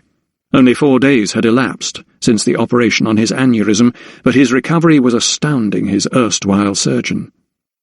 "I have to confess I am most impressed by Dr. Silkstone's ingenuity," murmured Mr. Parker as he inspected the leg.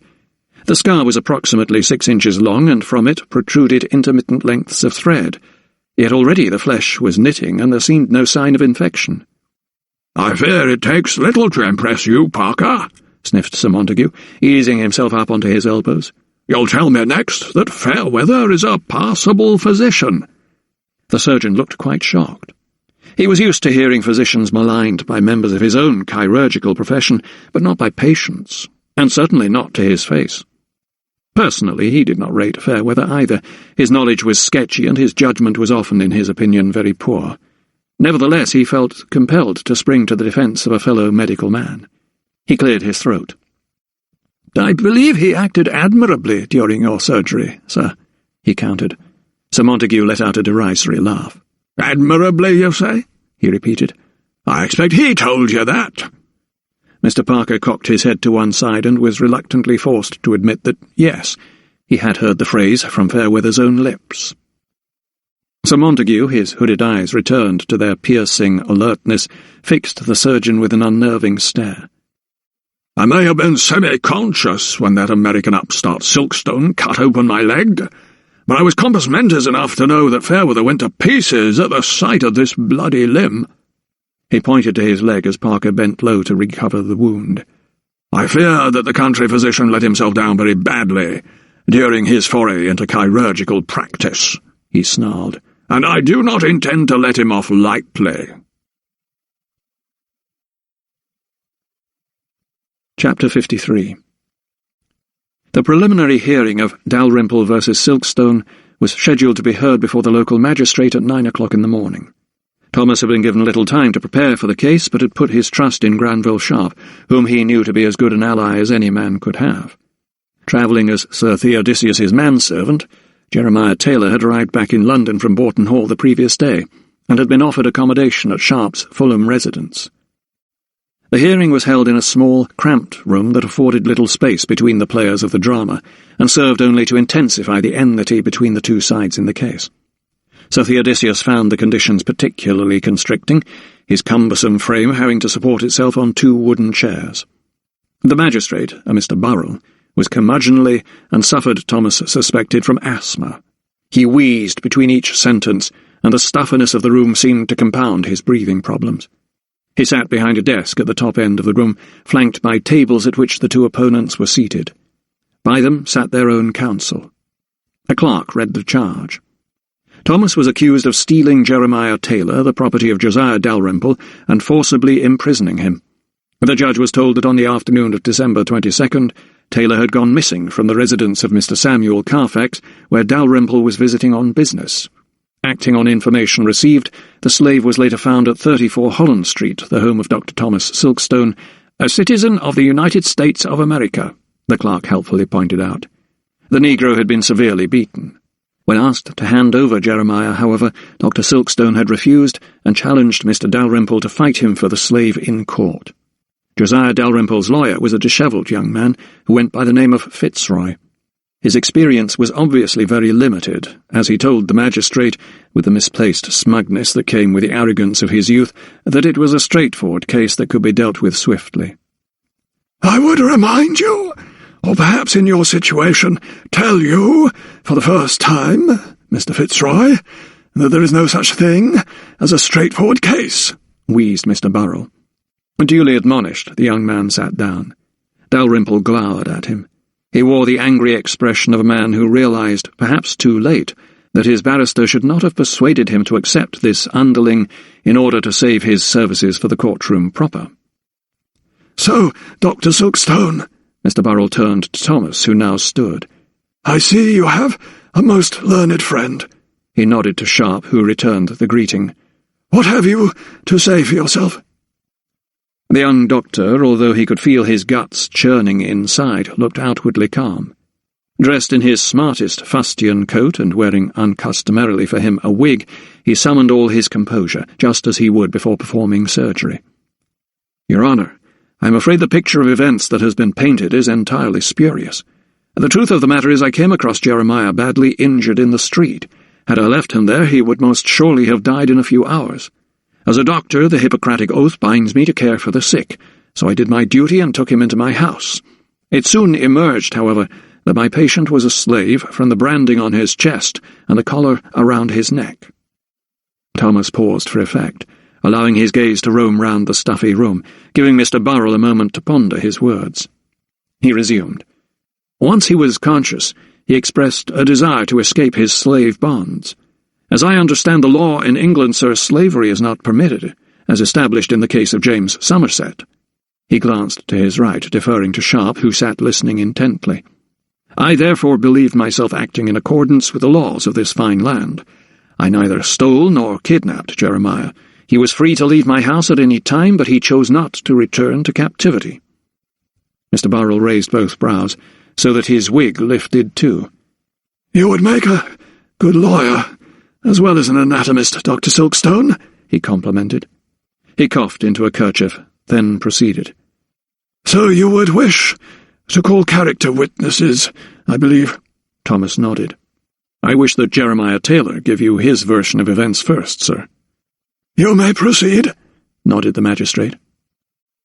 Jeremiah Taylor, looking fine in a dark green coat loaned by Granville Sharp and a high stock, stood up to speak. His nerves were plain for all to see. His hands shook and his voice was faltering when he confirmed his name. In answer to the magistrate's questions, he told him he had belonged to Mr. Dalrymple for 10 years and lived on his sugar plantation near Kingston. Sometimes his master beat him or withheld his meals.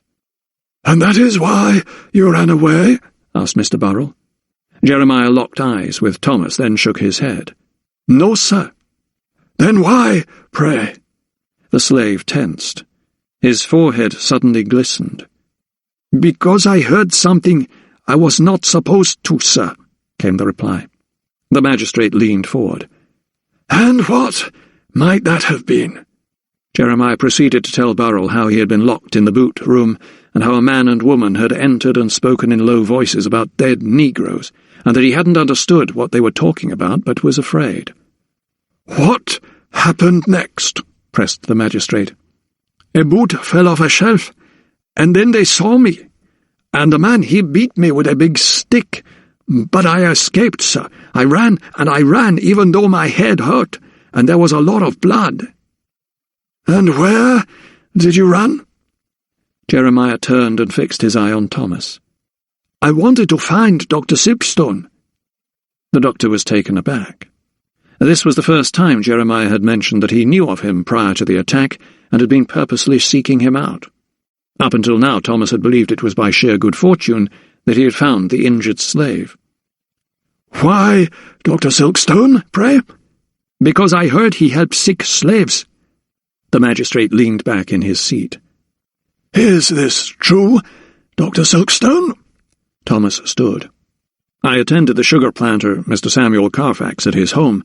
and found that one of his slaves, a child, had died without receiving any medical attention. I therefore offered my services free of charge, should any more slaves fall sick, sir." The magistrate arched a brow. "How very noble of you," he wheezed. He turned back to Jeremiah Taylor.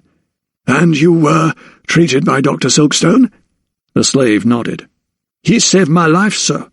But when my master came looking for me, I did not want to go back with him.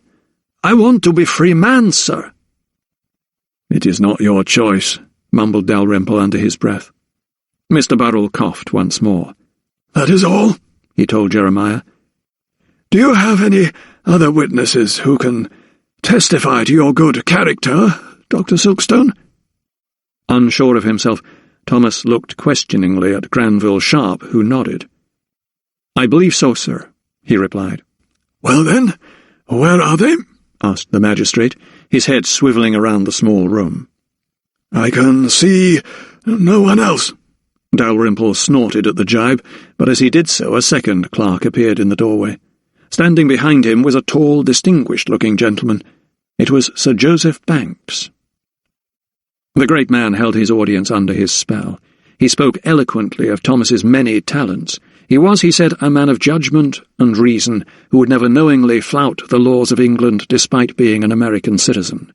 He told Mr. Burrell how Thomas had been appointed to the prestigious position of Keeper of the Collections following the Jamaican expedition, and how his professionalism in all matters was unimpeachable. Obviously honoured that the President of the Royal Society should grace the hearing, Mr. Burrell had no choice but to dismiss the case against Thomas, even though he was already minded to do so before Sir Joseph's appearance. Dalrymple's charges, he opined, were ludicrous, and would not stand up in a higher court.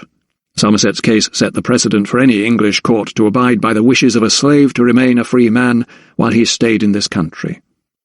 Addressing Dalrymple, who had sat with a face like thunder throughout, the magistrate directed, "I order, sir, that you manumit Jeremiah Taylor and make a deposition to that effect." Mr. Burrell then brought the proceedings to a close, walking out of the stuffy room, wheezing and puffing as he did so, desperate for a breath of fresh air. The rest of the courtroom followed. Once outside, Thomas thanked Sir Joseph, Mr. Sharp, and Jeremiah most profusely. "I am very obliged to you all," he said. "Nonsense," replied Sir Joseph. "The charges were a complete fabrication." "So both of you are free men," remarked Sharp, lifting the corner of his mouth in a rare show of mirth. Turning to Jeremiah, he said, "Nothing would give me greater pleasure than to draw up that deposition and give it to your former owner." The party broke up. Sharp took Jeremiah with him back to Fulham, and Thomas was about to hail a carriage to Holland Street when Sir Joseph indicated he wanted a word. Thomas suspected the nature of the conversation, and he braced himself for a chastisement. "Matthew Bartlett," said Sir Joseph, drawing up beside the doctor. "Sir?" replied Thomas disingenuously. Come, Silkstone," he said as they continued to walk down the lane toward the main thoroughfare. "My spies tell me you have been rooting, despite my strict instructions to leave the matter to me." Sir Joseph's words made Thomas wonder just how much the great man knew of his activities regarding the artist's murder. Nevertheless, he did not anticipate what came next. "All my inquiries have drawn a blank," he told Thomas, pausing to study his reaction. His voice barely hid a plea.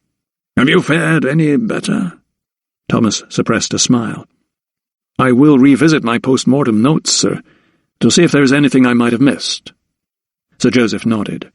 "You are a good man, Silkstone," he said. "Let's keep this between us, shall we?" The young Earl Crick was decidedly bored. For the past 2 days Eliza had sought diversions for him, from playing with his tin soldiers to drawing. Lydia had even tried unsuccessfully to teach him to play draughts, but all he really wanted to do was frolic outside with Mr. Lupton. "When will he be back, Mamma?" he would ask at every opportunity. Lydia only wished she knew. All that she had been told by Mistress Fox, who was admittedly not the most reliable of sources, was that her master had taken off most suddenly. Standing by her study window, she looked out over the lawn. The snow was all but gone. The wind had changed direction, and the mercury was rising. There were daffodil shoots in the shrubbery, and the mere thought of spring brought a smile to her face. What was more, she had heard word that the Treaty of Paris had been ratified by the Congress of the Confederation in Maryland. This meant that America and Britain were no longer at war. Thomas could no longer be termed an enemy of England. Another obstacle to their union had been lifted. She thought of him on his last visit. She had been deliberately distant with him, shielding herself from her inevitable despair at the prospect of the ban on their union never being lifted. He had not given up hope. She could tell that from his gestures, the way he had declared his love for her, though she had pretended not to hear. She loathed herself for such seeming callousness, yet she felt she was acting in both their best interests. Perhaps now, however, was the right time for her to pen her letter to him. Sir Montague was making remarkable progress, and had sent her word of his quickly improving condition only that morning. The news had lifted her spirits and given her fresh hope. Turning to her desk, she picked up his letter and read it for the second, or was it the third time? "My condition is transformed," he wrote. He had even, he reported, put pressure on the offending leg and managed a few steps. In fact, such was the rate of his recovery that he had issued an invitation. It would, he told her, give him the greatest of pleasure if he might join her for what he described as a celebratory dinner in honour of that most skilled and revered of surgeons, Dr. Thomas Silkstone. She read the line again. They were words that she never thought to read from the pen of the man who had hitherto done everything in his power to vilify Thomas. Why such a change of heart? Why would the man who was preventing their marriage make such a grand gesture unless it was designed to engender a reconciliation? It had to be, she convinced herself. He wanted a rapprochement. When everyone else had failed him in his hour of need, Thomas had saved his life. Thomas was his saviour. He had proved himself not only a superlative surgeon, but a fitting consort, too. After years of hostility toward her beloved, Sir Montague Malthus had relented. She settled herself at her desk and dipped her pen into the inkpot. This would not be an easy letter to write, and there would be several drafts, of that she was certain. But she needed to make a start. She was not entirely sure how she would couch her momentous news. Perhaps it was best to start with Sir Montague's invitation and her suspicion that he may well, in the very near future, quash his objections to their union. Only after relating such conjecture would she be able to deliver her reasoning that explained the underlying cause for such a volte-face, the news that had come like a bolt from the heavens to her. Sir Montague had told her when he thought he was dying, when he thought he only had a matter of hours to live. The fact that he survived surgery changed nothing. What he had told her could never be untold. What he had told her changed everything. Forever. Chapter 54. Naturally, Thomas felt relief that Dalrymple had been forced to drop all charges against him, yet the case was just one link in a chain that made him feel ensnared. The past few days had been lost to him in a whirlwind of tragedy and acrimony that left in their wake a deep disquiet. Matthew Bartlett's murder remained unresolved, and the distance between himself and Lydia had widened, not only physically but emotionally too. Seeking solace in his laboratory, he surveyed the unopened crates and the barrels of specimens that remained untouched. No doubt they all contained treasures, fantastical insects and reptiles, miraculous plants that could cure any manner of ills, vicious fish with teeth as sharp as razors. Yet he found he had little appetite for the knowledge contained in the vessels. He had accepted Sir Joseph's commission with relish. This was his chance to discover, to explore, to shine. That was before he had uncovered the world that was home to these most exotic collections, before he had devoted even a few seconds of his thoughts to the barbarity of slavery. He felt guilty, and he felt wretched. Hearing a noise coming from the corner of the room, he saw Franklin scrabbling at his latch, frantically trying to open his cage. His efforts brought a smile to Thomas's face. He strode over and opened the door so that the creature bolted out and scuttled across the workbench. As he did so, he began to lick the neck of a bottle that had been standing there, untouched and unnoticed for the past few days. On the night of the deaths of Fibber and Cordelia Carfax, Thomas had returned home late.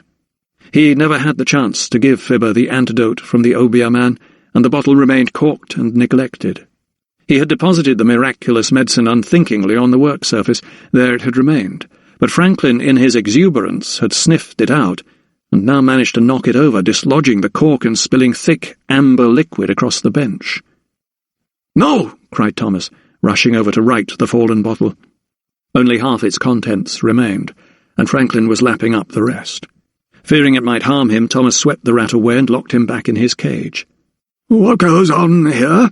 asked Dr. Carruthers, tapping his way into the laboratory and hearing the commotion. Thomas, mindful that he had not yet analysed the bottle's contents, had grabbed a spoon and was desperately trying to rescue some of the spilled liquid. "Franklin," he explained, "he has upset a bottle of physic." Nostrils flared. The old anatomist paused for a moment and sniffed. "I detect honey," he declared, moving toward the workbench. Thomas frowned. "Honey? But this is the antidote for the Solanum nigrum. This is the physic that can restore and revive," he insisted. "This is the Lazarus potion that Dr. Welton talked about." He had fully intended to examine it before, but had been distracted by events. Dr. Carruthers, sensing his protégé's prickly mood, came up with a suggestion. "Now is surely as good a time as any to analyse it, young fellow." Thomas, the sticky bottle in his hand, concurred. "I am sorry, sir, I did not mean to sound abrupt. You are right, I shall set to work on it immediately." Setting a flask on the table, he poured out a small quantity of preserving fluid and an equal amount of the liquid into it. A little golden globule formed almost immediately, while the rest of the solution turned slightly milky. "Well?" asked Dr. Carruthers impatiently. "You are right, sir," said Thomas. "There is honey in this mixture, but that is not the sole ingredient." "The litmus test?" "Yes," replied Thomas, reaching for a solution of litmus from the shelf. Dipping a strip of filter paper into the liquid, he transferred it to the physic. The answer took only seconds to emerge. The blue strip turned red. "So we have some sort of acid," said Thomas, inspecting the paper. "Acid, you say?" mused Dr. Carruthers. "Let me have another sniff." Thomas passed over the flask, and the old anatomist wafted it under his nose. "Vinegar!" he cried. "Test for vinegar!" Thomas sniffed the solution again. Yes, he could also detect a hint of what could be vinegar. This time he fetched pearl ash from a jar and added the fine white crystals to a flask containing water. Waiting until the powder had settled, he poured in a small quantity of the physic. The reaction was immediate and dramatic. The solution bubbled, then rose, foaming over the sides of the flask. Hearing the fizzing sound, Dr. Carruthers clapped his hands. "There you have it!" he exclaimed. Thomas shook his head. "Honey and vinegar," he muttered. "This miraculous medicine that can raise the dead is nothing but honey and vinegar." Stunned, unable to laugh or cry, he fell back on a stool. The Royal Society had been duped. Men had died in the pursuit of this potion, and yet it was all a sham. The quest to bring back the formula to restore life after death was based on nothing but superstition, lies, and manipulation. There was no medical foundation for the antidote, for this Lazarus potion at all. "Come, come," Dr. Carruthers slapped Thomas on the back. "At least you can now prove that all this obeah is just stuff and nonsense." The young doctor looked at his mentor. "You are right. I must notify Sir Joseph as soon as possible," he said. He should have felt relief that he had so easily disproved the existence of an all-powerful potion that could take life away and give it back, bending the mind in the process. Of course, more tests would be needed to show that the formula was nothing but a ruse, a terrible deceit in order to hold an enslaved people in awe of a few powerful priests, but the initial evidence seemed irrefutable and the deception so simple that he blamed himself in part for allowing himself to be hoodwinked. His healthy skepticism seemed to have deserted him, and everyone else associated with this project. So much so that they had even murdered for it.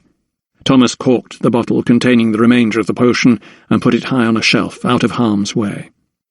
"Come, sir," he said, slipping his arm into Carruthers's. "I think we have discovered enough for one day." That evening, after dinner, both doctors retired as usual to the study. Mistress Finesilver was mending the fire. Since the episode with Jeremiah Taylor, she had remained remarkably subdued. Not that she had confessed to her betrayal of the slave to his master, but she was aware that her loyalty was now doubted by both Dr. Carruthers and Thomas. Suspicion did not sit easily on either man's shoulders, and Thomas had wondered once or twice if he should confront her with the accusation that she had gone to Dalrymple, but he thought it best to let sleeping dogs lie, for the time being at least. Mistress Finesilver was much changed, too, since the incident when Dalrymple burst into the house. Whereas before she had never been afraid to voice her normally negative opinions, she now held her tongue. Her responses to various questions were always muted, and there was a general malaise that hung about her person like a bad smell. After she had dusted the hearth of coal splinters and moved away from the fire, she curtsied as usual. Thomas managed to smile. "Thank you, Mistress Finesilver. That will be all." Instead of leaving the room, however, the housekeeper remained rooted to the spot. Her mouth worked awkwardly, and Thomas realized something was wrong. "Is there something bothering you, Mistress Finesilver?" he asked, settling himself down in front of the fire. Her eyes were sliding all over the room, and she was rubbing her hands, not to warm them, but to ease her own nerves. "Yes, sir, there is," she replied, her voice resonating with uncustomary meekness. Dr. Carruthers arched his brow. "Then please tell us, do," he said. The housekeeper took a deep breath. "'Twas me who betrayed the slave to his master, sirs," she blurted. "There was a reward, and the devil tempted me with a blue hat with a gold lace trim." As she spoke, her lips began to quiver, and the tears welled up in her small eyes and spilled over onto her cheeks. Thomas was silent for a moment, then nodded slowly. Watching the woman snivelling so wretchedly, he decided best to put her out of her misery. "We know that it was you, Mistress Finesilver." Her head darted up. "You knew?" She wiped away her tears with the back of her hand. "Who else but you, my dear lady?" replied Dr. Carruthers, his expression for once quite stony. "And you said nothing?" she protested, almost indignant that she had been allowed to go unpunished. "What good would that have done?" asked Thomas. "Besides, Mr. Taylor is now a free man, so the matter has ended well." "But I betrayed him, sir." She stepped forward, her hands clasped, almost in supplication. Thomas was bemused. "And so you asked for punishment?" The housekeeper shook her head. "I asked to make amends, sir." Delving into her apron pocket, she pulled out a bag that jangled with coins. She held it up, and once more her lips began to tremble. "These are my 8 pieces of silver," she croaked. "This is my reward for betraying the slave." She handed the bag to Thomas. Pouring out the coins onto his palm, he counted 5 guineas. "You are giving these to us?" he asked. Mistress Finesilver shook her head. "I wish them to be given to Jeremiah. Now that he's free, he'll have need of the money," she said, her voice suddenly gaining strength. "Seeing how that poor blackamoor suffered got me to thinking 'tis not right for one man to belong to another and to be so cruelly abused," she said. She shrugged her shoulders, then added, "Besides, I would not have felt right wearing such a hat, knowing the misery I have caused to both the slave and to you, Dr. Silkstone." Thomas returned the coins to the sack. "You have done a good thing, Mistress Finesilver," he told her. "Aye," Dr. Carruthers concurred. "I shall see that Jeremiah gets these moneys, and we'll say no more about the matter," he said, nodding his head emphatically. The housekeeper curtsied once more, exhaling loudly. "I am most obliged to you, gentlemen," she said, and she left the room, her step seeming considerably lighter than before. Dr. Carruthers waited until he heard the door shut before he said, "Well, well, that was a turn-up for the books, young fellow. Perhaps some good has come out of this ghastly business after all." Thomas paused before he replied. "Perhaps so," he reflected, with a note of hesitation in his voice. Until he had resolved the question of Matthew Bartlett's murder, he could not consider the matter closed. Chapter 55. Sir Joseph Banks stood on the terrace of Somerset House looking out onto the Thames. The stretch of river was even busier than normal, as ships that had been held captive by the ice for weeks tried to manoeuvre their way out of port. Thomas joined him. "A fine sight, Silkstone," pronounced the great man, his large hands flat on the top of the stone balustrade. His coat flapped gently in the stiff breeze.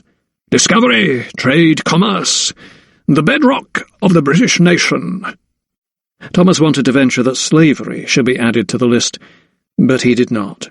He had come to talk about the murder of Matthew Bartlett, and was in no mood for polemics. Late into the night he had been reading his post-mortem notes. They had thrown up even more unanswered questions, and it was these that he now wished to place before Sir Joseph. A footman hovered nearby on the terrace. Their conversation could be overheard. "So," said Sir Joseph, "you have no doubt come to update me on your progress with the cataloguing, Silkstone." His gaze remained on the river. It was evident that he was being cautious. "I have to admit that I have been distracted, sir, as you know," Thomas replied, phrasing his reply carefully. Sir Joseph's shoulders rose and he let out a snort. "Men like you do not allow themselves to be distracted, Silkstone," he barked, "unless there is very good reason." He turned and took Thomas by the arm, leading him away from the footman, walking him along the terrace and out of earshot. Thomas tensed. "I believe murder is reason enough," he replied, keeping his voice low. The great man suddenly jutted out his chin. "I told you not to meddle, Silkstone," he said, switching his eyes to the river once more. "But I am glad you did. The Admiralty seems to have drawn a blank. What news have you?" Thomas took a deep breath. "I could not help but give the matter a great deal of thought, sir, and there are certain things that do not make sense." He had tried to rein in his anxiety, willing his tongue to slow down and his words to sound more measured, but his disquiet was plainly evident. Sir Joseph threw a glance backward to ensure their conversation was not being overheard. "Very well, Silkstone.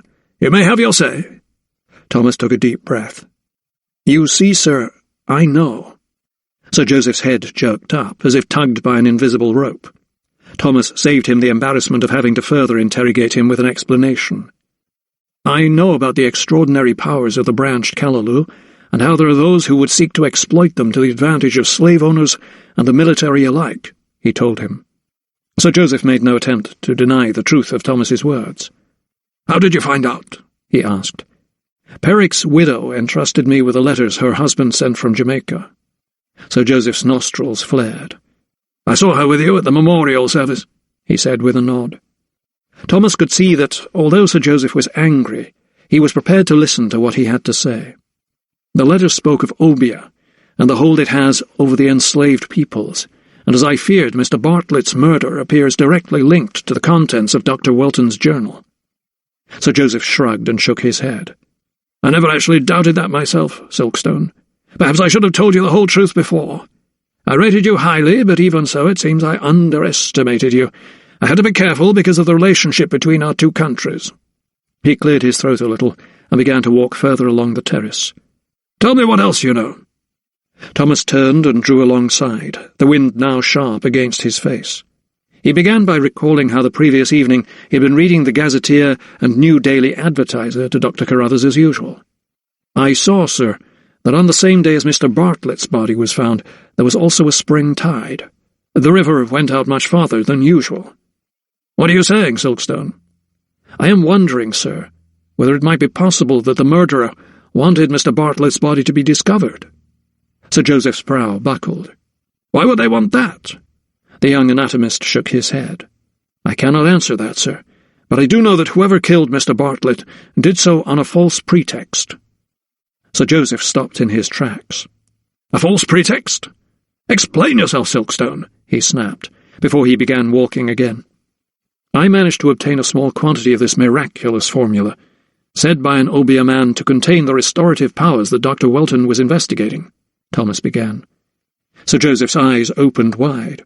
"In London?" "Yes, sir, from a priest who practiced his black art from an inn. And I discovered it is a mixture of honey and vinegar." "What?" "Honey and vinegar," repeated Thomas, his words struggling against the wind. Sir Joseph's shoulders slumped, and his head shook in disbelief. "But that cannot be," he said breathlessly. "I am afraid so, sir. There is no miraculous formula, no herb that can bring men back to life from death and subjugate their wills, no Lazarus plant." Thomas saw Sir Joseph's colour drain from his face as he hit the rail of the balustrade in anger. "Then this has all been a waste of time, of money, and—" he drew a deep breath, "of life. The mission was cursed from the very outset." Thomas had to agree. "I am sorry to be the bearer of such news." Sir Joseph lifted his gaze and looked him in the eye. "You have done a great service, Silkstone. You questioned. That is what all men of science do. They must question and they must experiment until they have an answer." He turned to look out over the river. "But sometimes that answer is not what we wanted to hear, sir," added Thomas. "How true," came the forlorn reply. Aware that Sir Joseph needed time to recover from his revelations, Thomas backed away. "If I can be of further assistance, sir," he said. Sir Joseph was still reeling. "What? No, Silkstone, that will be all." Thomas's departure was acknowledged with a nod. It was clear that the great man had much on his mind, not least how he was going to explain to the members of the Royal Society that their most recent expedition was founded on a false premise. They had allowed themselves to fall victim to the propaganda of obeah, and shown themselves to be gullible in the extreme. They were men of great learning and intellect, yet, just like Fibber, the hapless slave girl, they had fallen under the spell of a destructive myth. When Thomas arrived home, he heard laughter coming from the dining room. There he found Sir Theodosius Pettigrew tucking into one of Mistress Finesilver's famous venison pies. Dr. Carruthers was with him, his face almost the colour of the claret he was imbibing. "Sir Theodosius, how good to see you, sir," greeted Thomas, walking over to the coroner wearing a wide smile. He had last had contact with him at the court hearing, but had been unable to hear all his news from Oxfordshire. "You will have much to relate, I am sure," he said, seating himself at the table. The coroner wiped his chin with his napkin. "Veritably I do," he replied. "But first and foremost, I am a messenger for Lady Lydia." He delved into his pocket and brought out a letter. "Her ladyship was most anxious that I give this to you in person," he said. The way he winked led him to believe the missive contained good news. Using a table knife to break the seal, Thomas begged to be excused while he read the letter at the table. He smiled as he saw the familiar script, and he scanned the single sheet quickly. "Her ladyship says that Sir Montague is much better in himself, growing stronger every day, and he has asked her to host a dinner at Bourton in my honour," he said, unable to hide his excitement. "That is most excellent news," said Dr. Carruthers, clapping his hands. Thomas's head bobbed low once more to read a few more words, then rose again. "It seems she believes he may be going to give his blessing to our union." In truth, Thomas was reading between the lines of Lydia's letter. What she had in fact written was that Sir Montague had told her a secret that, she believed, could be used to our advantage, as she put it. "Then let us drink a toast to you and her ladyship," declared Dr. Carruthers. Thomas charged all their glasses with claret. "May both of you enjoy the happiness you truly deserve together," cried Sir Theodosius. "To Dr. Thomas Silkstone and Lady Lydia Farrell, here's hoping you both prosper." Glasses clinked and wine was drunk, and order was soon restored at the table. Mistress Finesilver entered with a large slice of pie and some boiled potatoes that she'd kept warm for Thomas. She set down the plate before him with a self-conscious twitch of her lips. "I am most grateful to you, Mistress Finesilver," he told her with a smile. He reached for the salt cellar. "So what other news do you have for us, sir?" he asked the coroner, seasoning his pie. Sir Theodosius leaned forward conspiratorially. "Upon my word, I have plenty," he began. "It concerns that estate manager chap, Lupton." Thomas set down the cellar with a thud. "I take it you did not approve of him, young fellow?" remarked Dr. Carruthers with a wry smile. Thomas was rapidly losing his appetite. "I found his manner very—" he sought the appropriate word. "Impertinent," he said finally. "Pah!" exclaimed Carruthers. "We shall make an Englishman of you yet." "Pray continue," Thomas urged. Sir Theodosius emptied his mouth, let out a faint belch, and began again. "I recognized the name and quizzed him when I met him, but he said he had no knowledge of the branch of the family I had in mind." "And which branch was that?" interrupted Carruthers. The coroner slapped his palms on the table. "Only the Earls of Farley." Thomas pushed his plate away from him. "I knew it," he growled between his teeth. "I knew there was something about him that could not be trusted." "'Tis true he seemed to have ideas above his station," agreed Sir Theodosius. Dr. Carruthers shook his head. "But what in the name of Zeus was he doing at Bourton, working as an estate manager?" Sir Theodosius nodded and slapped the table once more. "That is precisely what I wanted to know," he said. "So I made discreet inquiries." "And?" asked Thomas. "'Twas not hard to find that he himself is the Right Honourable Nicholas Lupton." Thomas flew up from the table. "He has designs on Lydia," he cried, throwing his napkin down in disgust. Sir Theodosius nodded, but laid his hand gently on Thomas's arm, encouraging him to be seated once more. "I am afraid, Thomas, that you are absolutely right. Lupton's father is an associate of Sir Montague Malthus, and I bet the old devil was trying to make a match with her ladyship." Thomas's anger could not be assuaged. Rising from the table, he excused himself. "I must go and see this Lupton and have it out with him once and for all," he told his friends in a rare show of anger. "Not so fast," cried Sir Theodosius, his hand rising in the air. "It would pay you to hear the rest of my tale." Thomas, about to open the door, turned. "There is more? If you were to leave Haborton now, you would not find Lupton there." "What do you mean?" The coroner shook his head. "He has left, taken all his belongings, and disappeared without a word." Thomas frowned. "And he did not inform her ladyship?" "'Twould seem not." Pausing on the threshold for a moment as if weighing up his options, Thomas suddenly turned. "What will you do, young fellow?" asked Dr. Carruthers. "There is only one thing to do," he replied, with the certainty of a man whose future happiness teetered on a cliff edge. "I must go to Lady Lydia right away." Chapter 56. "You wished to see me, sir?" Dr. Fairweather bowed low in front of Sir Montague, who sat in a chair by the window, his bandaged leg stretched in front of him, supported on a footstool. The physician was surprised to find him out of bed and looking so robust.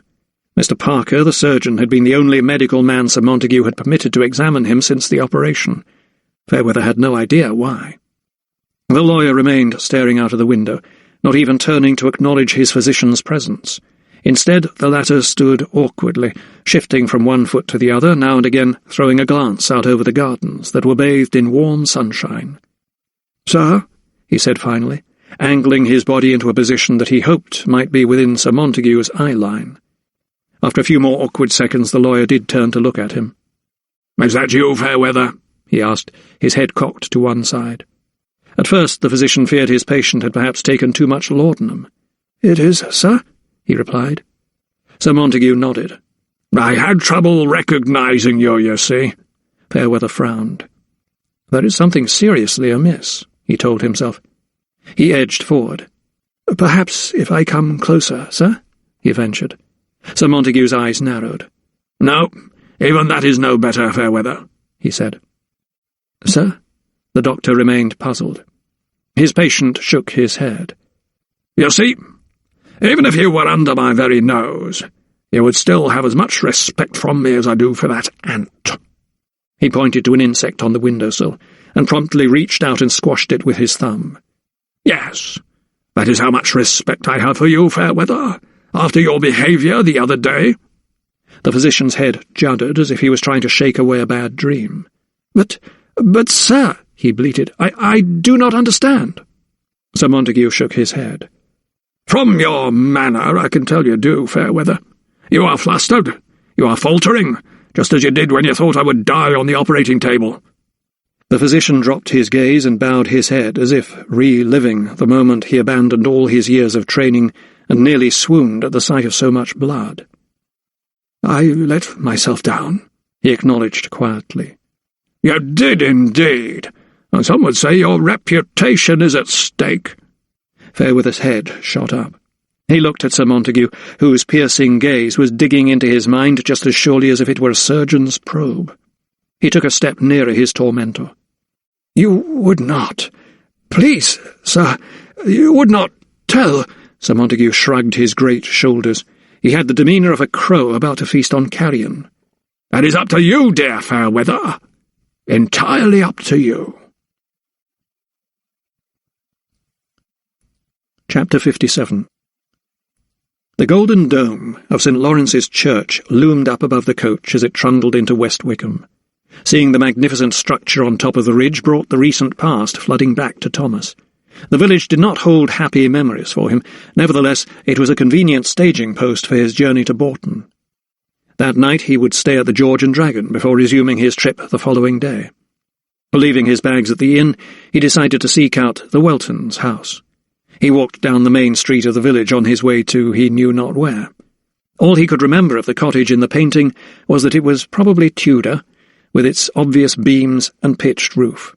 There were pink rambling roses around the door too, although at this time of year they would not be evident. A stiff northerly wind funneled itself down the main street, setting the shop signs creaking. He held on to his hat.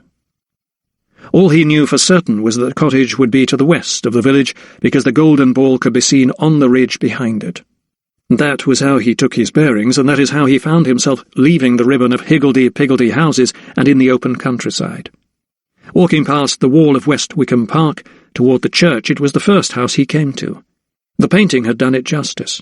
It was quaint, with its exposed beams, but not particularly handsome, and the garden, deprived of its summer roses, looked rather forlorn and bedraggled.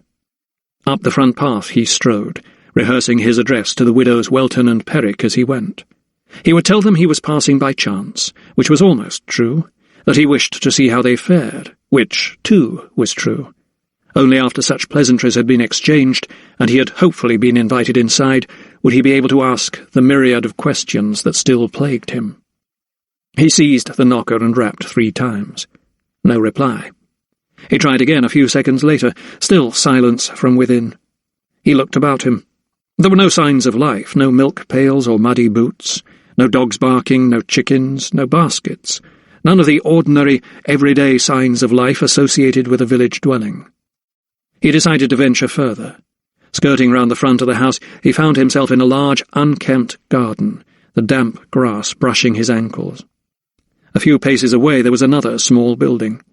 Once a barn, or perhaps a stable, it seemed to have been altered, so that it now had the appearance of a single-storied dwelling with a high-pitched roof and large windows that were at odds with its original design.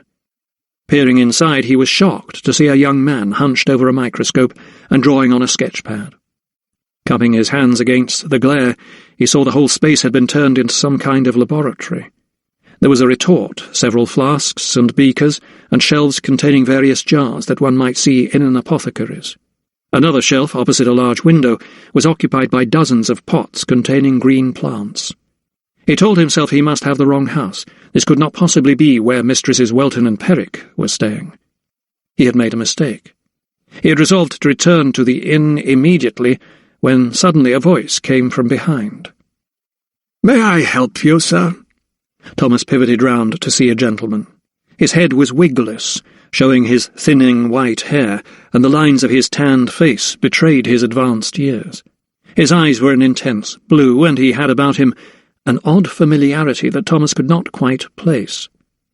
"Forgive me, sir," he said, taken completely off guard. "I did not think there was anyone about. It was then, when his tongue was on the cusp of a word and his mind on an apology, that the memory returned to him.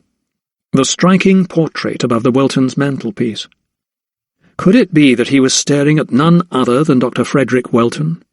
Had he not succumbed to the yellow fever after all? Thomas's expression must have betrayed the fact that he knew the man's identity, yet Welton seemed unfazed. Instead, as the doctor floundered in a mire of embarrassment and bewilderment, the elderly man threw him a lifeline. "Dr. Silkstone, is it not?" he asked. Thomas's eyes widened in surprise. "How?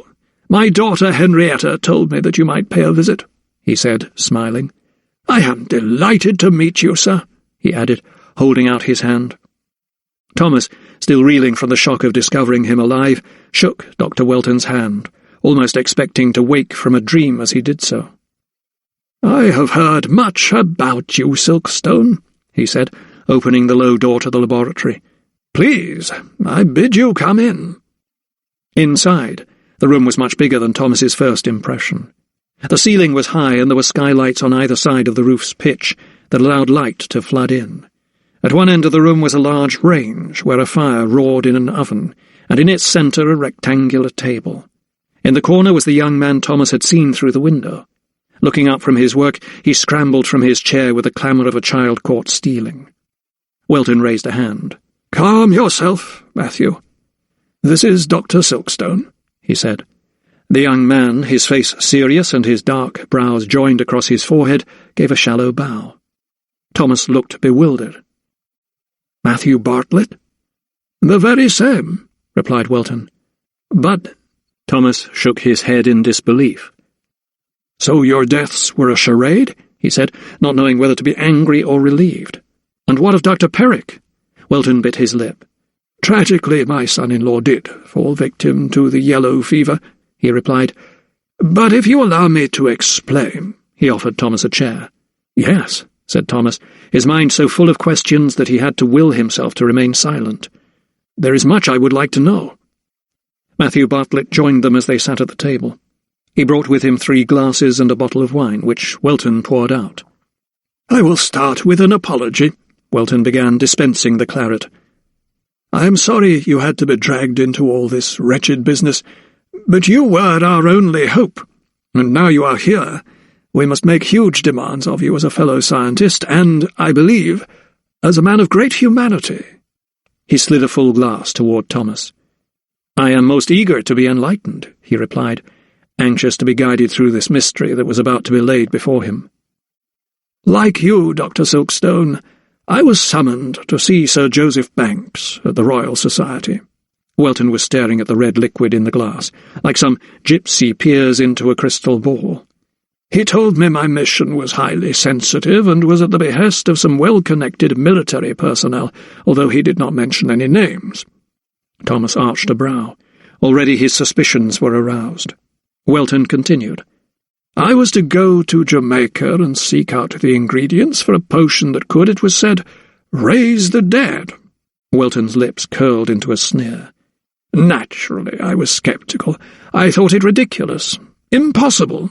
But Sir Joseph insisted that there were reports that the slaves' magic men had knowledge of a plant that had this power. He told me the expedition was an opportunity for me to crown my career. It would be," he said, momentarily searching for the phrase, "a very prestigious feather in my cap." He fingered the stem of his wineglass as he recalled what happened next. "I accepted the task and details were discussed, but it was soon after that I began to see what troubled waters lay before me." "How so?" asked Thomas. Welton darted a look at Matthew Bartlett, as if he were about to embark on the telling of a revelation that would be new to him too. He lowered his voice, like a man who suspects someone might be lurking in the shadows, listening to his account. "I was visited late at night by 2 gentlemen saying they were agents of His Majesty's government. They wore Admiralty uniforms. They told me that the juice from the herb I was to seek out could be put to excellent use. It would provide, they said, the answer to the plantation revolts in the West Indies. If I could find out the formula for this obeah potion, then all slaves could be treated with it and kept under control." Welton shook his head. "You see, when the victim is supposedly resurrected, then their mind is said to be altered, so that they obey all commands."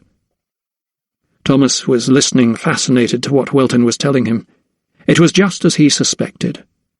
They would diminish the slaves' powers of thought, so that they would do their master's bidding without question, he said, nodding his head. Welton gulped his wine as if to give himself more courage. "But there is more, Silkstone. These agents also told me the formula could be used against Britain's enemies too.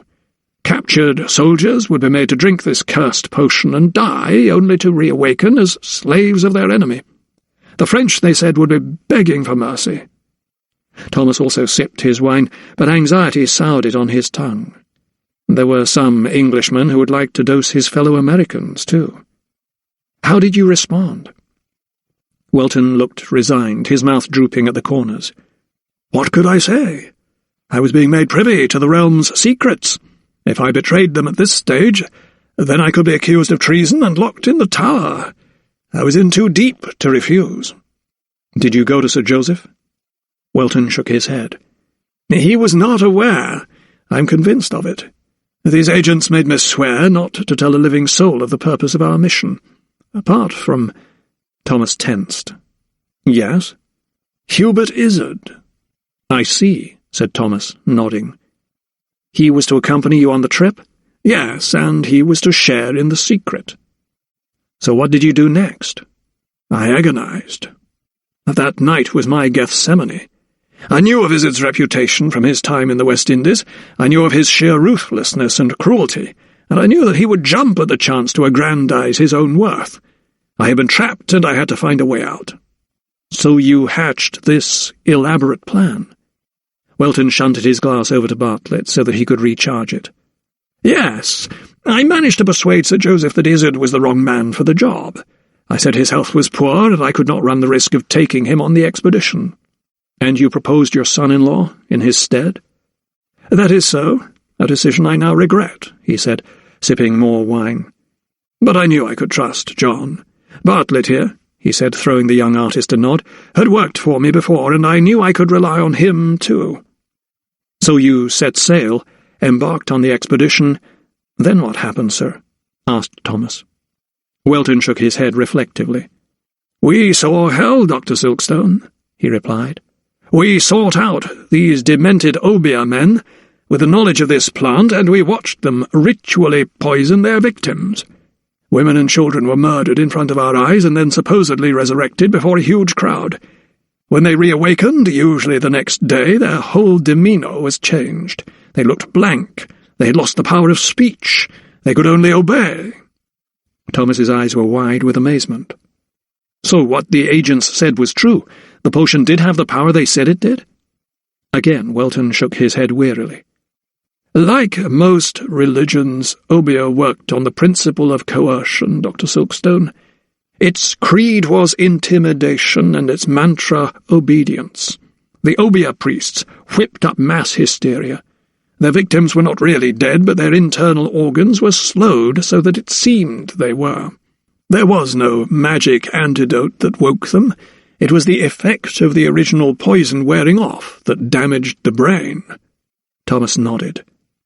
"Honey and vinegar," he mumbled. "What?" said Welton. "I analysed a phial of liquid that an obeah man was passing off as an antidote in a tavern in London. I found it to be simply honey and vinegar, sir," Thomas replied. Welton's eyes suddenly sharpened, and he smiled. "So now we even have proof that this whole expedition was based on a lie." He patted Thomas's arm as a sign of his gratitude.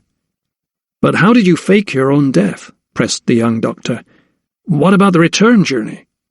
Welton smiled at Matthew Bartlett. "That was the easy part. My late son-in-law was able to pronounce me dead in Kingston and make all the arrangements for my burial. White men die in their hundreds out there. My death meant just another grave to dig. I laid low for a week or so, changed my identity, then boarded a ship for England. John sadly did not.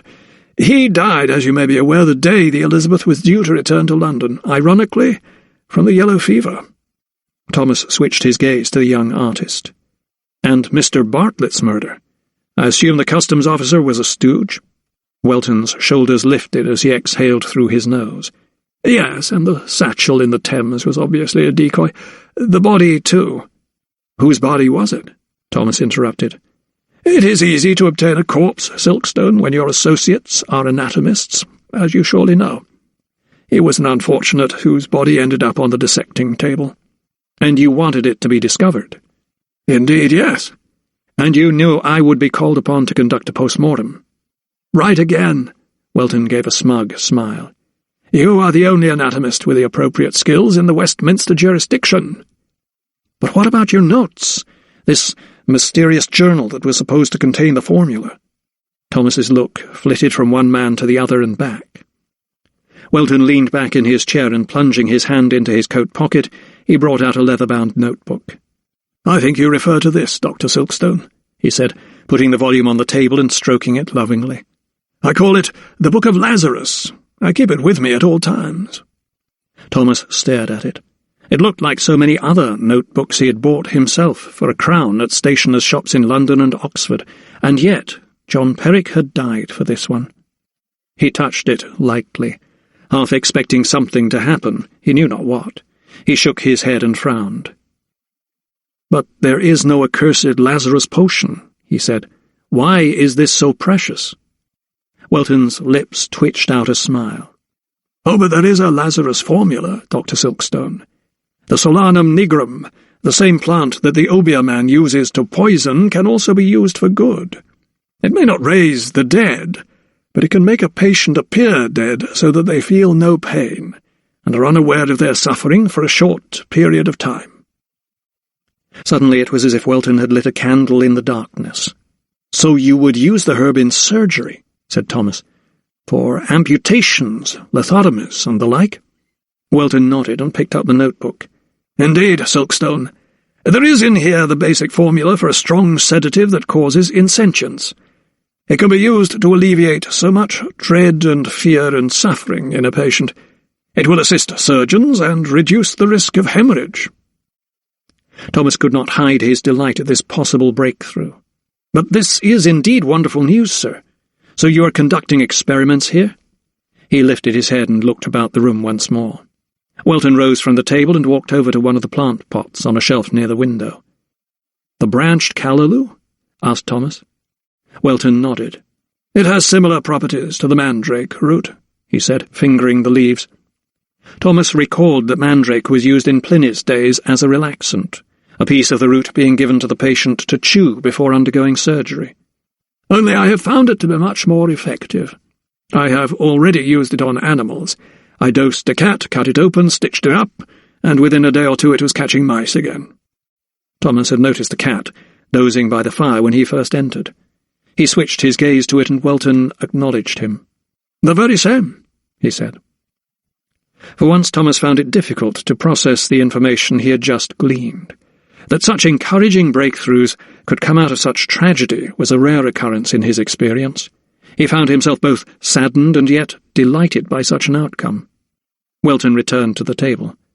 "So now you know, Silkstone," he said, seating himself once more. Thomas nodded and studied the doctor thoughtfully for a moment. It was only then that it occurred to him he had sentenced himself to living a lie. He was Dr. Frederick Welton, the brave doctor and explorer who had died in the service of his country.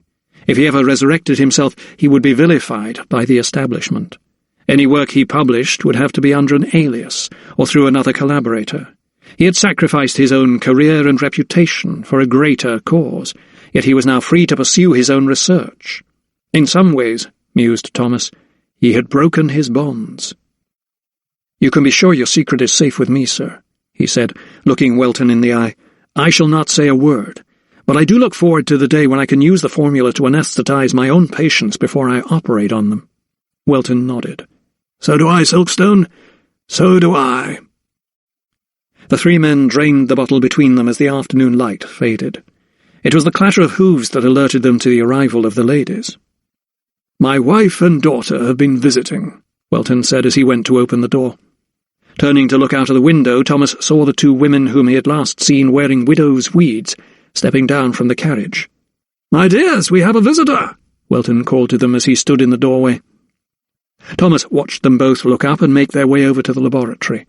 As they came closer, he could see their expressions tense, unsure as to who might be waiting for them. "A visitor," he heard Henrietta say to her father. He knew that her subterfuge would make her wary of him. He wondered at her cunning. As soon as the two women saw Thomas, the anxious look on their faces tightened even further. Unsure as to how their deceit would be received, they remained guarded until Welton spoke. "Henrietta said you would come, did you not?" he cried, a wide smile on his face. He watched his daughter walk toward Thomas. "I did indeed, Papa," she said, her gaze fixed on the young doctor. The features that Thomas had last seen bleached by grief now seemed to be more colourful and softer. Mindful, however, that she had indeed suffered bereavement, Thomas bowed and smiled gently at her. "Your father has told me the whole story, Mistress Perrick. Your husband was indeed a brave man." Acknowledging his words with a slight nod, she allowed herself a smile. "And you are a most tenacious one, Dr. Silkstone," she replied. "Our confidence in your powers of deduction was not misplaced." Thomas thought of Perrick's letters, the satchel in the river, the corpse tethered to the pier, Welton's portrait, the painting of West Wickham. They were all clues designed to bring him to this very laboratory. All clues that led him to this new truth. Yet still he remained puzzled. "But why did you not tell me directly and be done with all this secrecy?" he asked. Welton gave a slight shrug. "With John's death I was forced to rethink my plans. He was vital in my scheme, and I knew it would be hard to find someone to replace him. I had no idea whom we could trust. If we had told Sir Joseph of our proposals, it would have placed him in an impossible position." The situation was becoming clearer to Thomas. "So you put me to the test." Welton paused for a second, unsure as to whether the anatomist's tone was one of approbation. "I knew of your repute, of your intelligence and understanding, of your compassion, too. I feared the recent enmity between our two countries might also colour your judgment, but in the end I was sure you would understand." He paused, watching anxiously for Thomas's reaction. "Perhaps I have been too presumptuous." A sense of doubt had crept into the learned man's words. Thomas did little to dispel it.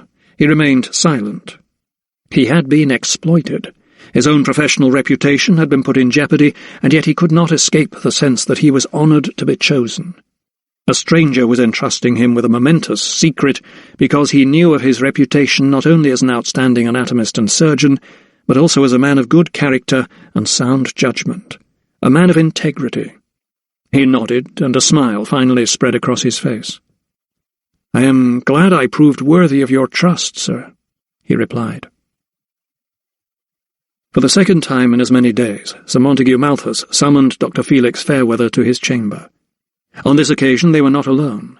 Sir Montague's clerk, Gilbert Fothergill, was skulking at the desk by the window where his master was seated and, to the physician's surprise, fully dressed.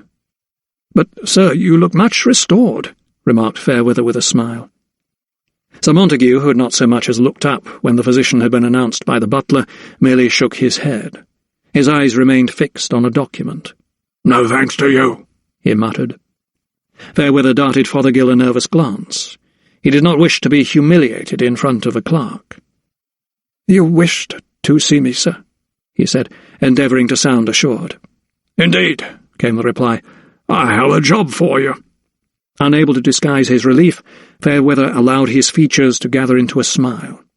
It was, however, premature. "Come closer," Sir Montague beckoned. His tone sounded ominous, and his hooked fingers drummed impatiently. With his heart working its way up to his mouth, Fairweather did as he was bid.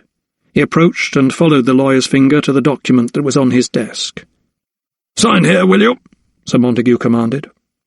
Frowning, the physician peered at the paper. Then, taking out a pair of spectacles from his pocket, he read the text. After a moment or two, he straightened himself and snatched his glasses from his nose. Looking at Sir Montague with an expression of complete horror, he protested. "But, sir, this is—" His voice became lost in his own sense of outrage. "I know what it is, Fairweather. Now sign it." Fothergill stepped forward with a pen. "Sign it," insisted Sir Montague, through clenched teeth, "or I shall see to it that you never practice medicine again." Chapter 58. Sir Montague arrived unannounced at Boughton Hall with all his usual rich man's bluster, and as usual the household was sent into a flurry. Lydia, checking her hair in a mirror held by Eliza, was fretful. "Is his lordship clean? What is he wearing?" She feared that Richard might be scrabbling about in the garden dirt, or up a tree, although since Mr. Lupton's departure he had remained relatively subdued. No one had seen hide or hair of the estate manager, and Lydia was none too pleased about his sudden disappearance. "His lordship is in his day clothes, but looks quite respectable," answered the maid, trying to remain calm. She knew how these impromptu visits from Sir Montague had put her mistress so ill at ease on a number of previous occasions.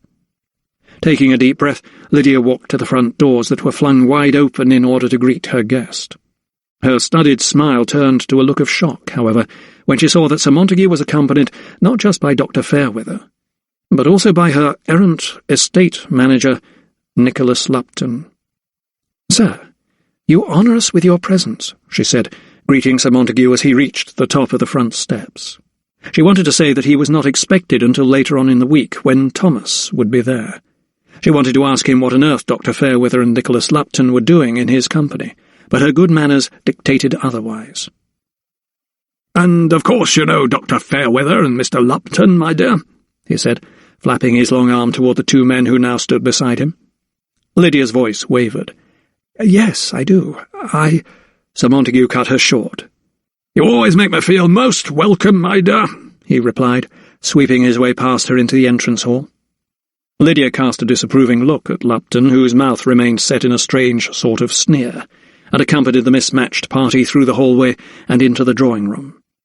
Fairweather and Lupton settled themselves on chairs behind the sofa, where Sir Montague spread his tall frame. Lydia sat on a sofa opposite him and asked Howard to bring tea, but Sir Montague shook his head. "I would prefer it if we were not disturbed, my dear," he told her in front of the butler. Lydia's smile shrivelled. "As you wish, sir," she replied, and she waved Howard out of the room. "I shall come to the point quickly," Sir Montague began as soon as the door was shut. "You are acquainted with Mr. Lupton here?" Lydia frowned. "Of course I am, sir.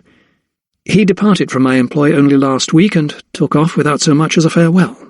Her anger had resurfaced. "Calm yourself, my dear," said the lawyer, switching his gaze to Dr. Fairweather, seated to his right. "You see, there is distinct agitation there," he mumbled. Only his pitch was sufficiently loud so that Lydia could hear his words. "Sir, She opened her mouth to protest, but Sir Montague's large palm presented itself to her. "Please listen to what I am about to say," he told her, adopting the tone of a tutor. "You see, my dear, Mr. Lupton was actually in my employ too." Lydia felt her jaw drop in amazement. She looked askance, first at Sir Montague, then at Lupton, who sat impassively to his left. "I'm afraid I don't—" Her words remained stuck in her mouth, yet she managed to direct her glower at the former estate manager. "Mr. Lupton's full title is the Right Honourable Nicholas Henry Pierpoint Lupton, the second son of the 4th Earl of Farley." Lydia felt her breath judder inside her chest. Sir Montague continued. "I sent him both to spy on you and to seduce you." His delivery was unembellished, doing nothing to disguise his utterly brazen motives. "You see, my dear, I know it all. I know that Silkstone broke his court order by coming here, and that you lay with him again, going against Chancery's express orders. And you know what that means?" His tone was suddenly becoming threatening, and he glared at her. Lydia's eyes widened, and she shot up from her seat. "No!" she shouted at Lupton. She marched over to him, and in a fit of rage slapped her erstwhile estate manager on the cheek. "How dare you!" she cried. "I treated you well. You wormed your way into my son's affections, and this is how I am repaid?" She flew over to the window and looked out, her fists clenched, leaving Lupton to rub his reddened cheek. "You see, Fairweather," said Sir Montague, "another demonstration of her irascibility." Lydia pivoted. "What is this? What are you saying? What are you trying to do?" Her anger had turned to tears. Her eyes were watery, and her cheeks flushed. Suddenly she hurried over to Sir Montague and sat by his side. Taking his hand in hers, she said, "Do you not remember what you told me when you were ill, when you thought you were going to die?" She smiled through her tears, willing him to divulge the secret they shared. "Surely we can tell everyone now, can we not?" Sir Montague looked at her, his great brows meeting in a frown. "What are you saying, dear Lydia?" "Tell them," she urged him. "Tell them what you told me, please." She tugged at his hand, but he pulled it away from her. "Tell them I am your daughter, sir," she cried. "There we have it. She is mad, Fairweather.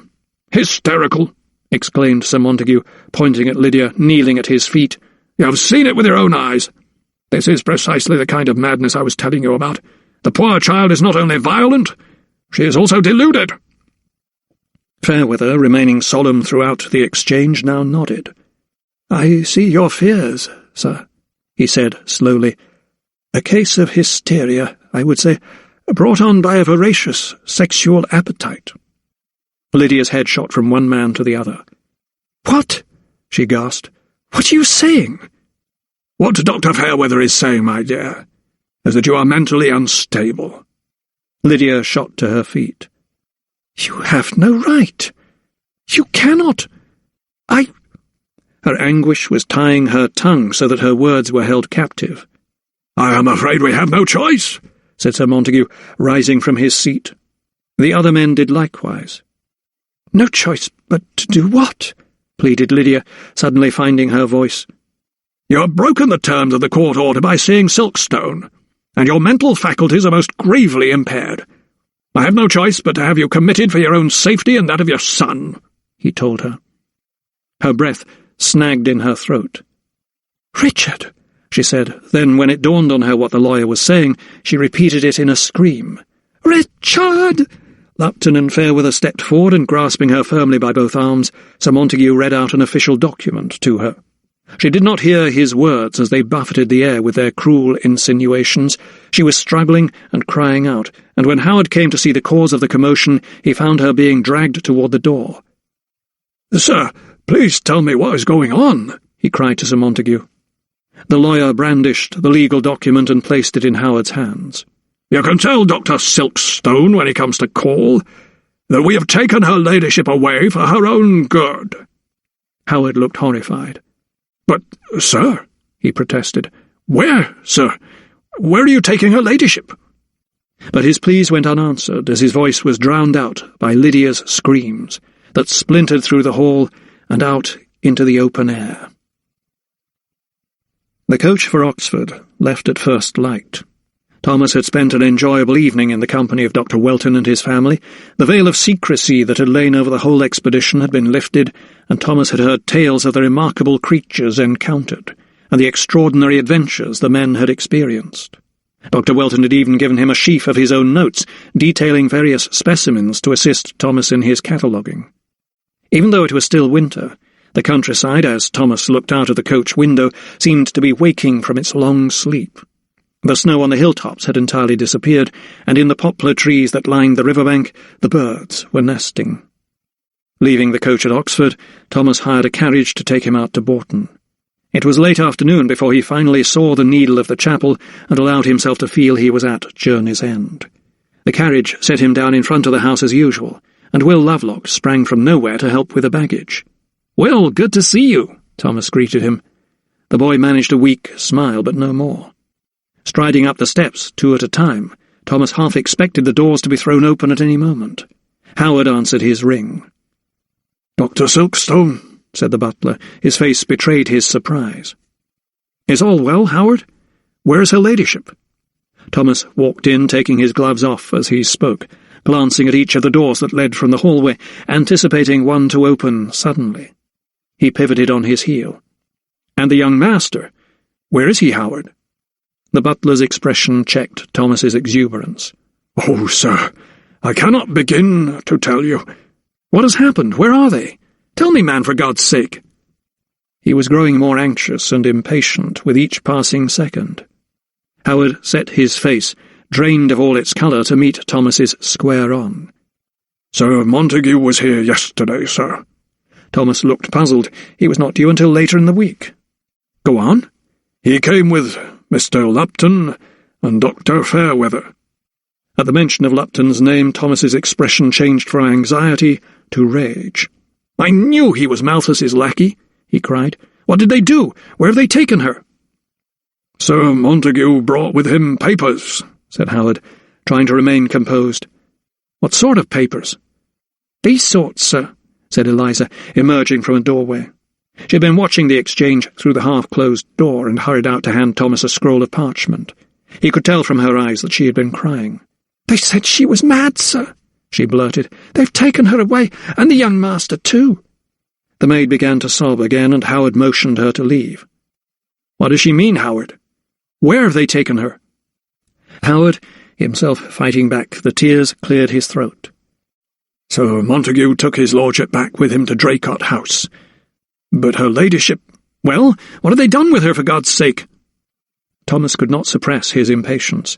Suddenly he felt the air, full of recriminations and doubt, stifle his breath and close in on him. The butler steeled himself to deliver the rest of his news, as if it was too awful for him to speak. His mouth opened, but no words came forth. "Where?"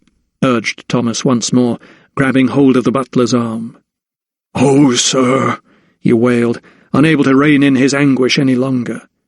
"They have taken her to Bedlam." Postscript. In 1783, a lobby group was formed by 6 Quakers to campaign against slavery. 4 years later it had grown into the Society for Effecting the Abolition of the Slave Trade. By the end of the 18th century, public opinion was swinging in favour of the abolition movement in Great Britain. Thanks to the largely forgotten efforts of Granville Sharp and, more famously, William Wilberforce, the Slave Trade Act was passed in 1807. While the slave trade was abolished in the British Empire, slavery itself was not actually outlawed until 1833. Granville Sharp went on to campaign for worldwide abolition and was behind the plan to settle freed slaves from North America and the Caribbean in the territory of Sierra Leone, West Africa. The aptly named Freetown was its capital. The scourge of slavery continues to this day. At a conservative estimate, the campaign group Free the Slaves puts the number of modern-day slaves, that is, people held against their will forced to work and paid nothing, are between 21 and 30 million globally. This concludes the reading of The Lazarus Curse, a Dr. Thomas Silkstone mystery, by Tessa Harris. Copyright 2014 by Tessa Harris. This book was read by Simon Vance. This unabridged recording was published by arrangement with Kensington Publishing Corporation and was produced in 2014 by Blackstone Audio Inc., which holds the copyright. Neither this recording nor any portion of it may be reproduced or used for any purpose without prior written authorization from Blackstone Audio Inc. If you would like to obtain a monthly update telling you about new releases, call 1-800-SAY-BOOK. That's 1-800-729-2665. For a complete listing of our titles, visit our website at www.downpour.com. Thank you.